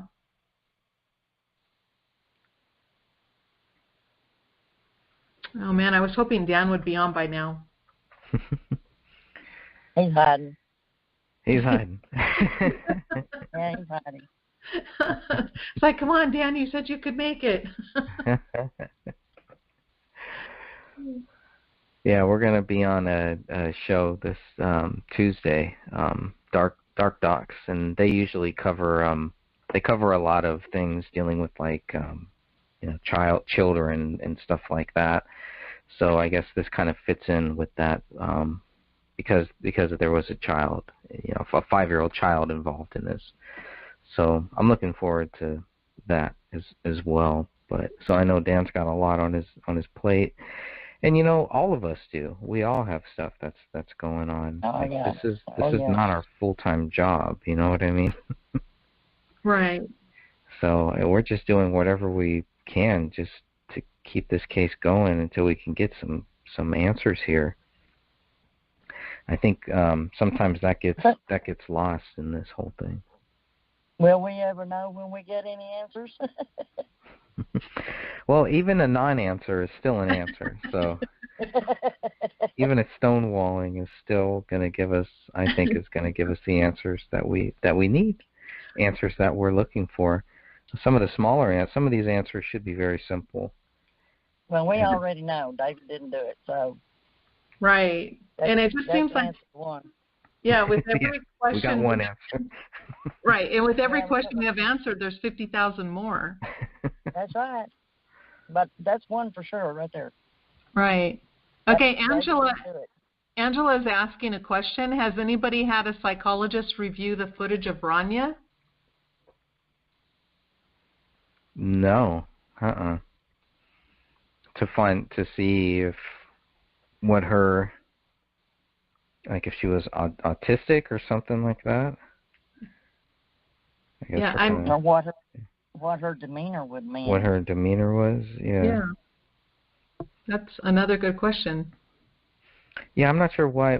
I mean, shouldn't we be looking more at David and trying to figure out his, I guess? Or I'm curious about why. I don't think there was anything wrong with him. I think the family was scared. I mean, he looks perfectly normal to me, and I know weirdos. Right. Right. I've got a few of them in my family. Right? Yeah. No, I think they feared something. I believe there was something going on that they began to fear. I really do. Do you think they were planning on leaving? No. Think they're going to stay in this state? Unless something happened, like the 1st of December or something like that caused them to react in some way or other because of it. Now, they couldn't have been scared, because that may have been why they were backing off from the family. There was something going on that we don't know. Well, yeah. Well, one thing we do know that was going on was the whole thing between David and Danny Mason. Right. Where they were trying to get, David was trying to get Danny Mason to sign this stuff. It sounds like Danny Mason was kind of stalling.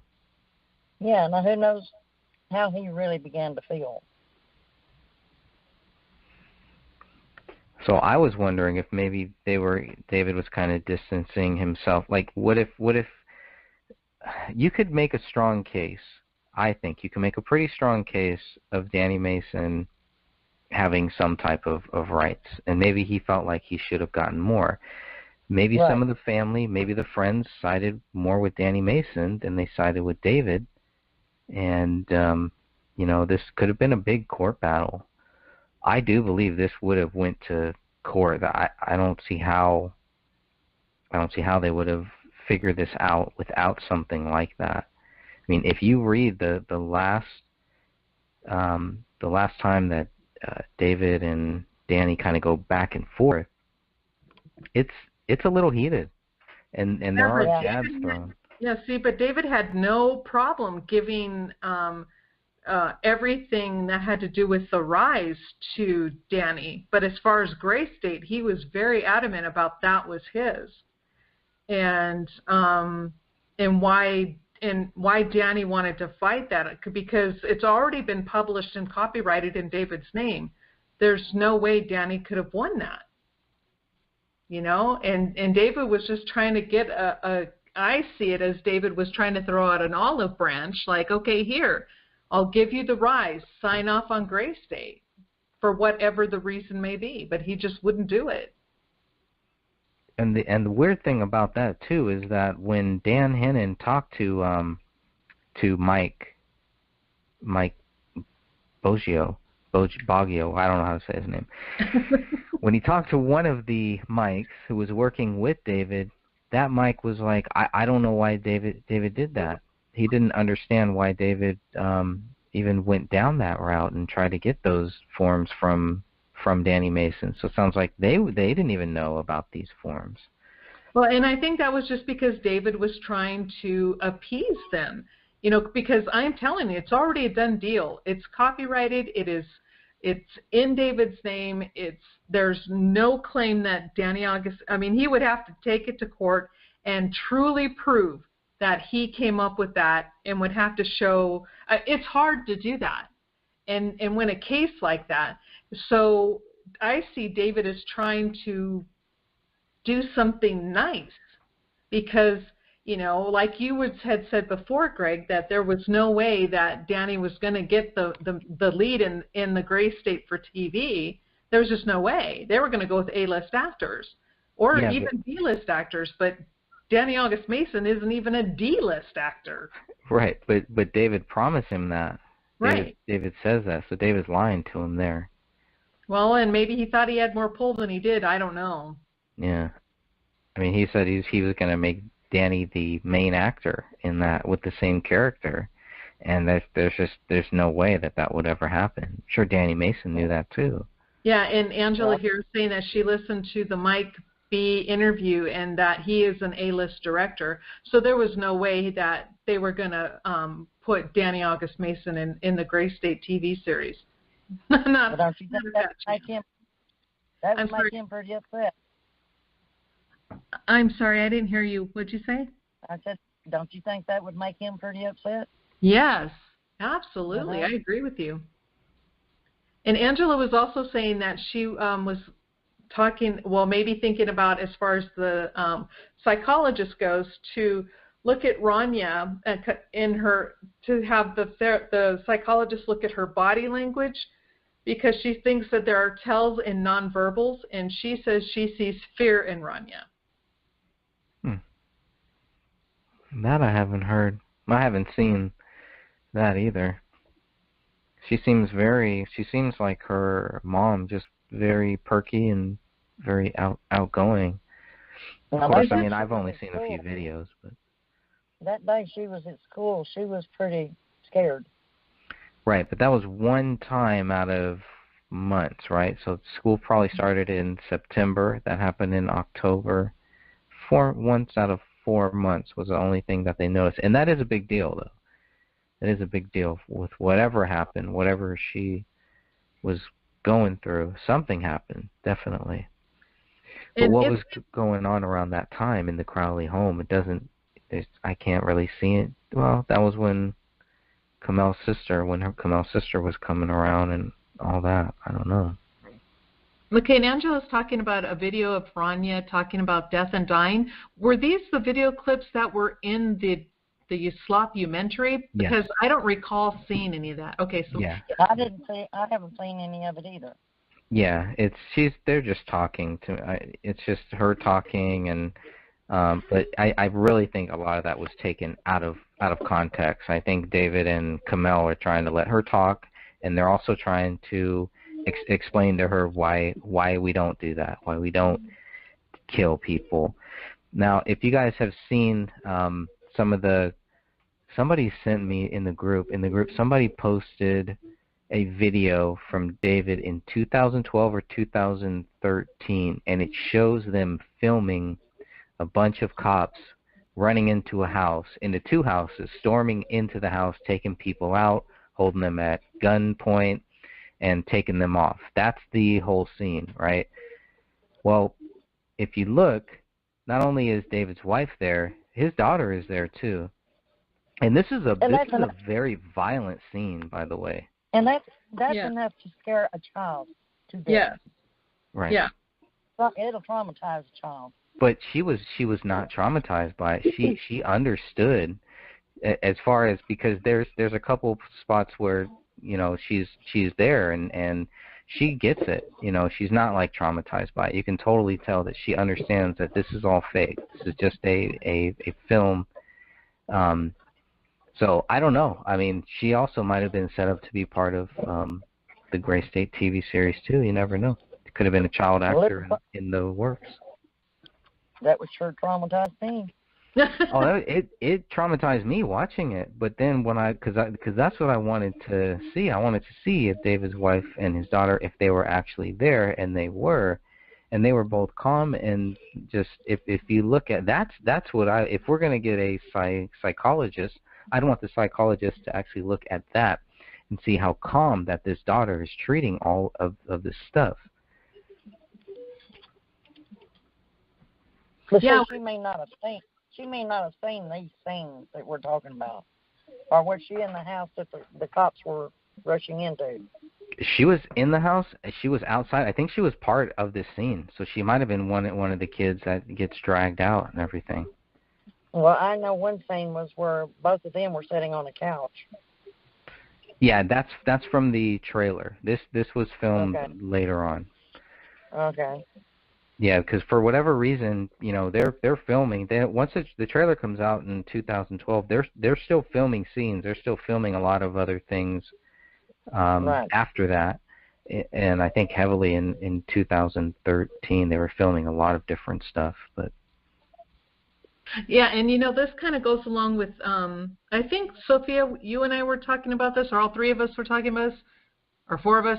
We were talking about the how David was filming these, the aggressive, violent scenes for his movie, and how some people were saying that David suffered from PTSD, which, severe enough to make him quote-unquote snap, but how someone with true PTSD would not be able to, they wouldn't be able to direct it, they wouldn't be able to watch it or hear those fake gunshots going off. There's just no way.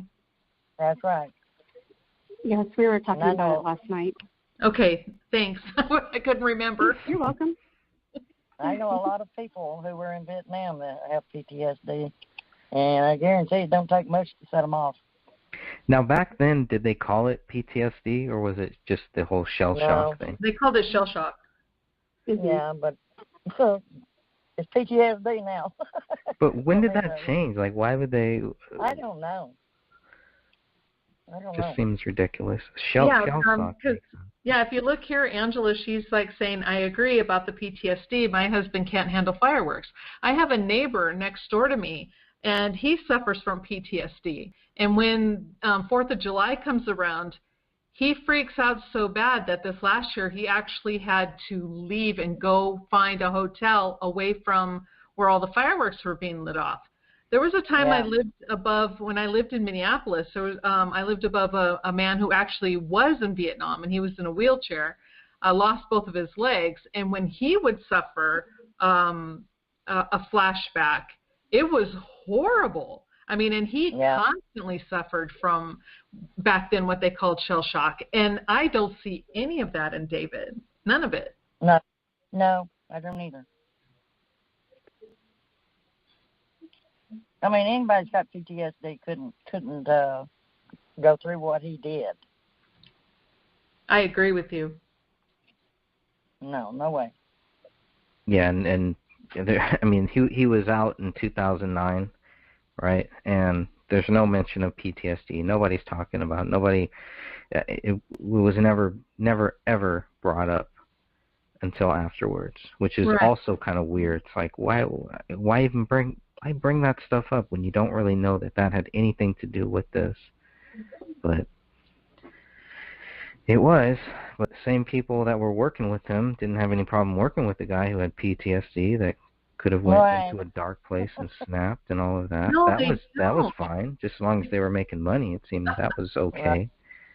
Yeah, and Angela, she goes on to say, she says, my husband's is pretty bad. Even sounds on the highway near our house is troublesome. I don't think David would have been this successful if he suffered from PTSD. No. And I agree 100%. Yeah. Because there was a lot of violent scenes going on. And not only that, David was always going to the firing range with his buddies. You know, with those guys. They were always out shooting at the range and practicing. So, yeah, that goes totally against the whole PTSD and whatever, that theory. Just the thoughts going through his head would be enough to set him off. Yeah.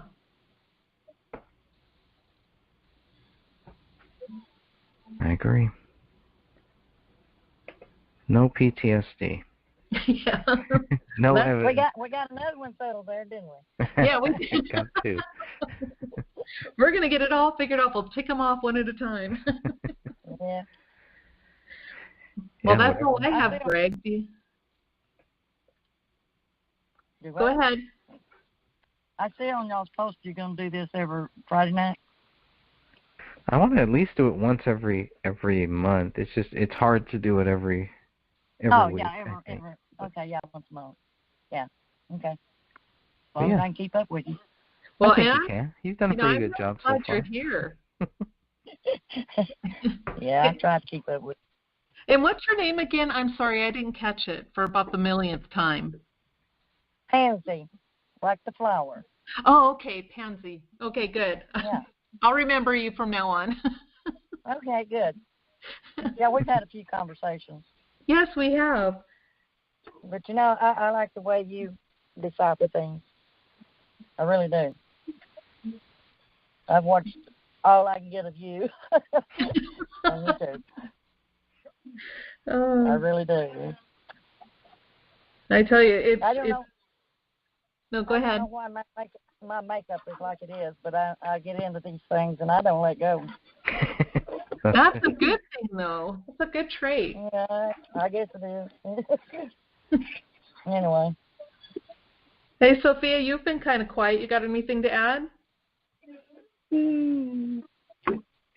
Well, I don't think so. I mean, we have been talking off and on throughout the week and everything. I was kind of more focused on something else, a different case, and given the Crowley case a little bit of a break after we worked on several things over the weekend. But I haven't really come across anything else since. Okay, yeah, it's like we're still trying to tie up some loose ends and figure out if we're really going to come out with everything we found out. Well, I think we will eventually. I'm curious to see what the PI finds as well. Oh yeah. Oh yeah. Very curious about that. Oh yeah. Maybe he can clear it all out for us. I hope so. At least, figure out something. Get some clear answers. Help us figure out how to get some answers. But I bet he's having fun. yeah, I'm sure. She's got a lot of stuff to go through. I mean, think about how much data there is. Yeah. Those kind of things I like to do. It's stressful. I don't know. It's yes, it very is. I have to break away from this. Yeah. Sometimes, to clear my mind. Mhm. That's the only way you can do it in order to keep things straight. Yeah, I know. I really feel myself getting there too, where I need to kind of ease back a little bit and just. But it's it's difficult. You just got to pace yourself, I think. Yeah, that's right. Oh well, I want to throw something in here. Happy birthday, Angela! Thank you for joining us on your birthday. That was awesome. That's great.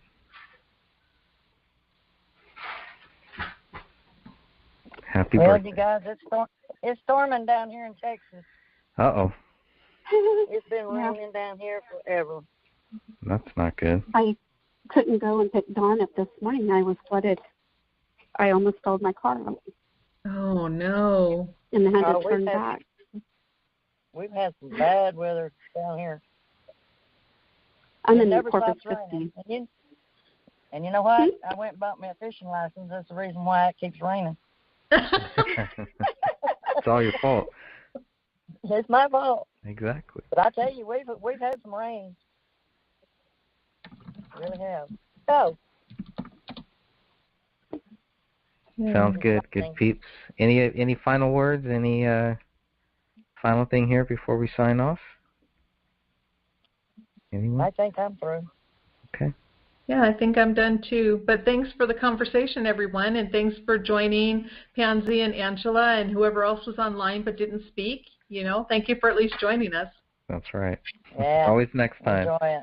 Yeah, Love maybe you next guys. time we'll get some of them out there. Talk a little more.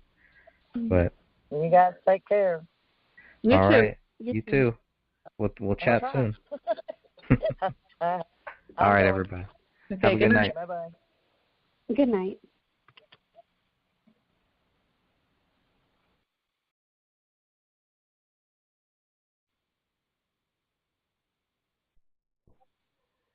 Hello, my name is Dan Hennon. Today is June 22nd, 2019, and for this conference call, we are joined with Greg Fernandez Jr., Catherine, and Sophia. And so it's the four of us here tonight. It'll be opened up, basically the call line or the chat line will be opened up for other callers to come in and ask questions, and also use the chat room to ask various questions as well. We're going to be basically providing, I think, just updates and just a discussion tonight to get everyone up to speed. We had the final results of the private investigator come out recently, and we did a show on that, and now it's hopefully asked to answer a bunch of questions from that show. But now tonight we're opening it up as a conference call to all those on the Justice page here, the members, to anything that we missed, anything that we could have gone into. I'm in the process of putting together my questions for Kenneth Main in response of what he wrote. So anything that would be helpful for that would be great. But I think we're ready to go. How is everyone doing tonight? Awesome. Yeah, doing good. Doing fine. Well, perfect. Let's see. Yeah, so where should we, Greg, do you want to, or Catherine, or even Sophia, start off with anything that you've got that relates to updates, questions, or things that have come up since then? Greg, do you want to start off? Yeah, I was thinking, since we haven't had Catherine really give her side, Catherine, if you want to kind of let us know what your thoughts are now that you've read the 25 pages. And Oh, God bless you, Greg. You're so cute because you remind me of my son. I'm so glad you think I actually read it. I have. In fact, I was Did going you start to read it? Did you read page 1, page 2? How far did you get? I started with page 1, but I got so angry at this. Uh-oh. Yeah, I had to end up taking a nitroglycerin, and I had to put it down.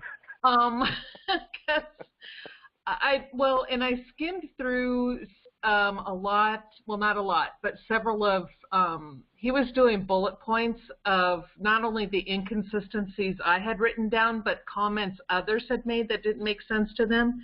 And his comments of, well, it could have been the dog.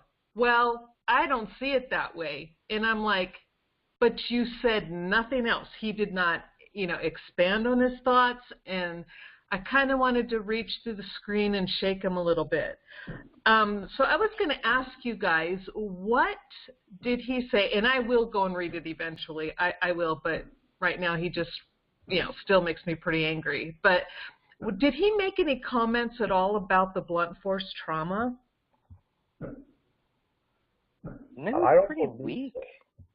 Yeah, let me get to that question. You know what? I'm trying to remember what question that one was. But I know that was in there, but I don't think he said too much on that. I think a lot of people are kind of glossing over that, and even myself, when I first heard it, I kind of glossed over it. So it was good that you kept bringing it up and, kept people on it, because the more that you look at it, the more it's like, oh, yeah, there's something fishy there now. Yeah, it's so clear, and it is so obvious that there is trauma to that skull cap. And the fact that, these quote-unquote professionals just ignored all of that. And I'm not sure why. That I would kind of like to hear, oh, yeah, see, possible dog activity. I'm sorry, I jumped. But reading his comments, blue blanket over David's leg, possible dog activity. I'm telling you, Paleo was really good at putting blankets very neatly over these guys and, moving the bodies quite nicely. That poor dog. Yeah, he was covering them up, keeping their toes warm. No problem. Okay, right there. Okay, that's better. I'm sorry. Go ahead. You want me to go back a little bit? No. I was, okay. My head saw one thing and it said something else, so never mind. All right. I'm going to force you to read this one way or the other. I know you are.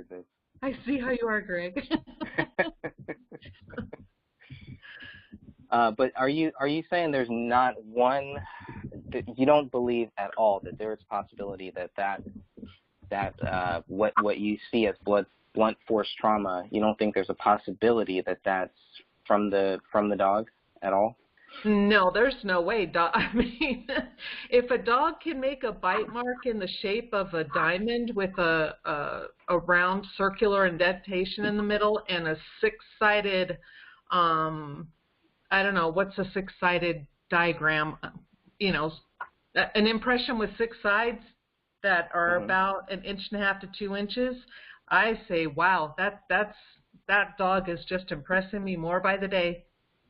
Could that impression be from the gun or anything? Or? No. When you look at that and you look at the gun, the barrel is round. It just has a circular hole. But these impressions on that scalp have they're 4-sided, 6-sided, and one that has kind of a diamond shape to it, but I think that might be the same 4-sided tool that was used that could have hit the scalp in just a different way, where it kind of smushed it together. But those are definitely some type of tool impression, and tool being whatever struck the head. And Catherine, just to clarify, for Greg, that piece of skull, whether it's the inside or outside of the skull, it's going to be flat and smooth. Think of it like a shell of an egg. When you crack open an egg, it opens up. That inside is smooth, which is also like a skull, and the outside is smooth. There's going to be no dents or anything on that or whatsoever. Now, a gunshot is going to blow the bone fragments and break it and cause it to go into shards and whatnot. But it's not going to put a dent into the skull itself, and neither would a dog, chewing or biting on it. Those are indentations, is what Catherine is pointing out, and there's like 13 of such indentations, and that is not normal. But I don't think he touched on that at all. Yes, and Dan is correct. It's smooth to the extent of, well, there could be some rough edges, kind of like a textured wall, but a textured wall doesn't have designs in it per se. It doesn't have a wrench impression. It doesn't have a socket impression. And the only other things that will be on a skull are what are called foramen. And a foramen is simply just a hole. And those are the holes where the nerve endings go through and everything. You have the big, huge one, the foramen magnum, which is the big one where the spinal cord goes through. But I'm talking about in the upper portion of the skull and on the back where the occipital region matches up with the parietal. Now, you'll see one small hole on each side. And those are just foramen. Those are normal. Those are natural. But those are holes. Those are not indentations. And again, I will harp on this too. Again, is the part where you see straight skin. You see smooth, straight edges on the skin from that skull cap piece, and that cannot be done by a gun. Cannot be done by a dog, cannot be done by a human ripping it off, and because that would just be gross. But it is smooth and straight, and that is consistent with a knife. And with the knife being at the scene with blood, you would think that at least this quote-unquote private investigator would have looked twice at that.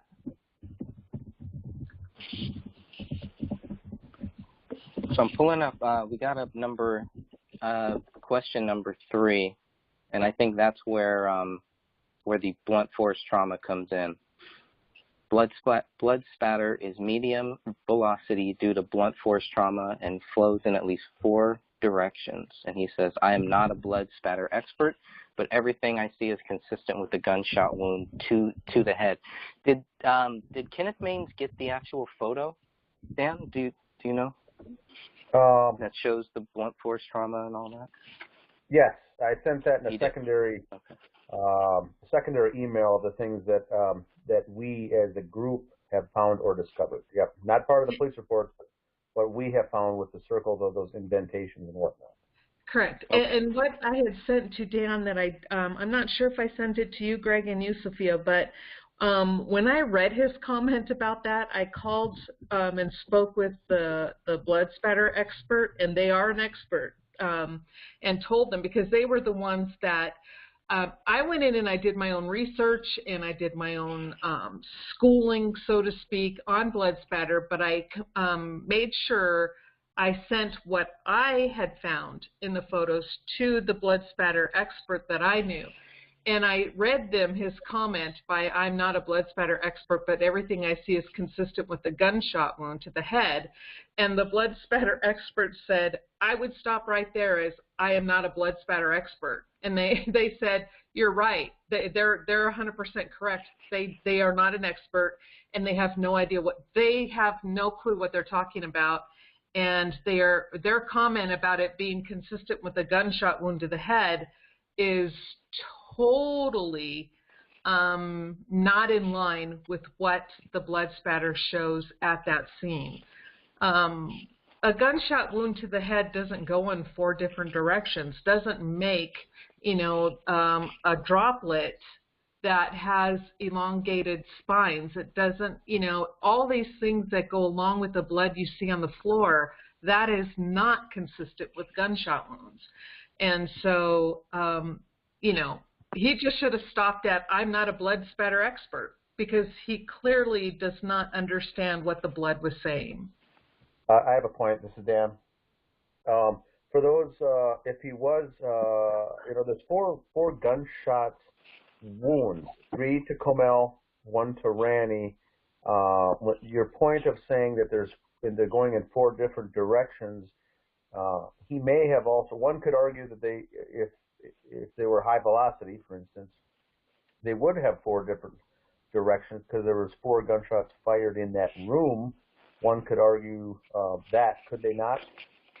Catherine, just a point of contention. I'm just being a devil's advocate. I know it's high versus low, medium velocity. That's good. I'm glad you brought that up, because the point is in the way that blood is moving, the way the blood is on the floor, it shows movement. It shows someone was running or moving quickly, trying to dodge after, as they're being shot or after they're being shot.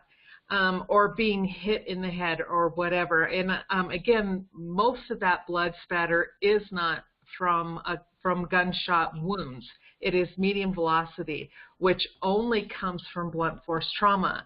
And then that blunt force trauma, again, whichever victim it was or victims, someone was definitely moving. Now, could it be from all 4 of them? Hey, it very well possibly could be, but they didn't test it all. So we don't know. We only know of whose blood belonged to who from the small areas that they did test. I wish they would have tested everything. That would have given us a much better picture of that crime scene. But they just kind of looked at the blood on the floor and said, okay, yeah, it's blood on the floor from a gunshot wound. Again, just a total not doing their jobs. My take on it. Here's a question, Catherine, and see if with your background you might know the answer to this. But do you think that Kenneth Maines did his investigation from a point of a detective work versus actually doing forensic analysis? Is that fair to say that there's a difference, or are those two the same thing? Oh, no, they're totally different. As far as investigating, he didn't do it. From what I see, he didn't do any investigating at all. As far as giving an analysis and looking at what was written and then looking at it from a forensic perspective, I think it would be fair to say he did that. Which is why I believe he came to the conclusion he did, because he only looked at the documents and looked at the photos and then just gave an opinion based on the forensic evidence of, okay, these documents say this happened, and okay, I kind of think it did. But I see nothing in what he had written and what I had read so far that even begins to prove he did any individual investigation into the case. Didn't you say he said he wasn't able to access other documents, that he could only get what we gave him? He thought that what I provided to him, which was everything that we have, was enough for what he needed to come to his conclusion. And he didn't think, because I asked him if there's anything more over and above that we received that he, as a private investigator, could have warranted or could have requested to get, and he says, I don't think that's necessary.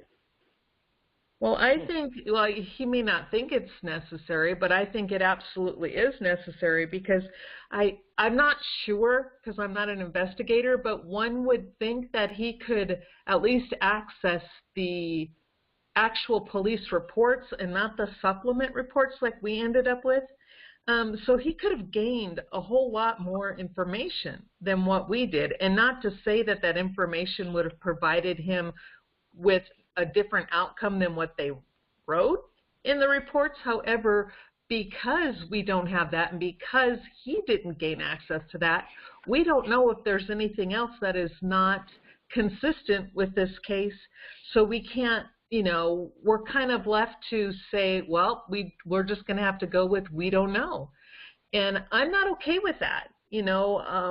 For what he charged and for what he says his credentials are, and I have no reason to not believe him, but he should have been able to gain access to more, he should have been able to get more than what we did. with just simple, I mean, and I don't want to say simple FOIA requests because I'm sure you guys put a lot of work into that. And, but at the same time, he knows what to look for. He says that's his line of business. So he should have been able to think of something that we haven't thought of. Correct. Okay, I agree. I agree with that.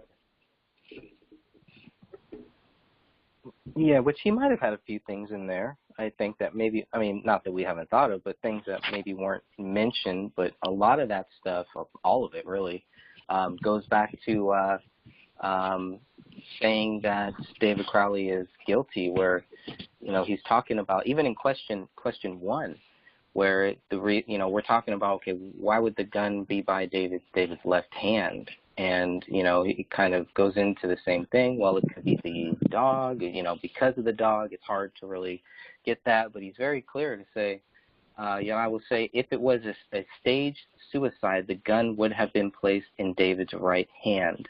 But David didn't have a right hand. So that wouldn't, I don't know, it's almost like, it's kind of and again, I want to take, I want to just say I disagree with his comment on this. The gun would have been placed in David's right hand. I totally disagree with that. And the reason why is because as an EMT, and I even see it in some of the police reports, the way it was written, people tend to forget, unless you do it on a daily basis, when you're walking up to a patient that's lying prone on a floor or sitting up and they're facing you, you're going to assume that their left is their right, because most people, you know, it's just automatic what the brain does. So it was ingrained in us, and we had to constantly repeat, our right is the patient's left. Our right is the patient's left. So the fact that the gun was on the left side makes sense to me. It makes total sense for a staging of the gun, because when they're going to drop that gun on the floor, they're doing it with their right hand, and they're going to drop it not thinking ahead like, oops, that's his left hand. It's going to register to them that it's his right hand because it's on their right side. And he should know that. He's a supposed investigator, and that is like crime scene 101.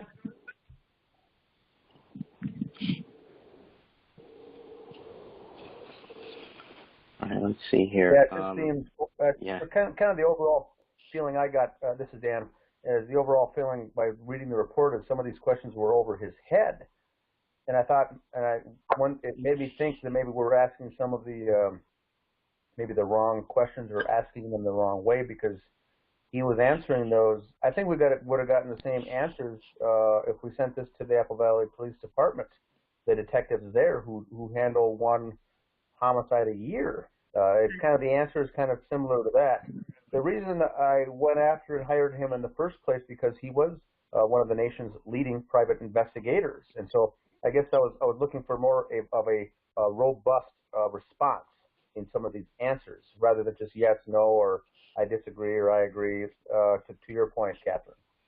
Yeah, and I agree with that totally. And I'm looking at, too, at number 4, the bloody footprints show cleaned up blood when sprayed. And he says, I do not believe this is true. There were visible bloody prints, but they were enhanced with chemicals, which is standard procedure.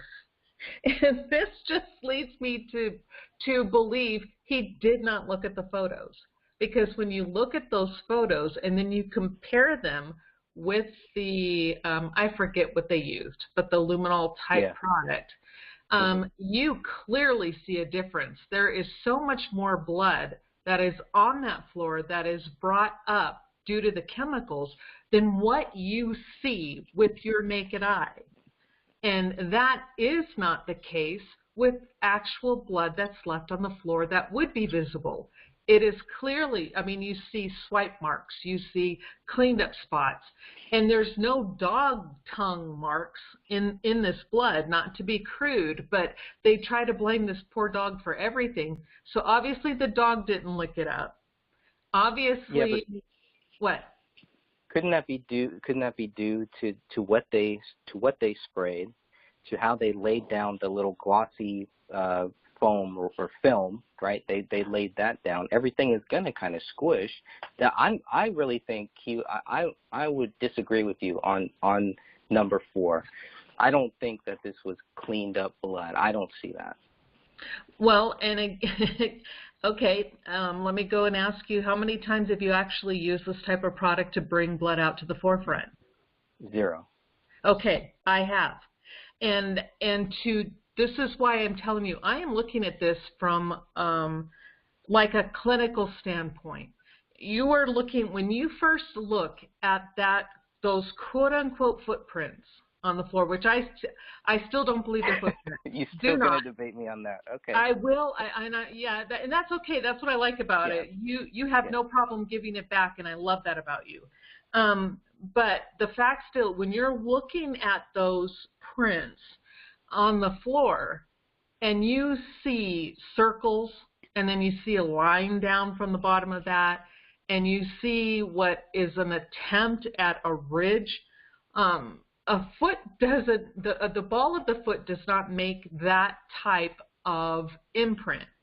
There will be more included, like more of the ball of the foot, and the toes generally don't leave a line between where the tip of the toe and then the ball of the foot meet. It's usually like the ball of the foot and then you have circles, so to speak, except for the big toe. And then you look at what's on that floor and you see a circle with a line down, a circle with a line down, and it looks, and it's not even skeletonized blood, and that's part of the, so they can't even say that the blood was dried and then part of it flaked off and blew away and then that's why it's not there. Because there is other skeletonized blood spatter on the floor in multiple areas, meaning where drops of blood were, it dried, the middle dried and blew away, either whatever, if the dog was running by or the heat kicked on, but it left a hole in the middle. And when you compare that with these so-called prints, and then you realize there's something seriously wrong with this picture.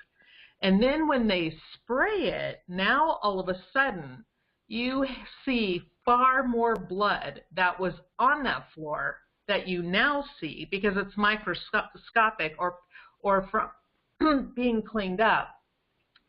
It's kind of, and then you compare that with what you see on the picture previously. They don't match because you go from having a slight print to the sprayed areas now quite solid with blood. That is a huge problem for me. Catherine, this is Dan. Do you think that some could interpret his response there by saying that there was perhaps multiple bloody footprints throughout the house, but only the 3 or 4 showed up that they elected to spray? Could someone take it and interpret it that way? That's why there's only a few out there? I don't know if that's what he's saying here, but I think that's a valid point. If there were footprints to begin with, I think that's a very valid point. But again, they didn't spray enough of the house to really find out. Okay, gotcha. Because all we see in the photos is, that's also what raises the confusion level or question for us, our group, is that why would there just be 3 so-called footprints near the kitchen island and there's 0 footprints down the hall, in the office, in the bathroom, in the kitchen, by the dishwasher? There's just a couple by the laptop that are very convenient that kind of pins it on the person writing these notes, which is allegedly David. Or are there true footprints throughout the house, but the section they elected to spray the luminol, essentially whatever that chemical is, was just in that area that makes those come to life. And I don't have a background in that, so I don't know. Is that something that would also be more visible once they spray it? And maybe there are other footprints throughout the house. I didn't see any, but how wouldn't they be easy to see throughout the house with or without luminol? If it's invisible to the eye, you truly would need the luminol. And so when we're looking at the floor in a lot of these photos, they had, and I don't think the photographer meant to do this, but they did do a pretty good job at taking things at an angle. So if you're looking at that floor from an angle, you see where the blood is, you see where the quote-unquote prints are, but you look further out and you don't see anything other than a clean floor. So in that case, if there were anything, then yes, they would need to spray it. But and my question has always been, what could they have missed or what could they have found if they had actually sprayed more of that house? You know, what story would that have told everyone? Well, how would that work? Where they just go around spraying certain areas or something, and just to see if there's anything there? How does this process work? Well, when I talked to the blood spatter expert, they said, in fact, that was one of the first questions.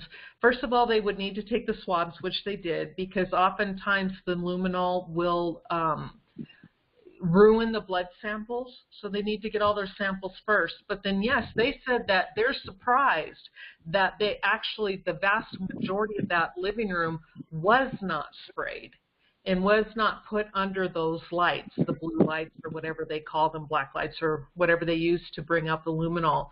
And that was something, for one, they said they would have used the string to find out where the blood spatter was leading from, and then they would have, once they would have used the string, they would have taken their samples, and then they would have sprayed almost the entire living room to see if there was more of a story, like was blood cleaned up, or was there invisible blood, or, you know, are you going to see the void patterns?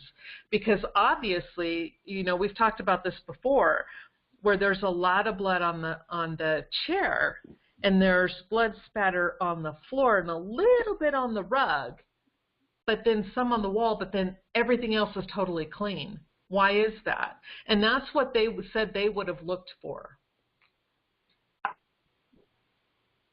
Or in other words, spraying and seeing if results come up, and then going farther down the hallway until it diminishes, essentially, right? Correct. Something like that, okay.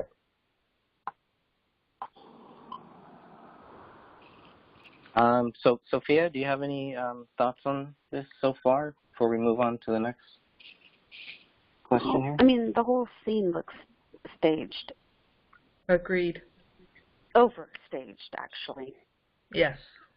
Like they just kept going back and just redoing things, but the gun placement, I think, was their biggest screw-up. Why do you say that? Left hand. He's not left-handed. Even if he held it with both hands, for it to land that way is, I just don't see it as plausible.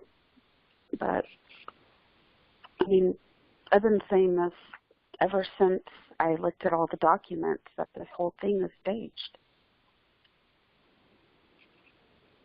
I'm having a hard time thinking about what would take his right hand off. Why would his right hand be missing? Because obviously, to me, it seems like the fact that his right hand is missing is why you couldn't put the gun next to his right hand. That would look kind of like what Maines is saying. That would look staged, right? You know, that's a good point. That's probably what they were thinking. You know, and then come to realize it's like going, well, no, what you did looks staged. Right, because when they start thinking about how he's going to shoot himself with his left hand, and then if the bullet is going to where it's going to go through his head and everything, it's a very, very tough shot. It's similar to Philip Marshall. It's a little bit different, but very, very similar to where it's like that's a stretch. That's a big stretch to really say that he would take that risk and not just use his right hand, or just, you know, the way that the gun is pointed and where the bullet travels, from what they say. It just seems like a big risk to take if you really want to kill yourself. Yeah. That's correct. And the Philip Marshall in California, that alleged suicide, the gun was found underneath his body, kind of essentially the body was laying on the floor in the hallway by the front entrance, and it's almost as if someone kind of lifted up part of his body and kind of shoved it underneath there with their foot, kind of just shoved it underneath. And I've never heard of a gun or a pistol or handgun after a suicide being under any part of a body at all, much less. Usually it's it's near the scene and also near the hand that was used after the weapon dropped. And his was kind of shoved under the body, which I think also sent a message of that it was obviously a hit. This one's just laying by the wrong hand, and like Sophia said, it was an overstaged scene.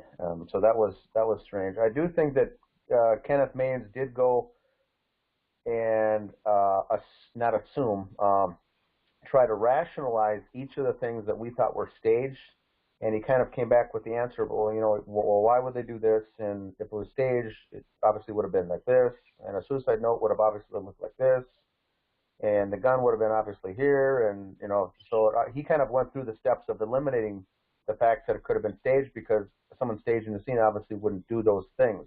And I disagree with his analysis, although it's rational, it makes sense. But he kind of used that to kind of back into the fact that, well, obviously David did do it, because if someone staged it, they wouldn't have done any of these things because they did them all wrong. Therefore, David did it. It's kind of how he deduced. He came to his conclusion, and I think that's weak. Weak is all I'm saying. Yes. But oh, I'm sorry. Go ahead, Sophia. Were you familiar with the exercises that the military would run like once a year, where they would go into, like, for instance, like mock wars and mock exercises for different situations? Yes. And they would set the stage and everything. Uh-huh. Okay, this is what this crime scene reminds me of. And how the police went in, they did all the steps that they would for a triple homicide or that kind of thing. I cannot get that thought out of my mind of how this reminds me of these mock wars and exercises that we went through each year. Sophia, someone in the chat room mentioned that it's similar to a Jade Helm exercise. Yeah. Yes, but for the first responders. Okay, gotcha. Yeah, we would have stuff like this all the time. That we would sometimes they would do it at the same time our yearly test needed to be done to get recertified, or every 3 years we needed to get recertified. And sometimes, it would be done at different times, so we'd have to do it twice. But yes, yeah, there are mock mass casualty scenes, and generally is what we would do, the mass cal scenes. But yeah, I had to take part in several of those, and I had not thought about that. But you're correct. This looks a lot like that type of scenario. And it's just hard to get it out of my mind when I look at everything and I see all the steps that the police did. They went in, they observed the scene, they went through the motions, but then they took it a step further. They ran the DNA test, they closed out the case, that kind of thing. And that's I'm so torn between this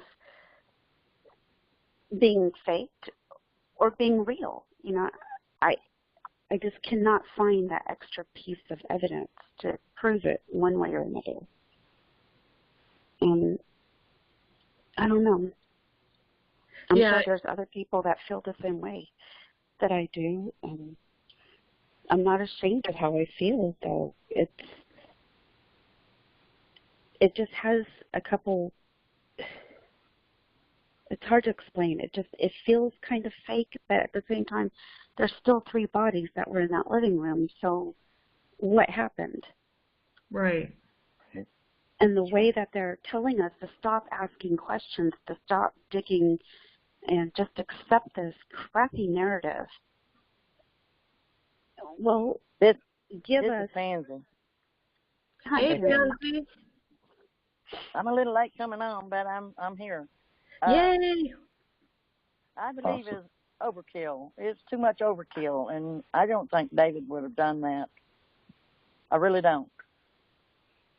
No, and I agree with you. I mean, with as much as he loved and protected his wife and daughter, and every other place where he's on video, where he's filmed with his family, or, you know, he protected them. He's put his body between him and the people he wasn't comfortable with. That is not a man who's going to turn around and do that to his wife. And, I wouldn't think so. Yeah, and I was going to ask you guys, too, this was something I was doing some research on, and maybe somebody who has, like, some soldiers out there or something who were actually over in Iran or Iraq. There was something that they said was called when you Mozambique someone, and that what the research was saying is that instead of a double tap, they're shot 3 times, and that is a special type of an assassination, and it's usually almost virtually done 100% of the time by someone in the military. So that tells me that whoever took part in this, if that's even a thing, or maybe the research I was reading is completely wrong, but whoever was part of this, could that be why Kamel had sustained 3 shots? I think it was Sean Wright who said that this was a double tap. Yeah, but you know, clearly there are 3 bullets with her hair and skin on it, and tissue and hair. So, you know, yeah, and yeah, Sean Wright. Oh God, just don't even get me started. I'm trying to be nice, but I don't know. I know, yeah. But if anybody out there who's listening, if you are, you know, previous military, is there such a thing as Mozambiquing someone? And if so, how is that generally done? Well, isn't that 2 to the chest, 1 to the head, or am I getting it backwards? No, you're correct. Usually 2 to the chest, 1 to the head. But if you have a target that's moving, I don't know if maybe they just went for whatever was easier. True. Very true. So I don't know. That's what I'm kind of curious, because it's just something I started reading about, and I just want to know if there's any validity to that research by actual soldiers who have served overseas. But I do want to say that number 5, I want to bring some attention to that, where we're talking about the bullet hole in the ceiling wasn't seen until a month later. And then I do have to say I appreciate his comment on this one, his response being true. To me, it appears to be an oversight, which happens, does not mean it was done out of conspiracy or malice. And that's how that has always sat with me. Like, the police were kind of embarrassed that they missed it, so they just have always said, well, okay, yeah, it was there all along. When in reality, it wasn't. It was an oversight. I don't know. Was it there? Was it not there? But that his answer really bothers me on that for so many reasons. Okay, tell me why. Well, one, because every other person in law enforcement that I have asked has thought that is one of the weirdest things. That's one of the strangest things. Okay. I don't know how many law enforcement people has everybody else asked, and do they also agree with Kenneth Maines that, hey, this happens? It's an oversight. Really, I have a big issue with that. But of course, I'm not in law enforcement. I have no idea about their training. So. Well, you're right. Go ahead, Pansy. He also said that was the bullet that killed him, it had his DNA on it, but it didn't. I mean, it had his prints on it, but not any blood or hair. Yeah, it had DNA, but they didn't tell us where that DNA came from. We only know that it did not come from blood because they swabbed it for blood and didn't find any. So how could that have, and I agree with you, so how could that have been the bullet that killed him? Yeah, but he agreed that it was. Yeah, okay, So- you're right. So so- I don't agree with him on that at all. Yeah. I think that's a huge mistake. But good points, Greg. Thanks for explaining. That makes so much more sense.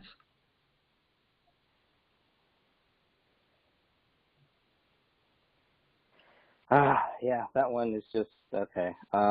Let's keep moving on here. I guess the other thing that bothers me about number 5 is that it's like nobody said anything about a conspiracy or malice.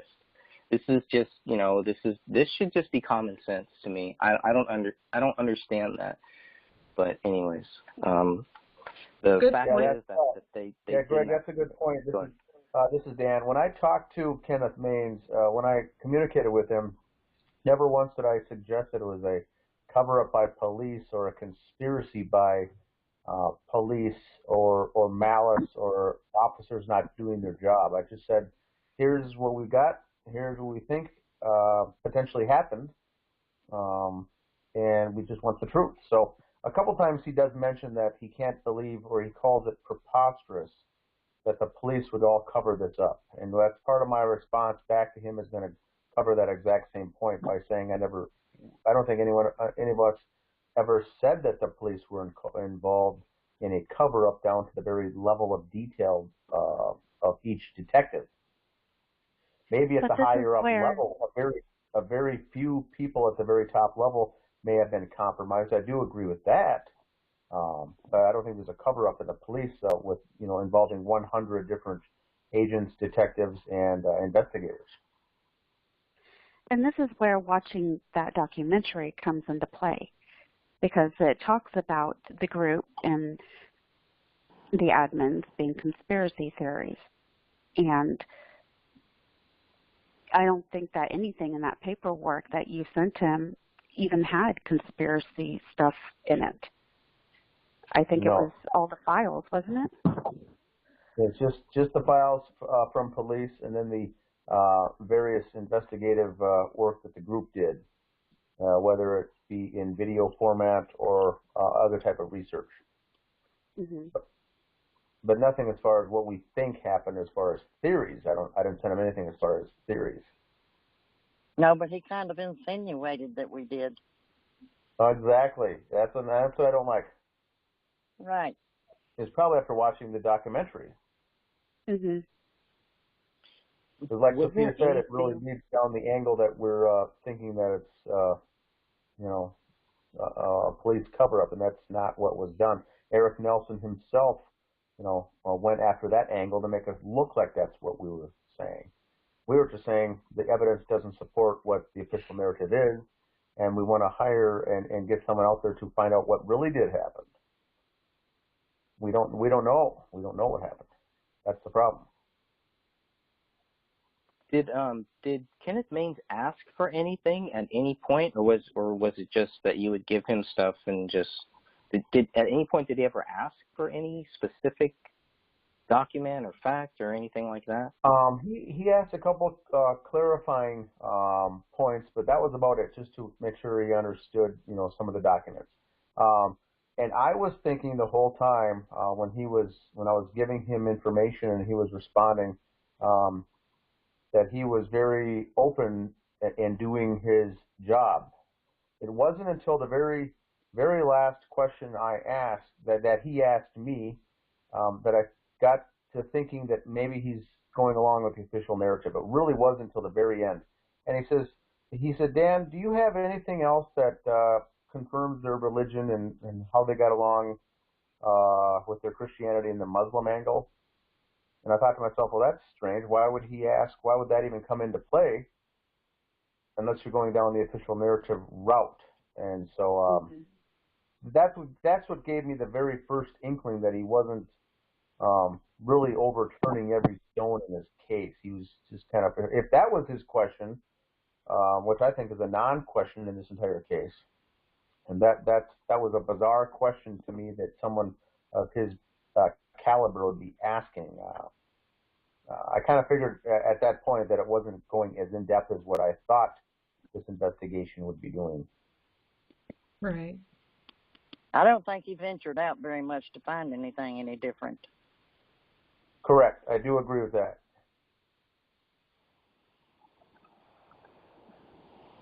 Anything else before we move on here to number 7, to the fruit of our labors?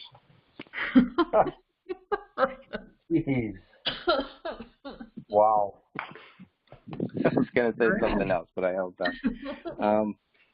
Because what I'm noticing here, okay, in some of these questions, everybody should go through these questions, 48 questions, 49 questions. Go through these, see when he gives more detailed answers. On number 7, this is like a paragraph. This might be one of the biggest answers that he really gives here. And we're just talking about fruit, right? We're just talking about, okay, fruit looks fresh. Obviously, there's other things on that counter that kind of look like, you know, there's egg shells, there's butter out, there's bread out, there's whatever else out, all of this different stuff out. And he spends a lot of time here. I think a lot of time, this might be the biggest answer, the longest answer that he gives, at least so far. It definitely is. So well, and what I find, I'm sorry, I didn't mean to cut you off. But what I find interesting about his answer is he says, I would want to determine that first and then conduct an experiment in the controlled temperature and environment. And that's what we've been doing, remember, with the fruit, some with kiwi, a lot of us with the bananas. And then some have actually chastised us for doing that. And he himself said he would do the same thing, that he would conduct an experiment. But I think even with all of our experiments, even with, you know, all the different variances in temperature people have used, those bananas did not last 3-4 weeks. Nobody got, you know, other than I think one person whose house, but they had an average temperature of maybe 60 degrees, which is a far cry from 68. So theirs lasted the longest. But, you know, I find it interesting that, you know, he would have conducted an experiment. And, well, why didn't he? I mean, he was doing this for a while. Why didn't